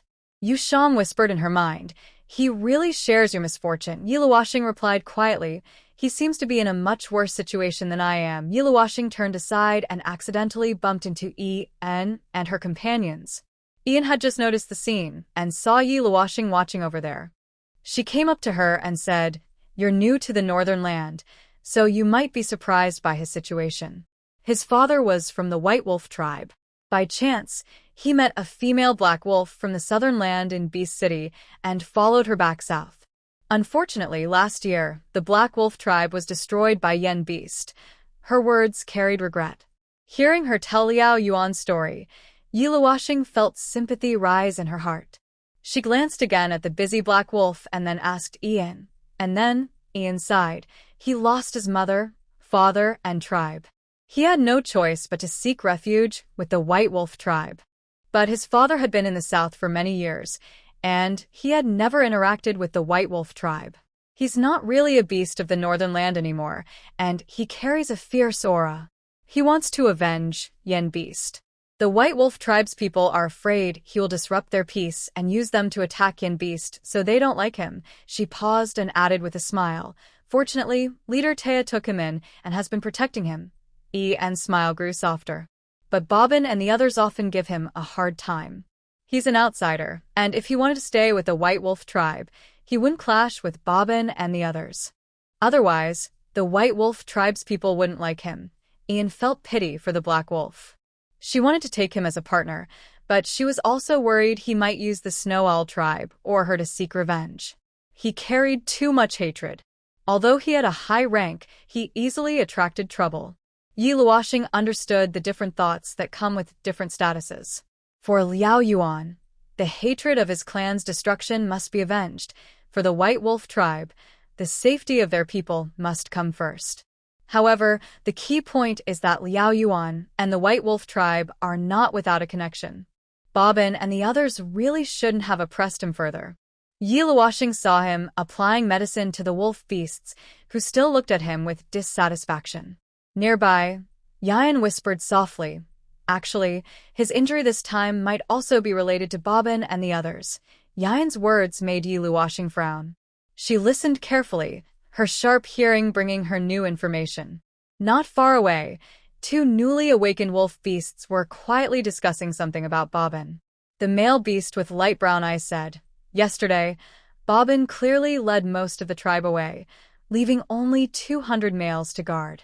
He wanted to attack Yen Beast's main camp and show strength in the north, but he was outsmarted by the cunning Yen Beast, almost destroying the tribe. Is it too much to treat that black wolf like this?" The male beast with light gray eyes replied coldly. If the black wolf hadn't saved the bird beasts along the way, Bobbin and the others could have returned on time. It's his fault that the female beasts of the tribe got hurt. If they had been a little later, the Yen beasts might have taken the females. I think he just wants us to suffer the same fate because we didn't help him seek revenge. The first male beast disagreed somewhat, but Bobbin's plan was risky from the start, and the leader wouldn't agree. Also, the black wolf was rescuing the bird beasts on his way to Yen Beast's main camp. They hadn't reached there yet, so he didn't fall into the trap. We don't know Yen Beast's scheme. Besides, he's an 8th rank beast, and rescuing the bird beasts didn't take much time. Moreover, he was the first to return to the tribe afterward. Without him, we wouldn't have been able to turn the situation around. This male beast with light brown eyes was relatively fair-minded and had a slightly better impression of the black wolf. However, his companions still disagreed and even angrily said, "He's no different from the sneaky Yen Beast. Yesterday, he went berserk killing Yen Beasts. Did you see how terrifying he looked? He even wanted to leave everyone behind and chase after them, but the leader didn't stop him. Bobbin was right to hit him. He wasted everyone's time returning to the tribe." After saying this, the wolf beast added gloomily, "Have you forgotten about Bai Xian?" Leader Taya wanted him to be Bai Xian's partner, and Bai Xian agreed. That's something many males in the north would envy, but he refused. He doesn't share our loyalty. He's afraid that after pairing with Bai Xian will control him. Not far away, Yi Luoxing was stunned upon hearing this. She remembered her previous conversation with Ling Dong. Indeed, in the animal world, once a male mates with a female, his life is essentially in her hands. Listening more carefully, the male beast who spoke earlier changed his attitude when he mentioned Bai Xian. He said in a deep voice, "You're right. He doesn't share our goals. He's too eager for revenge." Yi Luoxing stopped listening, and their discussion gradually quieted down. Only a conspiracy was brewing behind the scenes. Yi Luoxing approached Kaimon and the others. where Bobbin and a few wolf beasts still gathered. Bobbin clenched the fruit in his hand with a sinister expression. After tonight, he will be forced out of the northern tribe forever. A third-rank wolf beast nearby whispered, "Bobbin, can he recognize the poisoned fruit? We're no match for him, and if the leader finds out, we'll be punished." Bobbin glared at him coldly and sneered, "Foolish. We don't need to fight him openly. The fruit I have is from the west. It's not poisonous, just something that makes males feel excited. He won't recognize it. Besides, he disappeared from the Snow Owl tribe. What does that have to do with us? How would we know where he went?" A fourth-rank wolf beast frowned and said, "If you give him this kind of thing, and he harms the females of the Snow Owl tribe, Leader Lingdong will blame us. We probably won't get out of this." Bobbin looked confident. "Don't worry. This fruit will only weaken him, leaving him exhausted and unable to resist. When that happens, we can attack and throw him to the yen beasts. Haha, the yen beast group has suffered from him many times and won't let him go. If they kill him, the leader can't blame us." Several male beasts thought Bobbin's plan was perfect. Bobbin then looked at the figure in the distance, sneering coldly. The worst outcome is that he holds on too long. But since City and the others have mates to protect them, he won't be able to defeat their partners. Actually, I think he's interested in that new, ugly female. If he takes advantage of her, it won't cause much trouble. Haha, he and that ugly female are quite a match. A fifth-rank male beast chuckled, and the others nearby also laughed softly, their wolf eyes fixed on a distant eighth-rank prey, as if he was already their next meal. Yiluoshing checked Kaimon and the others' wounds again. Taking the opportunity, he asked, "What do you usually do in a day? What do you like to eat most? How do you handle your prey? What are your hobbies and interests?" Yiluoshing wants to fill in the gaps in the information collected about the Qinyan ship, so she keeps trying different ways to gather details, almost ready to take action. Although she feels like she's investigating them as if they were people, they are indeed human, and perhaps learning about beastmen could bring new hope to the 29th century. Anyway, asking more questions and recording more details is a good idea. Better safe than sorry. Cayman stares at Yiluoshing's bright, clear eyes and finds them very attractive. He happily says, "We mainly hunt and sleep. Sometimes we fight other groups. They all like to eat lemmings, but I prefer fish. I also like eating rabbits." "No, I never eat rabbits. Usually we open the prey with our claws." Yushang is surprised. He seems to like eating rabbits. Yiluoshing listens to Cayman talking nonstop, quickly jotting down this information in her mind. Yushang also starts automatic recording, both eyes shining with excitement as they gather data. They're very happy. Just then, in the distant sky, birds and beasts fly over. Moshij and his group have returned. Yiluoshing stops recording, and Cayman also pauses his words. The beastmen on the high ground look up and see Moshij landing with the birds and beasts, transforming into human form. At this moment, Lingdong is no longer on the high ground. Bunita steps forward to ask, "Has the Yen beast group retreated? Why are you all back, and where are Fenghe and the others?" "The Yen beasts have retreated, but not far. We're worried they might attack suddenly, so Fenghe led the team to guard nearby," Moshij replies. Then he adds, "But I'm still worried they might attack from another direction, so I brought the team back to the tribe to watch." I was about to discuss with the mother beast. Bunita nods approvingly. "You did the right thing. No matter how many six-tier beasts there are, as long as Fenghe is guarding, they won't dare to act rashly. The main thing now is to protect the tribe. Go find the leader quickly." Moshij and the other beastmen nod, and are about to leave the high ground when their eyes briefly meet Yiluoshing's. Seeing that Fenghe hasn't returned, she feels a little worried, but Moshij quickly shifts his gaze away, without stopping. After they walk away, their dark thoughts gradually become clear. Mosin asks, "Moshij, should we act tonight? If she really knows medicine, what if?" Eri interrupts, "We finally managed to distract Fenghe. The Yen beast group is just outside the tribe. If we miss this chance, it will be very hard to get another one." Moshij's eyes turn cold. If she really knows medicine, then this is the perfect opportunity to test her. Moshij was playing with the bright fruit in her hand. Such beautiful fruit. Female beasts liked it most. but they didn't know it was poisonous. They spent their days hunting, yet they stayed in the tribe all year round, so they had seen very little. Moshich and the others naturally didn't believe she had cured Kaimon and the other orcs. They already had a fixed impression of her as useless. Imagine a female beast who looks ugly and has no star rank. How could she have powerful medical skills? She looked so weak. It was impossible for her to go out collecting herbs all the time. Her mind couldn't remember the complex uses and combinations of herbs. Even if the leader of the rabbit tribe really taught her medicine and made her an exception in the beast world, if she truly knew medicine, she wouldn't have ended up wandering in the northern lands. Including the ridiculous excuses she made up before, if she were really a shaman healer, even the yen beasts would be more respectful to her. She wouldn't be able to escape then. This ugly female, she's playing us around. The fierce-looking male beast's face was full of murderous intent. Moshich suddenly clenched the fruit tightly in her hand. If she can't recognize what this is and eats it, then she deserves to die. She deceived the mother beast and everyone, so it's no wonder we are angry. Of course, Moshich wouldn't kill her. She wouldn't go mad enough to kill a female beast herself. But if she ate this fruit, and then she fell, and they threw her into the yen beast group, those yen beasts would definitely take good care of her. Anyway, their tribe could never keep such a useless female beast. It would shame the Snow Owl tribe. Moshich and Mosin flew away. Meanwhile, Yiluoshing also withdrew his gaze. Suddenly, Biben's angry roar came from nearby. What are you looking at? You put the whole herb into his wound. Can't you hear him crying out in pain? Are you deliberately tearing his wound open? When Yiluoshing turned his head, she saw those familiar deep purple eyes. She heard the male beast's screams. Her eyes slightly lowered, and she saw him holding several untreated herbs, pressing them directly into the torn wound of the wolf beast man on the ground.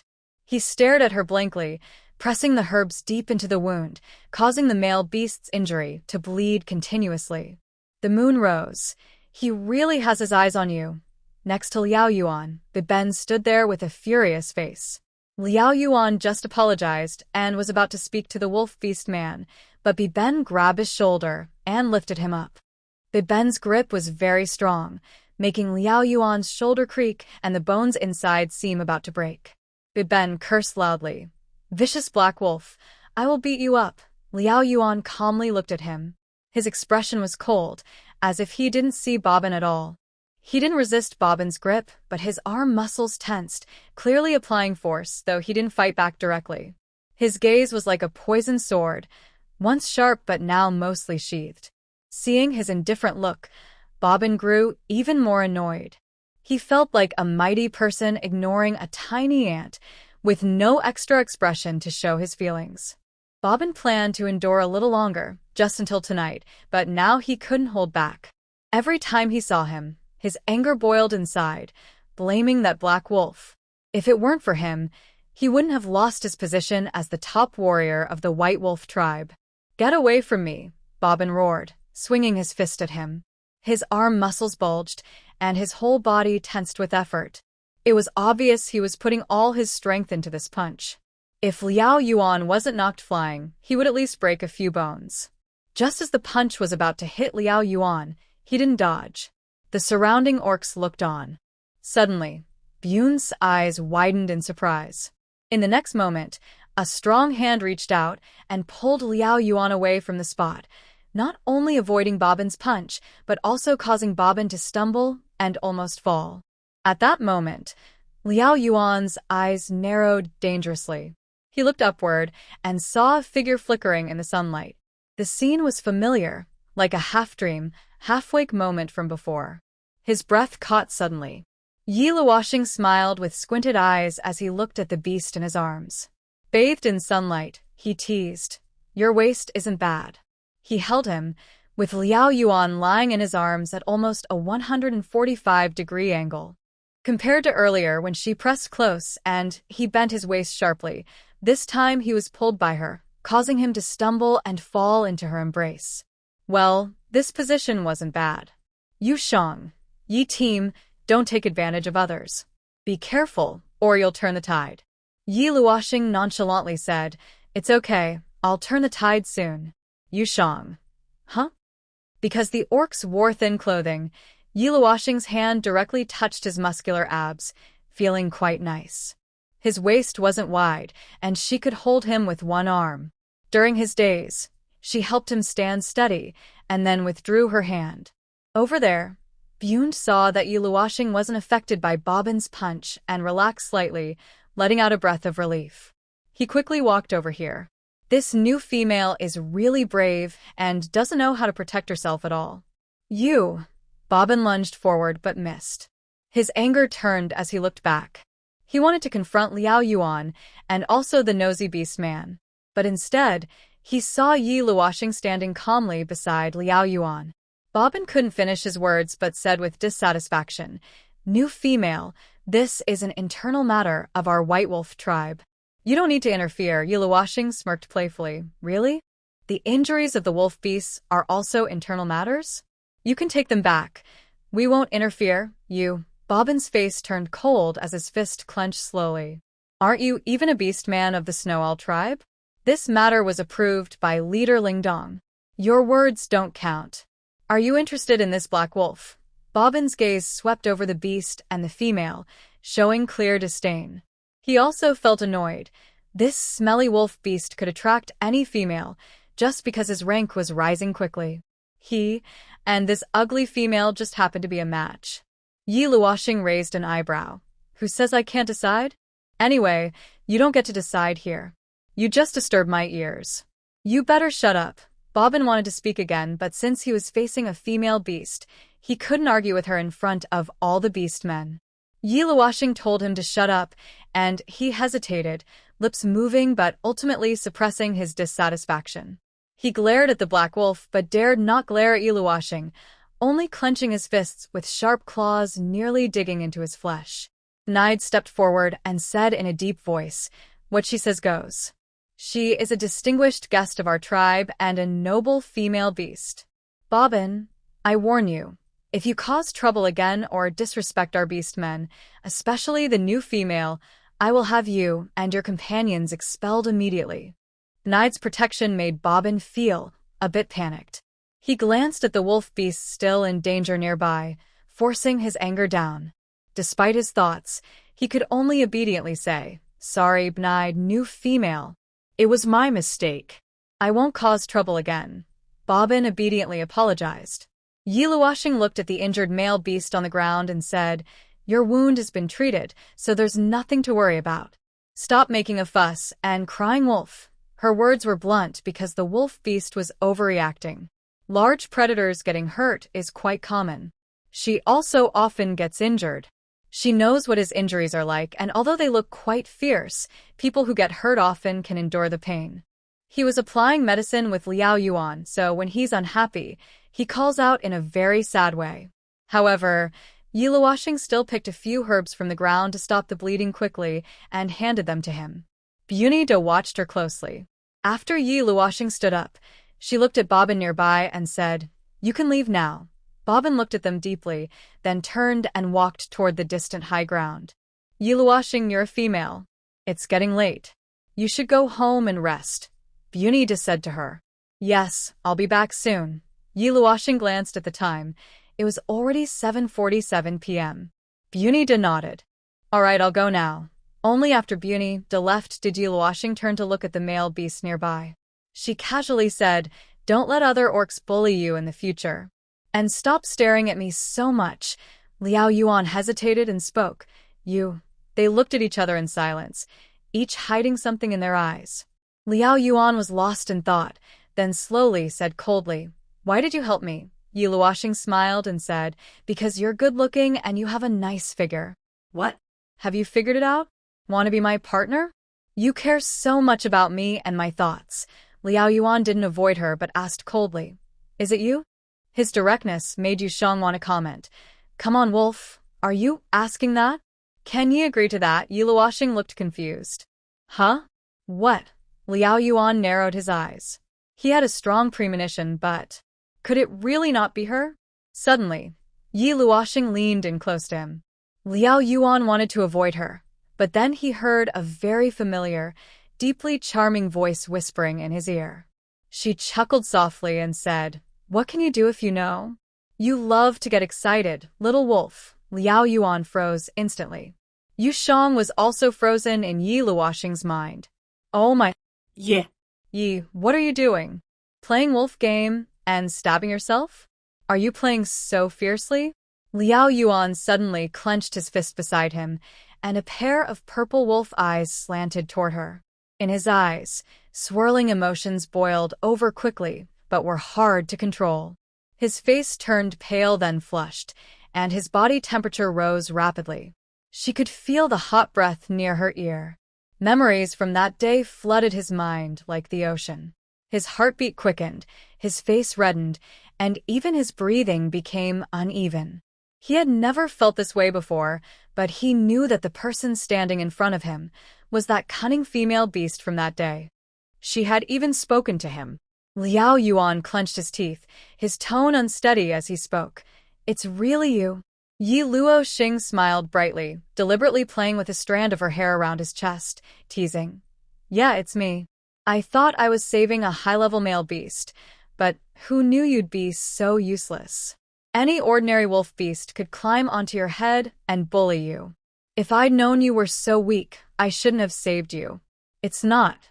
Liao Yuan suddenly interrupted, 2 words he hadn't expected himself to say. Although he didn't need to explain, he didn't want her to see him that way. He didn't care what other beasts thought of him, but this cunning female beast couldn't be allowed to think that way. Yi Luoxing casually glanced at him, scoffing. Seeing is believing. "I trust my own eyes. Just like now, I can openly admit my identity. But with your status, what can you do? Take revenge? Or tell everyone what happened that day?" "No, you can't do anything. You don't even dare to stop me."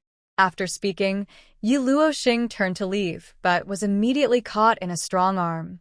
He pressed close behind her, biting her ear as he whispered, "Do you dare to challenge me?" Liao Yuan's sudden reckless move surprised both Yi Luoxing and Yu Shang. Her ears felt the rush of heat, and her back was warm. Yu Shang muttered in surprise, "Oh no, he's really gone off the rails."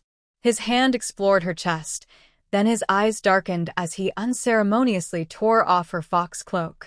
His deep purple eyes fixed on a familiar mole on her collarbone, and his cold face suddenly showed a strange, eerie expression. She heard a low whisper from the abyss echoing in her ears. "Got you, Yi Luoxing." He deliberately emphasized her name. Even though Yi Luoxing had regained her composure, she couldn't keep her calm because of his actions and words. "Do you want to see where you are now?" she asked calmly. "Soon." She raised a gentle smile. The injured wolf beast on the side sensed something was wrong behind him. When he turned his head to look back, Liao Yuan quickly threw a punch that knocked him out. Then, he spun her around in his arms. During this move, her feet left the ground completely. He used his tall body to firmly block her. They were in a high corner, with their backs to the outer area. Because of his blocking, no one knew what was happening here. Yi Luoxing, Yu Shang. Let's mourn for the poor wolf beast on the ground for 2 seconds. They are no match for me. I can do anything to you. Liao Yuan's deep voice was now hoarse. His words were firm, and his fingers gently brushed her ear, very close to her. Yi Luoxing understood that he was talking about all the orcs on the high ground. He indeed had the strength to do so. But she was not scared. Instead, she playfully asked, "So, do you dare? What are you going to do?" Facing her bold challenge, Liao Yuan tightened his grip on her restless waist. He breathed near her ear and said boldly, "I want to mate with you." His sudden, wolfish words made Yu Shang's chip short-circuit and fall into sleep. "Things are getting out of hand. Team Yi, take care." Yi Luoxing's gaze froze, and her expression turned slightly cold. Her playful tone deepened. "You're not allowed to say forbidden things." "I didn't do anything to you that day." Liao Yuan narrowed his dangerous eyes. His fingers brushed her collarbone. "That doesn't matter. I just want to possess you." Yi Luoxing glanced at him sideways. "Haha, you want to get revenge? I was just trying to help you twice that day." Thinking of what happened that day, Liao Yuan didn't deny it. She had boldly done everything and then disappeared. You've done almost everything you should and shouldn't. There's just one last step. I want to finish what I didn't complete that day. Liao Yuan's words sounded like he was grinding his teeth. It was clear how angry he was since Yi Luoxing abandoned him. His strength was so intense, it seemed like he wanted to embed her into his body. A rabbit can't outrun a wild wolf. When he said this, Yi Luoxing elbowed him in the stomach, then grabbed his wrist and twisted it. She turned around smoothly and slipped out of his arms. She let go of his hand, exposing herself where the orc group could see. Before he could reach out again, she threatened him. This is the Snow Owl tribe. Your clan beast is still here. You don't dare to act recklessly unless you want to be expelled by the White Wolf tribe. Yi Luoxing understood his feelings well. She knew he disliked Yen Beast and wanted to stay in the White Wolf tribe. He wouldn't act impulsively, as he was not an impulsive orc. Liao Yuan's hand paused in midair. His expression was unclear, but his purple eyes were fully covered by her gaze. Yi Luoxing extended her right index finger, placing it in the center of his chest. As she retreated, she slowly slid her finger down and said, "Be good, don't come after me, little wolf beast." She smiled freely, and after stepping back to a safe distance, she turned and left without hesitation. Liao Yuan watched her figure disappear into the distance, his eyes growing deeper and deeper. Meanwhile, Yushang sensed the gaze from behind and had already exited its rest state. It said, "Team Yi, your earlier teasing seemed to work a little. It feels like he's about to swallow you." Yi Luoxing chuckled. He just needs a burst of intense fire, but he has to use it correctly. She had turned her boat over herself, not to let him use that strength against her. A few minutes later, Yi Luoxing returned directly to the cave beside Lingdong. Although it was called a side cave, the upper part was more scattered, so it was still a few dozen meters away from Lingdong's cave, making it quite quiet. Yi Luoxing stood inside a similarly shaped 7 cave. She looked around and found it was about the same size as Feng Ji's cave, with an open view inside. The layout was similar too. At the front nest, dry plants had been laid as a base, with several layers of soft beast skins on top, probably arranged by Lingdong's beast men. She walked around the cave, then sat back on the nest, planning to tidy up the space, organize her materials, and sleep to avoid messing up her schedule. But in less than 10 minutes, a tall shadow covered the entrance. Yi Luoxing looked up and saw Mo Chaej standing there silently, expression unreadable. "Yi Luoxing, female, sorry to bother you. I brought your food," Mo Chaej said calmly. Yi Luoxing looked down at the food in his hands. Although she hadn't spoken much with this male beast, she was cautious as a warrior. Still, since he was Lingdong's cub and probably sent by Lingdong to deliver the food, she didn't think much of it. She remembered Lingdong had said her food would be purified by her personally afterward. She stood up and said, "Come in." Just place it in the middle of the cave. Mo Chaej finally stepped inside. First, he placed the wild duck meat wrapped in animal hide on the ground. Then he set the fruit also wrapped in animal hide next to the duck. Yi Luoxing approached to check and saw that the duck meat was already prepared, and the fruits looked fresh and colorful. One of the blue fruits, which looked like an apple, was especially eye-catching. Colorful. "Are you sure it's not poisonous?" Yi Luoxing asked Mo Chaej.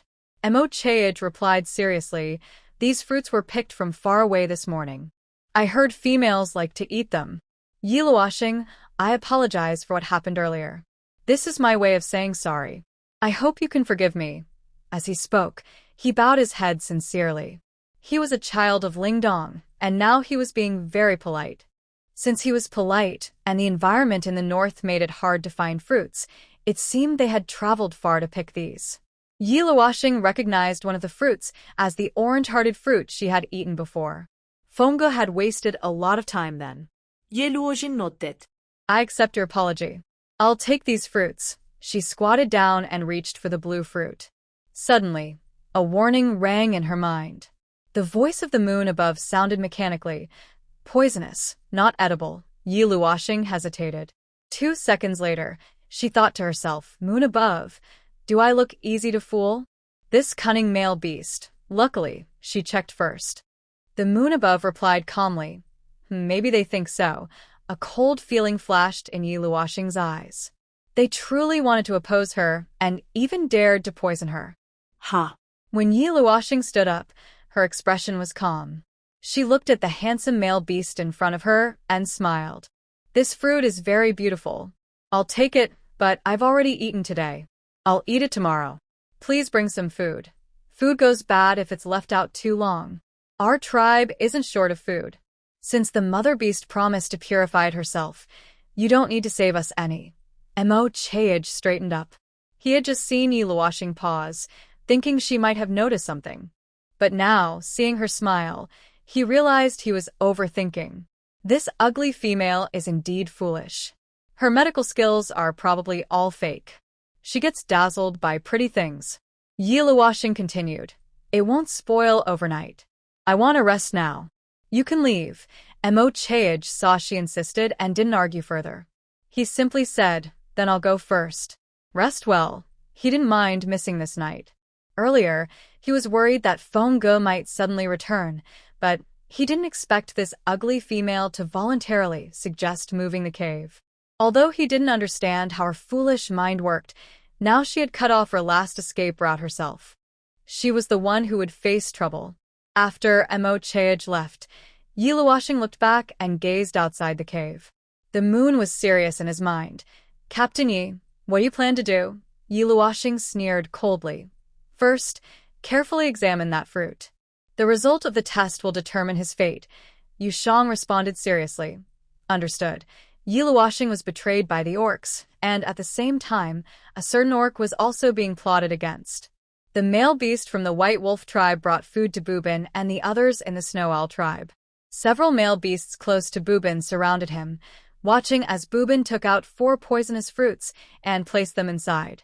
Facing the strong Liao Yuan, he was much more ruthless than Mo Chaej, worried he might not be able to defeat him, so he doubled his efforts. Bubin quickly wrapped the fruits with meat and headed alone toward Liao Yuan. The leader has sent tribe beasts with food. Because you need to drink a bitter, foul medicine, some sweet fruits were also sent along, to be given to you. Bubin quickly appeared in front of Liao Yuan, and with a bad attitude, threw the meat and fruits onto the ground in front of him. Liao Yuan glanced coldly at the food on the ground and looked at him without showing much emotion. Seeing his gaze, Bubin felt guilty but maintained a calm expression, even deliberately showing dissatisfaction, and cursed. These fruits are usually only for females to eat. I really don't understand why Leader Taya values you so much. Other injured tribe beasts don't get a share, but you, a black wolf, do. Liao Yuan's usually expressionless face loosened slightly when he heard him mention female. He looked again at the fruits, seeming to ponder something.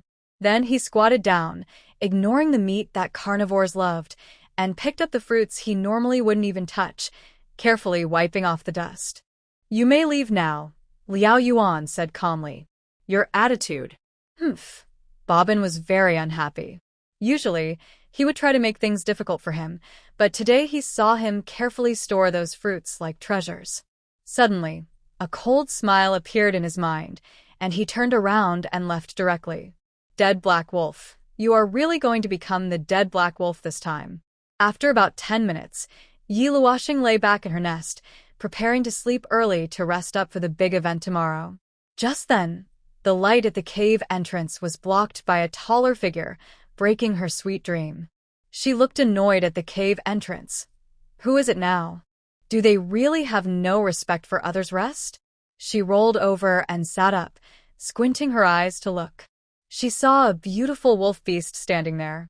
Yi Luoxing opened her eyes and asked, "What do you want?" Liao Yuan walked in directly, ignoring whether Yi Luoxing was awake or not.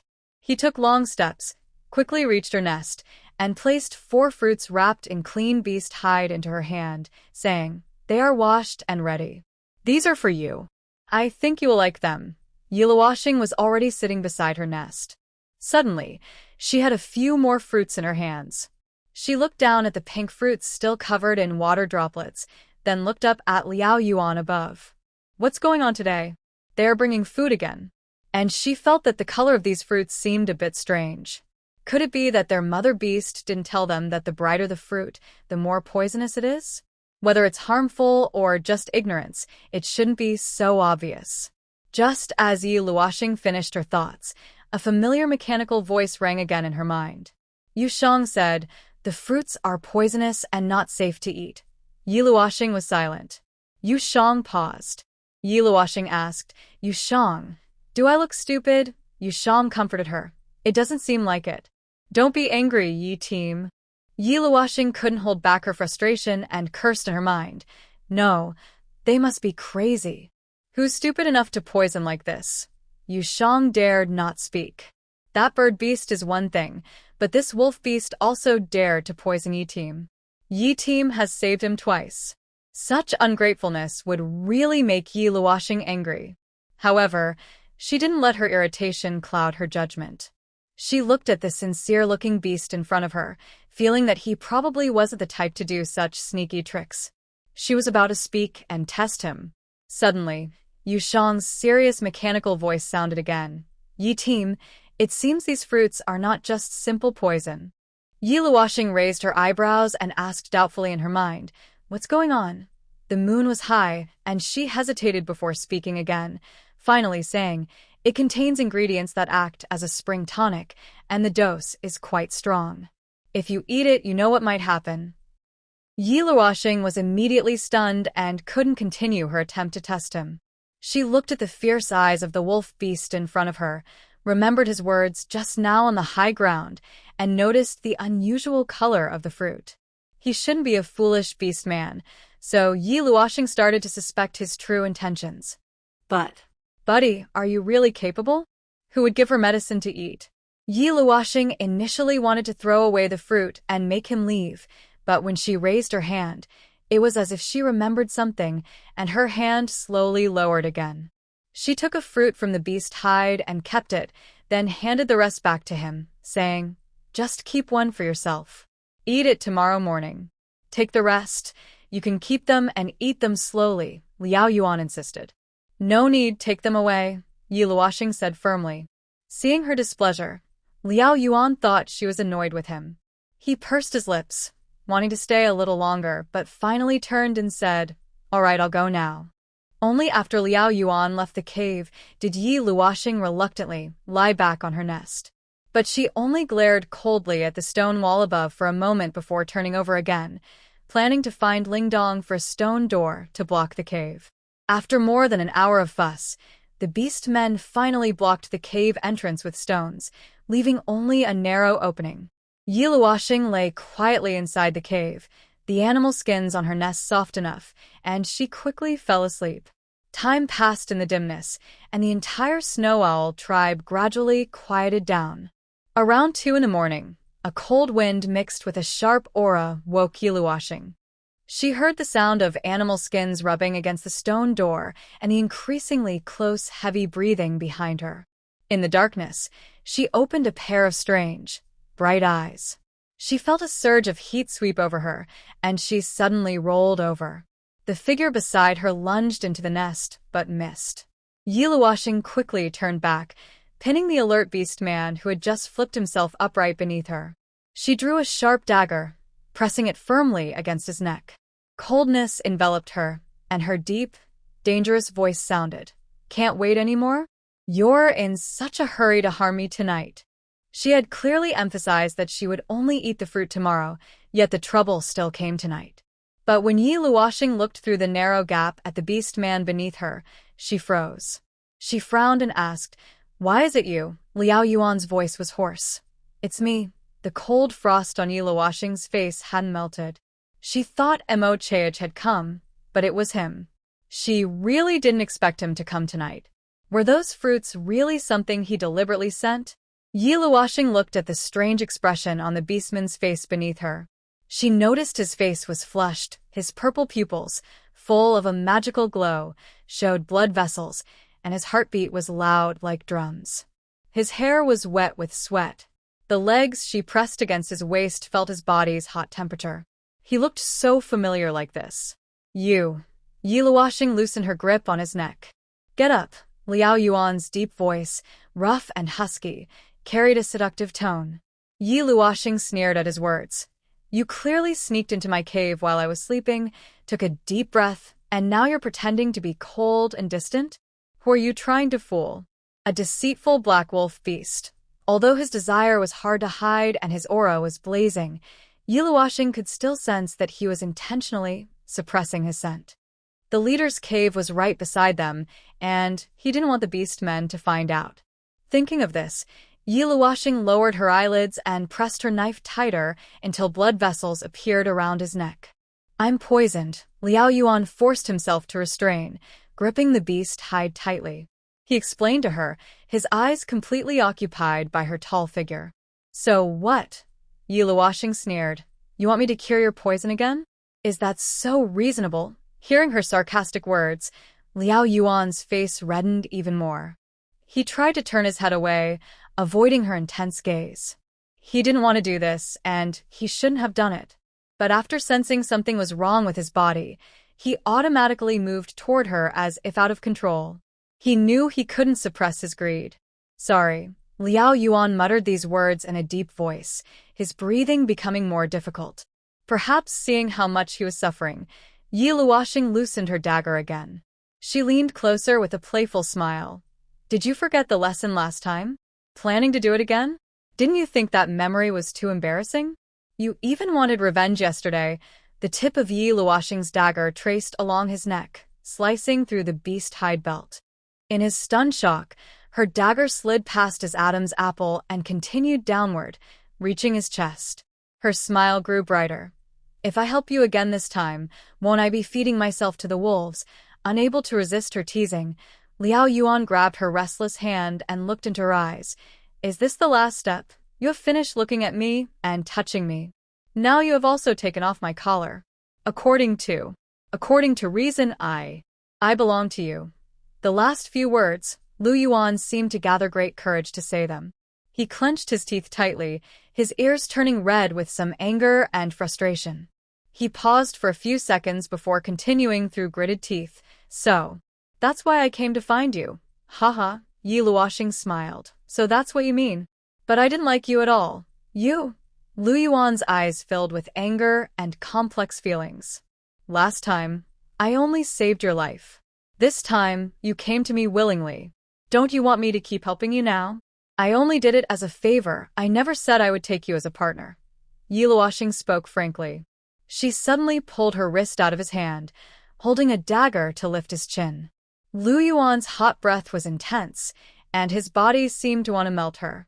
His tone grew a little dangerous as he softly whispered, Are you going to abandon me? We're not close, so why would I abandon you? Yiluoshing's tone was also unfriendly. So, now you can either leave on your own, or I will throw you out. Her words were full of threats. Lu Yuan's eyes grew deep and cold, like an endless lake. Soon, a strange emotion flickered across his usually indifferent face. Just as Yiluoshing was fully alert to him, he suddenly grabbed her wrist again. Then, with his other hand, he grabbed her shoulder and flipped her over with force, switching their positions. Even though Yiluoshing quickly realized what was happening, she was still held firmly underneath him. He pressed her dagger-holding hand onto her head, leaned close to her ear, and whispered dangerously, You wish. The moon had just come out of sleep when Lu Yuan saw this scene. He silently mourned for her, then quickly went back to sleep. I should have beaten you last time. Yiluoshing didn't resist forcibly, but her aura was terrifying enough to scare even ghosts. Last time was last time. You don't have a chance now. Lu Yuan bit her ear softly. You better get up right now, she threatened. I want to mate with you, Lu Yuan said simply. His veins bulged, muscles tense, and prominent blue veins showed on his body. His tall figure completely overshadowed her. Memories of that day kept flashing back. Now, with his body clearly feeling off, he was fully consumed by a wolf's desire in the darkness. His primal, beastly purple eyes glowed with a strange light. His hand reached toward her clothes. He wanted to do what he hadn't done that day. He had been thinking about it constantly. This clever female, he wanted her to beg for mercy. Yiluoshing put the dagger back into her space and drew another one with her other hand. She was about to raise her hand to strike him hard, but suddenly, bang, a clear, sharp sound. He noticed her movement with his peripheral vision. He didn't have time to be surprised. Instead, he precisely held her resisting hand. He leaned down and pressed her down. It's useless. I am a level 8 beast. I can even kill Feng Ge. Yiluosheng was indeed startled. She had a rough idea of the strength of male beasts from level 1 to 6 in the beast world. She had seen Mo Chaej use his full strength and guessed the power of beasts from level 1 to 5 from various clues. But she never knew how strong Feng Ge could be at his peak, because she had never seen Feng Ge use all his strength. However, she had watched Feng Ge fight Tuoyasi. She saw Feng Ge easily deal with Tuoyasi, who was a top-tier level 6 beast, and even injured him badly. Since then, she had suspected that the strength of orcs from level 5 onward was very hard to surpass. From level 6 to 7, the gap was like heaven and earth. All male beasts above level 7, though only one level higher, had their strength multiplied many times over. Yiluosheng finally understood why Feng Ge was the only level 7 beast in the northern land, why the orcs respected him, and why it was so difficult for orcs in the city to break through level 7. Because level 7 was a whole new realm. They found it even harder to advance, but that made them stronger. As for Liao Yuan, who had already reached level 8, his strength was incredibly powerful. An unstoppable force. The overwhelming power and aura she just felt clearly. Although she also possessed great strength, her abilities were blocked, and she was momentarily stunned by him. No, even if her abilities weren't blocked, she would still be amazed by this beast's formidable power. That's not necessarily true. I just need to shout once and you're finished, she said. She could sense that he was the same as last time, but something felt off. There was a strange, eerie feeling. Go ahead and shout, he said simply. Suddenly, he bit her lip. My lips felt a slight pain, and Yiluosheng was surprised again. This guy, really? She frowned, planning to draw her gun, but suddenly the beast man above her moved away. His hot eyes cleared for a moment. He tilted his head to look at her palm. Why does it smell of blood? He quickly grabbed her hand and looked. When he saw the bloodstains on the back of her hand, his complex eyes froze. He muttered, "Did I hurt you? Did he apply too much force just now?" But that couldn't be. Although he's not fully sober now, he controls his strength well. He shouldn't have hurt her. You tore open a wound I worked hard to heal, Yiluosheng said calmly. You're hurt. Liao Yuan's blush quickly faded as he looked at her in surprise. Yiluosheng looked at her waist and abdomen pressed under him. Liao Yuan also looked at her, noticing blood on her feathered bustier, the same smell as on her hand. Liao Yuan panicked immediately, sitting up quickly. He was a bit helpless, breathing heavily, his voice hoarse, feeling uncomfortable. But at this moment, he didn't even care about himself. Your observation skills are really poor, Yiluosheng said, lifting her hand to check. Seeing the torn wound, she felt a headache coming on. The cave was silent for less than 5 seconds. He spoke again in a hoarse voice. Who hurt you? Yiluosheng smiled. Does it matter? If I say it was Yen Beast, would you go kill them all? Liao Yuan remained silent, just staring at her injuries and then at her face. He thought for a moment. So, the injury on your face too? Yiluosheng replied. Same day. Liao Yuan was stunned. He thought her face was already like that, maybe just minor injuries, but he didn't expect. His face, which was just flushed, turned pale. His lips trembled slightly, and his body seemed to have lost much of its strength. He wobbled weakly, almost falling onto her. He supported himself firmly with his strong arms, not touching her skin again.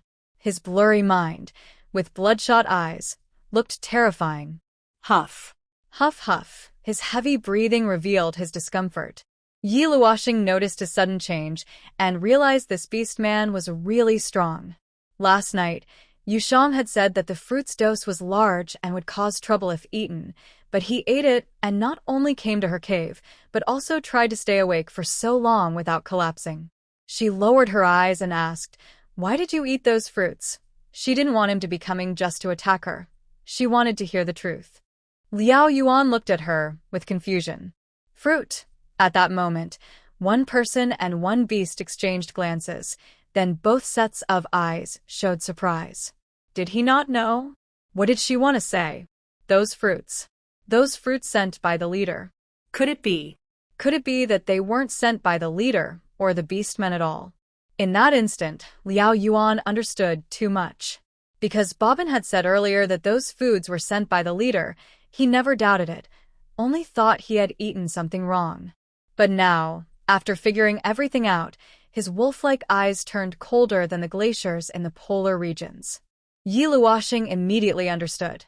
Did Bobbin and the others drug you? Liao Yuan suddenly clenched his fists, making a creaking sound. He said nothing, but his reaction made everything clear. Yi Luoxing looked at this angry, clenched fist, yet physically weak beast man in front of her. Her previous dissatisfaction with him was completely gone. Bang! He suddenly collapsed toward her, either exhausted from anger or having pushed himself to the limit. Yi Luoxing supported him with effort. What do they want to do by giving you this poison? Liao Yuan's voice was hoarse and frightening. This is not. He hesitated and couldn't finish his sentence. Yi Luoxing asked suspiciously. Not what? Liao Yuan sensed something was wrong. He changed his words and said weakly, I guess they want to drain my energy so they can attack me. Thinking about what he experienced last night and seeing this fellow beast man who shared his suffering, Yi Luoxing felt empathy and compassion. She finally smiled and asked, Do you want me to help you again? Liao Yuan used his last strength to sit up and firmly said, No need. She watched him get up, feeling a bit surprised. Liao Yuan turned over and left the nest. Yi Luoxing asked with a smile, Really no need help? I am also a healer, so I can treat your wounds. Liao Yuan sarcastically replied, You're right. I really don't want to remember it again. And the rabbit ran away, so the wolf beast won't want to form a bond with food. I will never submit to a rabbit. Liao Yuan forced himself to leave with a serious face, staring outside. The dignity of the black wolf and the poison from Bobbin completely awakened his hatred. He had always been determined to find her, because of what happened that day. He couldn't forget it. Now that he had found her, he realized he didn't necessarily have to be with this unfamiliar female. Since she didn't plan to be his mate, then fine. Either he wouldn't form a mate in this life, or he would choose to be with a strong female beast. Yi Luoxing saw him leave angrily, without stopping him. Whatever you want, good luck, she lay back on her nest. Soon, she heard the sound of the beast opening the stone door and leaving the cave. It was already 2 or 3 in the morning, and her alarm clock should ring soon, just the right moment. Yu Shang withdrew from his sleep mode. Captain Yi, that pink fruit can make people excited, but it's more than that. It seems to also suppress excitement. Its ingredients are complicated and can torment the body, making someone feel like they'd rather die. He probably shouldn't eat it. Yi Luoxing was surprised. You mean, she guessed what Yu Shang was trying to say and had some ideas. Hearing Yu Shang mention the black wolf who just left, she added, He's an 8th-rank beast, so he should be okay. She didn't plan to interfere with him because she had her own things to do. She took out the pink fruit from the hole in the wall, then pulled out a juicer and a bottle from her space. After a few minutes, she finished preparing the juice, used a spray to mask her scent, and left the cave.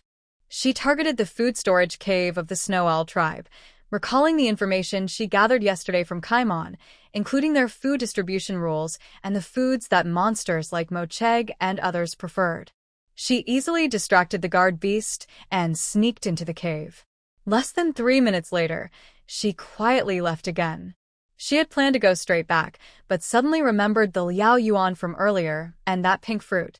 Suddenly, she turned back and quietly arrived at the high ground. The wolf beasts were sleeping. She used 2 needles to knock out 2 guarding wolves, then pulled out the anesthetic needles. The whole process was silent. Next, she found 2 remaining pink fruits where Liao Yuan had been during the day. Seeing them, she smiled. Luckily, wolf beasts didn't like to eat these. Yu Shang saw her sneaking out to steal these items late at night and asked curiously, Captain Yi, what are you doing? Yi Luoxing's smile grew colder as she replied mentally, giving it a new home. Under the moonlight, she immediately understood her meaning and admired her heart. Captain Yi, it really is you, you sneaky guy. After Yi Luoxing finished everything, she happily returned to her cave, changed her medicine, and went to sleep, having a good dream that night. The next day, she woke up feeling very energetic. She stretched comfortably and looked at the sunlight shining through the crack at the cave entrance. Just as she was about to get up and wash up, she noticed a bright, dazzling light on her side. She withdrew her arm and looked, smiling. The herbal medicine really works. My skin color has returned to normal. Yushang was also surprised. Really?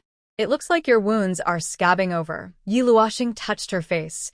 Indeed, it was starting to scab. She lifted her clothes and felt through the bandages. Some of her shallower wounds were also beginning to scab. It seemed some of the bandages could be removed. Looking at her now restored arm, it wasn't particularly white. Having trained for missions for many years and lived in the wasteland for so long, her skin had long been tanned to a healthy wheat color. Originally, her skin was fair, and as long as she didn't go on missions, it would gradually return. After several days of healing and medication, it had started to come back. Overall, it was no longer dark and dull, which looked much better. She previously looked unhealthy, but now she felt full of energy.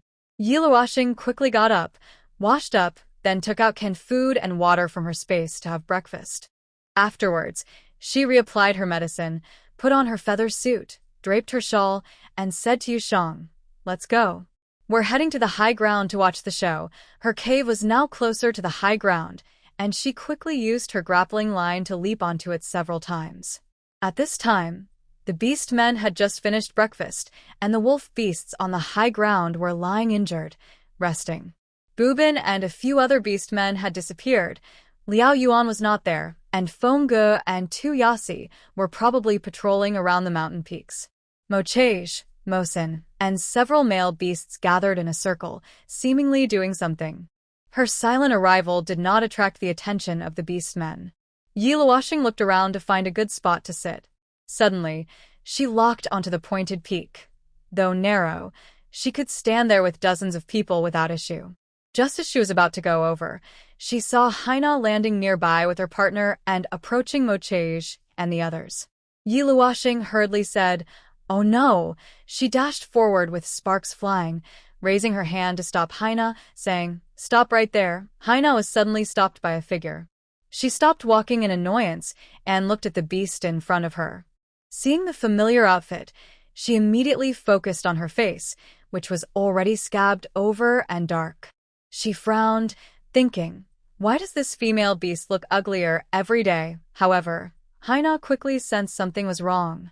Although Yi Luoxing was dressed very warmly because she was not used to the northern climate, Haina noticed that her skin tone around her neck seemed different, slightly brighter or maybe whiter. Haina looked up and saw that the small patch of uninjured skin on her face had also become much whiter. This change was very obvious at a glance. She rarely saw such pale skin. Even though the female hadn't started purifying the beast, her skin usually wouldn't be so bright due to environmental changes over the years. Haina had only seen this kind of whiteness on the face of Bai Xian, a wolf beast, before she started purifying the beast. Bai Xian was well known in the north for her good skin, and even after becoming a 5-star female beast, her skin remained better than many others because of her strength and beauty. "It seems the medicine from the shaman is working a bit," Haina said with a cold smile. "Do you have something to say?" "Why are you stopping me?" Haina asked again, her tone showing displeasure. Yi Luoxing glanced at Mochage and the others, knowing a big scene was about to start. She couldn't go over, or it might involve the female beast, and that would cause a big problem. She smiled at Haina and said, "Nothing. I just want to make friends with you." "Make friends with me?" Haina squinted and looked her over, then smiled. She leaned in close, with a sarcastic look in her eyes. "Snow owls never make friends with rabbits. Be careful, I might cut you open and eat you." "Weak little rabbit, you won't eat me, pretty sister," Yi Luoxing said unexpectedly. Haina's expression froze again. She stared hard at the female beast in front of her. It was like throwing a stone into the water, no effect. Her face turned pale and then green, and finally, her sarcasm faded, replaced by awkwardness. She looked at those innocent, sparkling black eyes. The female beast looked so sincere. Facing such a thick-skinned female beast, Haina found herself at a loss. Behind Haina, Jiexie and the others also stiffened again. This new female beast was truly. Yi Luoxing only wanted to delay time. She didn't care about anything else. She knew her words would be useful. Is there something wrong with you? Haina carefully examined her from top to bottom. Her gaze was as if Yi Luoxing was scheming against her.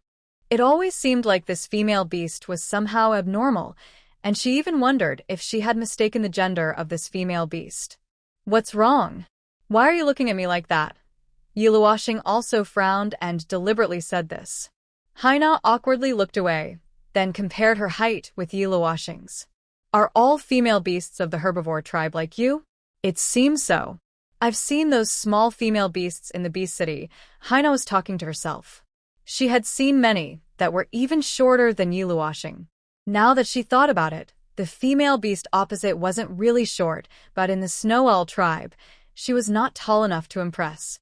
In the distance, it seemed to get noisier. Yi Luoxing knew the water was about to boil. Just then, a few snow owls flew over. Yi Luoxing looked up and saw that City was landing beside her and Haina with her partner. What a coincidence!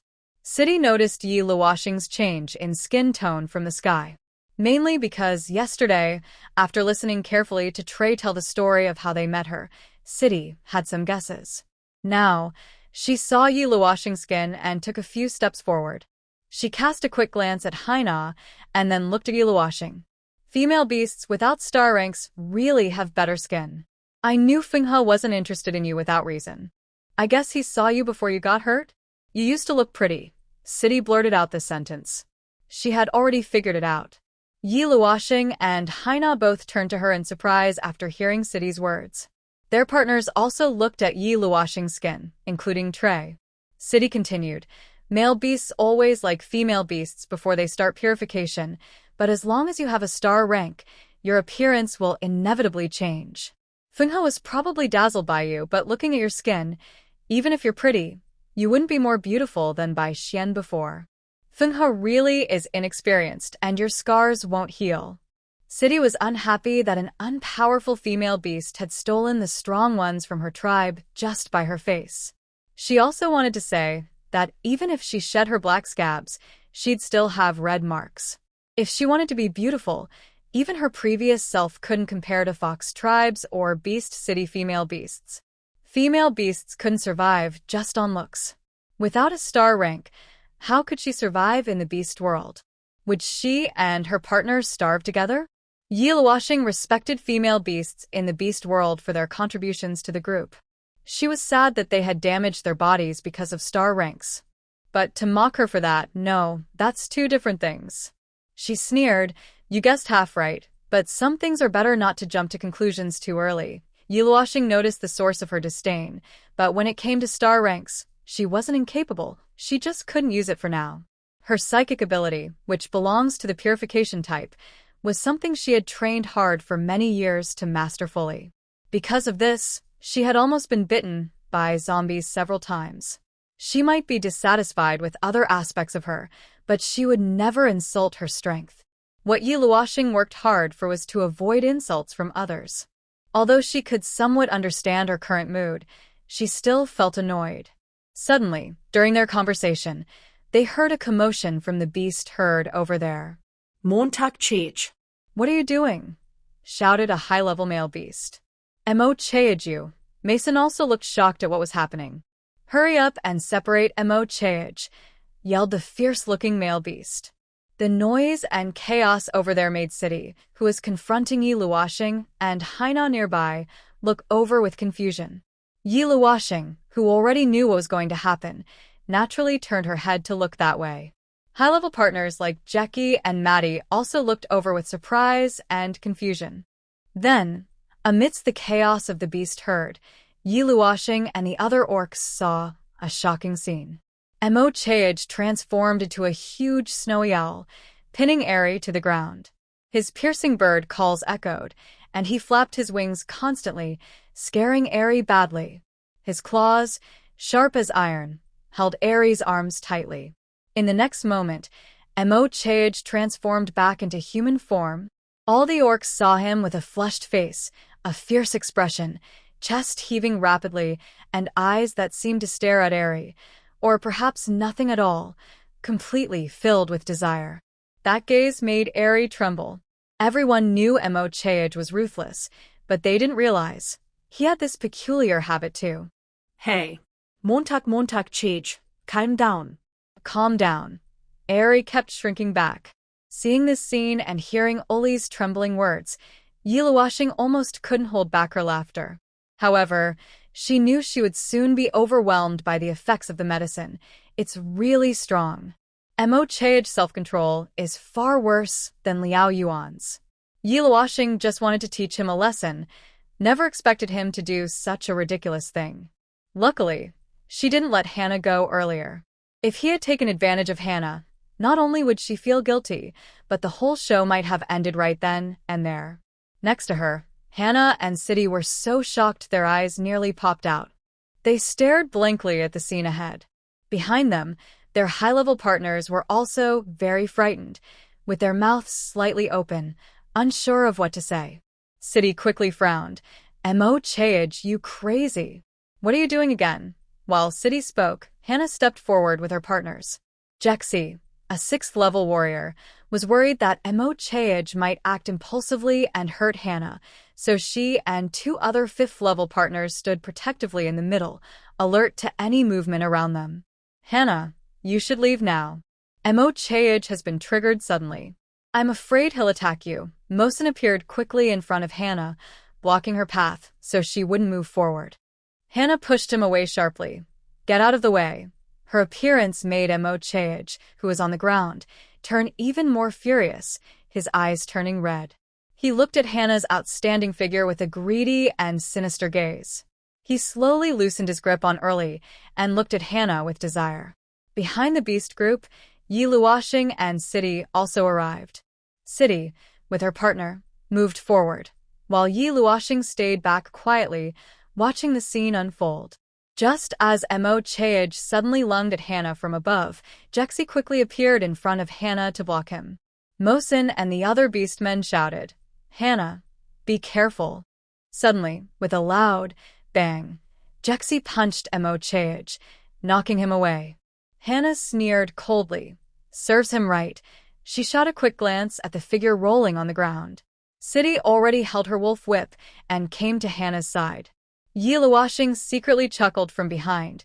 Looks like Mo Chaej is going to get a good beating from City. Ha ha ha. Yushang.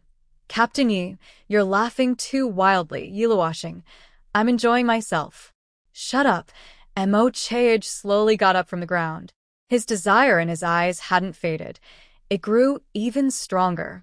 Just as City threw her whip to the ground with loud cracking sounds, Yiluashing hadn't yet seen her get hit. Suddenly, around the cliff edges, 60 or 70 snowy owl beasts flew up. The scene was grand and lively, filling the high ground with noise. The injured wolf beasts on the ground had woken up, and Bobbin's wolves had returned unexpectedly. Yiluashing looked back and saw the leader rushing over from behind. Her smile faded slightly, but inside she was happy. Everyone was here. The show was about to begin. Yushang played with numbers in her mind. The big performance was starting. Ling Dong quickly moved to the front of the crowd. She looked at the crazed Mo Chaej and coldly ordered, "Tu Yasi Shuemian. Take the beastmen and go hold down Mo Chaej." The 6th-ranked Tu Yasi and the strongest 5th-ranked Shuemian immediately responded. They led a few fierce beastmen toward Mo Chaej. Mo Chaej launched a new round of pounces, but as soon as he jumped into the air, Tu Yasi and Shuemian each grabbed one of his arms and forced him back to the ground. Mo Chaej even tried to transform into beast form, but several fierce beastmen held his legs tightly. Tu Yasi and Shuemian prepared to transform as well. If Mo Chaej dared to forcibly change shape, they would definitely give him a good beating. With so many beastmen holding him, Mo Chaej seemed to gradually become more clear-headed. Tu Yasi's voice rang above him. Mo Chaej, what's wrong with you? Shuemian also complained. What's gotten into you, Mo Chaej? You look like you're about to eat someone. Ling Dong saw that Mo Chaej's eyes were clearer now. She stepped forward and asked coldly, "Mo Chaej, you better give me a reasonable explanation. Otherwise, even if you're my son, I won't show mercy." Mother Beast. Mo Chaej's cold, hoarse voice sounded like poison in his eyes. The food this morning was bad. He struggled to control his boiling blood, almost biting his teeth as he spoke. His heavy breathing accompanied these words, and the veins on his neck showed how uncomfortable he was. Because of his words, Tu Yasi, Shuemian, Lingdong, and the other beast men were all stunned. Tu Yasi and Shuemian quickly looked down to check on Mo Chaej's condition. Then Shuemian stared blankly and said, "Leader, his condition seems to be..." "Stop." Lingdong also clearly understood what was happening with Mokuga. She decisively gave the order. "You two, throw him into the ice river and let him cool down. Go find a beast man and call the shaman." Lingdong quickly added this command. The strong beast men at the back of the beast man group hurried to the shaman's cave. Byun had been busy all day yesterday and was probably resting now. Tuyas and Shuemian had already lifted Mokuga. Then, Shuemian threw Mokuga onto Tuyas' back. Tuyas carried him as they moved. The two beast men turned into beast forms and flew toward the distant ice river with Mokuga. Over there, behind the beast man group, Boobin and a few wolf beast men listened to the clan beast tell what had happened. Seeing Moka Ge's familiar reactions, they felt a bad premonition in their hearts. In less than 10 minutes, Byun, with dark circles under his eyes, arrived here with the clan beast men. During this time, Lingdong had already ordered the orcs to bring all the remaining food from this morning to the high ground, including a piece of young rock thunderbird meat that Moka had not finished. Mosin was explaining what had just happened. "When we ate the prey this morning, Moka started feeling unwell while eating. He stopped, but we didn't notice anything unusual. After finishing, Moka's body turned red and became more and more strange. We were about to ask Bunai to check him, but suddenly Moka's eyes looked more and more terrifying, and then he knocked Derry down. As Mosin spoke, Lingdong and Bunai looked worried. The tribal beasts were also confused. Everyone's food was distributed equally, and they were all fine. Why did Moka have this reaction after eating? Could he have eaten something outside? But that seemed unlikely. Moka knew the northern land very well, including its prey and plants. He shouldn't have eaten anything strange, especially since his sense of taste was very sharp. Under the curious gazes of the other beasts and the spectators watching from beside Yellow Star, Bunai crouched in front of the pile of food and carefully examined each piece. Finally, he opened the leftover young rock thunderbird meat. He sniffed at first, nothing unusual. Then he tore the meat apart. Bunai looked closely, feeling something was off but unable to pinpoint what. He took a small bite, chewed, and suddenly spat it out. Combining that faint, strange taste and a suspicious pink substance in the bird's stomach, Bunai immediately understood what had happened. He quickly moved beside Lingdong and whispered in her ear, "Leader, Moka accidentally ate a type of aphrodisiac fruit from the west, but it's different from the common ones. I saw it before when I visited the beast city in the west. However, such things shouldn't appear in the north. They're too far away, and this one was processed into juice and added to the meat." Hearing Bunai's low, deliberate words, Lingdong's face darkened. She turned slightly to look at him and asked, "Are you saying some beast person poisoned Moka?" Bunai nodded and said, "This is possible. The fruit is very powerful. If not careful, Moka could be ruined." Luckily, the juice added wasn't much. Lingdong's face had turned dark and serious. Behind her, Yellow Xing noticed this. Although she thought the leader was good, Lingdong's son was indeed unruly, so she didn't blame herself for giving him a lesson. As for whether Lingdong wanted to make a big deal out of a small problem or a small one out of a big problem, that was her own matter. However, she knew that once Lingdong realized someone had poisoned the beast man, she wouldn't let it go easily. Sure enough, the next second, Yellow Xing heard Lingdong give a cold order. Bunai, personally lead the beast men to search. Don't let any suspicious activity go unnoticed. Okay, I'll go right away. Bunai nodded and called Mosin and other beast men to search each cave. Yellow Xing sat on a nearby stone, waiting patiently for time to pass. During this time, her gaze occasionally swept over Bubin, the black wolf who was missing. She didn't know where it went. The white wolf had almost indirectly caused her trouble, and it wasn't a good creature, especially since it was paired with Mocha. Yellow Xing thought, if only I had a watermelon. Yu Shang replied, you wouldn't mind freezing your teeth. About half an hour later, Bunide returned with Mosin and the others. Bunide approached Lingdong and shook his head, saying, Leader, we didn't find anything. Lingdong looked at the surrounding beast tribes with a serious expression. She coldly tugged on her wolf whip.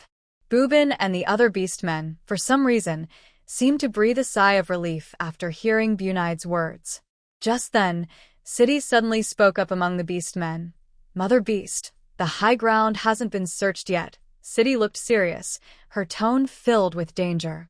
Her words clearly implied suspicion, causing all the beastmen to look at her. City calmly met Lingdong's gaze. She didn't believe it was a coincidence. Recently, the Snow Owl tribe had been safe, but yesterday, the wolf tribe arrived, and Mocha was poisoned right after. City, what do you mean by that? Bubin panicked for no reason. He was unsure and sensed City's suspicion, so he questioned her. City sneered. This is our tribe's territory. Of course, we can search wherever we want. The female beast, Amaze, also chimed in. Yeah, Bubin, is that your business? Bubin, being challenged by two females, dared not speak further, and just stood there, tense. Yellow Xing leaned on a stone, noticing that the trap was about to close, a faint smile appearing at the corner of her mouth. City turned again to Lingdong and said, Mother Beast. Lingdong understood what City meant. After hesitating, he looked at Bunid and said, Take the beast men to search. Bunid nodded and led Mosin and the others away again.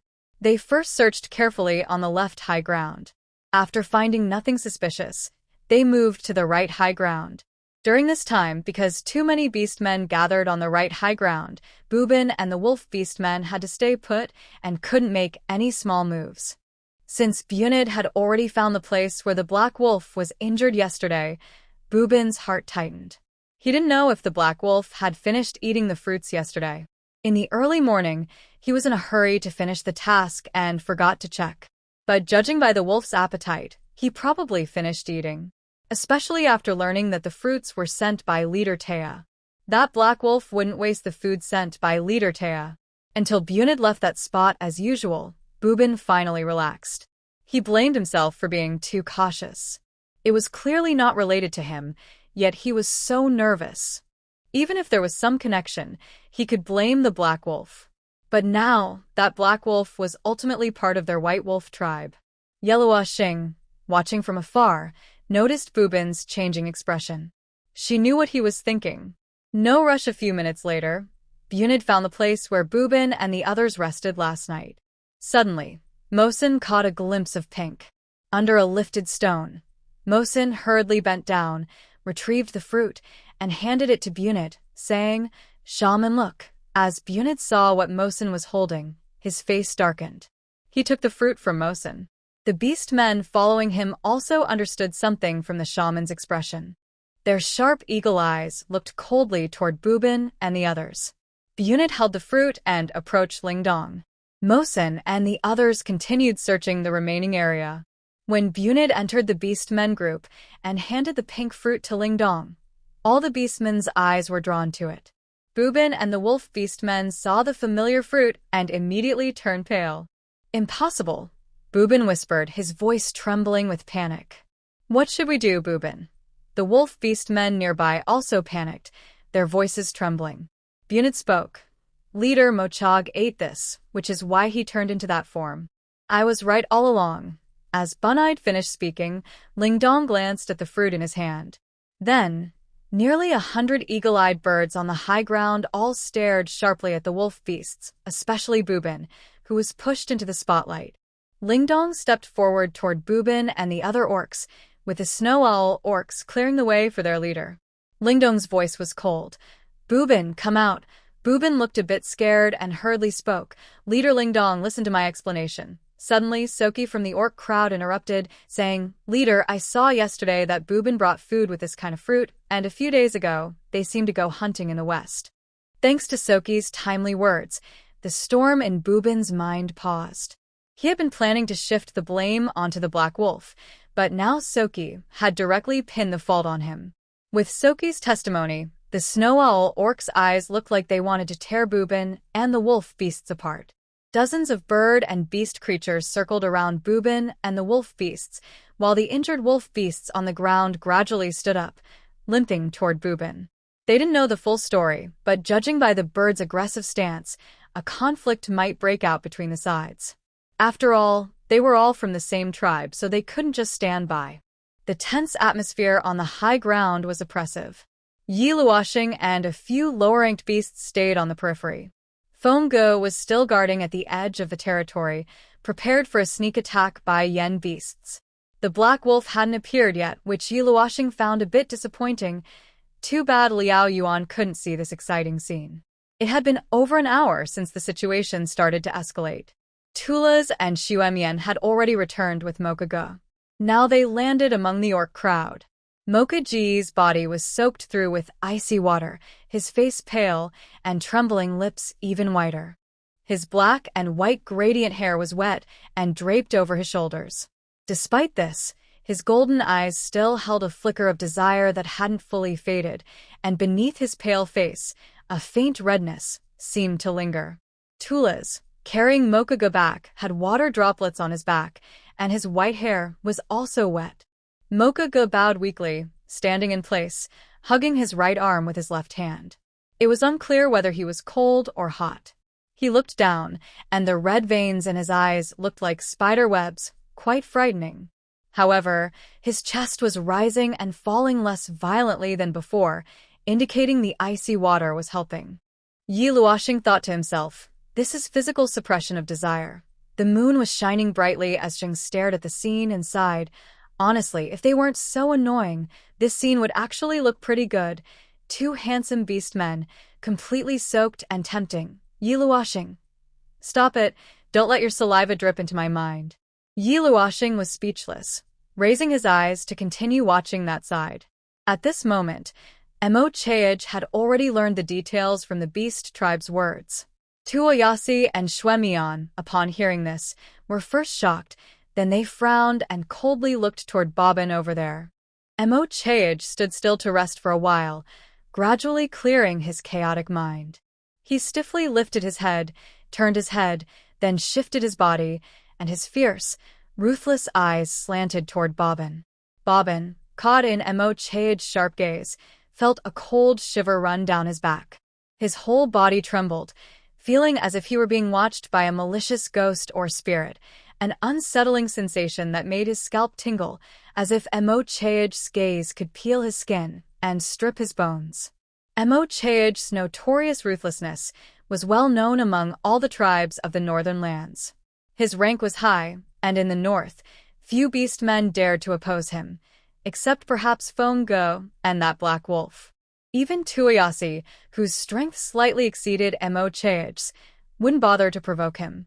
After all, Mo Chaej's cunning and tactics were beyond what most beastmen could handle. He had cruelly killed many beastmen before.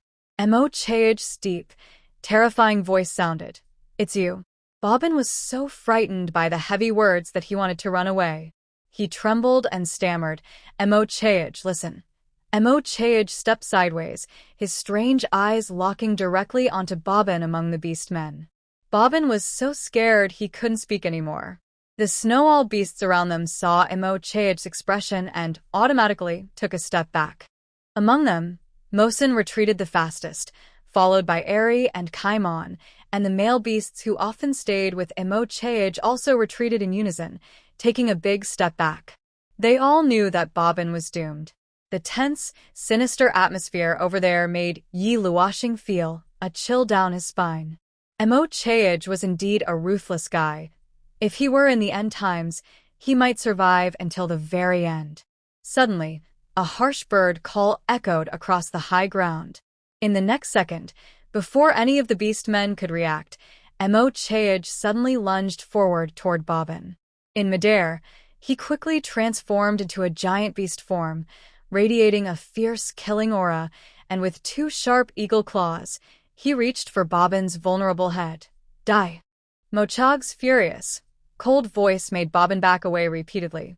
He was a step too late and transformed into a wolf beast form. He wanted to raise his claws to block Mochog's attack, but Mochog was too fast. He directly tore off 2 pieces of flesh from Bobbin's body with his claws, and hair gently drifted down from the air. Bobbin, in pain, bared his sharp wolf teeth. His light brown wolf eyes tried to lock onto that figure, spinning around in place. But Mochog's beast form was incredibly agile. It flipped and spun in the air, repeatedly rushing toward Bobbin's beast form, tearing flesh from him with his claws, even biting off a piece of tender meat near Bobbin's wolf ear with his beak. Mochog was furious. Yet, he could still accurately lock onto Bobbin's body among the dense group of orcs around him. Although the wolf beast form was much larger than the snowy owl beast, Bobbin was still no match for Mochog. Several attacks only caused superficial scratches and couldn't threaten Mochog at all. A few wolf beasts who were friendly with Bobbin wanted to help but were immediately pressed down into beast form by Tulas and others. So, they could only watch anxiously from the sharp claws of the bird beasts. "I'll see who dares cause trouble in my snow owl tribe," Ling Dong said coldly. The other wolf beasts, eager to act, saw more and more bird beasts rushing onto the high ground and gradually gave up their fighting forms. The wolf tribe was united and usually brave, but this time they knew Bobbin was at fault. They had come to the Snow Owl tribe for medical help, and leader Ling Dong had kindly taken them in. Bubinid even treated their wounds. But Bobbin had injured the tribe's orcs at this moment. Regardless of any hidden reasons, the poisonous fruit was definitely brought by Bobbin. Many wolf beasts knew this. Plus, now leader Ling Dong had personally spoken, and Tulas and others were suppressing them with their strength. More bird beasts gathered around. The wolf beasts knew it wasn't the time to cause trouble. If this incident caused a rift with the Snow Owl tribe, leader Taya would also blame them. The wolf beasts exchanged glances, then looked at the 2 fighting beasts, praying for Bobbin's luck. As long as no lives were lost, they could take a beating. It was best to wait and see. Soon, the high ground was filled with the smell of blood, growing stronger and more pungent. Yellowa Xing watched the battered wolf beast over there. It was clearly no match for Mochog, but she noticed Bobbin still held a high status in the White Wolf tribe. Curious, she asked Ian nearby, "What rank is that Bobbin?" "He's a 5th rank male beast, almost reaching 6th rank. Yan replied to her, saying she doesn't really like to join in the excitement. When she saw that the atmosphere was not good over there, she just stood quietly in the back to watch. Anyway, she was sitting on her partner's shoulder, so she could see everything. Soon, Yan turned surprised to Yi Luoxing and asked, "Luoxing, can't you smell it?" Yi Luoxing shook her head, saying she really couldn't tell the rank and level of the beast men. Although surprised, Yan didn't continue this topic and said, "Actually, Bobbin is quite strong.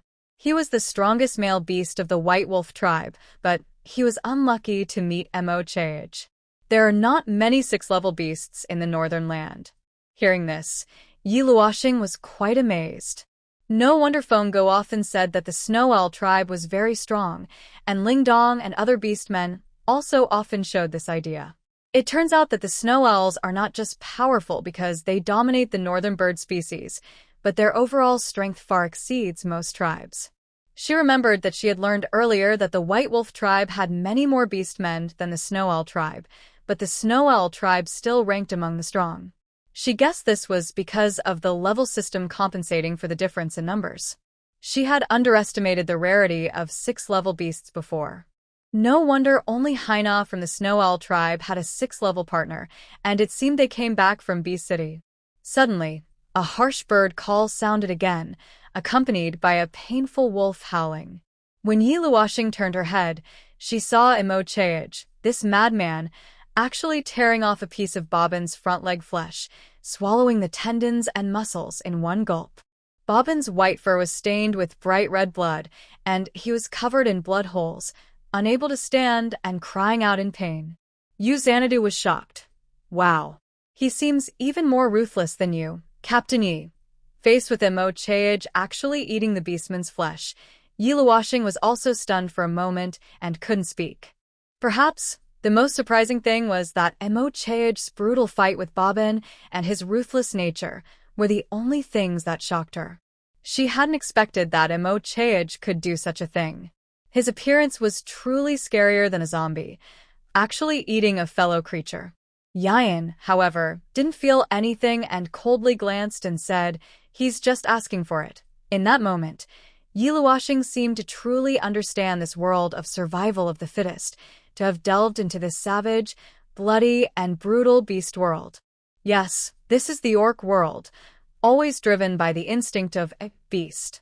Once humans enter this primitive forest, they are like a drop of rain falling to the ground, disappearing instantly. She finally saw it, the mystery and danger of the beast world. Leader Lingdong, a wolf beast man being led by Tuyas, called out anxiously and unable to bear the situation. Things had already gotten serious. The wolf beast men saw that Emo Chaege was trying to kill Bobbin. They knew this beast man was not easy to deal with, but his violence was too harsh. The two tribes were neighbors and had a good relationship, so why did Emo Chaege have to be so brutal? Lingdong saw Emo Chaege's deadly strike and lowered his eyes. When he saw Emo Chaege dive again toward Bobbin on the ground, this time with his sharp bird beak aimed at Bobbin's throat, he truly intended to kill him. Lingdong quickly shouted, "Stop, Emo Chaege!" As soon as Lingdong spoke, Emo Chaege had already swooped down. But because of Lingdong's command, Xuemian instantly transformed into beast form and charged at Emo Chaege in the air. The other snow owl beastmen also shifted into beast form and rushed forward. Xuemian collided with Emo Chaege's body, while the others used their beast forms to block him. Emo Chaege's flight path was diverted. He eventually flew lower and lower until he rolled onto the ground and transformed back into human form. Emo Chaege stood up, looking down at the bloodied wolf beast man. Bobbin, now barely alive, had also turned into human form. Emo Chaege coldly spat out a mouthful of flesh and blood, then used his thumb to wipe the blood from the corner of his mouth. His fierce gaze remained terrifying, like a ghost standing in place. No wolf beastman dared to meet his eyes. Even Bobbin, feeling the cold stare above, didn't dare lift his head. Of course, his vision was already shrouded in red. Lingdong stepped forward and said to the wolf beastmen, "He is a 5th-rank beast. These injuries are not enough to kill him. The wolf beastman who came to seek medical help yesterday, Bunit, has already treated your wounds. Taoist shaman is also about to wake up. Your injuries are not serious. Take him back and honestly tell Leader Teo what happened here. If you dare to lie, you know the consequences." The wolf beastmen, hearing Lingdong tell them to leave, understood. Their injuries had already improved a lot. Once Taoist shaman woke up, they should leave. In this situation, they couldn't stay in the Snow Owl tribe. A few wolf beastmen helped Bobbin to his feet. Although they felt sorry for his injuries, Lingdong's kindness in letting them go was quite polite, probably because it was also out of respect for Leader Tea. Lingdong continued, "If Leader Tea has any complaints, she can come to me anytime." The wolf beastmen hurriedly responded, "We will tell Leader Tea everything honestly. Rest assured, we are very sorry for what happened this time. We are leaving with Bobbin now. They are too busy to notice where the black wolf is." Actually, this time, Leader Lingdong allowed Emo Chaege to beat Bobbin so badly not only because Emo Chaege was poisoned by Bobbin, but also because the poison could harm females. Luckily, today Emo Chaege didn't hurt any female beasts, or Bobbin might have lost his life. The wolf beasts quickly left. Before they left, Tova the shaman's finger twitched, as if he was about to wake up. Budnid watched Tova's figure disappear and sighed. He had wanted to learn medicine from Tova too, but now he missed that chance because of this incident. The wolf beasts left, and Emo Chaege's poison was not fully gone yet. Lingdong looked around at the other beast tribes and said, "Everyone, disperse. Taez, lead the team to patrol around the tribe and make sure no Yin beasts sneak in." Lingdong was still very alert. Taez nodded and immediately led a group of beast men away. Lingdong then looked at the female beasts like City and Haina and said, "You should go back now." He was worried about their safety after what happened on the high ground. City and Haina didn't stay long. They glanced at Emo Chaege, who was still standing ominously in place, then transformed into their animal forms and flew away with their mates. Yayan also didn't stay long. She said to Yellowwashing, "Yellowwashing, I have to go now. You should go rest too." Okay. Yellowwashing nodded, watching the beast men on the high ground gradually leave. Lingdong was still talking to Budnid, saying, "Budnid, please give Emo Chaege some more herbs. His condition is still not good. I'll go prepare them in the cave," Budnid said and flew toward the cave. Some male beastmen who were close to Emo Chaege also went along to help. "You should go back and rest well," Lingdong said with a complicated look at Emo Chaege before turning to leave. Once Lingdong and his group disappeared, only Emo Chaege and Mosin's group of beastmen remained on the high ground. Of course, Yellowwashing was still there. She still had unfinished business from her original plan. "Emo Chaege, how do you feel?" Mosin asked with concern. "A bit better, I think," Eri replied, clearly still shaken from earlier. "Emo Chaege is fine. He's always strong," said a fierce-looking male beast with a cold face. "That wolf who was looking for death got what he deserved," added another tall male beast. Kaimon and Soki also carefully examined Mocha G's body.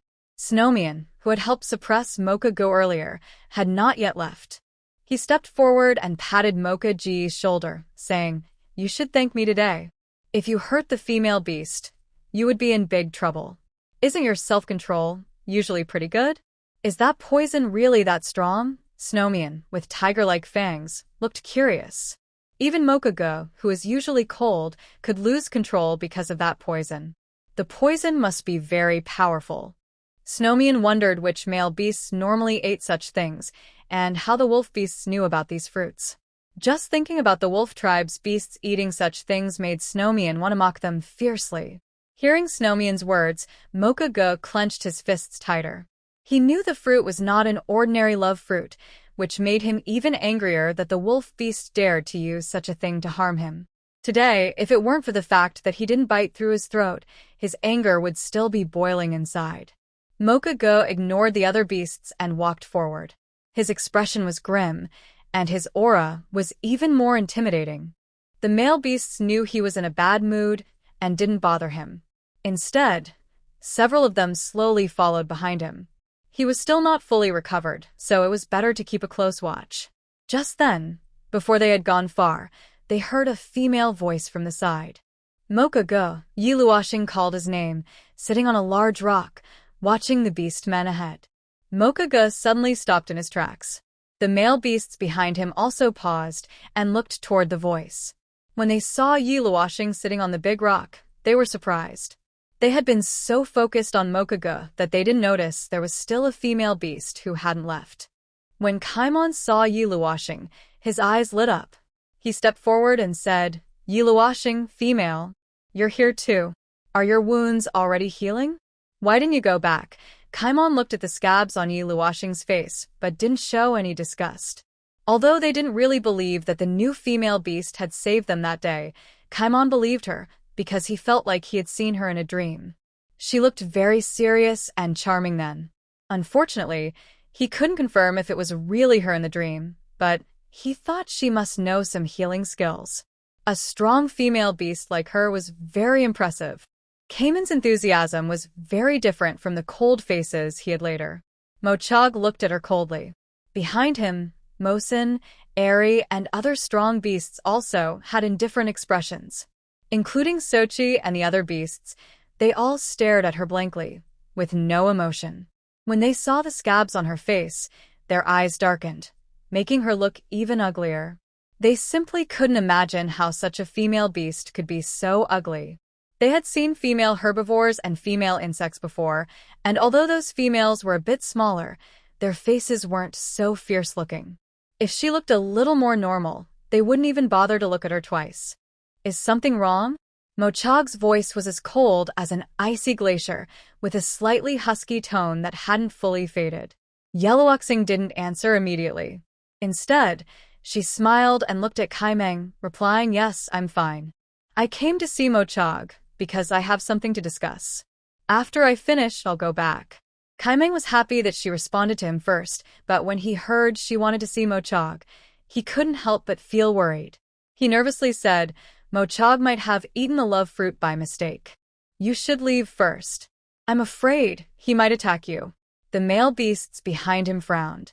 Mosen was even more displeased and said, "Kaimeng, what nonsense are you talking?" The fierce-looking beast next to him added, "I think it's not Mochog who ate the poison fruit, but you." Eri also whispered, although Mochog was poisoned by the love fruit, he wouldn't attack her. Mochog was so powerful that he could easily find a female beast in the Beast City. No matter what, he wouldn't be interested in such a hideous, low-ranked waste. After waking up, Kaimeng had become especially friendly to this ugly female. He used to say he was determined to find a partner in the Beast City, but now it seemed he had been poisoned somehow.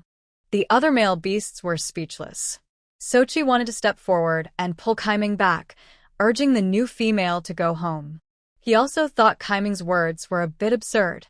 If the love poison had been on a low-ranked or third-tier beast, he might understand, but Mochog was so strong.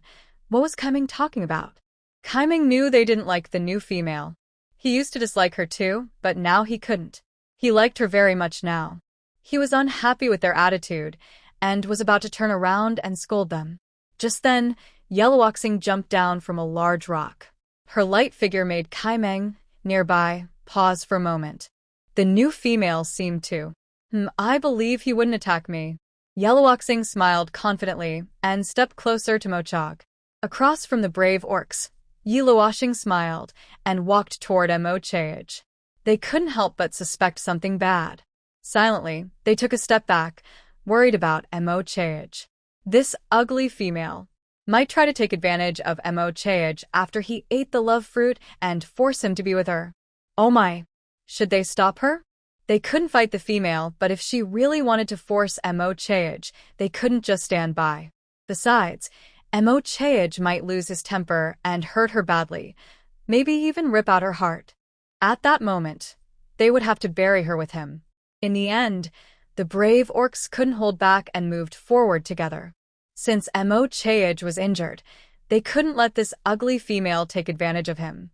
They had to protect him. If things got worse, they would hold her down and force her to the ground. Each orc had fierce eyes, watching Yellowoxing like enemies. It was hard to imagine her with a strong and handsome Mochog. It looked terrible. Yellowoxing stopped half a meter in front of Mochog. Because she was so close, Mochog's face darkened. The orcs felt uncomfortable seeing him like that. They heard Mochog clench his fists, making a cracking sound, probably trying to hold back from hitting her or stepping back. What are you saying? Mochog gritted his teeth, words spilling out. His eyes looked terrifying, more than when he faced Bobbin before. His bloodshot eyes grew worse, and his chest, which had just calmed down, now heaved violently. His pale body was slowly regaining color, but it seemed to be because of his anger. Yellowoxing noticed all this. Was he angry? Good. He wasn't angry enough yet. She thought about how he hadn't finished the food, hadn't suffered much, and had even beaten up the wolf tribe. She wanted to add fuel to the fire. Before she left the Snow Owl tribe, she couldn't hold back this anger. Since he hated her and dared to poison her, he might as well hate her a little more. It would be even better if she could make him so angry that he hurt himself or worse. So, in the midst of cold, guarded eyes and Mochog's disgusted stare, Yellowoxing suddenly leaned close to his ear. His eyes instantly turned bloodshot, about to explode with rage. In that moment, she quickly whispered a sentence into his ear. "Is juice with meat tasty?" Her sweet voice, her wicked words, and her breath entering his ear made Mochog freeze in place. He not only froze completely, but also seemed struck by lightning in his mind, suddenly going blank. His previously flushed body quickly lost its color, and his face turned pale and blue. His eyes, filled with blood vessels like a spider's web, trembled. His clenched fists seemed to lose sensation, and only one sentence echoed in his mind. Yi Luoxing had already straightened up calmly, moving with grace. The nearby fierce beastmen were also stunned. They had just seen her suddenly approach Moshij, and were startled. They wanted to step in to stop her, thinking Moshij would push her away, but instead, Moshij, who looked furious, suddenly froze in place. His aura became chaotic, and he didn't even swing his clenched fists. Kaimon was also surprised. He thought the new female beast might do something to Moshij. He was terrified, eyes wide, imagining Moshij knocking her down. Before he could rush to help, he saw Yi Luoxing stand tall, and Moshij's expression was blank. He and all the other male beastmen froze there. This scene stayed frozen for a long time, and Snowmian, who hadn't caught up, was also surprised. "So it's you?" Moshij finally managed to say these 4 words, his pupils showing strange changes as he stared eerily at the female beast in front of him, his finger joints trembling repeatedly. Yi Luoxing squinted and smiled, still not smart enough. Moshij clenched his teeth loudly and swung a fist toward her. Yi Luoxing felt the strong wind and easily dodged by leaping back lightly. Moshij's sudden attack was fierce, but it frightened the surrounding male beastmen. They had been wary of Yi Luoxing, but Moshij couldn't really want to hurt her. Yes, that fierce punch, though not full force, could have seriously injured a female beast if it had hit her. Kaimon and Snowmian immediately stepped forward, one grabbing Moshij's arm. Mosin and Eri also rushed in to prevent Moshij from losing control and harming the new female beast. "Moshij, what are you doing?" Snowmian scolded angrily. "Are you crazy, Moshij?" Kaimon also shouted loudly. However, they noticed from the corner of their eyes that Yi Luoxing was skillfully dodging, and a look of surprise flashed to her eyes. Especially Kumeng, he just sensed that this female's body was very flexible. Mo Chaga looked like he was about to swallow Yi Luoxing whole. Snowmian and Kumeng couldn't hold him back. Sui Chi saw things were getting bad, and was about to call the leader. At that moment, the new female ahead suddenly spoke with a smile. Yi Luoxing smiled playfully, ignoring Mo Cha-ji's wild look. She suddenly had a blue fruit in her hand, leaning against a large rock behind her, casually tossing the fruit up and down, and deliberately said, "Didn't we agree not to pounce on me?" She was so calm, a sharp contrast to Mo Cha-ji's madness. The other male beastmen watched this scene in shock, unable to understand her calmness. Normally, female beasts would be very angry at this time. What exactly did she say to Mo Chago just now? And is she deliberately provoking him now? This new female is really brave and wild. But just then, Snowmian, who also thought Yi Luoxing was ugly, stared at her in a daze, even gripping Mo Cha-ji's arm tighter. If this new female weren't so pretty, she would be utterly stunning. She stood there gracefully, her movements and posture both commanding and proud, with a hint of mystery. Kumeng was stunned, noticing the equally mesmerized look beside him. Suddenly, he felt a sense of danger. At such a moment, he couldn't help but curse Snowmian in his mind. "You damn white-haired girl. What are you making a fuss for?" "Wait, I think I also have white hair." Yi Luoxing kept tossing the blue fruit in her hand. The beastmen's gazes finally shifted from her face to her hand. When they saw what she was tossing, Morrison, Eri, and the others' expressions changed quickly again. Even Mo Chago, who was angry and about to rush forward, froze in place. Seeing the impulsive madman ahead stop, Yi Luoxing also ceased tossing her object. She took the fruit in her hand, examined it carefully, and then softly said, "This fruit looks nice, but I like it too much. If I received such a fruit, I would choose to give a more beautiful one as a gift, so he can see what true beauty is." After saying this, Yi Luoxing looked up at Mo Chaej ahead. She still had a smile on her face, but her eyes had turned dark and frightening, more intense than the night in the rainforest. Her whole body radiated a dangerous, invisible aura. When she looked warningly at him, Mo Chaej's boiling anger seemed to be swept away by a storm, engulfed and destroyed. The fierce beasts like Mo's hen and Airy were also frightened by her gaze. They didn't understand why they were so scared, but her eyes were more poisonous than snake venom and fiercer than fire, as if they could burn them all up. Kaimeng and Suachi didn't understand, nor did Xuemian, who only felt that at that moment she was both dangerous and very tempting. When Yi Luoxing moved closer to Mo Cheage again, all the beasts froze in place, not daring to move. She stepped forward, raised her finger, and signaled Xuemian and Kaimeng to let him go. Neither Kaimeng nor Xuemian knew what spell had been cast, but they obeyed her and released Mo Cheage. Just as they stepped back, Yi Luoxing leaned in again, whispering coldly into Mo Cheage's ear like a ghost. "You understand now? No more next time, or I'll pluck all your feathers. I'll make you suffer more than that wolf beast." Mo Cheage trembled all over. The ghostly fire pressed down by the icy river quietly ignited again from her words. When Yi Luoxing straightened up, the surrounding male beasts were still stunned. Even Mo Cheage didn't speak or move, just stood there blankly. Yi Luoxing smiled coldly and looked over them, then gracefully turned and left. She only left behind a black and white silhouette.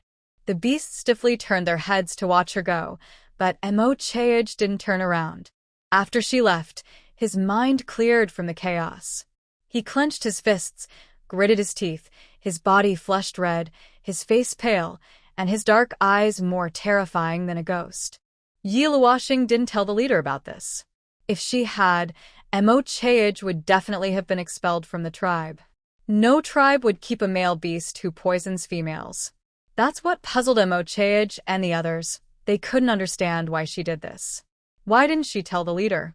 Has she known for a long time that this fruit is poisonous? Why didn't she expose Mo Cheage on the spot? She intentionally teased them, creating today's scene, yet she sat quietly and calmly watching the show from the back. Her recent attitude was so composed that it made people feel awkward. They seemed to underestimate this new female's intelligence. Or perhaps her experience. Was she deliberately threatening them by taking out that fruit earlier? But she didn't seem to need to do that. So, did she intentionally let Mo Cheage and them go this time? Is she really so generous? This female creature is truly strange. Mo Cheage, who values his dignity greatly, felt insulted because of this. He would rather she tell the leader about this. The chaotic feelings surging in his heart were enough to overwhelm him at this moment. Since Yi Luoxing designed Mo Cheage once, she has spent 7 peaceful days. During this time, Fenggu did not come to find her, and she didn't see Fenggu either. She didn't know if it was because the yen beasts had become more active recently, often challenging outside the territory, or if Ling Dong told him something. But since Fenggu didn't come, Yi Luoxing felt a bit relieved. At least she could return to her previous life. During these 7 days, Yi Luoxing often went to the high ground to visit Kaimeng and others. She collected many data from them. When some gaps in information were filled, she was very happy. Kaimeng, seeing her happy, always smiled brightly and kept trying to tell her more. Recently, Kaimeng and the others rarely stayed with Mo Cheage and the others, probably because Mo Cheage's group needed to patrol the territory frequently, while Kaimeng and others needed to rest and recover. Everything was going smoothly. During this time, Yi Luoxing thoroughly tidied up the messy space and organized all the information. She and Yu Shang watched the data collection progress reach 3%. When the time machine repair progress reached 3%, her mood soared. Any progress bar moving was good.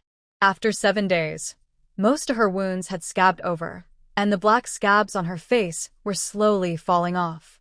On the 8th day, the Snow Owl tribe suddenly became lively. Yi Luoxing arrived at the high ground and saw many high-ranking beasts sent out to patrol the territory had returned. Recently, many orcs guarding the territory's edge had also come back, and even today's hunting team hadn't set out yet. They gathered on the high ground, where Ling Dong was talking to them. No wonder today was so lively. Leader, if this keeps up, the spring prey will be mostly caught by other tribes. Stay vigilant until the last day. Tomorrow, everyone will retreat, and we will hunt as usual. Ling Dong sensed the anxiousness of the beast clan members. After some thought, she made this decision. She was worried about the yen beasts, but recently, because of caution, their hunting trips had decreased a lot, and food was running low. However, Lingdong was a careful orc and decided to be strict for one more day. Seeing their leader's decision, the beast clan members didn't argue further. They bowed to Lingdong and then flew away swiftly. Each of them was busy with their tasks. Among the orcs, one noticed Yi Luoxing in the distance and hurried over before leaving. Xuemian had just arrived and noticed the scabs around her eyes falling off. Looking at her beautiful eyes, Xuemian was momentarily stunned, then smiled and showed her tiger teeth, saying, "Luoxing, your injury is healing well." "Yes, it should be fine in a few days." Yi Luoxing nodded and smiled. Recently, this bird beast sometimes talked to her. Xuemian continued, "That's great. Your injuries before were quite scary. I can't believe you endured it. Don't worry, I often go out with the shaman to gather herbs. I also know some other tribes, orcs. I can help look for herbs that might remove the red scars after your scabs fall off. It's okay. I have my own medicines and don't want to owe favors." Yi Luoxing replied, refusing his help. Seeing her decline, Xuemian's handsome face fell slightly, looking a bit gloomy. His soft white hair draped over one shoulder, and with his appearance, he looked very adorable. Recently, the full moon had been a feast for his eyes, and sometimes, wild thoughts would pop into her mind about him. Lingdong had also come over unnoticed. She observed the change in Yi Luoxing's face and said, "Earlier, you didn't want the herbs from Bunit. I was worried, but now it seems I was overthinking. Since you managed to save Kaimon and the others, I should have known you could heal your own injuries." "Yes, but unfortunately my healing ability isn't as strong as theirs," Yi Luoxing admitted. She was still envious. Kaimon and the others healed so quickly, it seemed like they had cheat-like speed. Even her proud physical strength seemed weak in comparison. Lingdong chuckled. "Female injuries tend to heal more slowly, so you need to take extra care." She then asked seriously, "Are you doing okay living alone recently?" Although Lingdong occasionally sends beast men to bring food and asks her to find her if she needs anything, she hasn't bothered them lately. The food they send is eaten sparingly, and she often goes to the highlands to help the shaman take care of Kaimon and others. She has taught Bunid many things. She remembers that a few days ago, Bunid excitedly came to see her, saying their tribe had found a treasure and asking her not to let the new female leave. "That's good," Yellowoxing replied calmly. Lingdong hesitated but then spoke. "Once the danger is over tomorrow, I can let the male beasts take you to the Jichuan forest to get some fresh air and see the spring scenery of the northern land, so you won't feel too bored." "We'll see then." Yellowoxing is not sure when she will leave. For now, she just wants to recover from her injuries. As for other territories in the beast world, she plans to explore and gather information gradually. Nearby, a person and two beasts are talking, while in a corner not far away, a pair of eyes are quietly watching her figure. Half an hour later, when Yellowoxing returned to the cave, she saw a figure waiting for her inside. "Fenghe?" she asked in surprise. The person who disappeared 7 days ago suddenly appeared. Fenghe's beautiful golden eyes looked deeply at her, silent for a long time.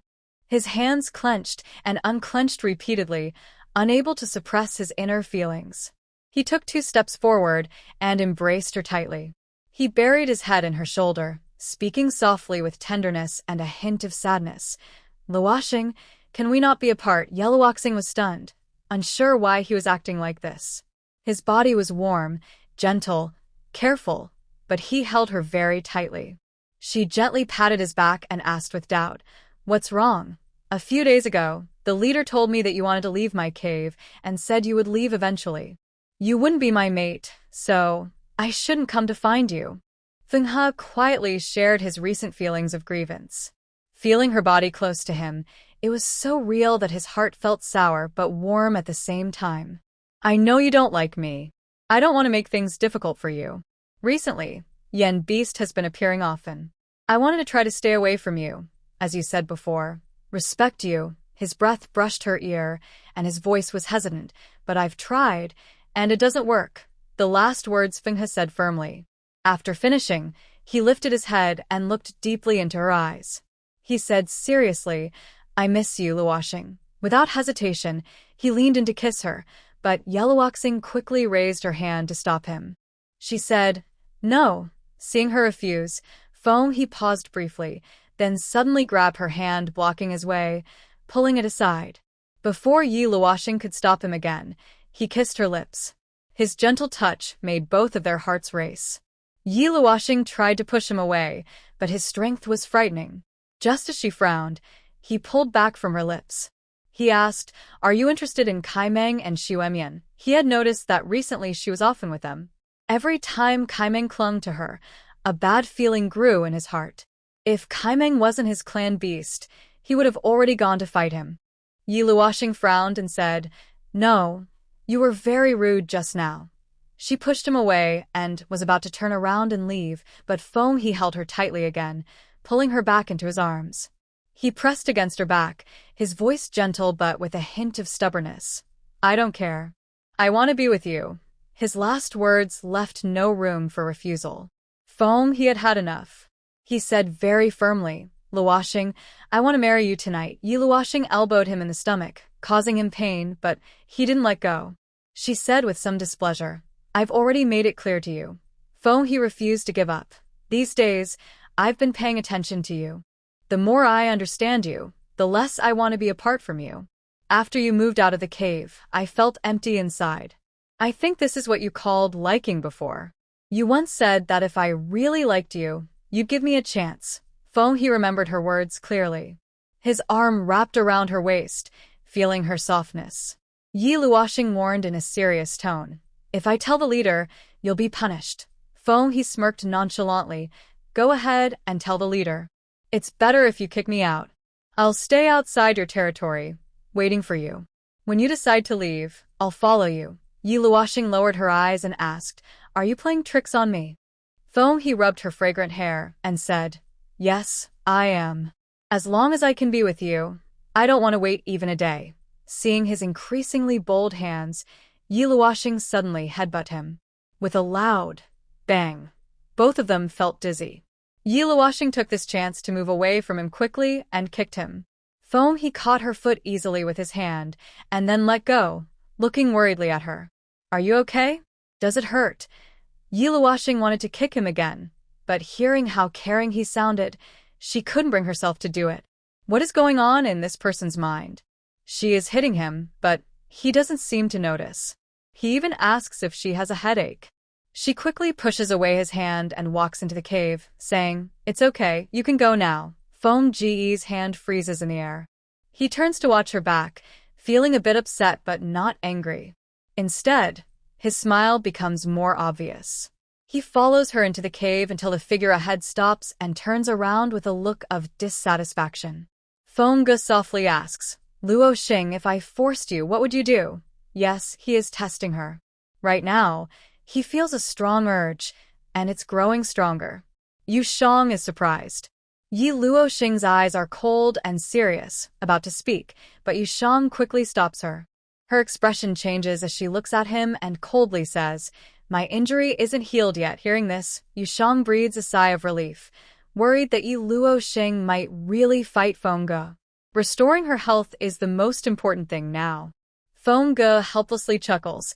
"You always say that, but I can't refuse your reasons." He moves closer and says, "Don't worry, at least for now, I won't let her injury get worse." Seeing that she has calmed down, Yi Luoxing relaxes a little and asks, "Can you leave now?" Ge acts as if he didn't hear her. He walks toward his nest and finally sits on the one still faintly smelling like her. He looks up at her and points to the silver ring on his neck with his finger, saying, "Your thing is still on my neck. Let's have a chat." Yi Luoxing glances at the information collector on his neck, and her expression instantly changes. Yu Shang's expression also shifts. Ge really knows how to hit Yi Luoxing's sore spot. She wonders if he has figured something out, but probably just a coincidence. When Yi Luoxing looks at the snow owl beastman again, she notices his smile is still gentle like before, but she feels something different. Maybe this guy's true nature as a strong person has been revealed. He is determined to get what he wants and is very persistent, never giving up. As long as he doesn't make any inappropriate moves, Yi Luoxing is still quite friendly toward him. After all, he is the first beast man she has met since coming to the beast world. She sits beside him and glances at the silver ring on his neck, worried he might say something inappropriate. So she takes the initiative to start a conversation, asking, I just overheard the leader and everyone talking upstairs. Did the Yen Beast group retreat? Yes, they retreated. Foam he didn't mind her changing the subject as long as they stayed together for a while. Actually, the Yen Beast group withdrew 2 days ago, probably because they couldn't find a way in. Soon after, the Northern Land Overlord competition would take place, where all the tribes would gather. I think they're also afraid that the northern tribes might unite against them. The leader was worried and asked us to stay alert for 2 more days, just in case they pretended to retreat. Yi Luoxing was quite surprised by the information revealed in his words. She grew more impressed with Ling Dong. As the leader of her tribe, her intelligence and caution far exceeded her stereotypical image of primitive people. She believed that a strategic orc like Ling Dong could thrive in any world. Now it seems we need to stay alert for another day, Foam he added. Yi Luoxing noticed the worries among the beasts on the high ground today. Despite this, Ling Dong insisted on being extra cautious for another day. The strength of the Snow Owl tribe was not just in the ranks and star levels of the beasts. Their leader played a big role too. She whispered, yes, it's good to stay cautious for a few more days. Although she hadn't fought Yen Beast herself, from the recent information she gathered, she knew Yen Beast was very cunning. Usually, they were lone hunters, but this time, all Yen Beasts gathered together. Once they united, it could become very dangerous. Male beasts' ranks rose through constant fighting. Normally, hunting prey wasn't too difficult, but Yen Beasts fought constantly, gaining ranks very quickly. Imagine a group of high-level fierce beasts together. That would be a terrifying sight. Luoxing, I'll move in and live with you. Foam he suddenly moved closer. That way I can protect you. No, thank you, Yi Luoxing firmly refused. Besides, haven't all the Yen Beasts retreated? Seeing that his plan failed, Foam he stepped back to his original position and stayed quiet for a moment. Soon, he looked her over from head to toe. Luoxing, is your back wound healed? I can apply medicine for you. Yi Luoxing replied, almost healed. Haven't you noticed that the wounds on my face are almost gone? Foam he carefully examined her face. Actually, a few days ago, he had noticed her skin had already returned to normal. The medicine from the shaman must have worked. Now, looking again, her scabs were falling off, revealing her beautiful big eyes that first caught his attention. Foam he smiled sweetly. Her wound was healing, which probably meant he could soon be with her. I'll go to nearby tribes to ask if I can find herbs to remove the red marks, he said. Although Fenghe knew that the best medical skills in the northern region belonged to Bunide, and if Bunide couldn't treat her, then no other healer could either, he still didn't want to give up. He believed she would be upset about her scars. When another orc volunteered to find medicine for her, Yi Luoxing was about to refuse, but then she heard birds singing outside the cave. She and Fenghe looked out together, seeing a flock of birds and beasts circling in the distant sky. They seemed to be heading somewhere or waiting for someone. Yi Luoxing recognized one with mostly black feathers, which was one of the bird beasts guarding the territory's edge, with Fenghe. She turned to Fenghe and asked, "Are they calling for you?" Fenghe nodded. "Yes, it's time to go." Yi Luoxing stood up to see him off, saying, "Then go quickly and be careful of the Yen beasts sneaking in." Fenghe saw she wanted him to leave. He stood up, leaned close to her ear, and said in a dangerous tone, "Luoxing, I only said I wouldn't move you before your wounds healed, but that doesn't mean I won't after." After saying this, Fenghe smiled and walked away. Yi Luoxing watched his distant figure, but her gaze was really fixed on the silver ring. After so long, it should be time to take it off. Meanwhile, she thought to Yushang in her mind. In the next 2 days, we need to load all the guns in the space with ammunition. Yushang was puzzled. Are you still worried? Yi Luoxing's eyes were deep, but she didn't answer. Suddenly, the Yen Beast group retreated. She had a feeling there was more to it. Although Ling Dong had done well, Her natural intuition and long-term combat experience told her that something unexpected might happen in the coming days. She had to stay alert. That day passed peacefully again. At night, Fenghe didn't come to find her.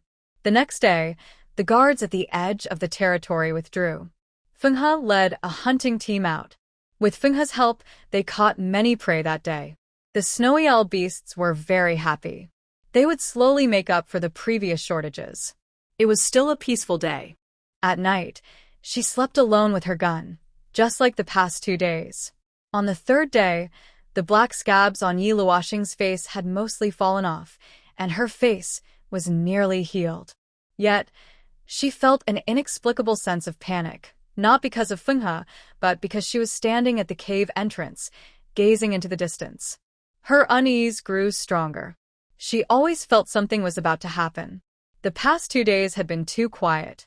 No news of yen beast attacks on the tribe or hunting parties came from the extreme river forest. It was as if the yen beasts had disappeared from the north overnight. This calm was like the calm before a storm. Yi Luoxing has experienced this feeling many times before. When a deserted street suddenly fills with zombies rushing toward her, eager to consume her flesh, she feels so small and powerless. Yu Shang noticed her unease and asked, "Should I tell Ling Dong?" Yi Luoxing shook her head and said, "Such decisions based on instinct alone can't change a person's mind. Also, beast men have a much stronger sense of danger than humans. They're busy preparing food for the warriors competing for the Northern Land Overlord's prize and wouldn't agree to reduce hunting. Let's wait and see for another day." Yi Luoxing decided to check the Jichuan forest tomorrow. Before she left, she couldn't let anything happen here. That day, she set up a few traps inside the cave, but didn't go out. At 7 in the evening, the northern land remained bright. Maybe that's the only good thing now, at least during this polar day. Even if enemies attack, she can see clearly. She kept 2 pistols on her and didn't take off her shoes, sleeping in her clothes. She needed to hold on for a few more days. The stone door at the cave entrance was only half closed, so Yi Luoxing could observe the situation at any time. Time slowly passed. At midnight, a cold wind blew into the cave, making her shiver. She was lightly sleeping but woke instantly. She got up and looked toward the entrance. Nothing was there. The tribe was very quiet. Most beast men were resting. She checked again, both far and near, but saw no sign of beast men.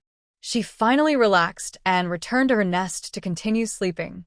At 1 a.m., Yi Luoxing was still lightly asleep. At 2 a.m., she was sleeping more soundly. By 2:30 a.m., most beast men had fallen into deep sleep. At exactly 3 a.m., the deadly alarm bell rang out, and Yi Luoxing suddenly opened her eyes. "Yi team, a large group of life signs is approaching," Yu Shang urgently reported in her mind.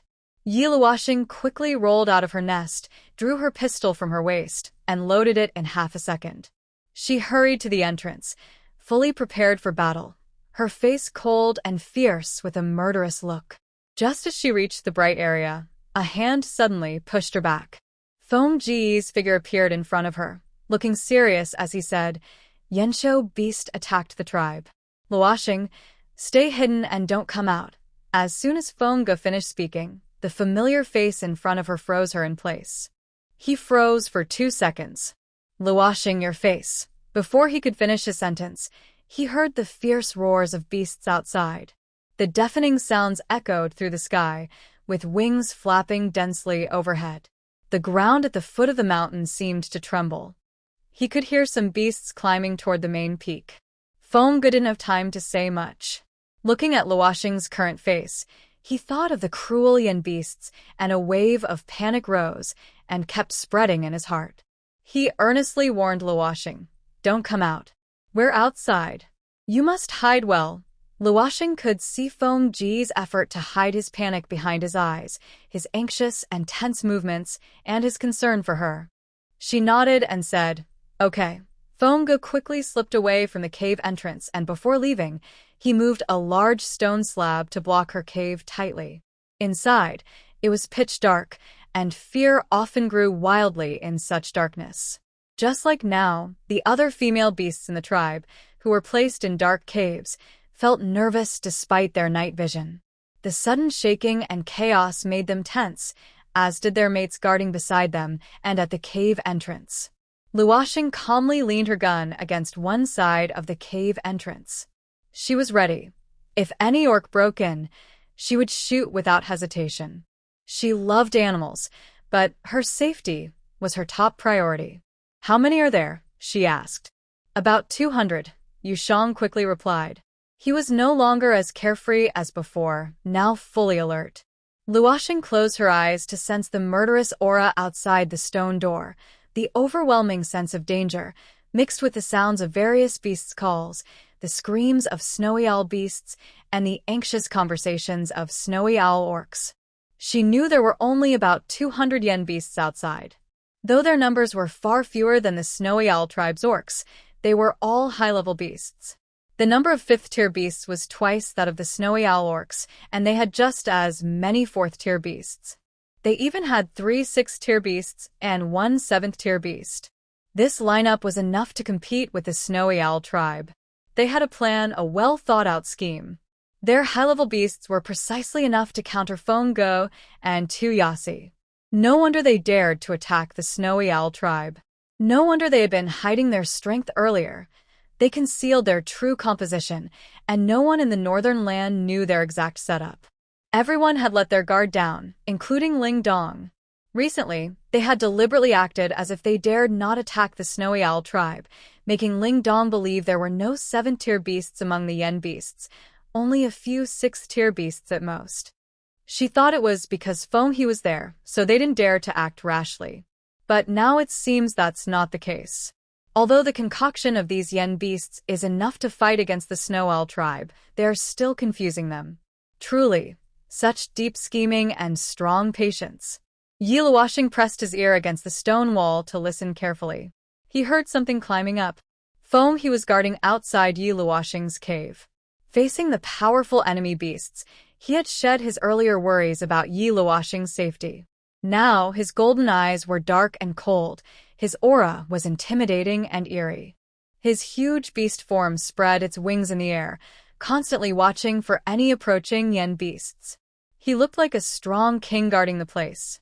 No, Feng He is the king of the northern lands, the greatest ace of the snow owl tribe. The yen beasts seemed to know they had to deal with him first. They surged toward him. "Hurry! Protect the female beast," Snow Mion shouted from the mountain peak. He saw many high-level yen beasts rushing toward the female beast's cave. He wanted to go down and help but was stopped by a 5th-level spear hawk. Outside the cave, a gray bear climbed up and swung its thick paw at Feng He. Feng He easily dodged the attack. With a flap of his broad wings, he pushed the bear beast off the cliff.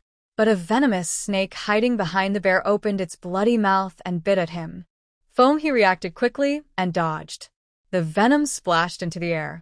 The snake's eyes were sinister. The bear that fell earlier was caught by a bird-type yen beast. Suddenly, a piercing bird call sounded from above. An peregrine falcon sped toward Feng He at an impossible speed, as if to tear him in half. The 6th-level falcon and the 5th-level venomous snake attacked Feng He together, while many other high-level beasts kept rushing in. Tuoyasi and Mo Chaej were also entangled by 2 other 6th-level yen beasts. The situation was not looking good. Suddenly, a deafening bird cry tore through the sky, splitting the dark flock of birds and beasts. Sharp eagle eyes, deadly claws, and a curved beak, an 8th or 9th-level bird beast spread its wings over 8 or 9 meters, covering a large part of the sky. It looked like an ancient giant beast, casting a shadow over half a mountain. Its fierce expression and murderous aura made it clear it was targeting Haina's cave, forcing all enemies and allies alike to make way. High in the sky, Ling Dong, who could see in all directions and hear everything around her, was commanding the beast clan in battle. At this moment, she sensed the purpose of a 7th-rank yen beast. She quickly searched among the herd for a glimpse of a figure. In just a few moments, she spotted the figure locked in her eyes and shouted, "Feng Ge! Stop that 7th-rank beast. Don't let it get near Hannah's cave. The 7th-rank yen beast had already rushed to outside Hannah's cave. Just as he locked onto the cave, Jieshi, a 6th-rank beast, was ready to fight. Hannah's other high-level partners formed a semicircle to protect the entrance. Yell! Several sharp eagle cries echoed. Birds and beasts in the sky shed feathers as they fell. Jieshi, alert and cautious, charged out to fight the 7th-rank yen beast with all his strength, determined not to let it get close to Hannah's cave. 2 other 5th-rank partners also stepped forward to help, constantly watching for any weakness in the 7th-rank beast. However, they were clearly no match for the 7th-rank beast, which was just 1 level higher, with vastly superior strength. The 7th-rank beast's power was overwhelming compared to theirs. More high-level beasts rushed toward Hannah's cave. Their goal was very clear. They wanted to take the most beautiful female beast of the Snow Owl tribe first. This time, it was Hannah. Next time, it would definitely be City. Meanwhile, Fongo was still entangled with a 6th-rank peregrine falcon and several 5th-rank beasts.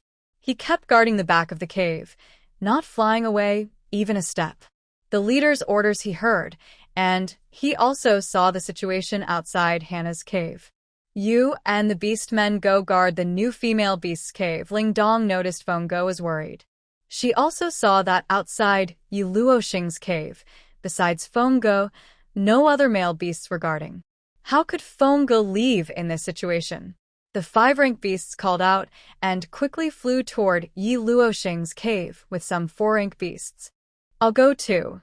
Kaimon and the others had already transformed into beast forms. Now, despite their wounds tearing open again, they had to protect the tribe first. Kaimon swiftly drove away 2 4-rank yen beasts that were entangling him. When he looked toward Yi Luoxing's cave, his blood surged with urgency. At Hannah's cave, Jieshi was already covered in wounds. He was also a flying beast, with white feathers stained with blood. The situation of the other 5-rank partners was not much better. One was even entangled by a snake beast, which tore half of its wing. If a nearby partner hadn't caught it, it would have fallen off the cliff. The combat power of these yen beasts was terrifying. Even though they were all 5-rank beasts, and the snake beasts were naturally weaker than eagle beasts, the yen beasts had fought in many battles. The snow owls found it increasingly difficult to cope with them.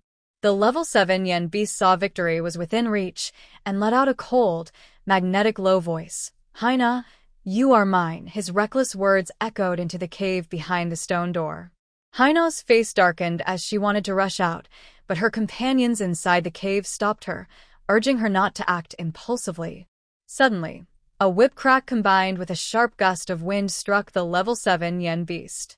City's sarcastic voice came from above. Yours? Dream on. You wicked creature. The level 7 yen beast quickly dodged the whip. He looked up and saw City standing above her companions, looking down from the sky with no fear in her eyes for the beast. Seeing her fearless stance, the yen beast's eyes turned sharp and strange. City, he whispered her name, his eyes showing madness. He had heard of her before, and knew she was not easy to deal with. Originally, his first target was her, but unfortunately, they needed to catch a weaker one first. The beast suddenly chuckled darkly. Ha, you've come right to my trap. However, you can stay here alone for a while. I'll come to catch you soon. The yen beast withdrew his gaze and charged crazily toward the male beasts outside Haina's cave. Seeing he wouldn't give up on capturing Haina, City quickly turned to Tlaze and the others nearby, saying, You 3 go help. You must not let them rush into Haina's cave, but you... Tlaze and the others looked worried about her. With Maddie here, I'm fine, City quickly replied, narrowing her eyes with a dangerous look. They won't catch me that easily. Besides, Tuao's and the others are in the sky, so it's safer here. Her words were full of confidence. As a 6-star female beast, she couldn't use the same powers as male beasts, but as her star rank increased, her physical strength and reaction speed also improved. Currently, in the Snow Owl tribe, besides the chief, she was the strongest female beast. But to reassure Tlaze and the others, she added one last sentence. Go quickly. Seeing Jexi struggling to fly steadily, City urged them urgently. Tlays and the others couldn't disobey her command.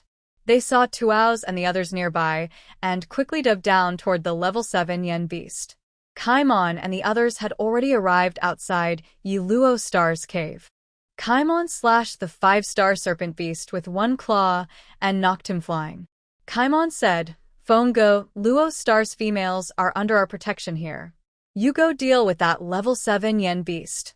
Fongo hesitated, looking at the 6-star falcon in the sky, worried that Kaimon and the others might not be able to handle it. At that moment, Yi Luoxing's voice came from inside the cave. "Feng He, catch the king first, then the thief. Hurry and help. If that 7th level yen beast kills Jieshi, no one will benefit." Yes, although Yi Luoxing didn't leave the cave, her hearing was extremely sharp. She had already heard everything outside clearly. Originally, the yen beast's team composition was the same as the Snow Owl tribe, 1 7th-level beast and 3 6th-level beasts, and these high-level beasts largely determined the outcome of the battle. Jieshi was Haina's partner, but also one of the tribe's 3 6th-level beasts. If Jieshi died, the extra 6th-level beast's strength could directly crush the Snow Owl tribe in some ways. He stayed close to her and didn't dare chase that peregrine falcon. This was clearly a trap set by the yen beasts, and they must not fall for it, allowing them to gain the upper hand. Luoxing. He anxiously called out. "Listen to me. Hurry and go," Yi Luoxing shouted again. He finally made up his mind, spread his wings, and swooped toward the 7th-level yen beast.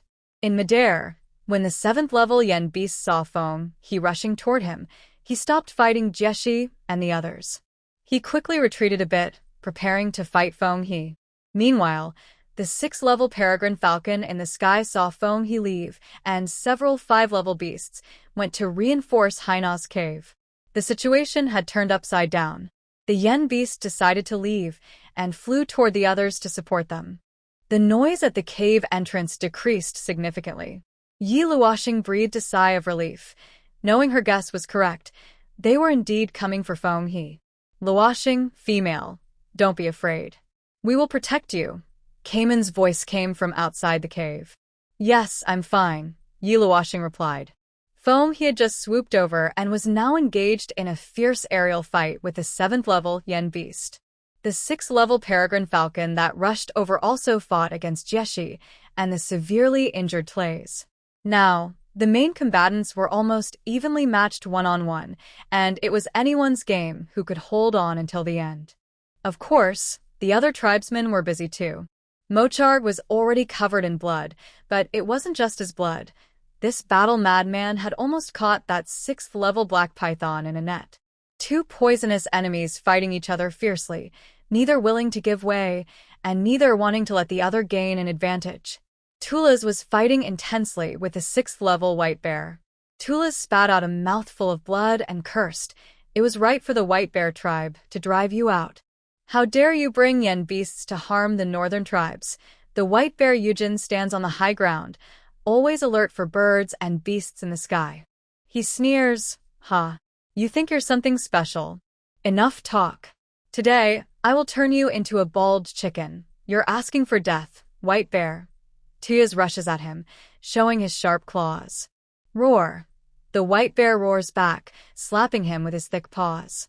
In the sky, 2 level 7 fierce beasts fight fiercely, then briefly separate. "I heard that a level 7 beast like you is obsessed with a useless female," the level 7 demon beast sneers. "Your tribe brought a new female, and she should be one of our targets to seize, but the wolf tribe has already promoted her well. Catching her would be a waste of our effort." But he suddenly charges at Ge. "Don't worry. After we deal with you, we will also treat her properly. After all, I want to know how she managed to captivate you." The surrounding mountains are filled with the smell of blood, even drifting into Yi Luoxing's cave. "Are we just going to wait like this?" Yu Shang asks, since waiting isn't typical of Yi team. "Let's wait and see." Yi Luoxing remains calm. She knows not to waste her energy too early. Right now, she is on high alert from head to toe, not daring to relax even for a moment, tightly gripping her gun. Soon, after a brief quiet outside the cave, sounds of fighting come from afar. There's a female scent. It seems to be coming from the new female's cave above, a strange demon beast's voice says. Whoever it is, capture her first. A level 5 bear beast raises its paw to strike at Kaimon. Meanwhile, in the nearby sky, the demon beasts see their companions attacking the weakly defended cave. They don't care if she's the new female or not. She's a female beast. After shedding the surrounding level 3 snow owls, they rush down quickly to help. Catch one, catch all. Especially since they're so easy to catch. They must not let her go. We're surrounded, Yu Shang says in a deep voice. Yi Luoxing listens carefully to the noise outside the stone door, then suddenly steps back quickly, retreating into the horizontal part of the 7-character cave, raising her gun again to aim at the entrance. Kaimon seems to be entangled with a snake beast, rolling down the mountain cliff together. Another level 5 snow owl is caught by a level 5 bird demon beast, fighting in the sky. The remaining 4 level snow owls outside the cave are also caught by some level 4 demon beasts.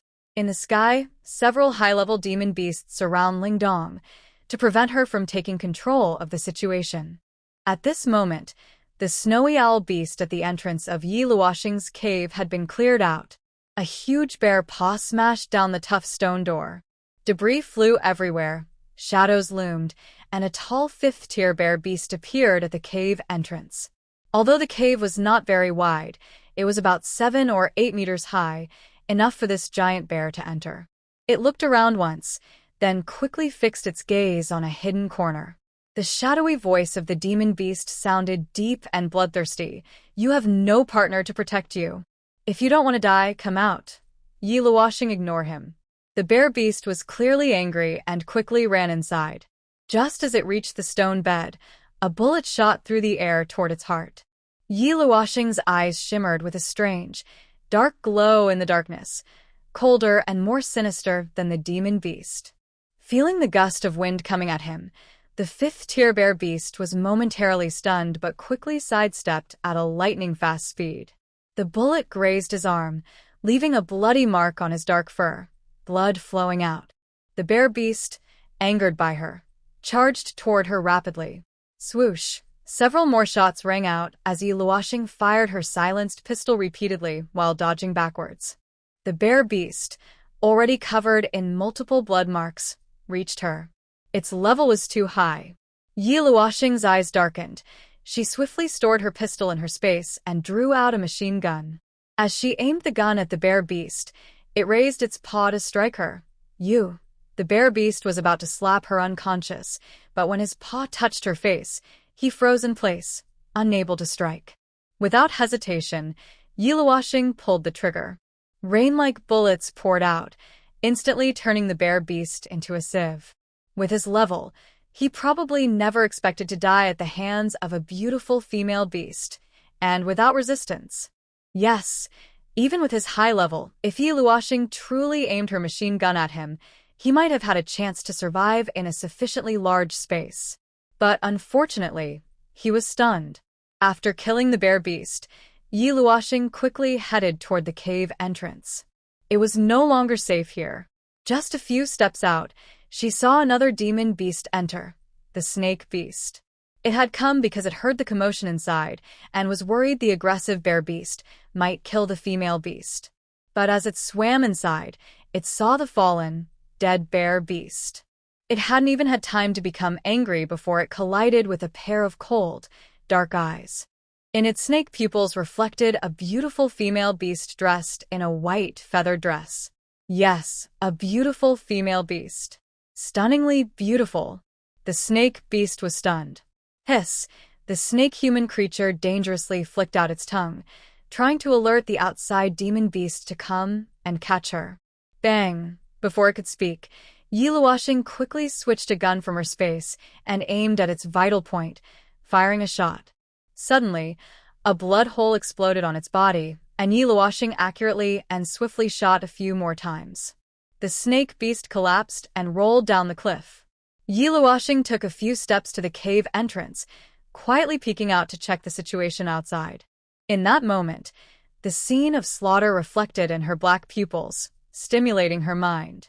A dense flock of birds and beasts covered the entire sky, like dark clouds pressing down, casting a black veil over the polar daylight. Huge raptors swooped, clawed, and tore through the air, each strike ripping flesh and bursting blood vessels. Crimson feathers fell like rain into the abyss, and the wind carried a bloody smell. Looking up at the sky was shocking. Looking down at the earth was breathtaking. Massive giant beasts climbed from the abyss, their eyes glowing red with greed. They embedded their claws into the rocks, their muscles full of murderous intent. Their tough fur bristled, and their cold snake bodies slithered along their companions' forms. They showed sharp, poisonous teeth. They were endless, fearless of death. One fell, another climbed up. The deafening howls of the beasts echoed from the abyss, making people tremble. They were more terrifying than zombies. They looked up high. They crazily attacked the female beasts' dens. They climbed all over the visible mountain walls. What kind of hellish scene was beneath the abyss? Was it a tangle of bones and flesh, or fierce demon beasts stepping over the remains to surge forward? She couldn't see clearly. Blood from the flying attacks splattered her face, blurring her eyes. She raised her hand to wipe the red on her face, feeling a sticky sensation on her fingertips, as if her throat was filled with a salty, bloody taste. This really looks like a scene from the end of the world, Yusham exclaimed in her mind, stunned. She hadn't seen such a scene in a long time. She couldn't even remember the last time, because back then no one knew if it was the final moment. But this bloody storm caused her senses to explode. Memories of the apocalypse kept flashing through her mind. At this moment, her hidden self in the darkness was extremely alert.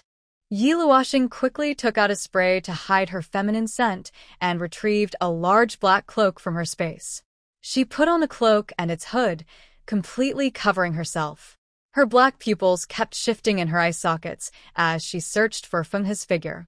Suddenly, a sharp female scream sounded, and a demon beast entered the female beast's den. Haina has been captured by them. A male beast's panicked voice rang out. Quick, save Haina! Haina's injured companion shouted. Damn demon beast! Release Haina now! Someone cursed loudly. Yiluoshing looked over and saw Jekka and the others had all been defeated, either lying at the cave entrance covered in blood or falling into the deep abyss below.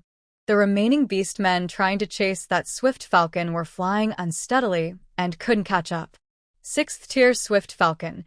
Yiluoshing looked at the demon beast flying upward below her, her eyes deepening. Fenghe and the 7th tier demon beast had already flown into the unreachable high sky. The injured Jekka and others below were no match for those high-tier demon beasts, especially this 6th tier swift falcon. Falcons are naturally the fastest flying birds, like fighter jets. With the 6th tier boost, it was even faster than lightning. It was a top hunter moving silently in the dark. If it stole Haina, only overwhelming strength could stop it. Otherwise, no one could catch it. This was probably why the demon beast had sent it earlier to distract Fenghe. Whoosh! In the blink of an eye, it shot up past Yiluoshing's cave entrance toward the sky. Swish! At the same time, a very thin line wrapped around its body instantly. The falcon only soared upward for a short distance. Then, after shaking off the snow owl beasts behind it, it suddenly changed direction and dove toward the deep abyss on the lower left, like a bullet speeding through the air, leaving only a blur behind. Yiluoshing's bracelet kept releasing lines outward. When the shadow was about to reach the high ground, she leapt up and plunged into the abyss in the direction of the resilient line. Her protective shield automatically activated, and she fell along with the shadow. She had already pressed a button on her bracelet, causing the resilient line to tighten rapidly. Crack! The line stopped.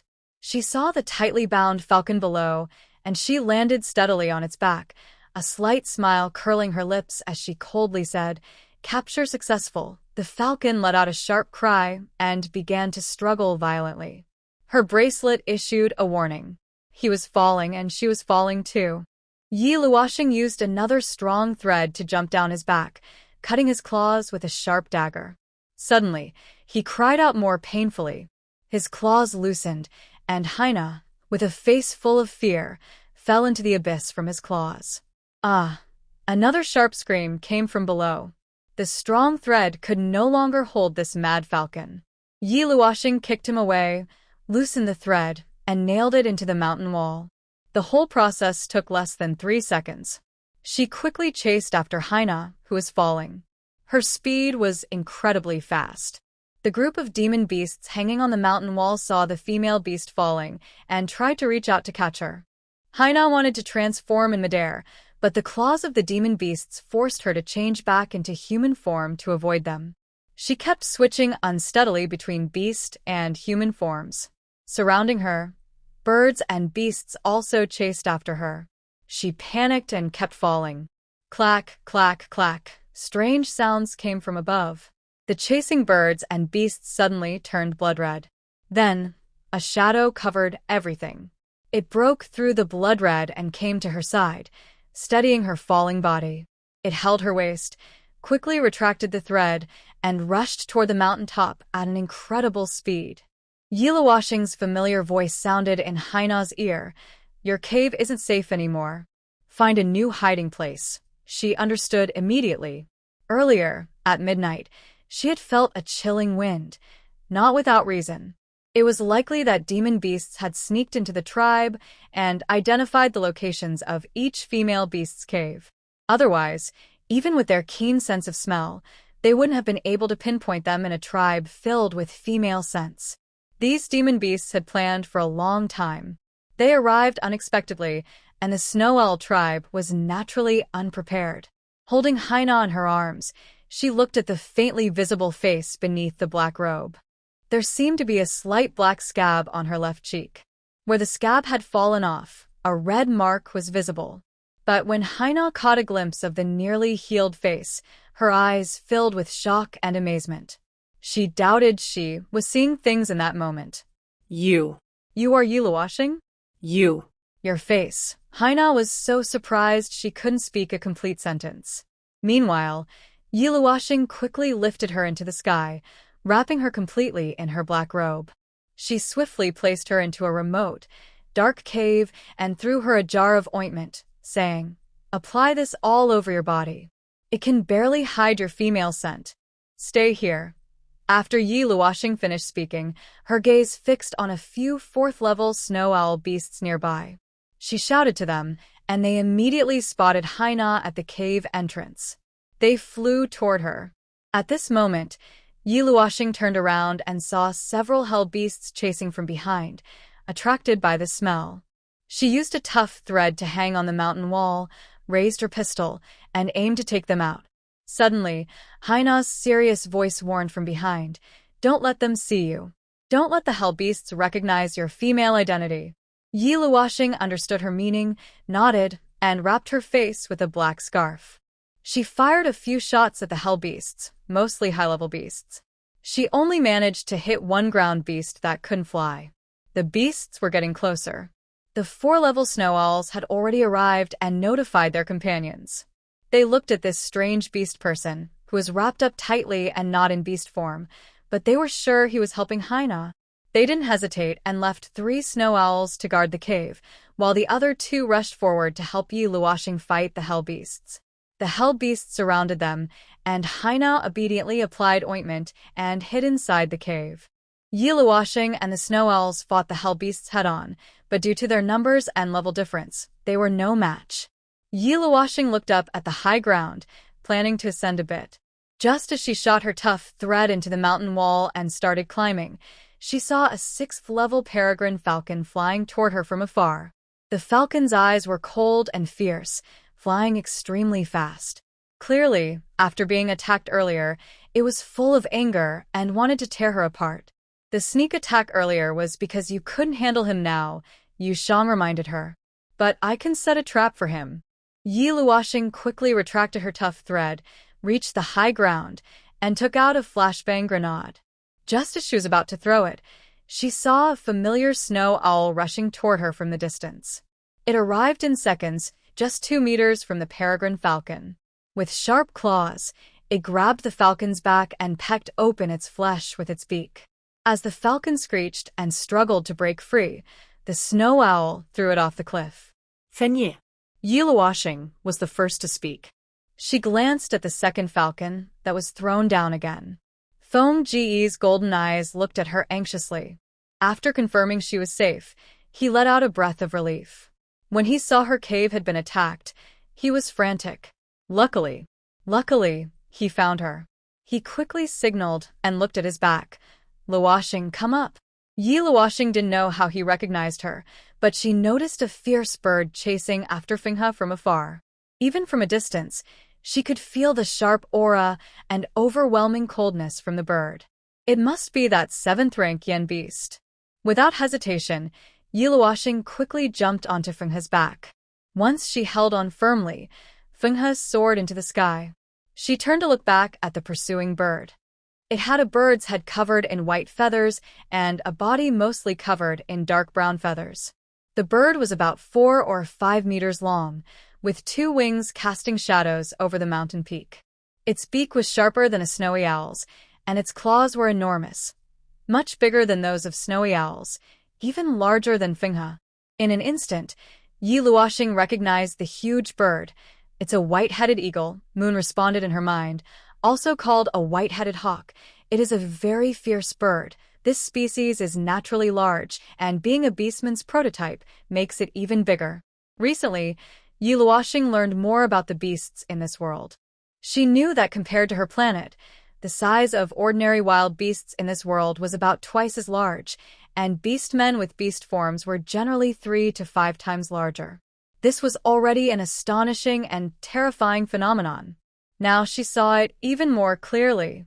The white-headed eagle let out a long cry, drawing closer. Yi Luoxing took out her sniper rifle and fired several shots at the eagle, but it easily dodged them. She could clearly feel some of its murderous aura being transferred to her. Fenghe carried her, but he couldn't outrun the eagle. Soon, the eagle reached the front and blocked Fenghe's path. Crolin's deep voice sounded as he looked at the beast man on Fenghe's back. Warning, what is that on your back? Could she be a female beast? Crolin was very clever and quickly guessed what was happening, but Fenghe didn't answer. Crolin didn't mind and showed his sharp claws, saying, no problem, I'll find out soon enough. He lunged at Fenghe. In that moment, Yi Luoxing fired her gun and hit him. Blood splattered on the eagle's body. Crolin's eyes widened in shock, clearly stunned. Blood stained part of his white feathers, and he noticed cold, sinister eyes locking onto him from ahead. That feeling was terrifying. Crolin froze for just 2 seconds, then a wild, excited expression flashed in his eyes. He stiffly turned his bird's head and bizarrely stared at the figure on Fenghe's back. Fenghe seized the opportunity and lunged at him. The two beasts clashed fiercely in the air again, but Fenghe struggled to fully unleash his power.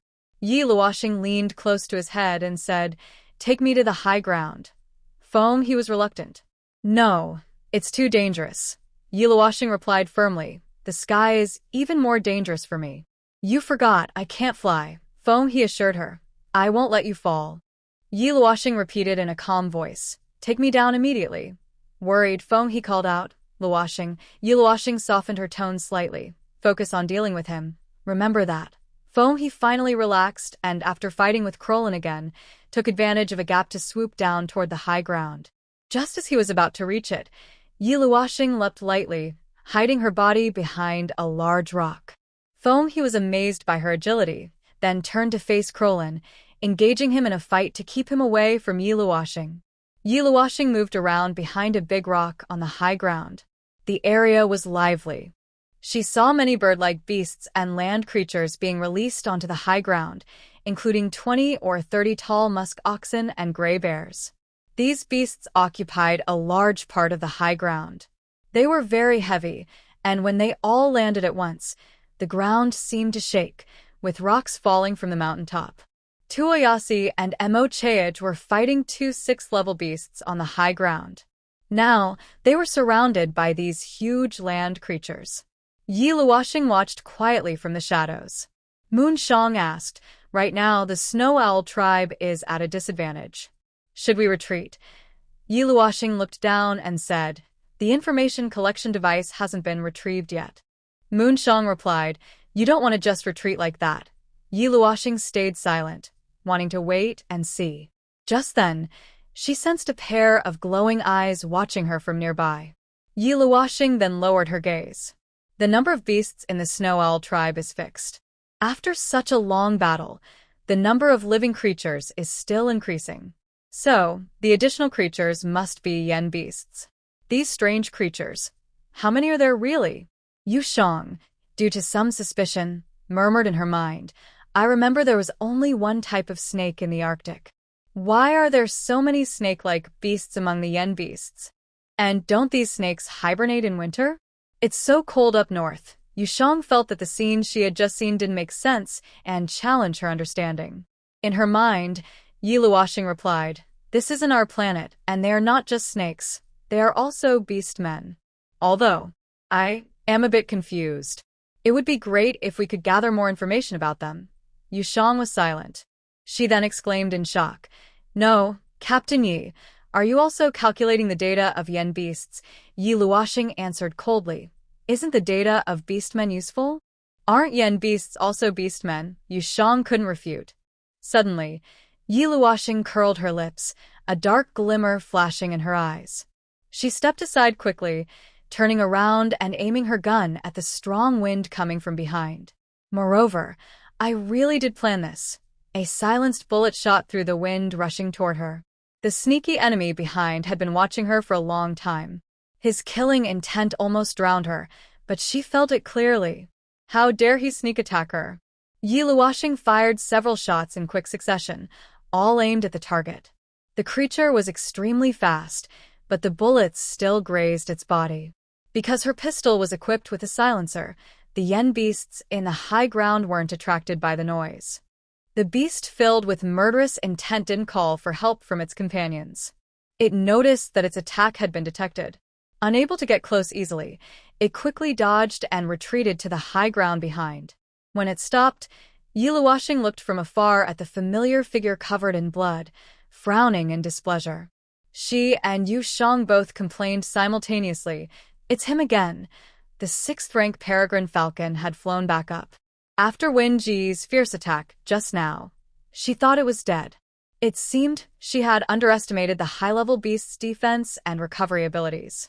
Its sinister dark brown eyes looked like a ghost demanding a life, and it clung to her like a dog's plaster, no matter how she tried to shake it off. This creature truly remembered her grudges.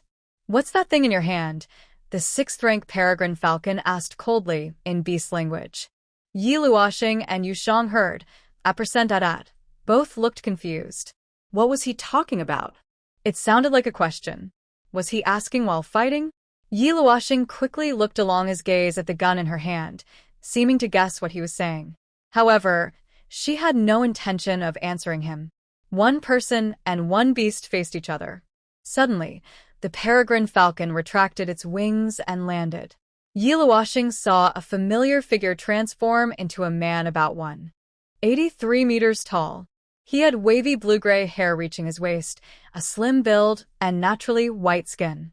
He wore a blue-gray feather skirt around his waist that reached above his knees, revealing 2 muscular calves. He was dressed more modestly than most male beasts, but his upper body was still bare, showing defined abs, chest muscles, and deltoids. His features were delicate and refined, but compared to Xuemian's gentle look, he seemed more sinister. His high nose cast shadows on his face, and long eyelashes darkened his eyes, making his dark brown eyes look gloomy. "Are you a female beast?" he asked, his lips moving as his voice sounded clear like a mountain stream.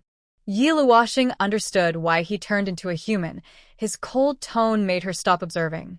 She realized that in the beast world, the size of beast men might relate to their original beast forms.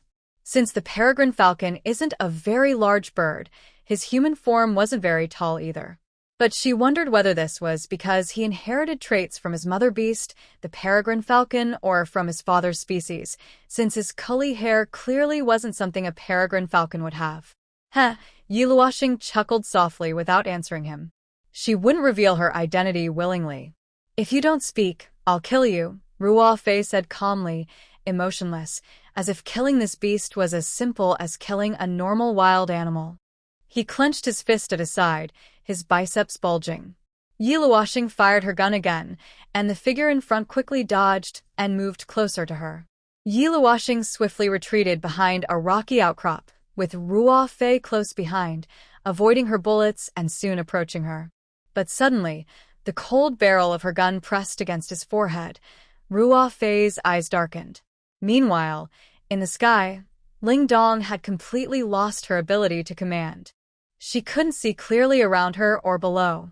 Below, in the rows of caves, Haina was temporarily safe because the arriving snowy owl beasts had dealt with the pursuing yen beasts.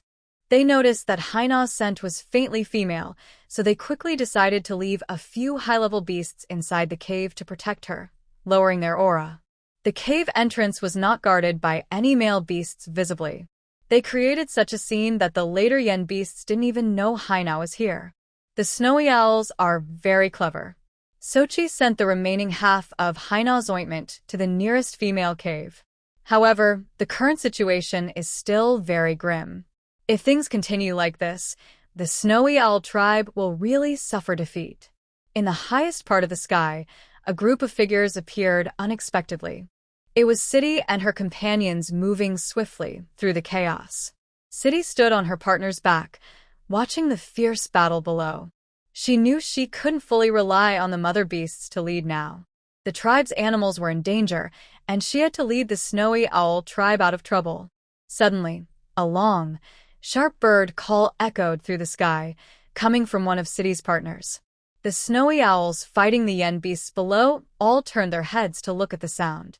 Many of them had already lifted their heads, including the female beasts hiding in caves like Ian, who quickly pressed their ears to the stone walls to listen carefully to the sounds from above. Seeing that the tribe's animals were all watching, City raised her wolf whip high and swung it through the air. The whip swept forward with a fierce momentum and strong pressure. From a high vantage point, City looked down on all the animals, showing both arrogance and confidence. She was the absolute leader. Her voice was powerful enough to reach every corner of the main peak. All tribe animals, listen to my command. Ascend. With those commanding words, City transformed into a giant snowy owl and soared into the sky. Her companions behind her narrowed their eyes coldly, spread their wings widely, and flapped quickly to catch up. In that moment, Chlorine's eyes deepened, and even the 3 6th-level yen beasts' eyes changed rapidly. A 5th-level yen beast shouted, "Stop them quickly," but it was too late for his call. They couldn't stop hundreds of snowy owls flying upward together. The caves, which had been tightly closed, were opened from inside. Female beasts and their partners burst out of the caves in beast form. The yen beasts on the mountain wall tried to block them, but the female beasts were protected by their partners at the center. Even if some yen beasts reached out to stop a few snowy owls, the female beasts had already rushed into the sky. Soon, countless snowy owls surrounded them. Bird yen beasts tried to break through the snowy owl barrier, but even high-level yen beasts could only deal with the outer ring of the large snowy owl flock. Some yen beasts attempted to break through from below, rushing upward with the snowy owls. But just as they were about to catch up with some female figures, they were pressed down by a few high-level snowy owls rushing from the air. The dense, orderly flapping of wings created a powerful sound. As Yi Luoxing glanced sideways, she saw the breathtaking scene of hundreds of birds flying together. She was stunned by this sight, and Yu Shang was also amazed. The snowy owls abandoned their village and took to the sky all at once. They flew in perfect formation and showed incredible unity. Compared to them, the smaller bird groups and beast packs couldn't compete. In almost an instant, City made a very brave decision, which quickly changed the losing situation. In the sky, female beasts are often at risk of being accidentally hurt or killed, making it easier for enemies to catch them. But that was only in normal cases. For example, now, the main peak suddenly shed its dark veil, and a mighty black and white wave soared through the air. The snowy owl's simple colors looked even more dazzling than a rainbow. They were the rulers of the northern skies. The female beasts did not fall behind. They made quick decisions in the blink of an eye. They transformed into beast forms and refused to stay hidden in dark, small caves with their mates. Fearless and determined, they charged straight into the clouds, blocking the fierce aura and screeches of the enemies around them. They even skillfully avoided the attacking beasts, ignoring their gaze and risking exposing their bodies. Countless male snowy owls sacrificed themselves, taking turns to fill the outer positions, helping the entire flock form an almost unbreakable barrier. Ha! I'm done playing with you. Tuoyasi sneered at the white Barajin and rushed into the sky. Next time, I'll definitely kill you, you deadly snake. Mo Cheage also coldly cursed, then pecked at the snake's tail wrapped around him. He flipped in the air and spread his wings to rush toward the team in the sky. Because of the changes in the sky and on the high ground, Yi Luoxing was momentarily stunned. When a large number of birds flew away, the midday sun shone again on the towering mountain. The bright sunlight blinded her eyes, making them blurry. At that moment, a peregrine falcon named Lu Fei seized her. As he tightly wrapped his body around Yi Luoxing, his dangerous eyes narrowed, and a cold voice came from his lips. You really are a female beast. He was about to tear off her hat and scarf, but suddenly, she felt that icy sensation again from his abdomen. Yi Luoxing's voice was low, smooth, and pleasant. So what? I'll break through you. She pulled the trigger, and Lu Fei quickly dodged and retreated to a safe distance. Just as she turned around and fired several shots in that direction, her newly loaded bullets ran out again. She put her pistol back into her space, still hadn't had time to take out her long gun. Suddenly, the incredibly fast birds and beasts appeared in front of her. One of the birds grabbed her collar and threw her onto the high ground where the demon beasts were gathered. Catch her! Lu Fei coldly issued a command, looking up at the snow owl flock climbing higher in the sky and the demon beasts being thrown down from above. He heard Krolin's sharp-bird calls and knew that Krolin had given a new order. He didn't stay on the high ground any longer, transforming into a beast form and chasing Tuyas and Mochog. Suddenly, everything brightened. Yi Luoxing was not used to this environment, and the birds and beasts had already flown away. The moon almost spoke but stopped. A dense, terrifying aura pressed around her. A tall shadow suddenly approached. Once again, darkness covered her. Surrounded by a gloomy atmosphere, she shivered from the cold. Looking up, she saw dozens of huge musk oxen, gray bears, and snake beasts encircling her. They looked down at this weak, non-beast-shaped chick. Yes, since the snow owl beasts had retreated, now the fierce demon beasts on land had only her as their enemy. She had become the target of all the land beasts' attack. On the mountain wall, some demon beasts kept climbing higher. Yi Luoxing was silent. The moon spoke again. Finally, you realize, Captain Yi. Yi Luoxing's face stiffened. She was just passing through as a male beast. Was there still time? No, judging by how they wanted to swallow her now, with the snow owl beasts taking to the sky collectively and fueling the anger of the land demon beasts, even the passing dogs might get slapped. Kill him, the 6th-rank black python Xianlin spoke coldly, flicking its tongue dangerously. Roar. The land beasts roared loudly, shaking the mountain as they charged toward Yi Luoxing in a frenzy. Yi Luoxing looked around at this shocking scene, her eyes nearly bulging out. No, this can't be. Big bosses. I am so small, and each of your claws is enough to crush me. Do you really need to all rush at me? Are you trying to grind me into powder?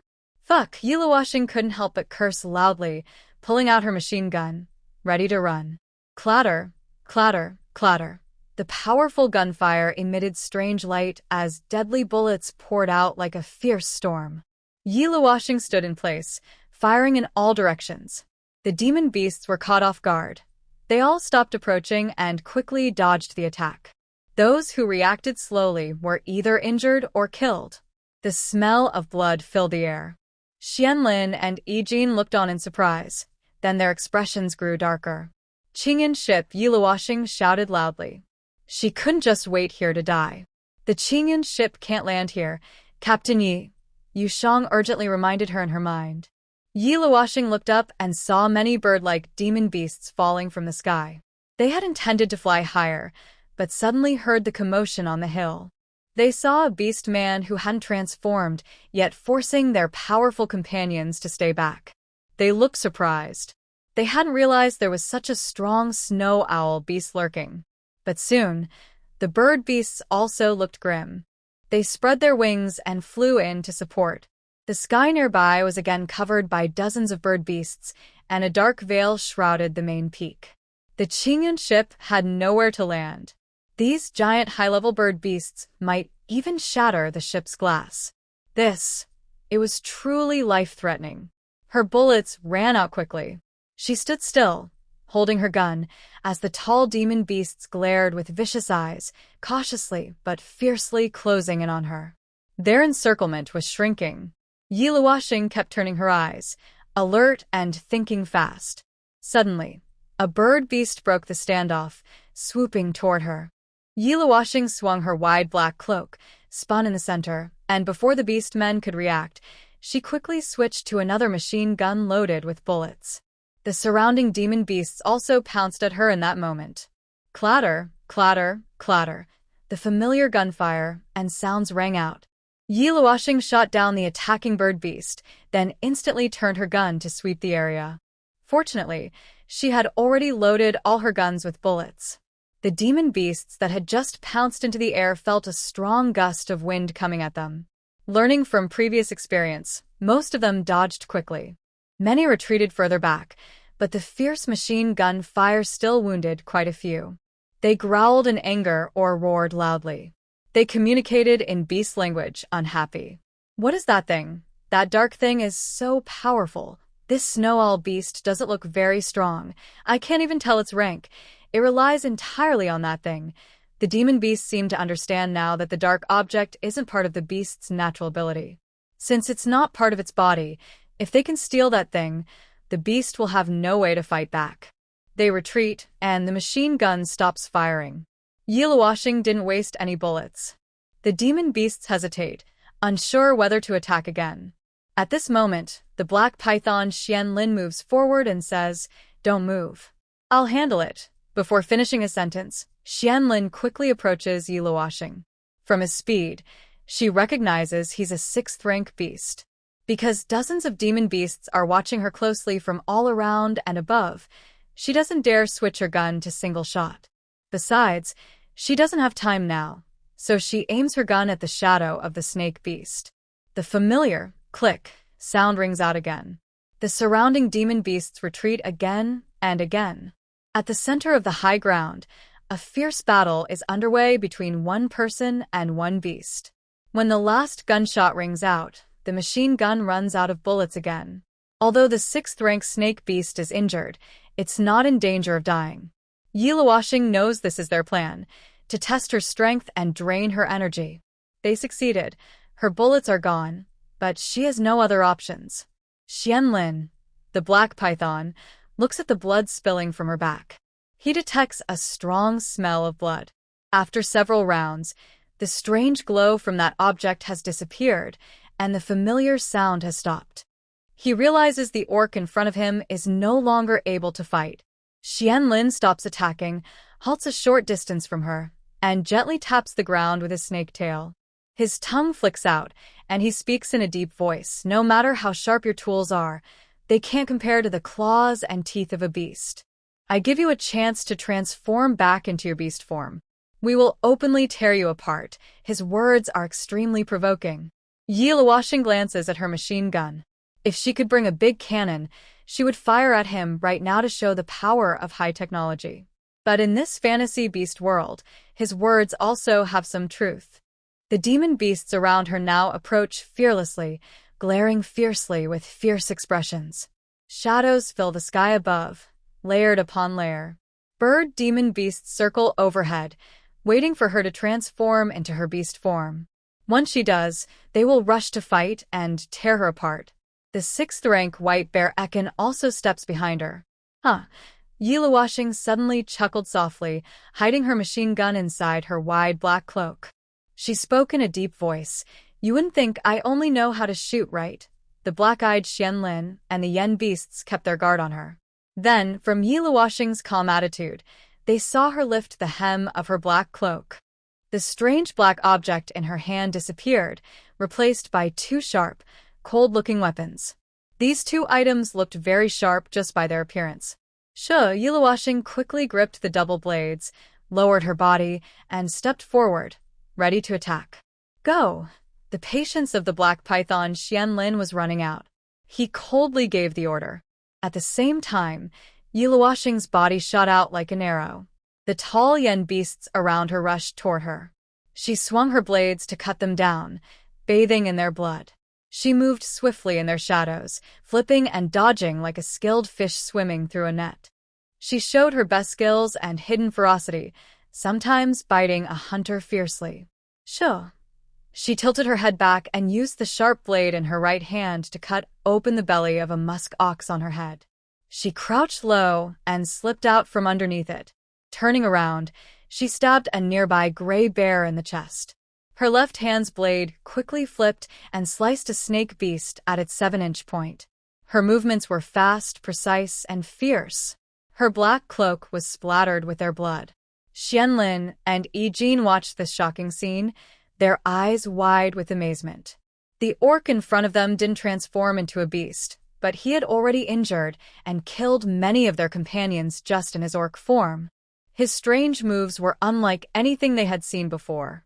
They thought she was more agile than a snake beast and more ferocious than a bear. What exactly is he? Bai Xiong Yijin asked in confusion. Last time, they were curious about the thing in her hand. Now, they were full of curiosity about her as an orc. Is he really a snow owl beast? Xianlin's eyes darkened. His snake tongue flicked rapidly, showing signs of agitation.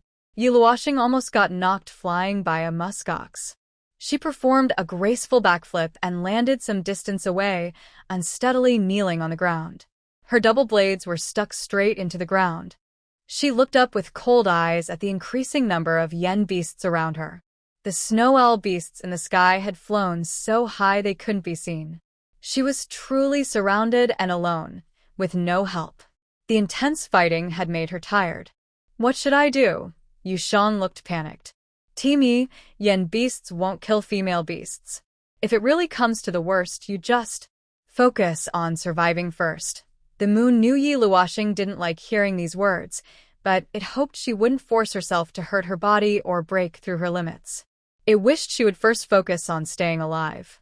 A cold aura surrounded Yi Luoxing. She didn't respond to the moon. Only her eyes locked onto the white bear and black python among the orc crowd ahead. As the saying goes, capture the king to catch the thief. Several meters away, a tall herd of musk oxen and gray bears were chasing her closely. Several snakes swung their tails toward her from behind. Yi Luoxing leapt and jumped onto the back of a tall musk ox. She sheathed her left-hand blade into her space, then grasped another blade with both hands and stabbed it into the musk ox's back with all her strength. She heard a loud cry, moo, and the musk ox fell to the ground. Yi Luoxing quickly jumped several times, leaping over the tall beastly creatures ahead. Birds and beasts above tried to peck at her, but she bent down to dodge their attacks, slicing their wings with her blade. Her goal was clear. She charged toward the black python. Xianlin saw her rushing toward him, venom dripping from his sharp teeth. He told Yijin, "Don't interfere." Yijin stared at the rapidly approaching figure, sneering. "Haha, he's quite brave." Yijin took a step back. Yi Luoxing had already reached them. Xianlin's thick snake tail swung at her mercilessly. She ducked low to avoid it. Out of the corner of her eye, she saw how fast the tail was, so quick that even she found it hard to keep up. But when Xianlin swung his tail again, she leapt lightly and landed firmly on it. She raised her blade and stabbed at his tail, saying, "Today, I'll cut you into earthworms." Xianlin scoffed. "Haha, you'd better pray your scent is tasty, or I'll feed you to the fish." He swung his tail repeatedly, not only knocking Yi Luoxing off, but also quickly knocking the blade from her hand. Then his tail wrapped around her waist, trying to cut her in half. Yi Luoxing swiftly drew another blade and slashed his snake's skin. Blood spilled out, and in the dim light, She smiled mysteriously and menacingly. She leapt out from his tail, raising her blood-stained blade in her right hand. Her fingertips slid along the blade's red blood to its sharp tip. The cold wind blew through the mountain peak, and shadows cast by birds and beasts above brought a chilling breeze. Yi Luoxing's wide black cloak fluttered behind her in the wind, and her long scarf outlined the gusts. Standing in the darkness with a crimson glow, she danced amid the bloody storm, mysterious and dangerous. Her opponents, eager to uncover her true face, were drawn to her. The surrounding ghost beasts stopped moving. They no longer approached her and watched as Xianlin's injured snake tail was given generously to her as a rival. Some birds and beasts flew back into the sky. Swish, Yi Luoxing swung her blade, her whole body radiating killing intent. Smack! Xianlin's snake tail hit the ground, kicking up stones. It was clear he was angry. The sixth-level beast moved at full speed, appearing in front of Yi Luoxing in the blink of an eye. His venomous sharp teeth aimed to bite her through the fabric. She sidestepped to avoid, slashing at his weak spot. A snake tail quickly coiled around her calf, and then her body. Her speed was fast, and his was too. Clang! Suddenly, Xianlin's snake tail wrapped around her waist, sweeping away the blade that had already pierced his snake skin. Then his tail kept moving upward, wrapping around her chest and neck. He used force, trying to suffocate her. Team Yi, Yu Shang panicked. Her supernatural power was weak now. How could she fight these overpowered opponents? Yi Luoxing struggled against his tight grip, holding a reloaded pistol. She carefully adjusted her stance, aiming to shoot at the snake tail.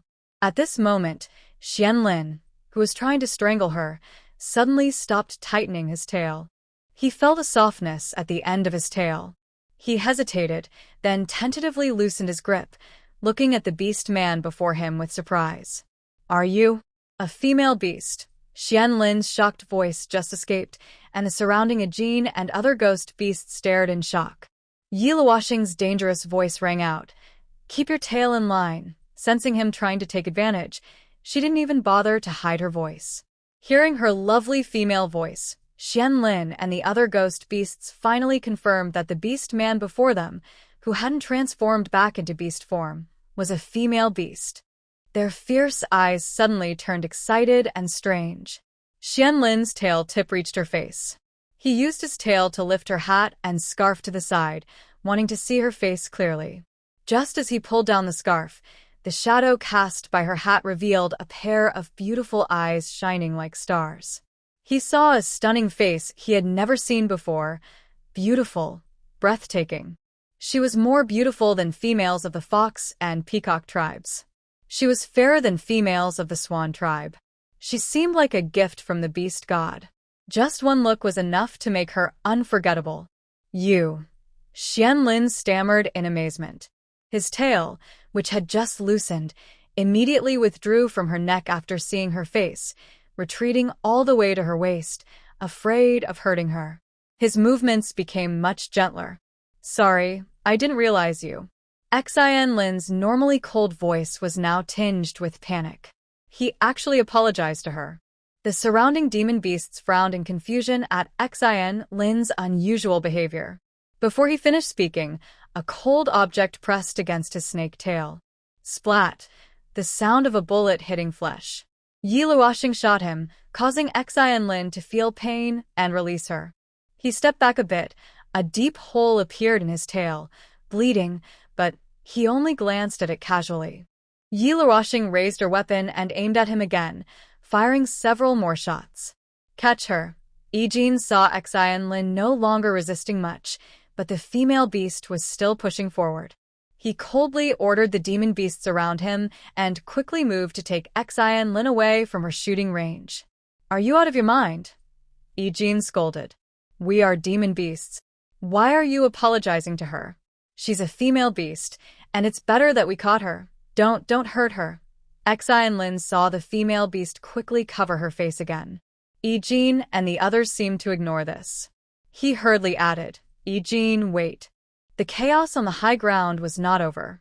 In the sky, Fongo, tightly bound by Krolin, was frantic. He noticed the beast tribes hadn't brought Luoxing up. He tried many times to jump down and rescue her, but Krolin seemed to realize that the female beast on his back couldn't reach the sky. He saw that Yijin and Xian Lin were still down there, and a sinister smile appeared on Krolin's face. He wouldn't let Fengge jump down now. Hadn't he already put her down? Then, he wouldn't let her be taken back. Although Krolin guessed that she was the new female from the Snow Owl tribe, he was very interested in her skills. He wanted to torment her. As for Fengge, he enjoyed watching him panic and get hurt all over. Your rushing won't help. She might already be taken away by the land beasts from the Snow Owl tribe. Krolin sneered coldly, teasing Fengge. If you dare hurt her, I will kill all of you. Fengge kept trying to rush downward. Krolin's mischievous laughter echoed. Your taste is really unique. I just wonder if she will still be able to see your worried face in the future. Above the clouds, the Snow Owl beasts reached the highest point they could. Below, the pursuing bird, Yen beasts chased relentlessly. The Snow Owl beasts fought in the air, trying to quickly defeat the flying Yen beasts first, then descend to the main peak to deal with the land-based Yen beasts. City was clever. She used her group's strength and thought of breaking them down one by one. Her beast companions worked well together. Just as the Snow Owl beasts turned the tide, attacking from above and beating the flying beasts, a familiar female voice suddenly sounded from the center of the beast guard. Yiluoxing hasn't come up. Did you miss her? It was Haina. She quickly looked around, her face showing panic. She didn't see that familiar figure in the safe zone. Because of her words, Ian and other female beasts nearby also looked around quickly. Then, Ian's anxious and surprised voice followed. I didn't see Luoxing either. Oh no. Fenghe is fighting that 7th-level Yen beast. Luoxing must still be in the tribe, but now the tribe is full of Yen beasts. She might have been captured by the Yen beasts, a hesitant female said. She was surrounded alone by the Yen beast pack. She's still a female beast. It's terrifying. One female was worried. What should we do? She just joined our tribe, and now she's surrounded by Yen beasts. Others expressed sympathy. Their voices rose, loud and anxious. Normally, they would argue and chatter, but faced with such a big crisis, they couldn't imagine a female beast being surrounded by Yen beasts. They were genuinely worried about her. At this moment, Ling Dong, who had regained command, heard the female beasts' discussion. She quickly looked around with them, then sent a few 4th-level beasts to search the sky. When she confirmed that Yiluoxing was not in the air, she frowned. Her dull, calm eyes gradually showed signs of panic. Ling Dong scanned the surroundings. Below, Fenghe was fighting a white-headed eagle. To the right, Tuaz was entangled with a 6th-level peregrine falcon. On the left and ahead, Mosheoj led high-level Snow Owl beasts to quickly deal with the flying beasts. In the center, the remaining Snow Owl beasts formed a circle to protect the female beasts, while their high-level mates vigilantly guarded around them. All the Snow Owl beasts had their tasks, but Ling Dong made her decision in just a few blinks.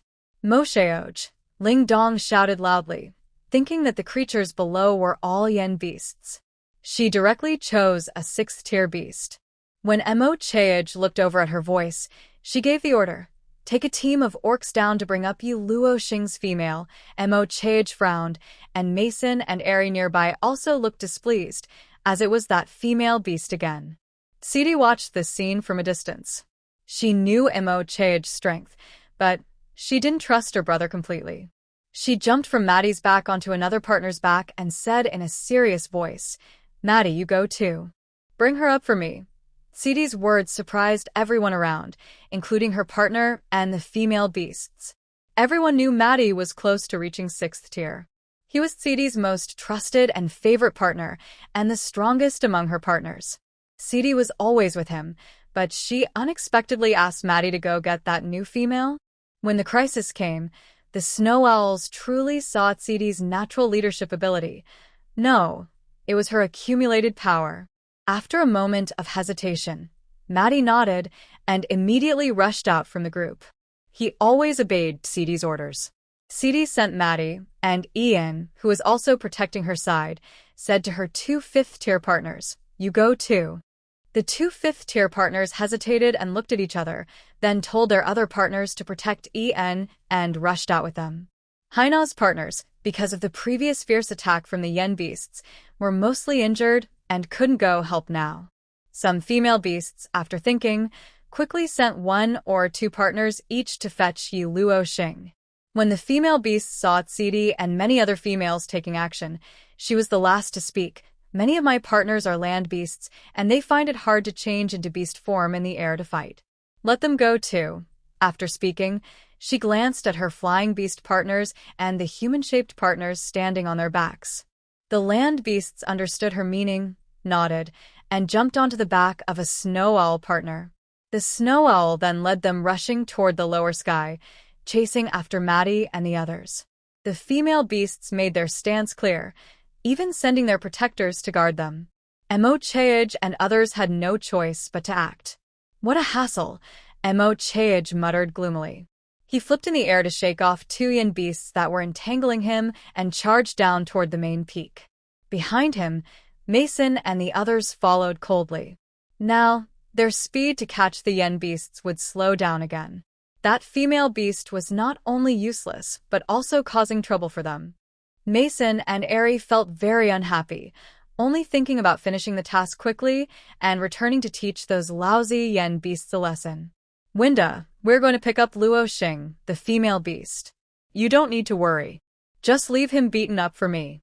Snowman said this as he passed by Winda, trying to reassure him. There are many high-level land beasts below. Snowman was thinking about something and followed along. Winda's peripheral vision caught a group of beast tribes heading toward the main peak. He felt a little relieved, but his gaze on Krolin grew colder and more intense. This guy is very tricky, and he needs to deal with him quickly. After that, he can go protect Luo Xing. She must be very scared right now.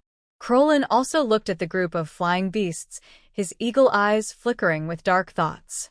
When he looked back at Winda, it was clear he shared the same idea. This battle should be finished quickly.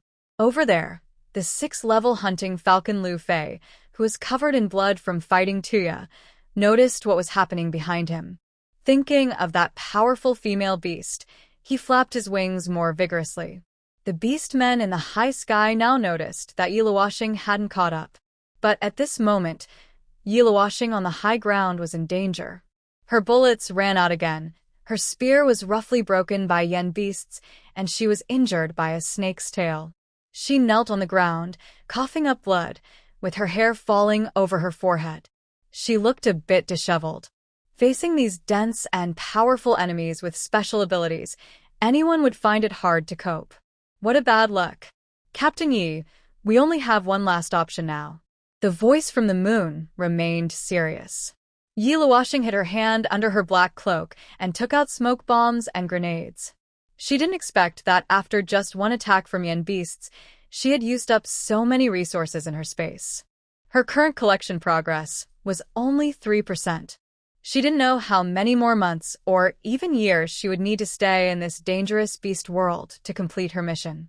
Without her heat weapons, her ability to protect herself in danger would be much lower.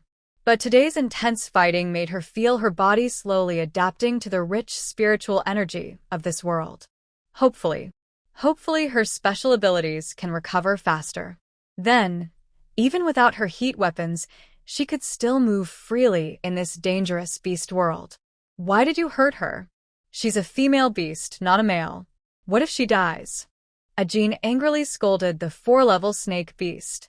Although he really wanted to catch this female beast, knocking her out would be enough. There was no need to hurt her. Female beasts are different from male beasts with special powers. Since the big event 1,000 years ago, female beasts have become much weaker physically. If they get hurt or sick, they can easily die. She's too quick.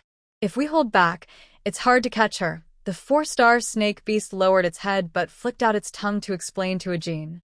The orcs listening to the snake beast looked serious. Actually, the snake beast was right. Ajin's eyes fixed on the female beast inside the surrounding circle. She is really too agile. Not just agile, She is very strong. Extremely strong. For both female and male beasts, her strength is impressive. When she uses those strange tools, she can barely match 5-star male beasts. Even without the tools, her strength is enough to match 4-star male beasts. And even more so, she can fight a few rounds with a 6-star Xianlin and dodge her attacks. This female beast is truly extraordinary. She has such powerful abilities. Yet earlier, the wolf tribe's orcs called her useless. Are they lying, or is there some other reason? Ajin pondered deeply, but the huge bear body kept moving closer to her. You have no way out now. You are our prey, in the palm of her hand. You can't escape. Just come with us peacefully, and you won't get hurt. Female, although we are yen beasts, we won't kill females. I heard you accidentally entered the northern land. Staying in the unfamiliar snow owl tribe isn't good. It's better to come with us, Hei Meng Xianlin added. He originally wanted to remind Ajin not to be knocked out, but her quick movements made his warning unnecessary. Xianlin had his own reasons. He was worried she might be seen by others. He feared that if his companions saw her face, they might hurt her. He knew his friends well. Based on the news from the wolf tribe, most of the snow owl beasts probably don't know her appearance or strength, except for the 7-star snow owl. Otherwise, they wouldn't abandon her.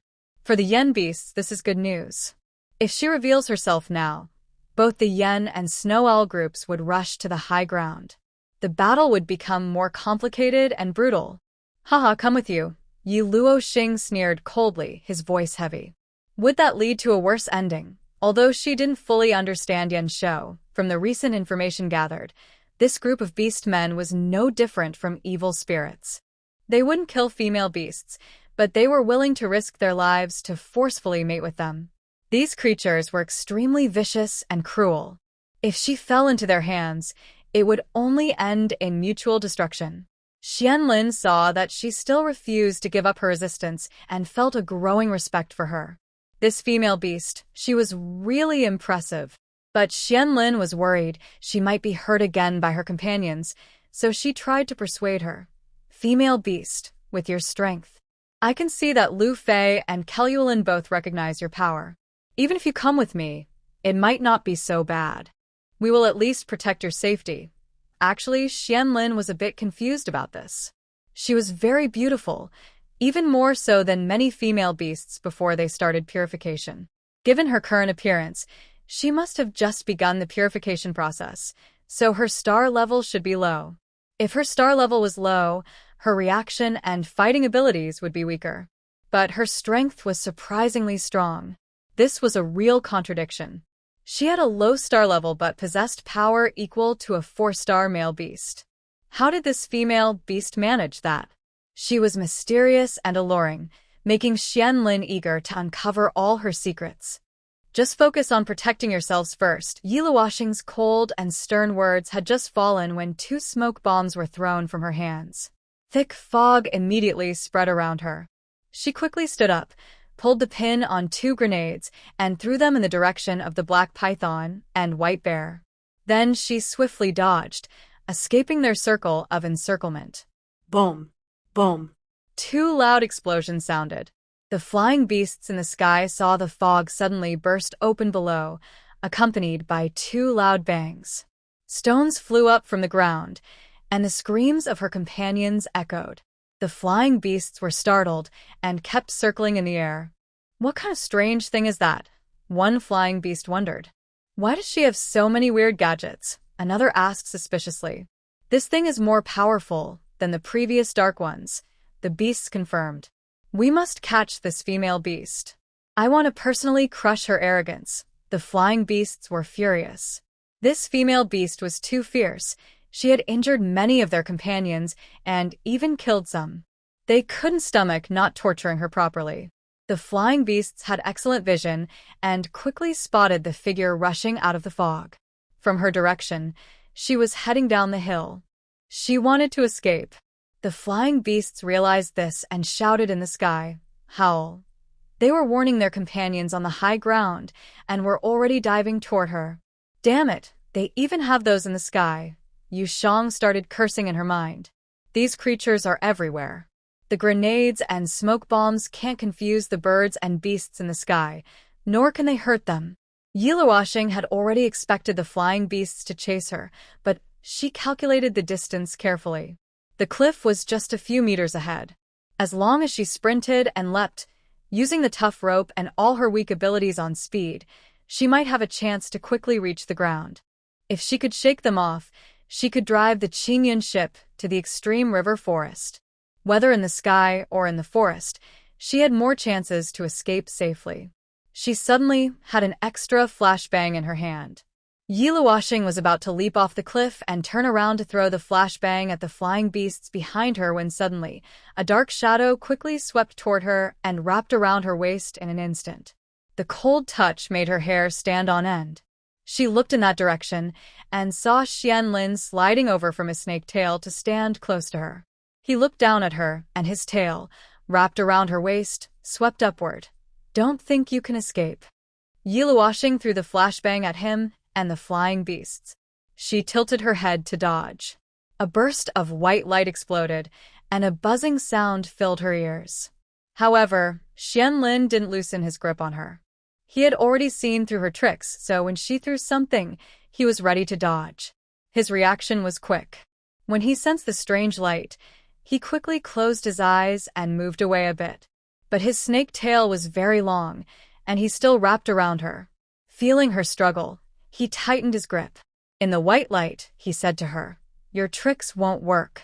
Many beasts don't rely on their eyes to hunt, and I will soon lock onto you again and catch you." Yu Shang understood this point, although it was easy to overlook. The enemy was a group of various beasts, each with many natural talents granted by nature. Many of their abilities far surpassed humans. Many methods used against humans were useless against them, including smoke bombs. At least that was one. But for many beasts that rely on their eyesight, smoke bombs still had some effect. However, they also had supernatural powers. Puff! Yiluoshing stabbed her sharp dagger into his snake body and slid downward. Hiss! Qianlin let out a pained sound but still refused to let go of her. "Let go, or I'll turn you into a two-tailed snake." Yiluoshing was very ruthless. Bright red blood splattered on her face, blurring her vision, and dripped down her face beneath her scarf. The fog cleared, and Qianlin quickly returned to her side. He swiftly knocked the dagger out of her hand with his tail tip and tightly wrapped her arms. He lowered his head like a snake, approaching her, and licked the blood off her eyes with his tongue. In her furious glare, he calmly said, "Do you have any other tricks? Are you all out of options?" Meanwhile, the beast men in the smoke appeared. Ajin led them closer, their large shadows and powerful presence looming over her. Several birds and beasts, just blinded by the flash, stared at her dangerously. At a critical moment, the cry of a snowy owl sounded from the sky, and more shadows descended. Qianlin and Ajin looked up and saw the sixth-rank snowy owl leading a group of snowy owls flying back. Qianlin's snake pupils sharpened. They had found her. It was really unfortunate. They could have successfully taken her away. "They don't seem to have forgotten about you." Yu Shang saw the snowy owls and finally relaxed a little. Yiluoshing took advantage of Qianlin's distraction to try to jump out from his snake tail. But Qianlin quickly pulled her back, shifting their direction. He said to Ajin, "They only have one sixth-rank beast. I'll leave it to you." Roar! Ajin roared loudly, using his huge bare body to block the charge of Mocheg, who was rushing toward Qianlin. The other yen beasts on the high ground also stood in front of Qianlin, fighting with the returning snowy owls. Amidst several land beast companions jumped down from the high ground, quickly transforming and joining the fight. When they saw the new female being captured, they sniffed the blood on her. These yen beasts, already rough with females, showed no mercy to this unattractive new female. "Ajin, you've fallen to being a yen beast now, and everyone is disappointed." One of Amiss's companions was a beast man from the White Bear tribe. He knew Ajin well. Seeing the once powerful leader now allied with yen beasts, his anger grew. Ajin sneered, "I am no longer a beast man of the White Bear tribe. You drove me out, and it's normal that I became a yen beast. What are you disappointed about? I've beaten you many times in the tribe. You're no match for me. You'd better disappear from my sight, or I won't leave you a whole corpse. While fighting Mocheg, Ajin coldly glanced at the white bear, who was trying to sneak attack him. High above the plateau, feathers continued to fall steadily. The battle there had resumed. Xianlin coldly observed the situation ahead, considering whether to retreat with her first. However, Krolin had not yet given the order, and it was unclear what was happening above. Up in the sky, Wind-He and Krolin both felt tired. They had scratches from claws and blood from bird beaks, but their strong and skilled opponents made it hard to determine who would win quickly. They looked at the injuries of Lu Fei and Tuya, which were less serious, and wondered how long this high-level beast fight would last. Meanwhile, in the larger group battle, because Mo Cheage and other high-level beasts retreated, the situation had almost evened out. Due to the fierce attack of the Yen beast group, they seemed to be gaining a slight advantage. However, the snowy owl beasts fought just as hard.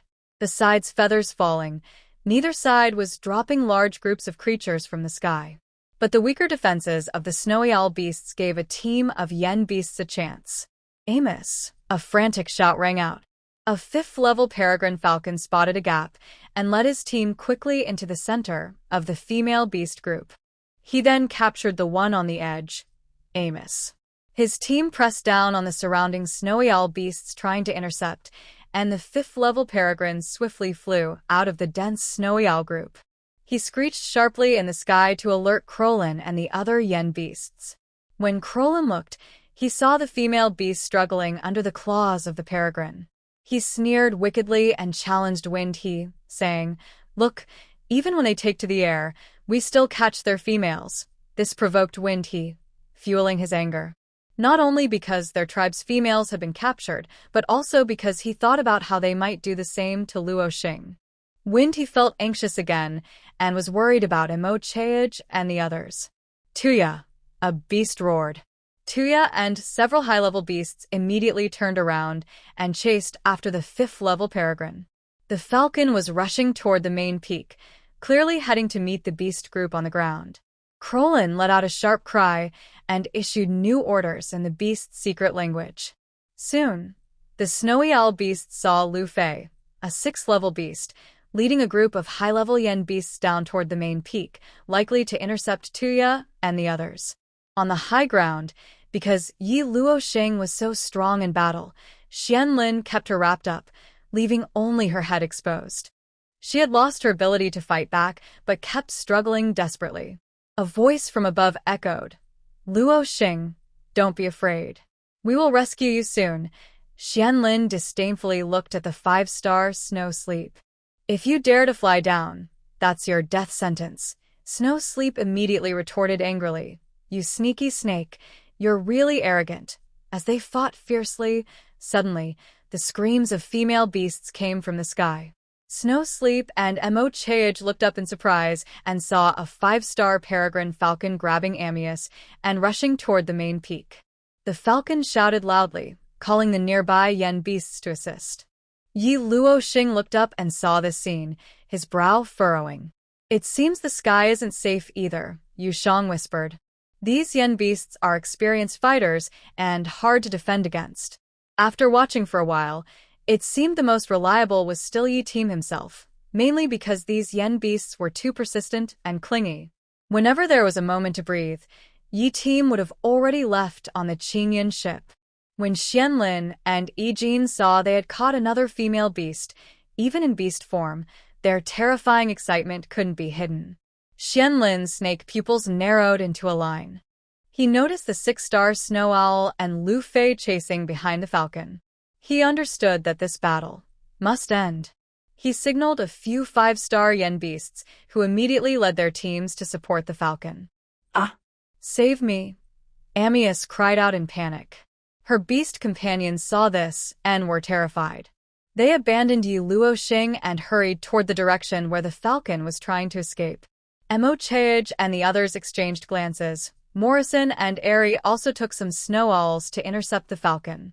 Only Mo Cheage, Snow Sleep, Maddie, and a few snow owls, along with En and some female companions, remained fighting Jean and others. Fortunately, although their numbers were small, they were all high-level beasts. Jin's group dispersed the herd, so they wouldn't be overwhelmed by the yen beasts on the high ground. Amyas's screams gradually faded as the 5-star falcon dived over the high ground, rushing straight down the mountain. In that moment, a group of yen beasts followed downward. Even some birds that had stayed on the high ground tried to stop Tuyasi. The falcon already had the advantage in species and speed, and being a 5-star beast, even a 6-star Tuyasi found it difficult to catch him. Now, with the interference of those yen beasts, the distance between him and Amias was increasing. Xianlin looked at Jean. Jean, retreat. A short 4-character phrase. Jean's remaining light swept toward the sky where Lu Fei had already arrived. He understood something. Their team worked well together. Jean once again slapped away the charging Mo Chaege. Then he turned and ran toward the cliff. A beast from the sky noticed this scene and followed Jean's figure.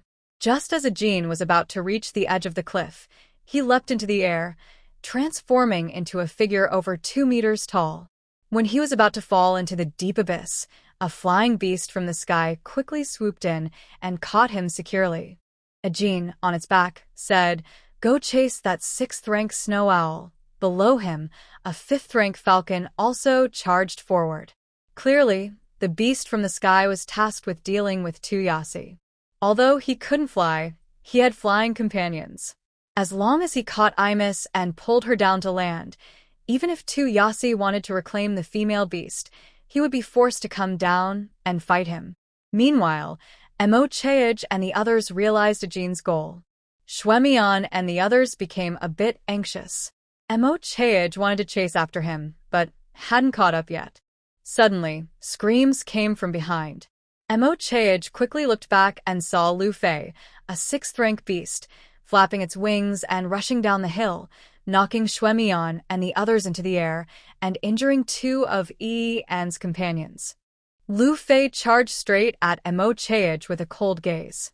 In an instant, Mo Chaege was forced to change opponents. He quickly dodged Lu Fei's attack and retreated unsteadily to the side. Lu Fei had already successfully met with Xianlin ahead. He looked at the female beast in Xianlin's arms, his eyes deepening, then exchanged a cold stare with the dark eyes beneath his hood. He then said to Xianlin, "Keilu Lin said it's okay." They communicated in beast language, which Yi Luo Xing couldn't understand at all. The order Lu Fei conveyed, Xianlin had already guessed. He saw Mo Chaege and the others preparing to charge again.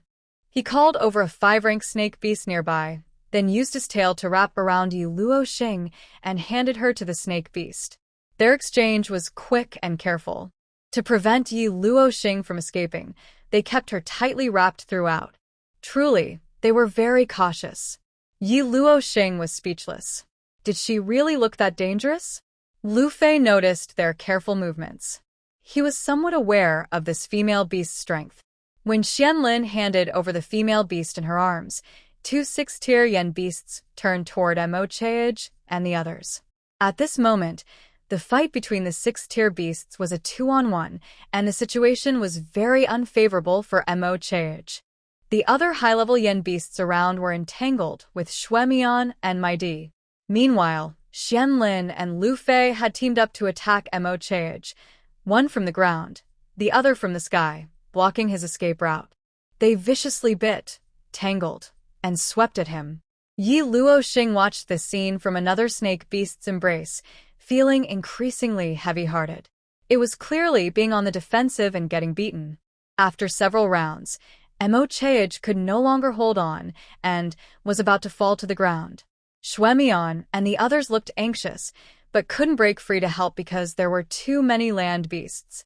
They couldn't imagine what the new female beast had just endured. However, they seemed to overlook an important point. How did the new female beast manage to hold on under the siege of so many yen beasts? Normally, even a male beast would have been taken down long ago, yet she was still not captured. Several more minutes passed, and Yi Luo Xing was about to free one hand. At this moment, Mo Chaege suddenly fell to the ground, covered in blood and exhausted. Another 6-tier beast from the Snow Owl tribe fell. My D finally freed himself and went to protect Mo Chaege. Lu Fei initially wanted to land a final blow, but when he saw my D move quickly, he glanced at the sky and saw something flicker in his eyes. He decided not to continue entangling with the Snow Owls. He spun around and headed straight for Yi Luoxing, who was about to escape. "He's coming for you. Hurry," Yu Shang urgently urged. Yi Luoxing desperately tried to free her hand. The snake beast behind her was startled, but before she could take anything out of her space, Lu Fei had already reached her, grabbing her shoulders firmly. He carried her into the high sky nearby. Xianlin called out, "Be careful, she's very fierce." Seeing Lu Fei so unguarded and taking her away, Xianlin was worried she might escape. On the high ground, Xuemian and the others grew even more anxious as they saw Yi Luoxing being taken away. "Luoxing the female," finally Xuemian shouted desperately. The figure she wanted to chase was stopped by Xianlin. The group of yen beasts on the high ground was gradually retreating from the main peak. Only some high-level yen beasts continued to beat Xuemian and the others. Then, while they were still dazed, they quickly withdrew. Today, they stole 2 female beasts. Since the Snow Owl tribe has 7th-level beasts, there was no need to continue fighting. In the distant sky, Yi Luoxing pulled out a knife, ready to cut the talon of the peregrine falcon. Suddenly, a clear voice rang out from above. "You better not do that. This is high in the sky. If I can't catch you, falling will only kill you." Lu Fei's tone was deliberate. With him leading her away from the air, she had nowhere to escape. He knew she was a land beast. "Huh?" Yi Luoxing sneered coldly. "Then open your eyes and watch me fall to my death." She finally saw an opportunity. The peregrine falcon still thought he could take her away alone. Without hesitation, she once again cut her claws into his 2 paws. Yes, this was the 2nd time today. The pain made the bird cry out loudly. Lu Fei's eyes darkened. Sure enough, he lost his balance again and loosened his grip on her. "Qingyun," she called out directly. The Qingyun ship below was about to appear and catch her. But just then, Yi Luoxing heard another bird call from behind. She looked straight ahead and saw a familiar snow owl flying toward her. "It's Feng He," Yu Shang spoke first. "No." Yi Luoxing felt a deathly aura descending from the sky. She looked up and saw a huge shadow cast over her, blocking the sunlight above her head. The giant white-headed sea eagle, Feng He, was 1 step ahead, flapping his iron-like wings and rushing toward her. In her panic, her heart raced. She didn't have time to land on the Qingyun ship before the white-headed sea eagle grabbed her shoulder with its sharp claws and carried her back into the sky. Krolin sneered wickedly. "No female beast caught by yen beasts ever escapes." Luoxing, seeing that they had indeed caught Luoxing, Feng He burst out with terrifying speed. He was about to catch up quickly. At this moment, Yi Luoxing raised her knife again. She wanted to use her old trick. Suddenly, a strong wind blew from the side. Lu Fei directly used her tough wings to slap the back of Yi Luoxing's head. In that instant, Yi Luoxing felt a heavy blow to her head, as if someone had hit her with a heavy object. The sunlight in front of her blurred, and her mind went blank. Her hand holding the knife froze in midair, and the knife slowly slipped from her grasp. Then her hand hung weakly down.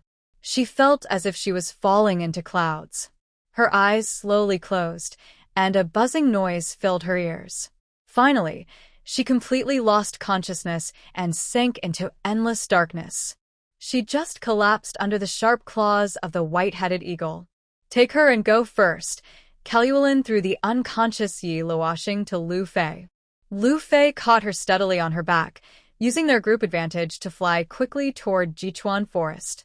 Kaluolin turned around to block Fengge, who was catching up. He fought in the air with the furious Fengge, buying time for the Yen Beast group to retreat. The Yen Beast group, retreating from high above, also joined the fight. Snow Sleep and others, badly wounded, had already caught up. Kaluolin sneered and said, "They've already flown her far away. You can't catch up now. Feng Ji's eyes turned red. Where are you taking her? Kellywelyn took advantage of Feng Ji's anger, found a gap, and grabbed his bird's back with his claws, forcefully throwing him downward. To a good place, of course. Feng Ji's beast form rapidly fell. Below, the yen beasts like Xianlin, who had already retreated from the main peak, noticed the scene in the sky. Xianlin looked at Feng Ge falling toward the ground, his snake pupils narrowing. He swung his thick snake tail, trying to entangle Feng Ge, but before his snake tip could touch Feng Ge, the seven-ranked snow owl bizarrely changed direction in midair. The hissing sound of the snake beast's pain was heard. Feng Ge used his sharp claws to tear open Xianlin's tail and then charged at him fiercely. One wing knocked Xianlin unconscious. Then, Feng Ge quickly soared toward Kellywelyn in the high sky. Xianlin! The land beasts around shouted in panic. They saw Xianlin spitting blood and being forced to revert to his beastman form. A gray bear immediately carried him on its back and hurried away. The land beasts headed toward Jichuan Forest at full speed. Most of the yen beasts on the ground had already retreated, and the snow owl group in the sky was blocked by high-level flying beasts led by Kellywelyn. After another 10 minutes of fierce fighting, both sides were covered in wounds, exhausted. Several high-level snow owls had lost their fighting ability. Kellywelyn thought it was about time. After flipping away from Feng Ge again, he changed direction and said, "Goodbye, snow owl beasts." Colin left behind a group of very fast fifth-level falcons, and the yen beast had the advantage in high-level beasts. They formed a circle around Feng He, who was trying to catch up. At this moment, the snow owl tribe had lost many soldiers. There were few sixth and fifth-level beasts left. In the frontline battle, hardly any high-level beasts could help Feng He. He was alone against dozens. Feng He's aura was dark and gloomy. Despite the bleeding wounds on his body, he ignored his injuries and killed one falcon after another. He tore off their skins, broke their bones, and pecked open their bodies. The group of fifth-level falcons at the back was terrified by such a powerful seventh-level beast. Seeing the sky stained red with blood, they always felt that at this moment, the snow owl was even more terrifying than their yen beasts. "Where is your nest?" Feng He almost gritted his teeth as he asked. His sharp claws embedded into the head of a fifth-level falcon. The falcon was terrified but did not reply. The next second, Feng He tore its head apart. One by one, the falcon's numbers kept decreasing. The snow owl beasts rushing to support were shocked by this scene. The fifth-level falcon group began to retreat. Feng He and others, who were stronger, caught up with them. Many falcons fled into the dense Jichuan forest. In the forest, they stumbled and ran, using snow and snow-covered ground to hide their scents. Some managed to escape from Feng He's claws, but unlucky ones ended up sleeping forever in the Jichuan forest. On the way, Feng He met the battered Tuya and others. They had just been injured by a Jean and Colin, and several snow owl beasts had died. Feng He asked them about their situation, but it was clear they had also lost a miss and the others. No one knew where the yen beast group had taken them in the vast forest. Feng He fell into despair. His exhausted beast form wavered in the air. "Feng He, don't be in such a hurry. Let's go back and discuss with the leader first," Tuya advised. "Now we can only go back," Mosin said, already planning to leave. Just as they turned to head back to the tribe, Feng He steadied his trembling body. He stared into the endless depths of the forest ahead, flapped his wings, and dove in. "Feng He!" Tuya shouted loudly, trying to stop him. "Forget it. Let him go," Aerie said indifferently, withdrawing her gaze. "We're going to meet with the tribal beasts." Mosin led the way, flapping his wings and leaving. Inside, he felt a bit of relief, relieved that only that ugly female was captured, not Haina. As for a miss, they were powerless to help. The bloody battle lasted all night, and by morning, everything seemed to calm down. Around 7 a.m., the yen beasts returned to the mountain peaks at the edge of the forest, carrying 2 unconscious female beasts. Crolin and the others crossed narrow passages between 4 mountain peaks, winding around the icy river through the mountain range. Finally, they reached a large mountain at the innermost part.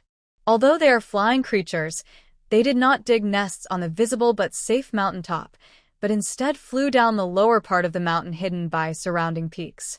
Soon, they stopped at the foot of the mountain. At the base, there was a secret clearing about 1,000 square meters, next to the icy river. In the center of the clearing, facing the large mountain, was a big hole about 10 meters high and 20 to 30 meters wide. Its depth was unknown from the outside. It looked dark and bottomless, cold and eerie, very frightening. The yen beast's chosen nest was indeed very hidden. "Krolin and the others are back," shouted a guard yen beast. Many yen beasts rushed over. "Look, they've brought back 2 more female beasts." The guards were very excited. Some came out of the cave. Others arrived from the sky. Some gathered around the clearing. The guard yen beasts immediately noticed Krolin and the others returning. As the dense group of beasts transformed into human forms and descended into the clearing, it was clear their group was quite large, more than 200 yen beasts. This fierce group of yen beasts was comparable to a large tribe in the northern lands.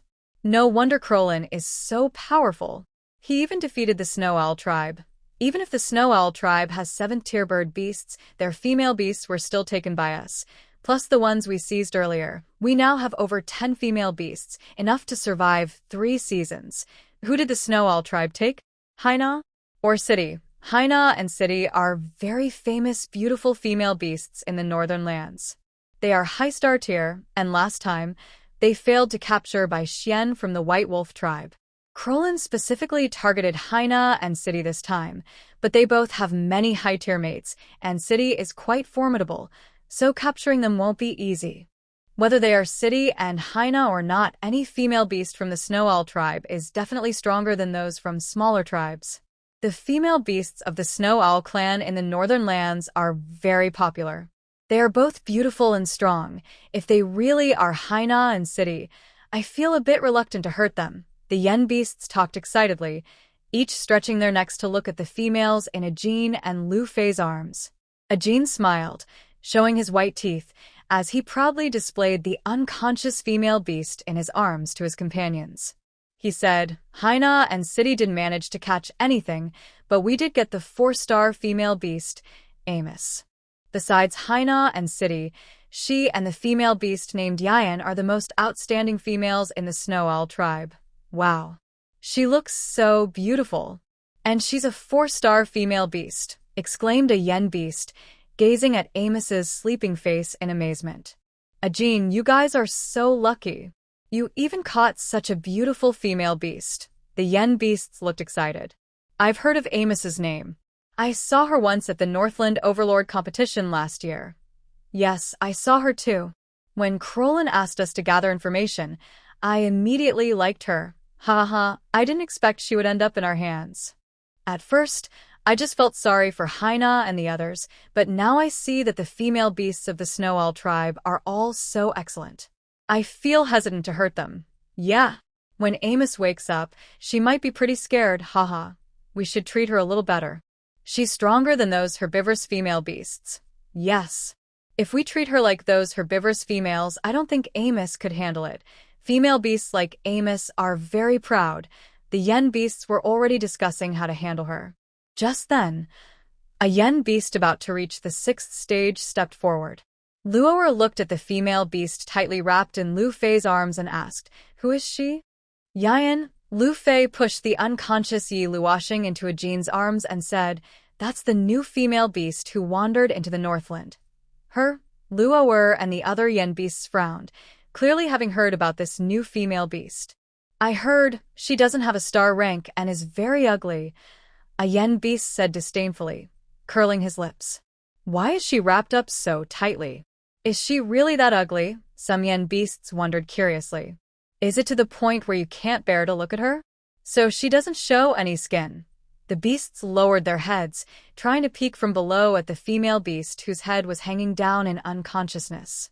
At this moment, Ajin had just adjusted his posture. Lu Fei suddenly pushed the new female beast over, almost dropping her. But now, he held her steadily. As he sniffed, he noticed a very fragrant smell coming from her. He was surprised. This new female beast scent actually smelled quite nice. Several reckless demon beasts complained loudly, while the smarter ones, though sharing the same thoughts, hesitated and ultimately said nothing.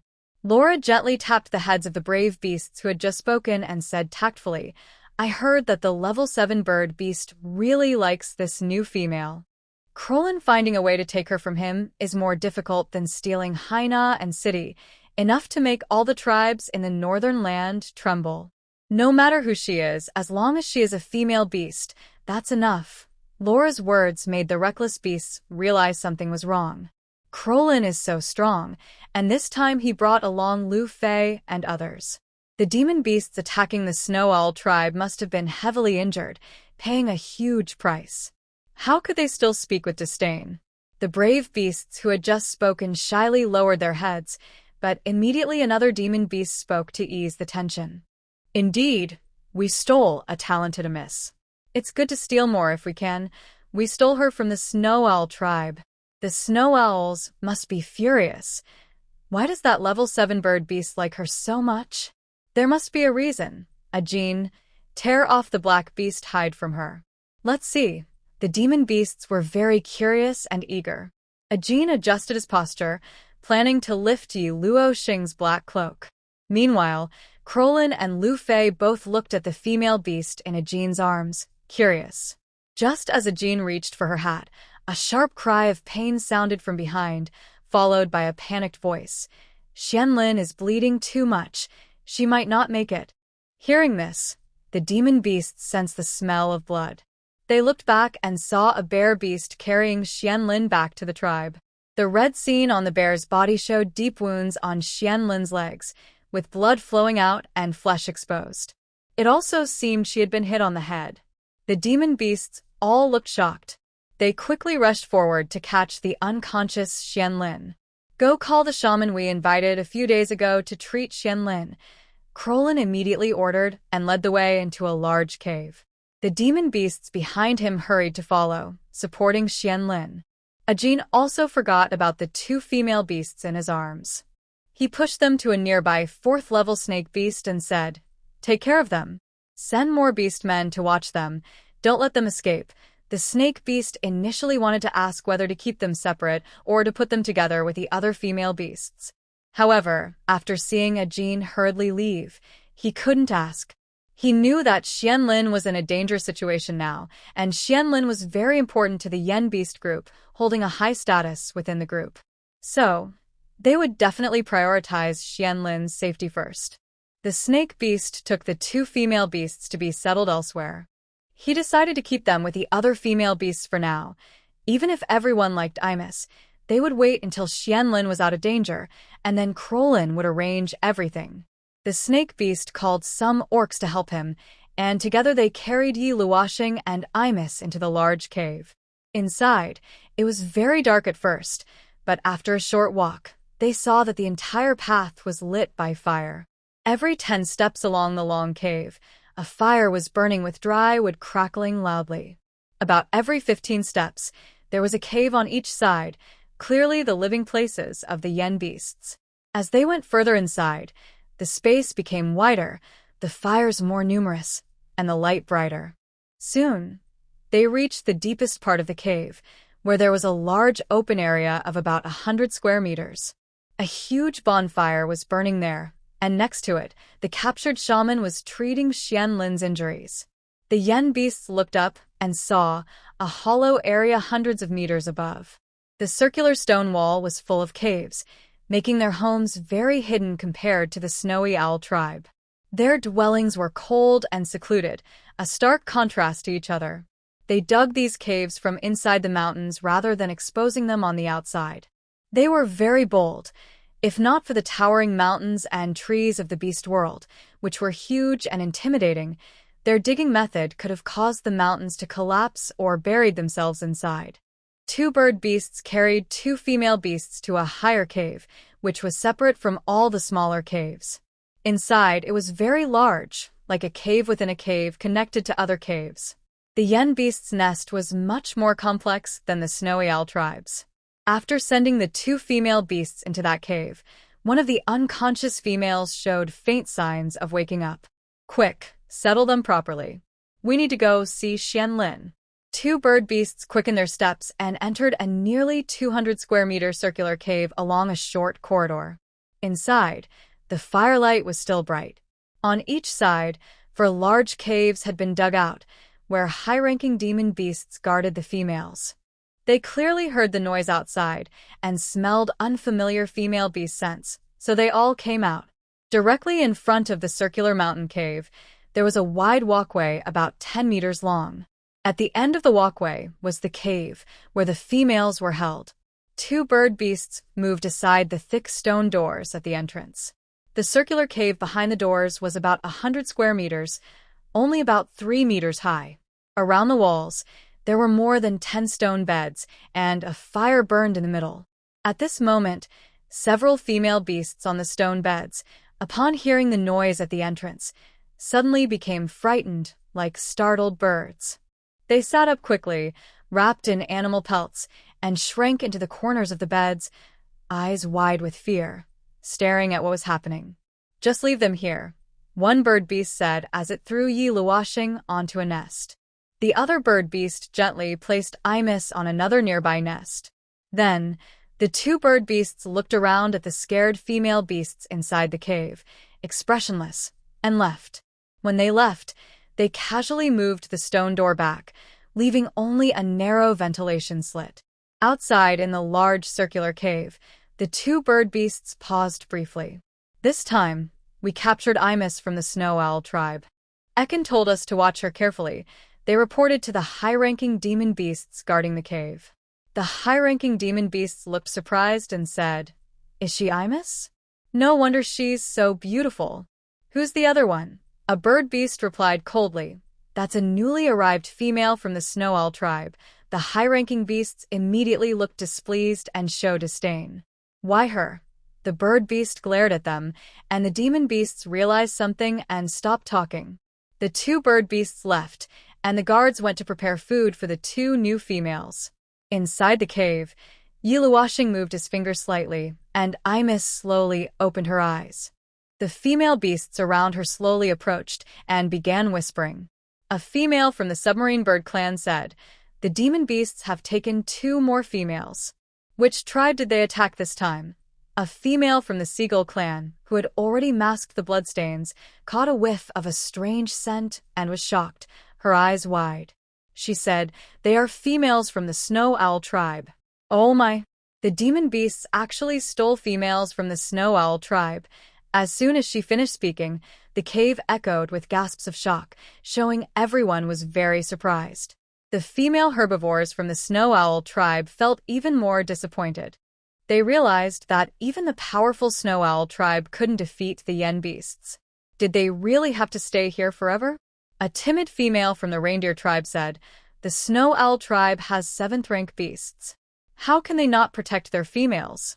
"I know her. Her name is Imis. She's an outstanding female from the Snow Owl tribe.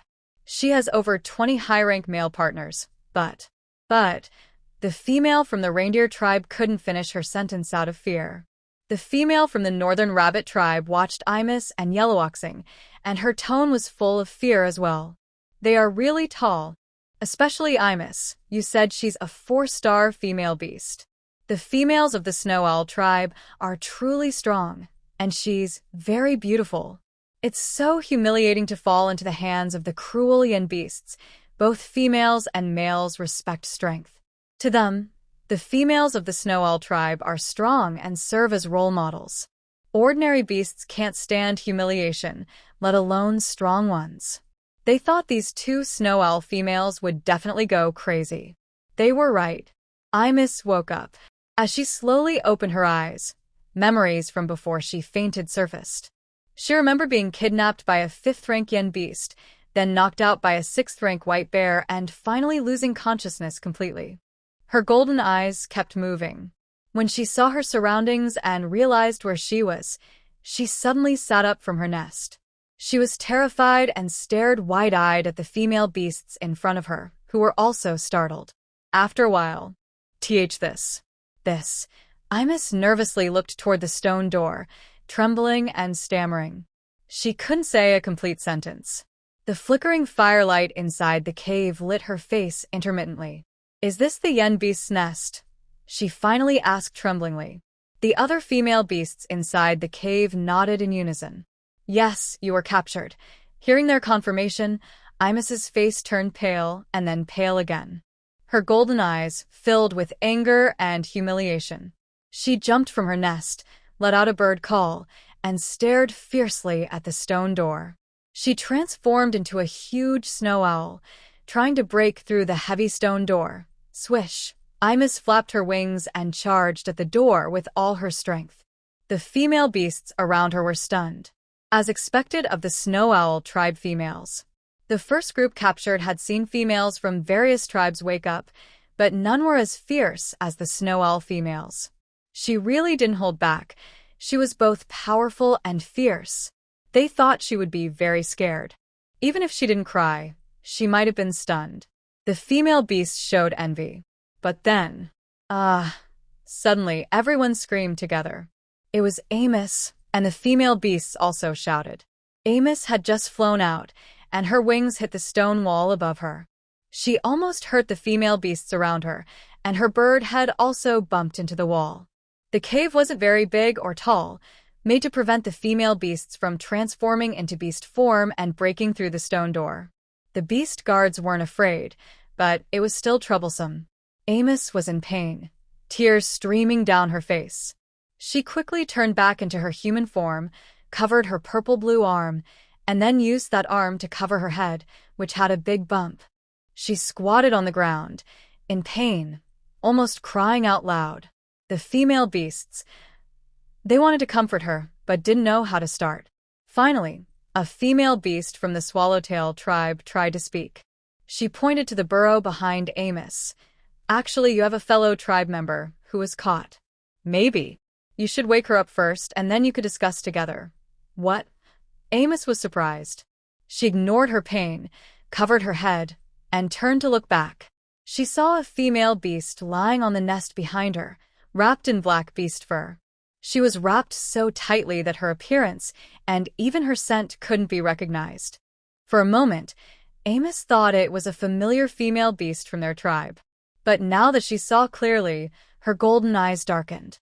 She remembered the situation during the big battle. Looking at the short figure on the nest, she immediately guessed who was with her when they were captured. "Yiluwashing?" Amos raised her thick eyebrows and stood up from the ground. She looked conflicted. Seeing the unconscious female beast, who was at least from the same tribe, she decided to wake her up. Now, having one more companion meant more hope. Over there, Yiluwashing, under her black hat, opened her sleepy eyes. Her body hadn't fully woken up yet, and everything was blurry. Meanwhile, Amos went to the nest, patted Yiluwashing's shoulder. Seeing she didn't respond, she looked around and didn't see anything useful. She shrugged her shoulders, swung her arm, and punched Yiluwashing on the shoulder. Bang! This was a forceful wake-up. The female beasts around gasped again, and all stepped back half a meter. That punch definitely woke Yiluwashing up completely. She opened her eyes and immediately exclaimed, "Damn, it hurts so much." Who the hell was that? She gave her a slap on the back of the head earlier, and now she punches her shoulder. Is she using her as a punching bag? Yiluwashing stared at the dark surroundings in front of her. She suddenly turned over and sat up from her nest. Her cold eyes under her black cloak swept toward the female beast ahead. Amos looked at the orc lying on the ground and suddenly sat up. She was scared by the fierce aura and took a step back, nervously swallowing. After a moment, she stammered, I just wanted to wake you up. You were sleeping too deeply." Amos was both brave and timid. Yiluwashing slowly withdrew her indifferent gaze, stiffly raised her hand to cover her aching shoulder, then moved her hand to her swollen back of the head, wincing in pain. The surrounding female beasts watched her wake up and saw her make the same action as Amos just did, and they froze. They thought that the female beasts of the snow owl tribe really sympathize with each other. They are so pitiful. Yiluwashing and Amos both had injuries that made it hard to use their hands, and for a moment, they didn't know where to hold themselves. As her memory of fainting returned, Within 2 minutes, Yi Luoxing surveyed her surroundings and looked over all the female beasts. She quickly understood where she was and the environment around her. Her eyes darkened again. She tried to call the system mentally. "Moon, are you there?" Moon's chip was implanted in her brain. The peregrine falcon had given her a heavy hit on the head. If that damaged the system, she'd be furious enough to pluck the bird's feathers and cut it into pieces. After a long time, there was no response in her mind, and Yi Luoxing started to feel anxious. Just as she was about to call out desperately, a familiar electrical buzzing sounded in her head. Zzz. The noise was loud and irritating, but all Yi Luoxing felt was worry. "Moon," she called again. A yawn sounded in her mind. "Sorry, I just woke up." "Are you okay now, Captain Yi?" Yi Luoxing was silent. She said coldly, "What time is it?" "You're still in sleep mode." Moon immediately became serious. "No choice. You fainted, and I can't operate properly. Besides, when you fainted, I couldn't do anything. But don't worry, before you lost consciousness, I stored the Qingyan ship and the dagger in the space. I also picked up the weapons you dropped earlier." Yi Luoxing didn't want to discuss this further. She focused her mind back to reality, staring at the stone door in a daze. The cave was quiet for a moment. "Do you have any ideas?" Amos and Moon in her mind asked simultaneously, showing good coordination.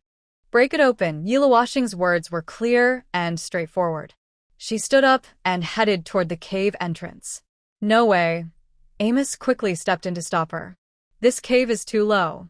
It's hard for us to run in beast form, and the stone door ahead is thicker than both of us combined. We can't break through it with just our beast strength." The female beasts around also advised. "It's useless.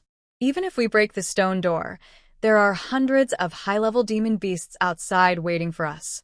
We have no chance to escape." Yi Luoxing paused at the stone door. They made sense. At the same time, Yu Shang had scanned the surrounding terrain and the number of creatures, giving her a rough idea. Under the watchful eyes of the female beasts, she reached out and grabbed the edge of the stone door with one hand. A harsh scraping sound of stones rubbing against the ground echoed.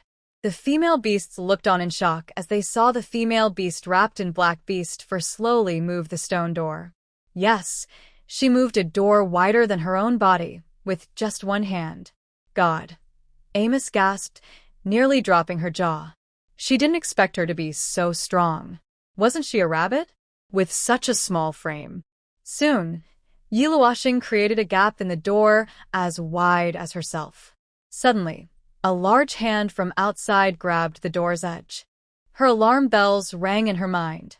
With a loud bang, a high-level demon beast outside pushed the entire door open. He looked coldly at the female beast behind the door. "Where do you think you're going?" When Yi Luoxing sensed a beast approaching, she wanted to draw her gun and shoot him. Yu Shang immediately warned her that the environment was dangerous, and it wasn't good to start a fight now. Yi Luoxing temporarily held back, putting her gun away into her space. Her movements under the black cloak remained unseen.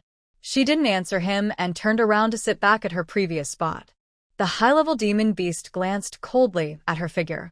When he saw that Amos had woken up, his mood seemed to improve slightly, but he still kept a stern face. He led a few high-level demon beasts into the cave, placing food wrapped in beast fur beside the fire. The leader of the demon beasts picked up an orange fruit from the fur and handed it to Amos. "Take it," he said coldly, his brown eyes locking onto her. "I don't want it," Amos replied proudly, turning her head to refuse, showing no mercy. She didn't notice that the female beasts around looked shocked when she said this. A 5-star snake beast ahead narrowed its eyes dangerously, but didn't withdraw its hand. "Here, it's for you," the snake beast insisted. "Get lost." Amos wanted to quickly open his hand. Suddenly, the 5th-level snake beast precisely grabbed her wrist, pulling her close. He forcefully pushed a fruit into her hand, his large palm tightly covering hers. He flicked his tongue, leaned in close, and threatened, "Amos, I know your status in the north, but this is the den of the beast. You better behave. The food we brought today must be eaten completely, or else Lu Fei and Luo Air won't be as polite as I am." Amos glared at him angrily, but her rapid heartbeat revealed her panic. Yes, the rumors about the beast's den were too terrifying. Even though she was a female of the snow owl tribe, she couldn't avoid the growing fear spreading inside her. She could only force herself to stay calm and pretend she wasn't so scared. The fifth-level snake beast released her hand, but Amos didn't dare to throw away the fruit. "Stay quiet, the others will arrange your places later," the snake beast said before leaving. He cast a cold glance at the female beast wrapped in black beast hide, then turned and led a few beast soldiers away. When the stone door closed again, after a while, Yiluoshing seemed to hear them reinforce the door from outside. The moon rose, but now they had to use machine guns to break through. Yiluoshing stepped toward the pile of food near the campfire. She was a bit hungry. Before escaping, she needed to fill her stomach. Meanwhile, beside her, Amos had already picked up the fruit and was munching on it loudly. Yiluoshing heard the noise and looked over. Wow, she really didn't waste time eating. Yiluoshing crouched down, puzzled, looking at the pile of food. "Has it been purified?" "Yeah," Amos replied vaguely. Yiluoshing looked surprised at the female beasts in the nest. They seemed to understand her confusion but shook their heads, as if hesitant to speak.